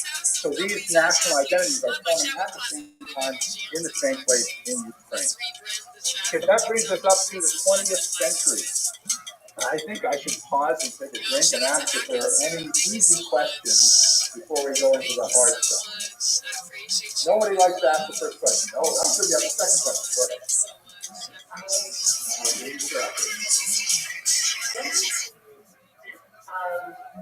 The part of Western Ukraine that was under Austro-Hungarian rule and that's part of Ukraine. Well, when we get to the 20th century, I see, no, that's fine. It will be fought back and forth, and there are actually several parties that will lay claim to it. But basically, after World War II, it's made part of the Ukrainian SSR. That would be like the region where the Lviv is and things like that. Yes, sir, in the back.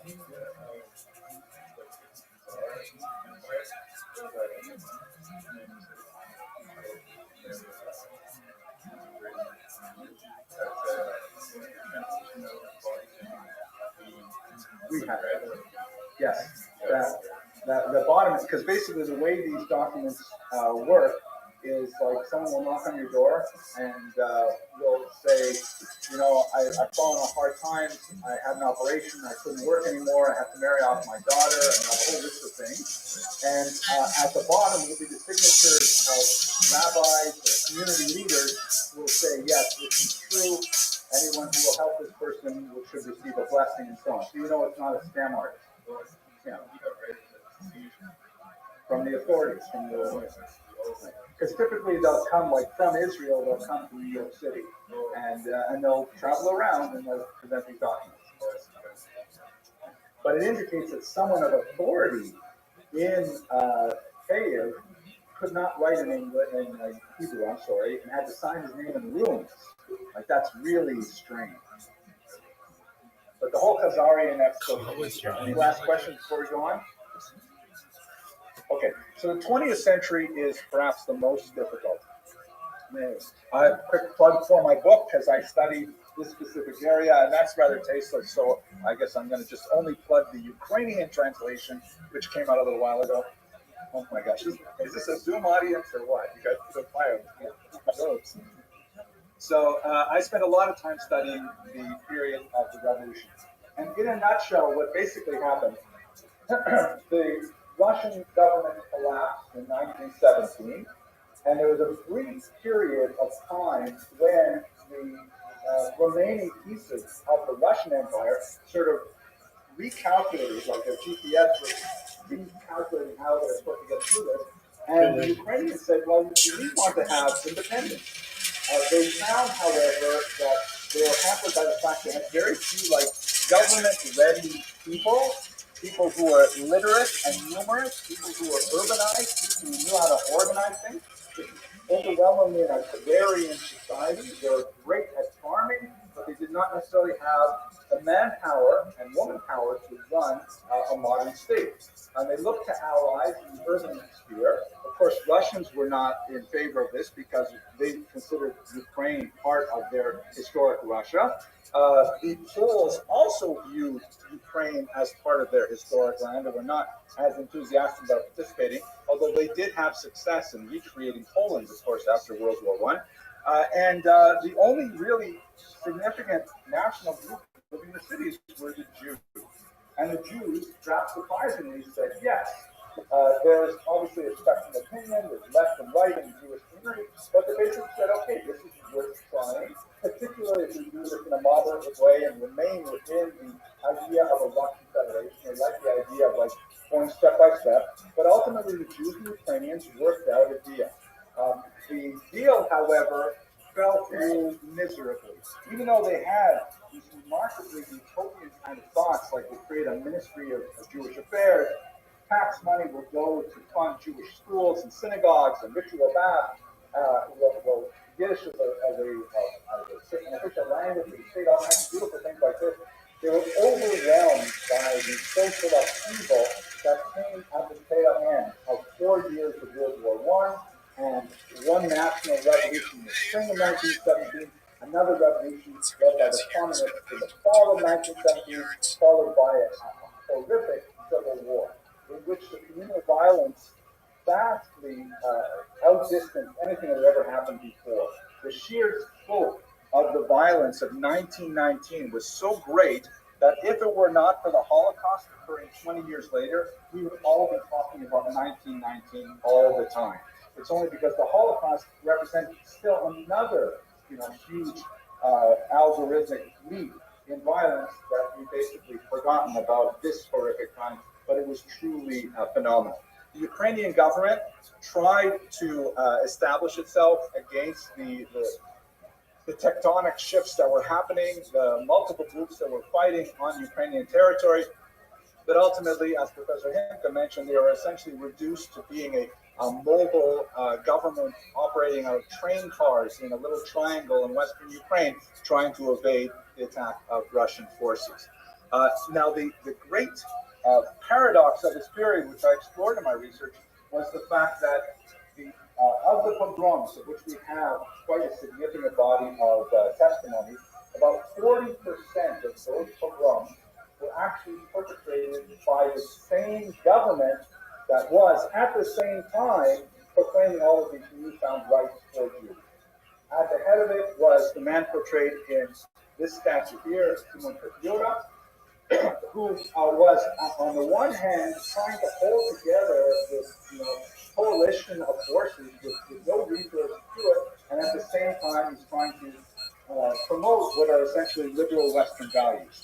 Petlura himself is a very complex figure, and we've engaged in many debates about his specific orientation, but he becomes a flashpoint in the understanding of this period and a deflection point for Jewish-Ukrainian relations, as I will show you in a moment. Here's an image from the Times of Israel, a very popular Israeli newspaper, and as you can see, there's a statue erected to Simon Petlura, who, like Khmelnytsky and to some degree like Bandera, is a Ukrainian hero, a national hero for asserting independence of Ukraine against all odds, and at the same time viewed by Jews as a pogromist, correctly or not. You can see surrounded by blue and yellow flowers and so on.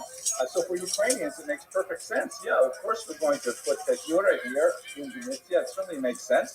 But for Jews, it's like within walking distance of the synagogue. How can you possibly be so offensive to place someone who created such violence against us in such close proximity to one of our holy places?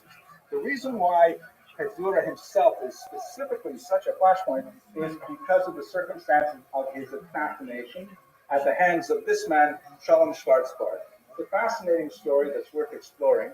Schwarzbard walked up to Petzura, who was living in exile in Paris in 1926. He said, Mr. Petzura, he said yes, he shot him dead. And then he simply stood there and was arrested. The Paris court tried him, and in a brilliant legal strategy, the defense argued that Schwarzbard was acting out of revenge for the pogroms that Petzura had perpetrated on the Jewish people. And amazingly, the court in Paris began to view the proceedings not as a tribunal to decide the fate of Schwarzbard, but really a tribunal on Petzura's guilt or not. And perhaps thinking in the background of the horrible debacle of the Dreyfus affair 30 years earlier, the Paris court ultimately acquitted Schwarzbard. They ordered them to pay a total amount of damages, one Why? time to I got nowhere else to widow, go. and they set him free. And so for Jews who had mobilized, and by the way, the historical establishment was very much involved in this. Jewish historians were called in to defend Schwarzbard. Oh, it's the worst. Mobilized to try and not to attack Schwarzbard, but to defend Petzura, because that's the way the trial had gone. And when Schwarzbard was acquitted, it was viewed as kind of like the judgment of history, whatever history is. The judgment of history was that Petzura created those pogroms. He was the architect of the violence, which I think is a huge overreach. In my research, I believe it's more appropriate to think of Petzura as perhaps someone who was inclined to be silent regarding the pogroms at a key point in time during the spring of 1919, largely out of fear of alienating his erstwhile followers. He corrected that and began to speak the pogroms later, but it was largely too late. So he definitely was not like the architect of the pogroms. He may have, though, committed a sin of omission, serious one, but definitely not the way that the historians of the 1920s portrayed it. But when Schwarzbard was acquitted, there was a massive roar in the Jewish community of excitement. This is a remarkable image painted by Chagall, that shows the angel of vengeance, the masterpiece that's described in the book of Exodus, an image of God acting in the world like the death of the firstborn, the 10th plague. The Torah scroll underneath it actually has the name Schwarzbard written on it, as if his name and his person is identical to the teachings of the Torah. It's another dramatic kind of image that illustrates the way many Jews spoke about him. A street among many was named after him in Beersheba, Israel, and it was called Rehov HaNokim, the street of the Avenger. And in brackets, in case you're wondering who the Avenger is, it says Chaim Schwarzbard. But this is the way that Jews began to form their thinking about their relationship to Ukrainians, largely in the wake of that Schwarzbard trial. Let's see what I've got here. Then we move to the Holocaust itself, and maybe we should pause again for questions before we talk about this most difficult period.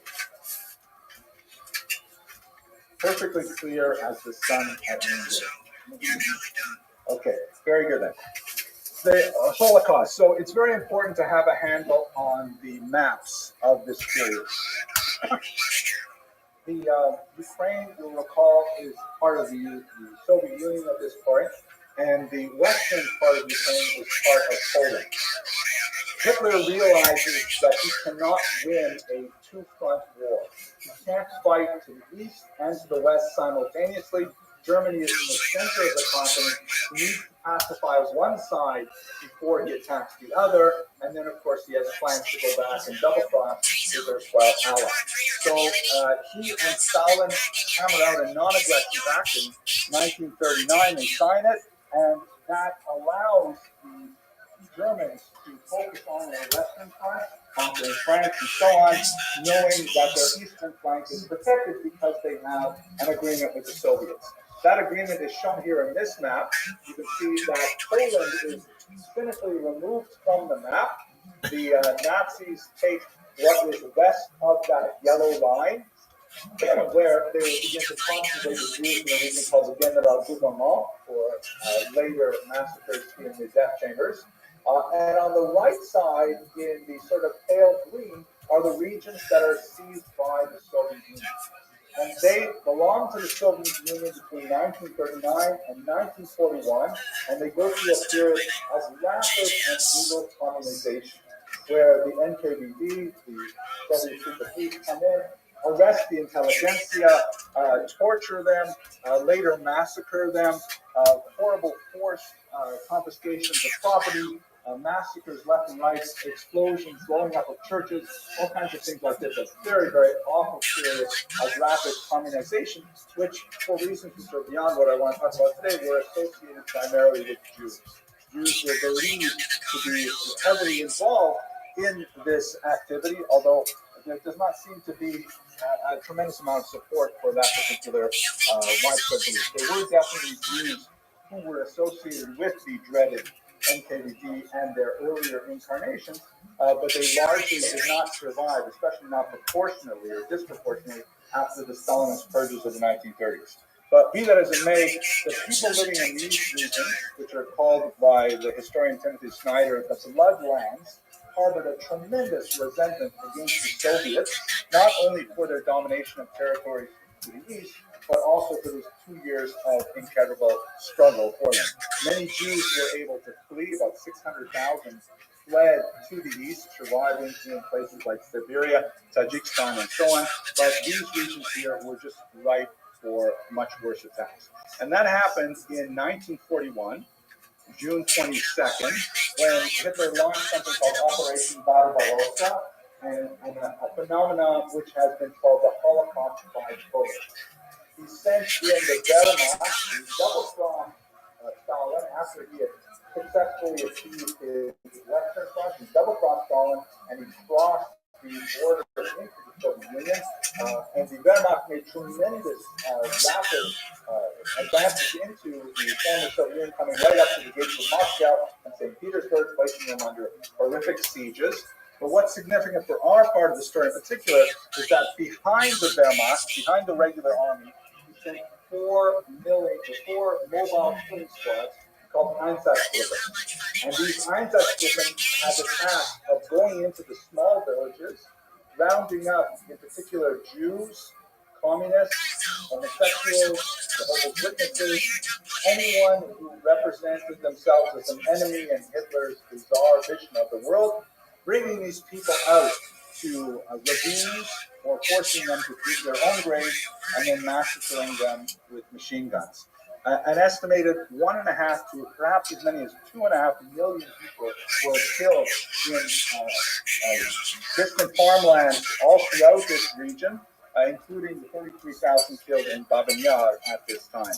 My own family, those that did not join my grandfather when he fled Lithuania, also found their last resting places in an unmarked field outside the city of Kaunas. This is a marker that people put up afterwards to designate the spot where my own family lies. So this particular period is especially difficult for the Jews because the Nazis were able to rely on significant indigenous support for their attacks on the Soviet Union. The so-called Hilfswillige, or free willing or of free will for people of not only Ukrainian but also Polish, Lithuanian, and Latvian and Estonian, were willing to join the Nazis and push back the Soviets. One of the most difficult units associated with this period is not Hilfswillige, but the Galicia division, which represented a lot of Ukrainians in the western part of the territory, believed that joining with the Nazis was the best way to rid the entire territory of the Soviets. they ended up signing up, and that made a huge difference later when they attempted to enter this country and the United States of America, and they actually were former SS members because it was a Vacuum SS division. They were ultimately cleared. The Shane Commission, which caused a huge hoo-ha in this country, determined that they had not committed any war crimes, but this is the stain that the association with the Nazis held for many Ukrainians, Lithuanians, Latvians, and so on during the period. There were definitely isolated moments of great humanity, many of which have not been properly recognized, such as the incomparable Metropolitan Andrei Sheptitsky, who personally acted to save some 200 Jewish youth in his network of monasteries, very important churchmen in Western Ukraine. He was actually a great philo-Semite. In 1903, I was privileged to come across this letter. Not in 1903, not quite that old. I was privileged to come across this letter written in 1903 in Hebrew by Metropolitan Sheptitsky, a concrete reminder of his philo-Semitism, which he demonstrated throughout his life. I think one of the most fascinating elements of this letter is, and proof that he is the author, is a very common spelling mistake.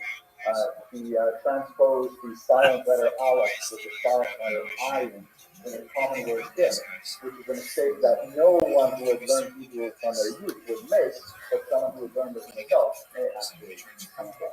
So there are some bright lights in this story, but otherwise for Jews it is inevitably dark. So that takes us through the vast majority of my presentation. I'd like to speak very briefly now about some thoughts on our current situation with the conflict in Ukraine, and then conclude with some implications for the future. So are there any difficult questions? Okay, let's go on then. Here's a picture of Vladimir Putin in 1980 when he was a KGB officer in Germany. And Putin is a slave to the idea that Ukraine belongs to Russia historically. That this is an idea that was very well developed in the 19th century. The notion that Ukrainians, the term Ukrainian, by the way, is a fairly new coinage, like maybe late 19th century. Ukrainians themselves were not entirely sure what to call themselves, particularly in Western regions. But the Russians would refer to them as Little Russians, i.e., they're not quite the same as us.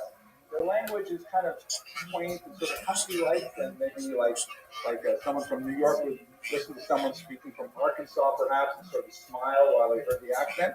But they would say there are younger brothers, the smaller Russians, the little Russians, and so on. And the idea that they could rebel against the elder Russians and to separate themselves from this territory is unheard of. It's quite ironic because the origins of Slavic civilization really begins in Kiev, and Moscow only develops many hundreds of years later. When I gave a version of this lecture, and it was perhaps unwise enough to actually post it on YouTube, I got so many hate hits and lots of Russian bots attacking me when I made this statement. And in reality, Russia belongs to Kiev more than Kiev belongs to Russia, because Kiev is where these great Slavic societies emerged from. Russia was nowhere at the time when Kiev was already a principality. But Putin has the opposite idea, really a grand imperialist idea of the 19th century, this idea of Ruski Mir, the Russian world, Russian civilization, which must encompass Ukraine. The idea that Ukraine could betray Russia and walk away is something that is anathema. And the vocabulary that he used, which I believe he uses cynically in a criminal fashion, but I also believe at the same time he believes it, is that the Ukrainians are Nazis.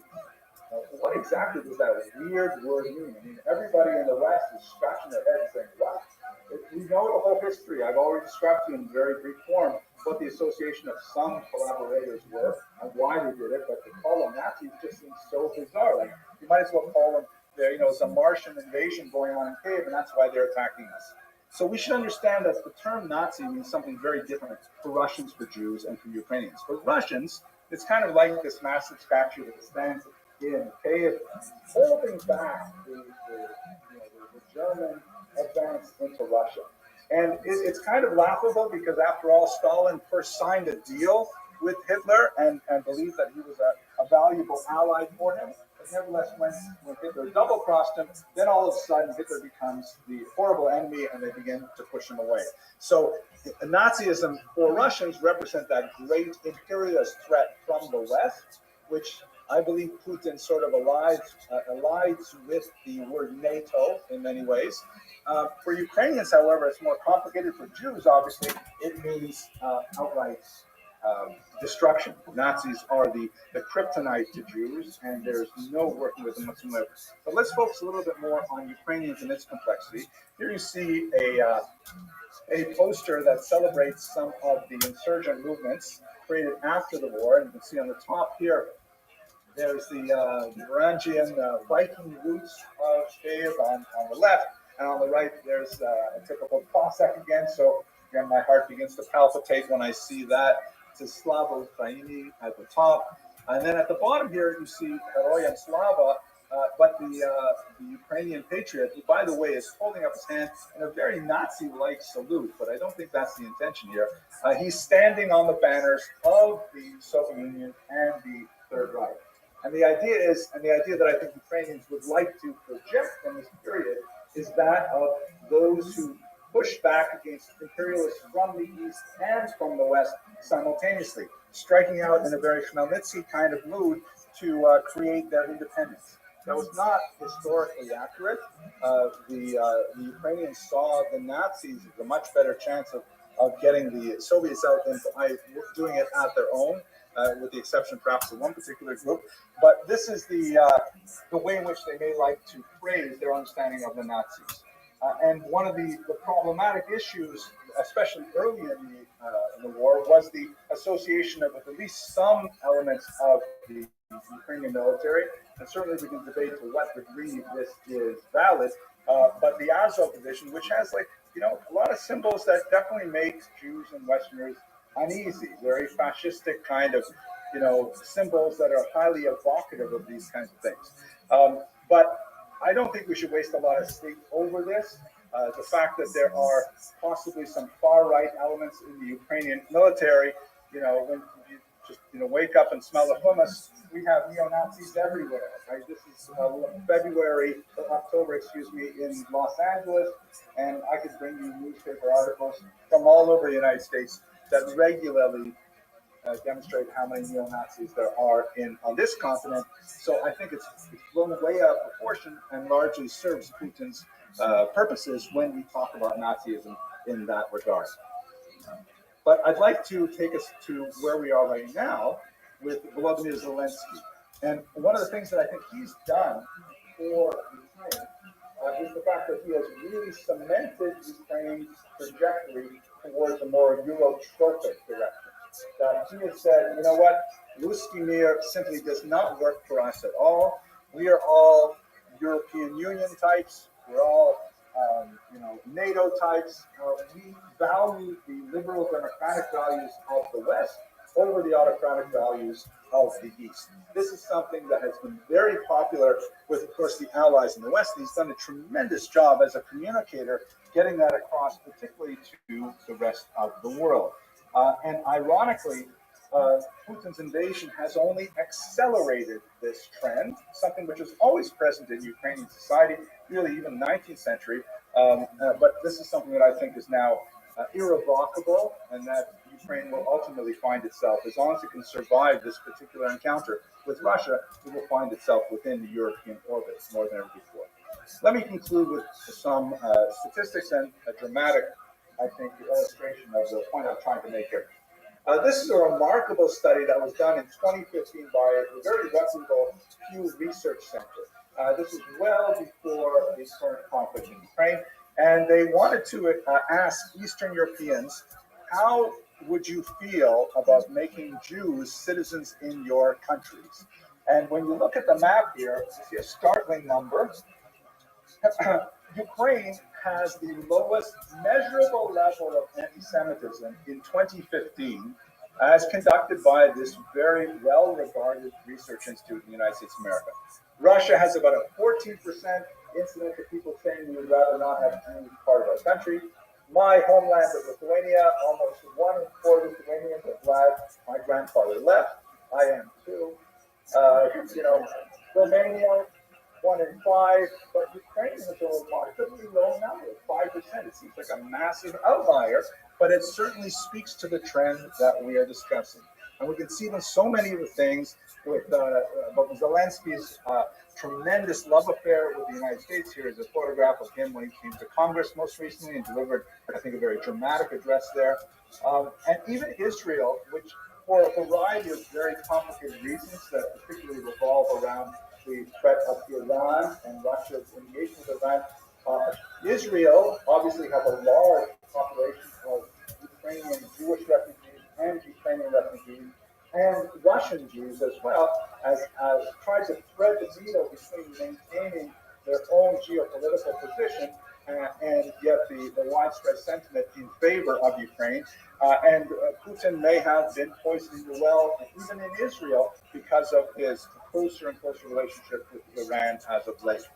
But I think the most dramatic illustration of this shift in attitudes among Jews regarding Ukraine is illustrated by this article that came out just about a week and a half ago in the New York Times. It's a very sad article by Jeffrey Gettleman, accompanied by photographs by Igor Cricket, and it's about a young married couple named Taras and Ohla Mevstev who decided to sign up. They were living like basic kind of yuppie lives, successful urban professionals, but they decided they wanted to fight on the front lines. They wanted to fight together, and they went to the front lines together, and they were killed together tragically. You can see that there's a photograph of them taken from their home, and you can see that they look like the quintessential Ukrainians, dressed in traditional costumes, young people, happy, smiling. And when I read this article, tears came to my eyes when I read this passage. Taras and Olha met when they were 8 years old, part of Kropyvnytsky's tiny Jewish community, remnants of what was once a vibrant group massacred during World War II. They went to the same Jewish school, and it amazed me because these people, they don't look Jewish, they look Ukrainian. Their identity, and by the way, the whole article is repeating with all kinds of Ukrainian iconography throughout their house, literal iconography, by the way. But it's part of the thing. They're Jewish, and yet they stepped up and they felt the need to identify themselves with Ukraine. This, I think, is the most tragic and poignant illustration of the development of the Ukrainian Jewish identity that we see as occurring in front of our eyes as this horrible new war accelerates the process. We hope that that Ukraine finds peace and is able to reestablish itself, and that the Jews of Ukraine are able to reestablish their lives in peace and security. And with that, I want to thank you very much for your attention over the past.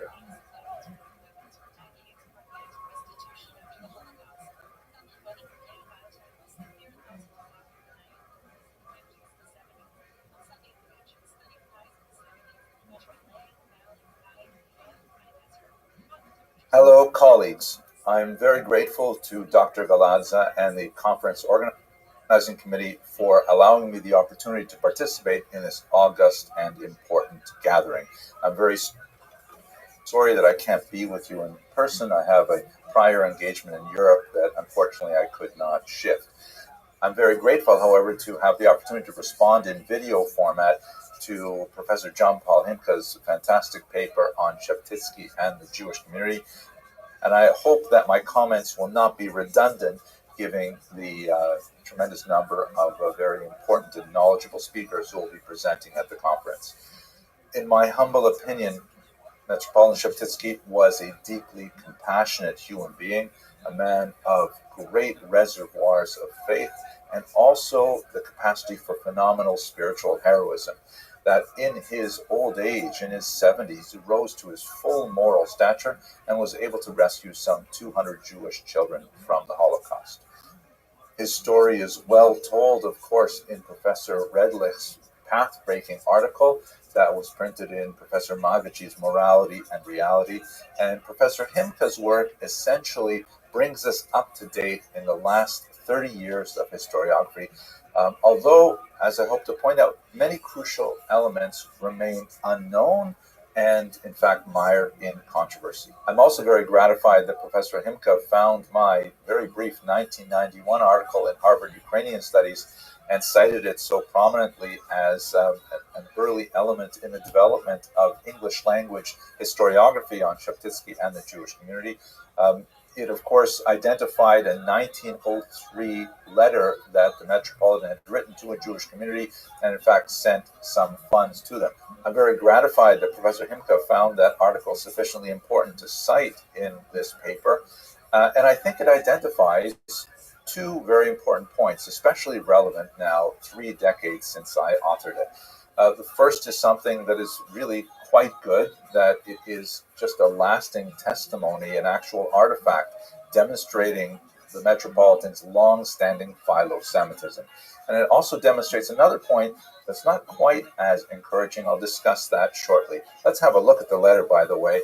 It is rather a remarkable document. You can see it's written in a very fine Ashkenazic script. He seems to have mastered quite a few of the finer points of Hebrew epistolary style. I think epistolary is actually a word. He refers to his interlocutors as my brothers. But let's get to the second point, which I think is perhaps not quite as encouraging. As Professor Himka writes, with his masterful 2013 article in Poland, quote, the development of the North American historiography had essentially come to a close. At that point, Professor Himka moves to European historiography, and he alerts the reader to 2 very important new works that I unfortunately have not had the opportunity to peruse, but I'm really looking forward to seeing them. Yuri Skydar's 2018 study of the Studite monasteries in the Holocaust, and Andrei Mikhaileko's work on Sheptytsky and his relations to the Nazi regime. Those look like 2 extremely important works, and I look forward to reading them very much. But my first question would be, and this is related to the second point coming out of my 1991 article, is while this is essentially what has happened in North America and in Europe, what has happened in Israel?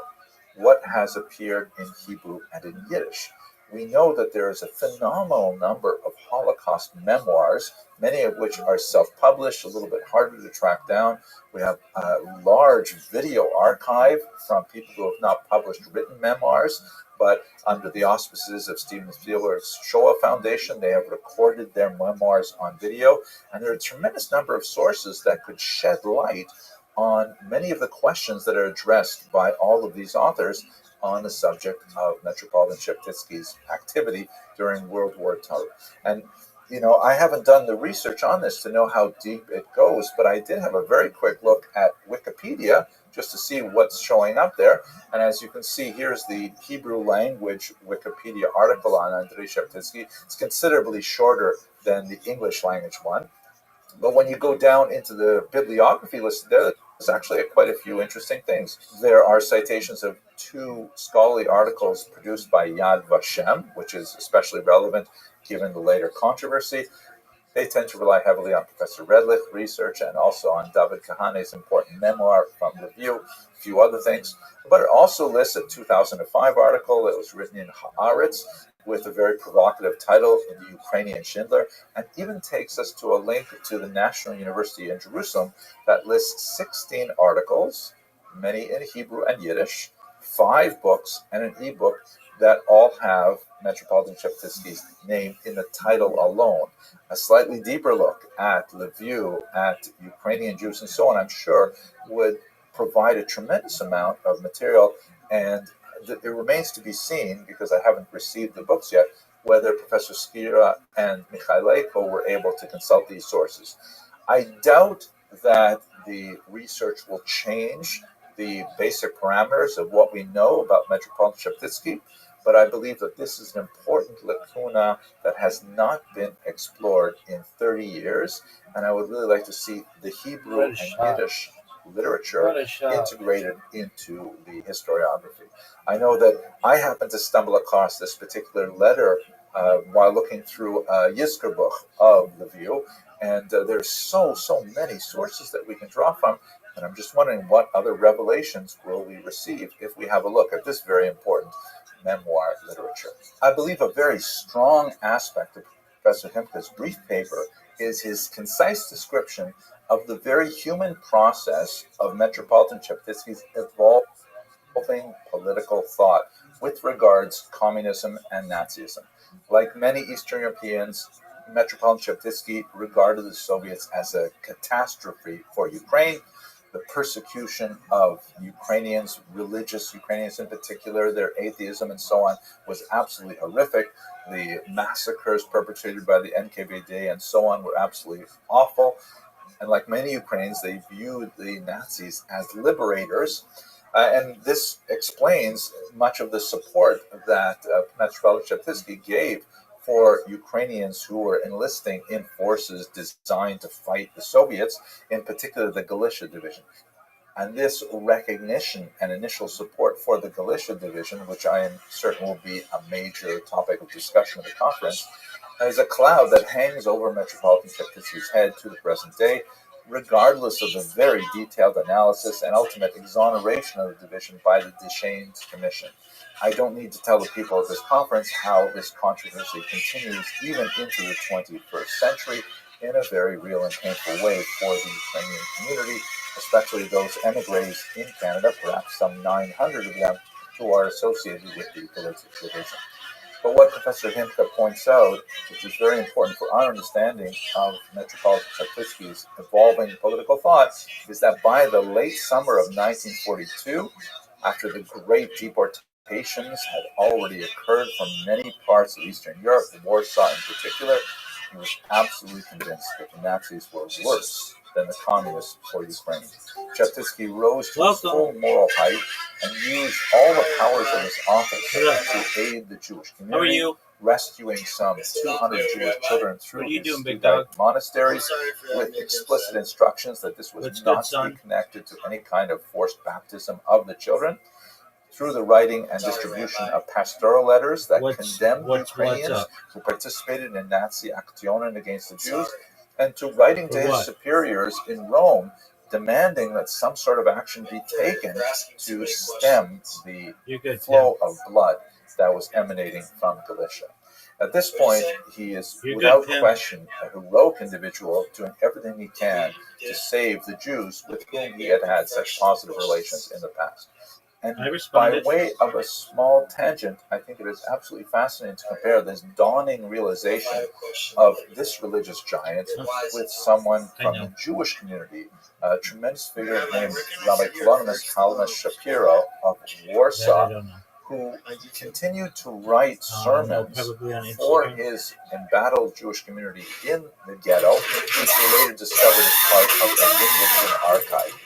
And through his real-time writings, which were designed for a public audience, which we can track from September of 1939 all the way up until January of 1943, when he consigned these documents to the Oneg Shabbos archive for burial, and fortunately they were discovered in 1950 by a Polish construction worker, we can see how Rabbi Shapiro also went through a process of realization of the meaning of the Holocaust. In Rabbi Shapiro's case, of course, it was a dawning realization that the Holocaust was something completely sui generis, something completely different from anything that ever happened before. It's fascinating to note that the timing seems to be very similar. That in the case of Rabbi Shapiro, his ultimate realization of the utter catastrophe that the Holocaust represented really happened in the spring of 1942, when a escapee from the concentration camp, the death camp of Chelmno, made it back into the Warsaw Ghetto and was able to reveal to the resistance there what exactly was happening in the gas chambers. I would think that this would also be an interesting doctoral dissertation, a comparison of the realization of the meaning of Nazism for both Metropolitan Cheptitsky and Rabbi Shapiro.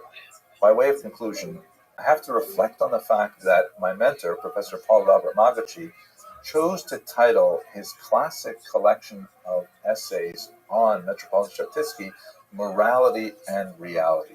I think that's especially appropriate because communal leaders, religious leaders, and I would like to say even historians have to negotiate both the moral sphere and also much more pragmatic realities. And Metropolitan Sheptytsky's biography illustrates those dangers because he has this long philo-Semitic history, marked at one point in his old age by a qualified and temporary support for an otherwise completely vile cause, and then his return to that strong position of morality. It makes the complexities of understanding his personality very, very difficult for people who crave simple narratives. And that's ultimately the situation that we find ourselves in as historians, seeking to tease out the larger meaning of the great arc of this heroic individual's life. One of the most painful aspects of this momentary lapse in his judgment vis-a-vis the Nazis, which is something that many, and one might argue in some senses even Rabbi Shapiro missed, is that Yad Vashem has still to recognize this towering figure as one of the righteous of the nations. It is something that has gained support among many sympathetic Jewish audiences.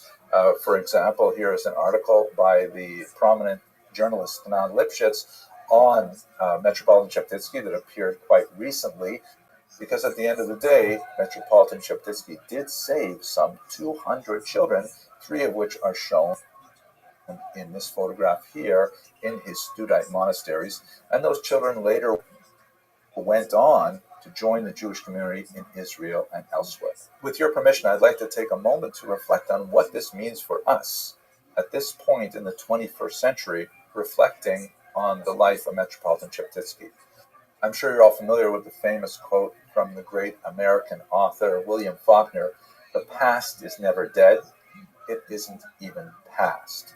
Many of the existential issues that Metropolitan Sheptytsky faced are still with us today, albeit in very different forms. I'm sure that many of us are following 2 wars very closely, the war in Ukraine and the war in the land of Israel, both of which have tremendous consequences for Ukrainians and Jews respectively, and together actually.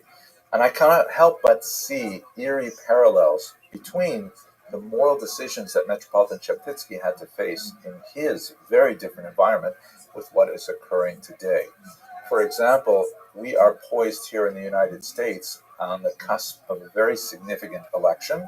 And while the House of Representatives and most Americans are united in condemnation of Vladimir Putin for his seizure of Ukrainian children, for example, when it comes to the question of aid for Ukraine, it's remarkable to note a significant number of dissenters who do not connect the gross immorality of such abductions with our need to respond to Ukraine's need to defend its territorial integrity and especially to return its children to their homes.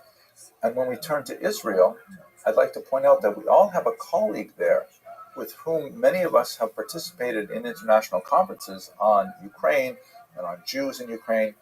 I'm talking about Professor Jonathan Dekel-Chain, who is an American-born Israeli who has written a very important work on the history of Jews in southern Ukraine, specifically the agricultural settlements promoted by the Soviets in the early 20th century.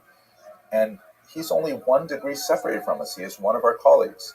And his son, Sagi, was taken from Kibbutz Nir Oz, near the Gaza border, and is still in captivity over a year later. We want him to return to his family as soon as possible. So we are intrinsically involved in similar ethical issues that Metropolitan Sheptytsky had to face. They may seem much more distant to us because we are not at a time of war here in North America, but nevertheless, with our increasingly globalized environment, our decisions and our words make incredible differences. Let us hope that in the merit of studying the life of this truly heroic spiritual figure, we will also merit to see the return of Ukrainian children to their homes the return of the hostages to their families in Israel, and the end of violence in both Ukraine and Israel. Thank you very much for giving me the opportunity to participate in this video format, and I hope the rest of your conference goes successfully.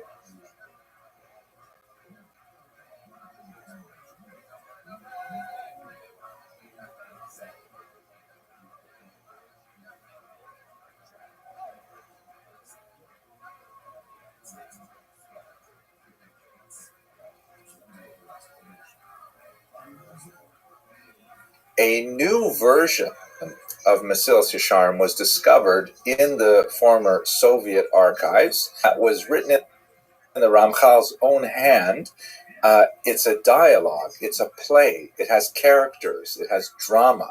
There's one character who is called the Chacham. He is a learner-earner.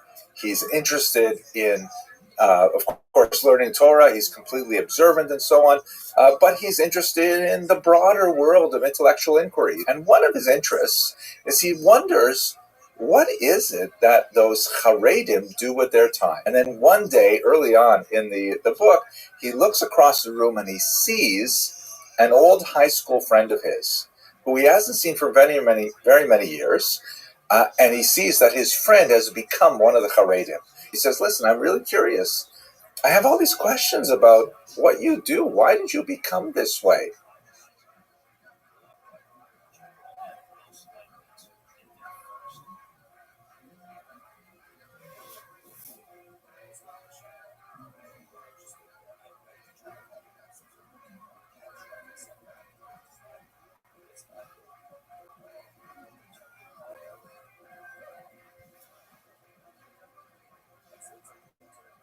Hello, fellow students of Jewish history. I'd like to invite you to participate in a new online course that I've created on the history of the Holocaust. I've received a lot of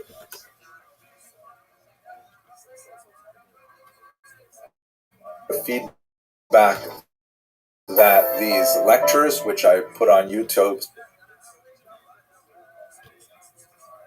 some time ago, have been very well received by individuals who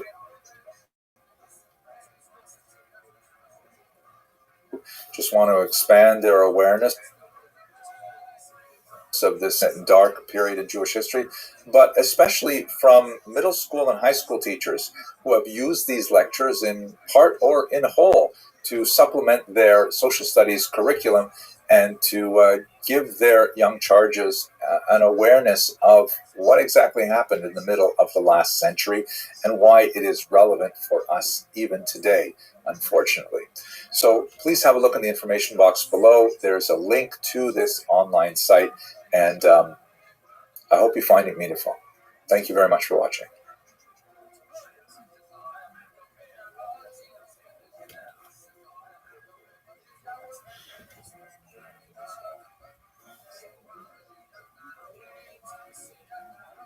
According to some news accounts, a woman took a brick and threw it through a bakery window. Everyone rushed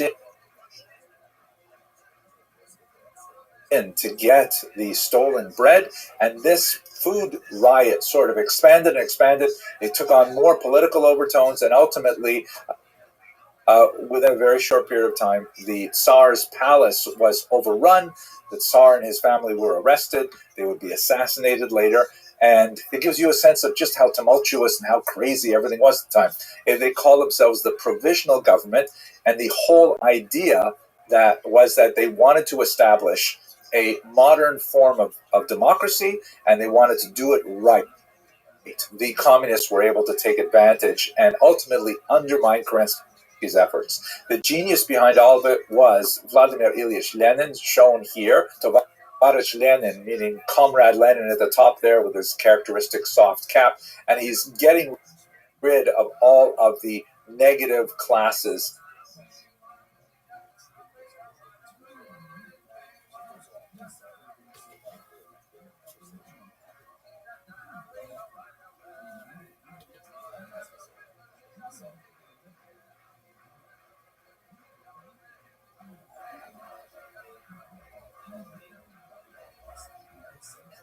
You know, for example, during the daily prayers, if a woman felt that her claim had not been adequately addressed by the Tubeir or by the Beit Din, she could go show up in shul, could walk into the men's section, stand on the bima, and refuse to allow the services to continue until she received assurances that she would be heard.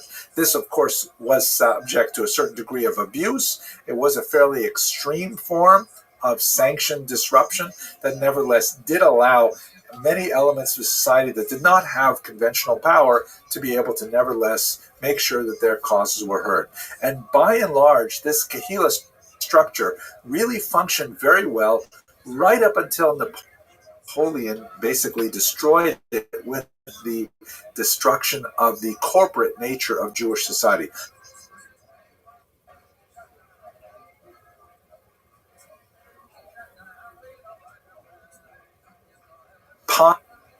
Positive commandments and negative commandments. That is, those commandments which are thou shalt do, go out and do something, and those which are thou shalt not, refrain from doing something.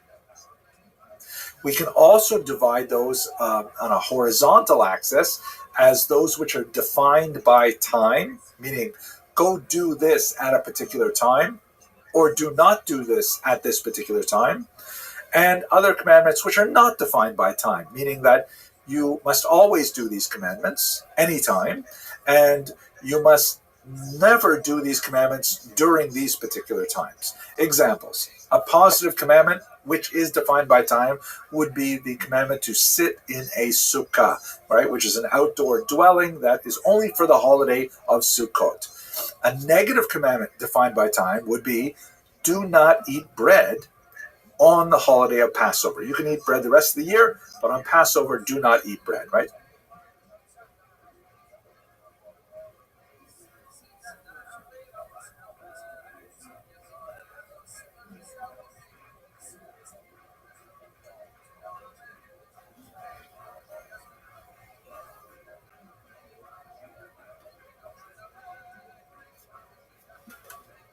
We see just some examples of this, by the way.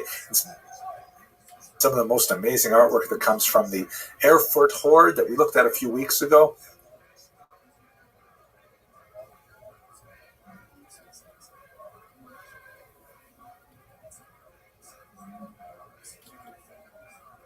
This is the one of the marriage rings that was, it's hard to imagine exactly how this ring would have been used. It's hard to imagine a single person would own this. It looks like maybe it would be used for like communal marriages and shared, I don't know, but an absolutely fantastic piece of art dating from 14th century Germany. Here you can see the underside. Look at how the hands are clasped from the bottom. Absolutely gorgeous artwork. Really, I think it even puts to shame modern jewelry by some of these designs, but who am I to judge these aesthetics? I just think it's fascinating.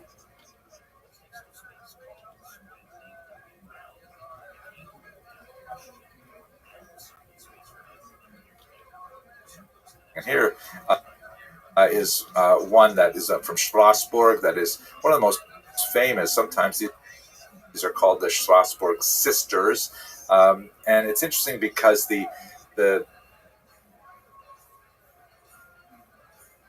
church is shown here kind of like looking daggers at her sister. And, I think it's a rather unappealing kind of image. Like you don't like her. She's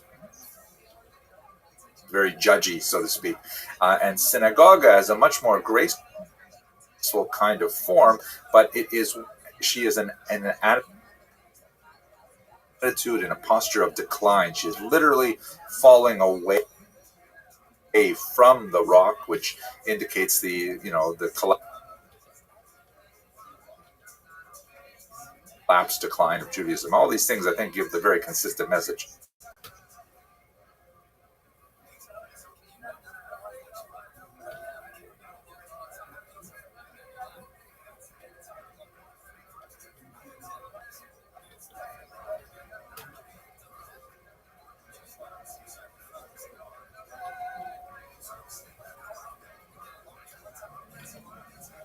I think one of the most fascinating things I've ever learned about the history of anti-Semitism, which is something that has pretty much occupied my mind since I first personally encountered it as a 14-year-old kid. And that is this quote from Jean-Paul Sartre, who immediately after the war published this very important small book called Réflexions sur la question juive, Reflections on the Jewish Question. He wrote, Si le juif n'existait pas, l'antisémite l'inventerait. If the Jew did not exist, the anti-Semite would invent him. And I think at its foundation, this is one of the most important things to know about anti-Semitism, is that it's not about the Jews. It's about the anti-Semites. The Jewish problem is not a problem of the Jews. It is a problem of the anti-Semites who are trying to use the Jews to explain the challenges they have in their personal lives, in their society, and so on.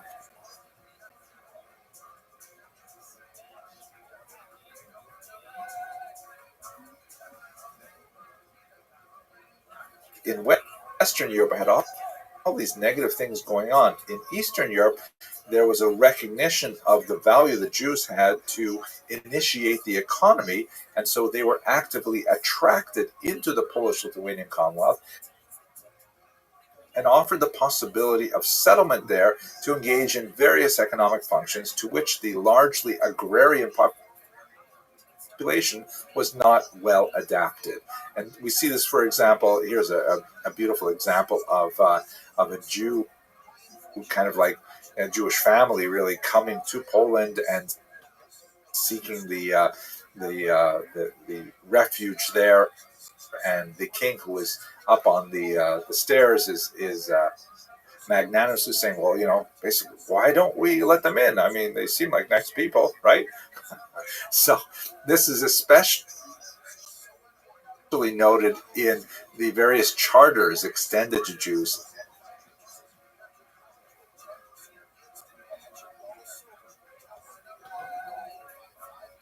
So what exactly did Protestantism have to say about the Jews? This was the question that was posed to Martin Bucer.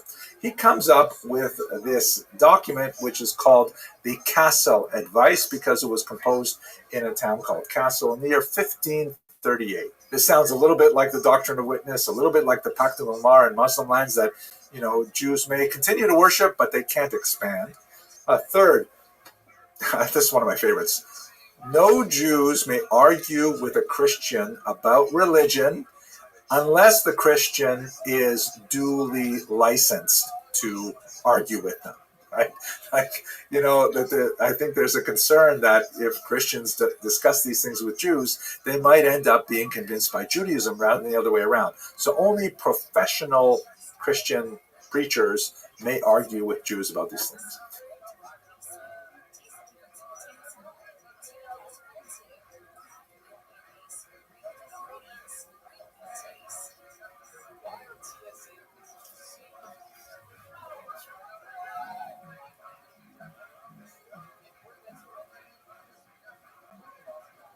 Good morning, fellow students of Jewish history. This morning we're cruising along this beautiful canal somewhere in southern Netherlands or probably northern Belgium on our way to the glorious city of Antwerp, which has a huge and vibrant Jewish population. I really can't wait to see it. It was a point of embarkation for many Eastern European Jews, like my own ancestors, making their way over to the United States of America. What we saw yesterday in Amsterdam, especially the Portuguese synagogue, it's an incredible building with so many details, and I was especially fascinated by the pelican symbol that was used, a very unusual symbol used by the Jews of Amsterdam, specifically the leaders of the Portuguese Jewish community, to describe themselves. And I'm going to talk about that in a longer form video. Anyway, I hope you have an excellent day, and I can't wait to share more of this amazing kosher river cruise with you.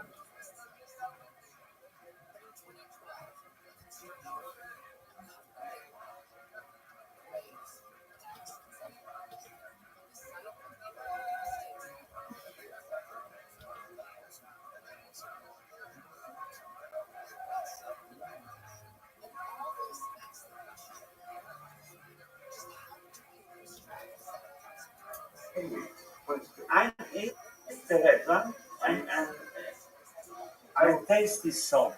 I will eat the red ones. Yeah? Yeah. Thank you. So I'm going to have So- and how you just hold it up and you eat it like this? Amen. Baruch atah Olam shakol yeh bidbaro. Amen.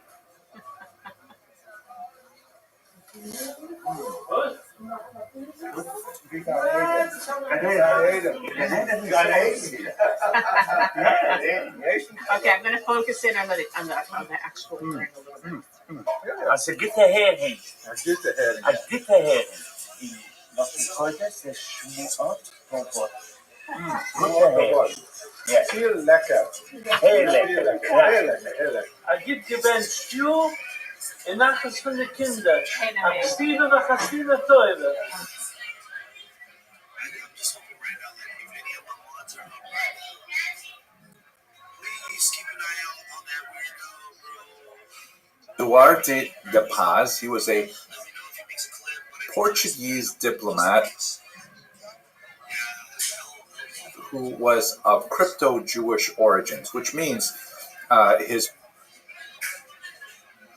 parents were likely converted in the forced conversion of 1496-97 in Portugal, and he was born around 1500. But he had this remarkable career lobbying popes to hold off persecuting other Portuguese crypto-Jews. And it's just mind-boggling what he got away with.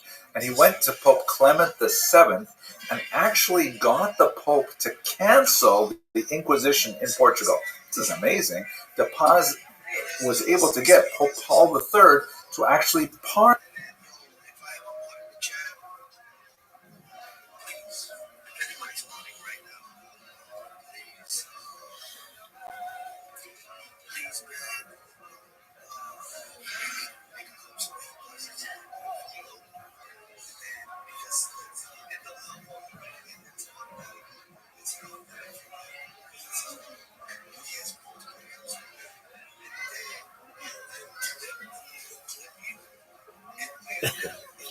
Yes,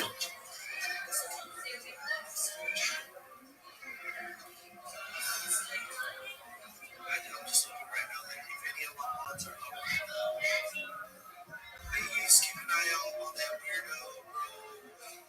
Rabbi's up. Let me know if he makes a clip, but I need you guys to bet, just in case. Yeah, no love.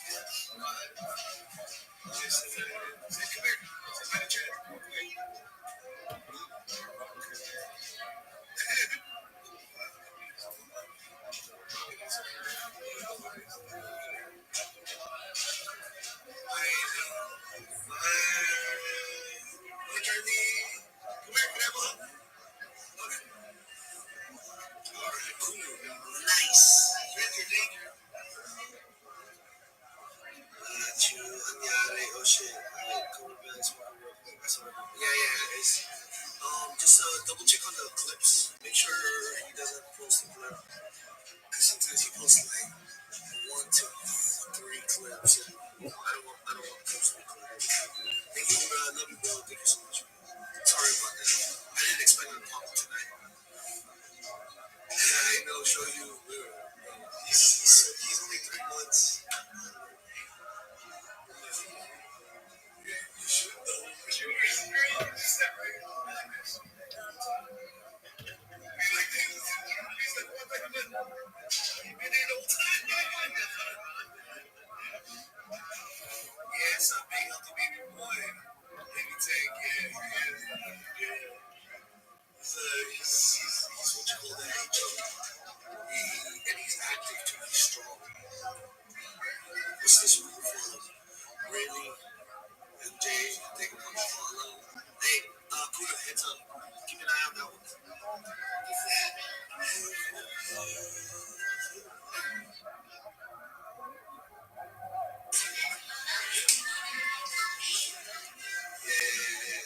Thank you. Just hands up. I don't if we're getting front page right now, I don't know what's happening and what's going on. That's why I'm here, because I know there's reasons. The last thing I want to happen is for, like, let's say if I'm at my station, I'm at my desk, I can tolerate the weirdos that happen right now.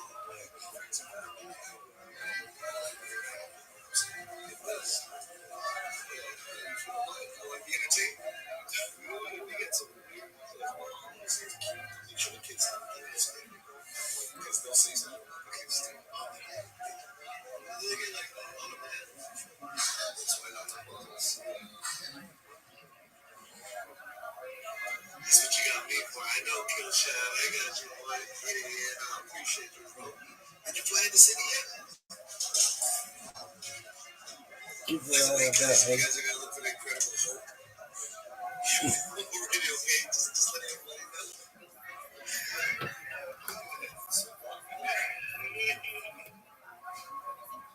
I love confronting those guys. Pardon 1,800 Portuguese crypto Jews who had been arrested for secretly practicing Judaism and have them released from these Portuguese dungeons. 1,800 people. It's just incredible.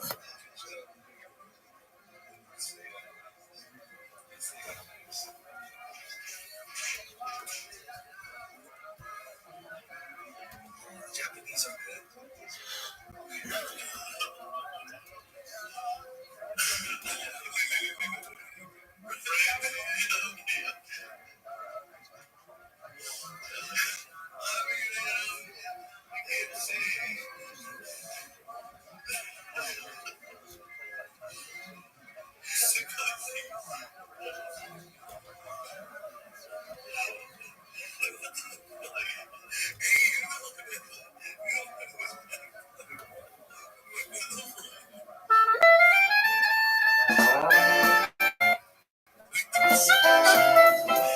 Hello, fellow students of Jewish history. This is the first in a series of very short, brief videos that looks at the question, what is a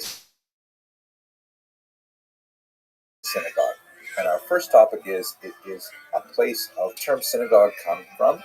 It's Greek, and it means basically to gather together. That's a translation of the Hebrew term Beit Knesset, or literally a house. Is one of the great gifts of the Jewish people to the broader world, because this institution of the synagogue, which really began with the Jews, was later widely imitated, in particular by Christianity and Islam, so that if you go not only to your local neighborhood synagogue on Saturday morning, but if you go to a mosque on Friday or a church on Sunday, you are really going to an institution which was based on an early Jewish innovation. A synagogue is distinct from the temple, right? In ancient Jewish history, we have the central location of worship, the Beit HaMikdash, a permanent settlement of the temporary traveling tabernacle that's described in the Torah.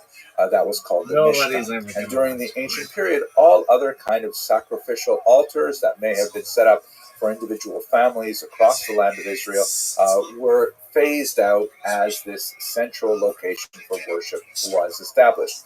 But the synagogue is quite different. The synagogue is not trying to compete with the temple. The synagogue is kind of like, we're too far away from the temple and we still have a desire to express our need for closeness to God, and we need some kind of place to do that. When did this beautiful institution start? Well, according to the Midrash, Yalkut Shimoni, number 408, this institution is ascribed all the way back to Moses. We see this argument also mentioned in the first century historian Josephus, and even in Christian sources, there is an attribution of this institution to Moses. There's a lot of interesting literary suggestions that the institution of the synagogue was widespread by the 6th century before the Common Era, when the land of Israel was conquered by the Babylonians, and many of the Jewish population were exiled all the way back to Babylonia, and they set up some kind of houses of worship over there, longing for their far-off home in the land of Israel. We see this referred to in the book of Ezekiel, chapter 11, verse 16, in which God says through the prophet, I will be for them as a little sanctuary in the countries where they are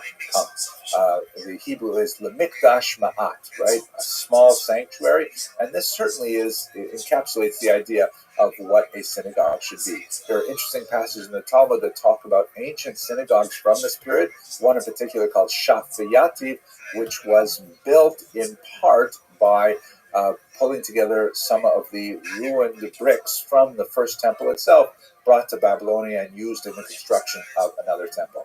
And so the idea is that the synagogues today represent some little part of that ancient tradition of the temple itself. It's not hard to imagine why the synagogue would be especially associated with diaspora. The great distances that often separated diaspora communities from the center in Jerusalem meant that Jews wanted an outlet to express their desire to become closer to God. And so creating a special location that is designated as a place of sanctity, that seems to make a lot of sense. So we see synagogues popping up all over the diaspora. And over the course of these series of brief videos, I hope to show you some of the gorgeous examples of synagogue art and architecture where Jews focus their thoughts and express them in a concrete manner to allow this function to take place. It's true that other functions were layered on top of the synagogue, but the central function was certainly one of prayer. So thank you very much for watching, and here's a brief message from my rabbi, Rabbi Yaakov Trump. After hearing that incredible perspective from Dr. Abramson about what community means, the centrality of the synagogue in Jewish life throughout the ages, come and join us as we celebrate our shul, our community, Young Israel Lawrence Cedarhurst. We celebrate two very special couples, Dr. Abramson and his wife Ilana, together with our young couple, Alan and Gila Goldberg, on February 12th, 2022, as we celebrate special people in a special community. See you there.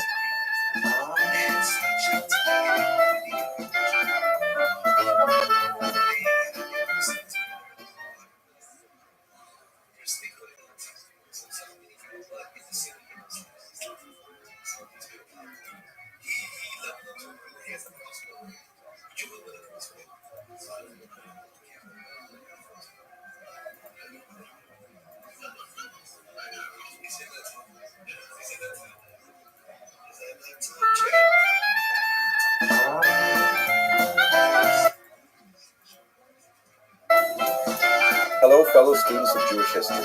Welcome to the second in a series of short videos that I've prepared to commemorate my synagogue, Young Israel Lawrence Cedarhurst, and to promote our upcoming annual dinner. Today, I'd like to answer the question, what is a synagogue?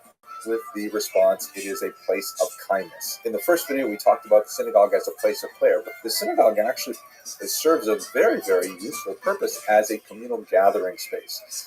Bear in mind that especially in pre-modern Europe, it was not so common to have large public spaces that could be easily rented for communal functions. I mean, especially if you're living in a ghetto with very, very constricted space requirements and people living in multi-story apartments, such as in Venice, for example.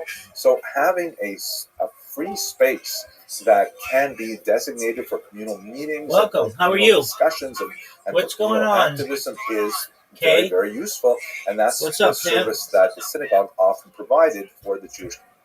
Yo, dog, how'd you find out about me?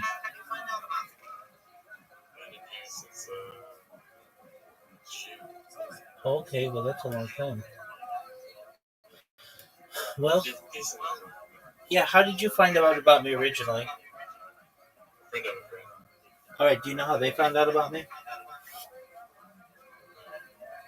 Okay. I have created a Kickbot that is quite effective. I've got people all over Kick talking about me, which is tight. That's what I've got going. How about you, son? Are you slinging dick like it's going out of style? Amen, bro. Excellent. Are you in a relationship? You got a girlfriend? Why not? Not that I know of. All right. I don't know. So you might have some secret girlfriend somewhere. Even you don't know about her. Yeah, no, it's just probably like Ecuador or something. Oh, dude, It's like one of those scammers that steal my identity. those Ecuadorian girlfriends, you gotta watch out for them. They love the fucking equator.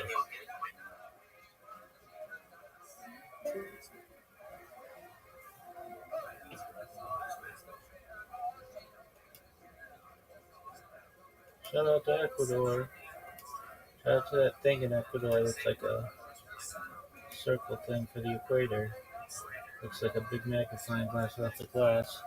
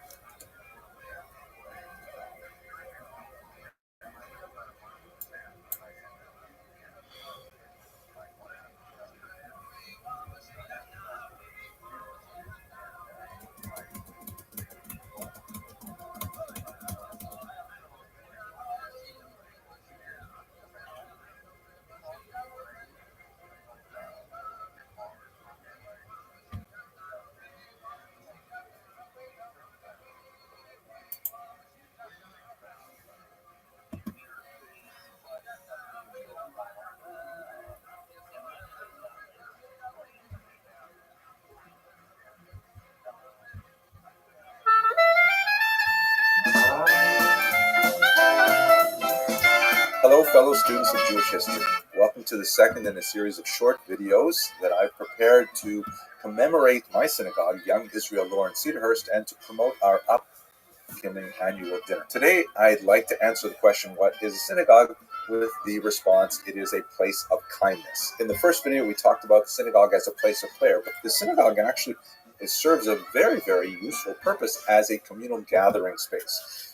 Bear in mind that, especially in pre-modern Europe, it was not so common to have large public spaces that could be easily rented for communal functions. I mean, especially if you're living in a ghetto with very, very constricted space requirements and people living in multi-story apartments, such as in Venice, for example. So having a free space that can be designated for communal meetings and for communal discussions and for communal activism is very, very useful. And that's the service that the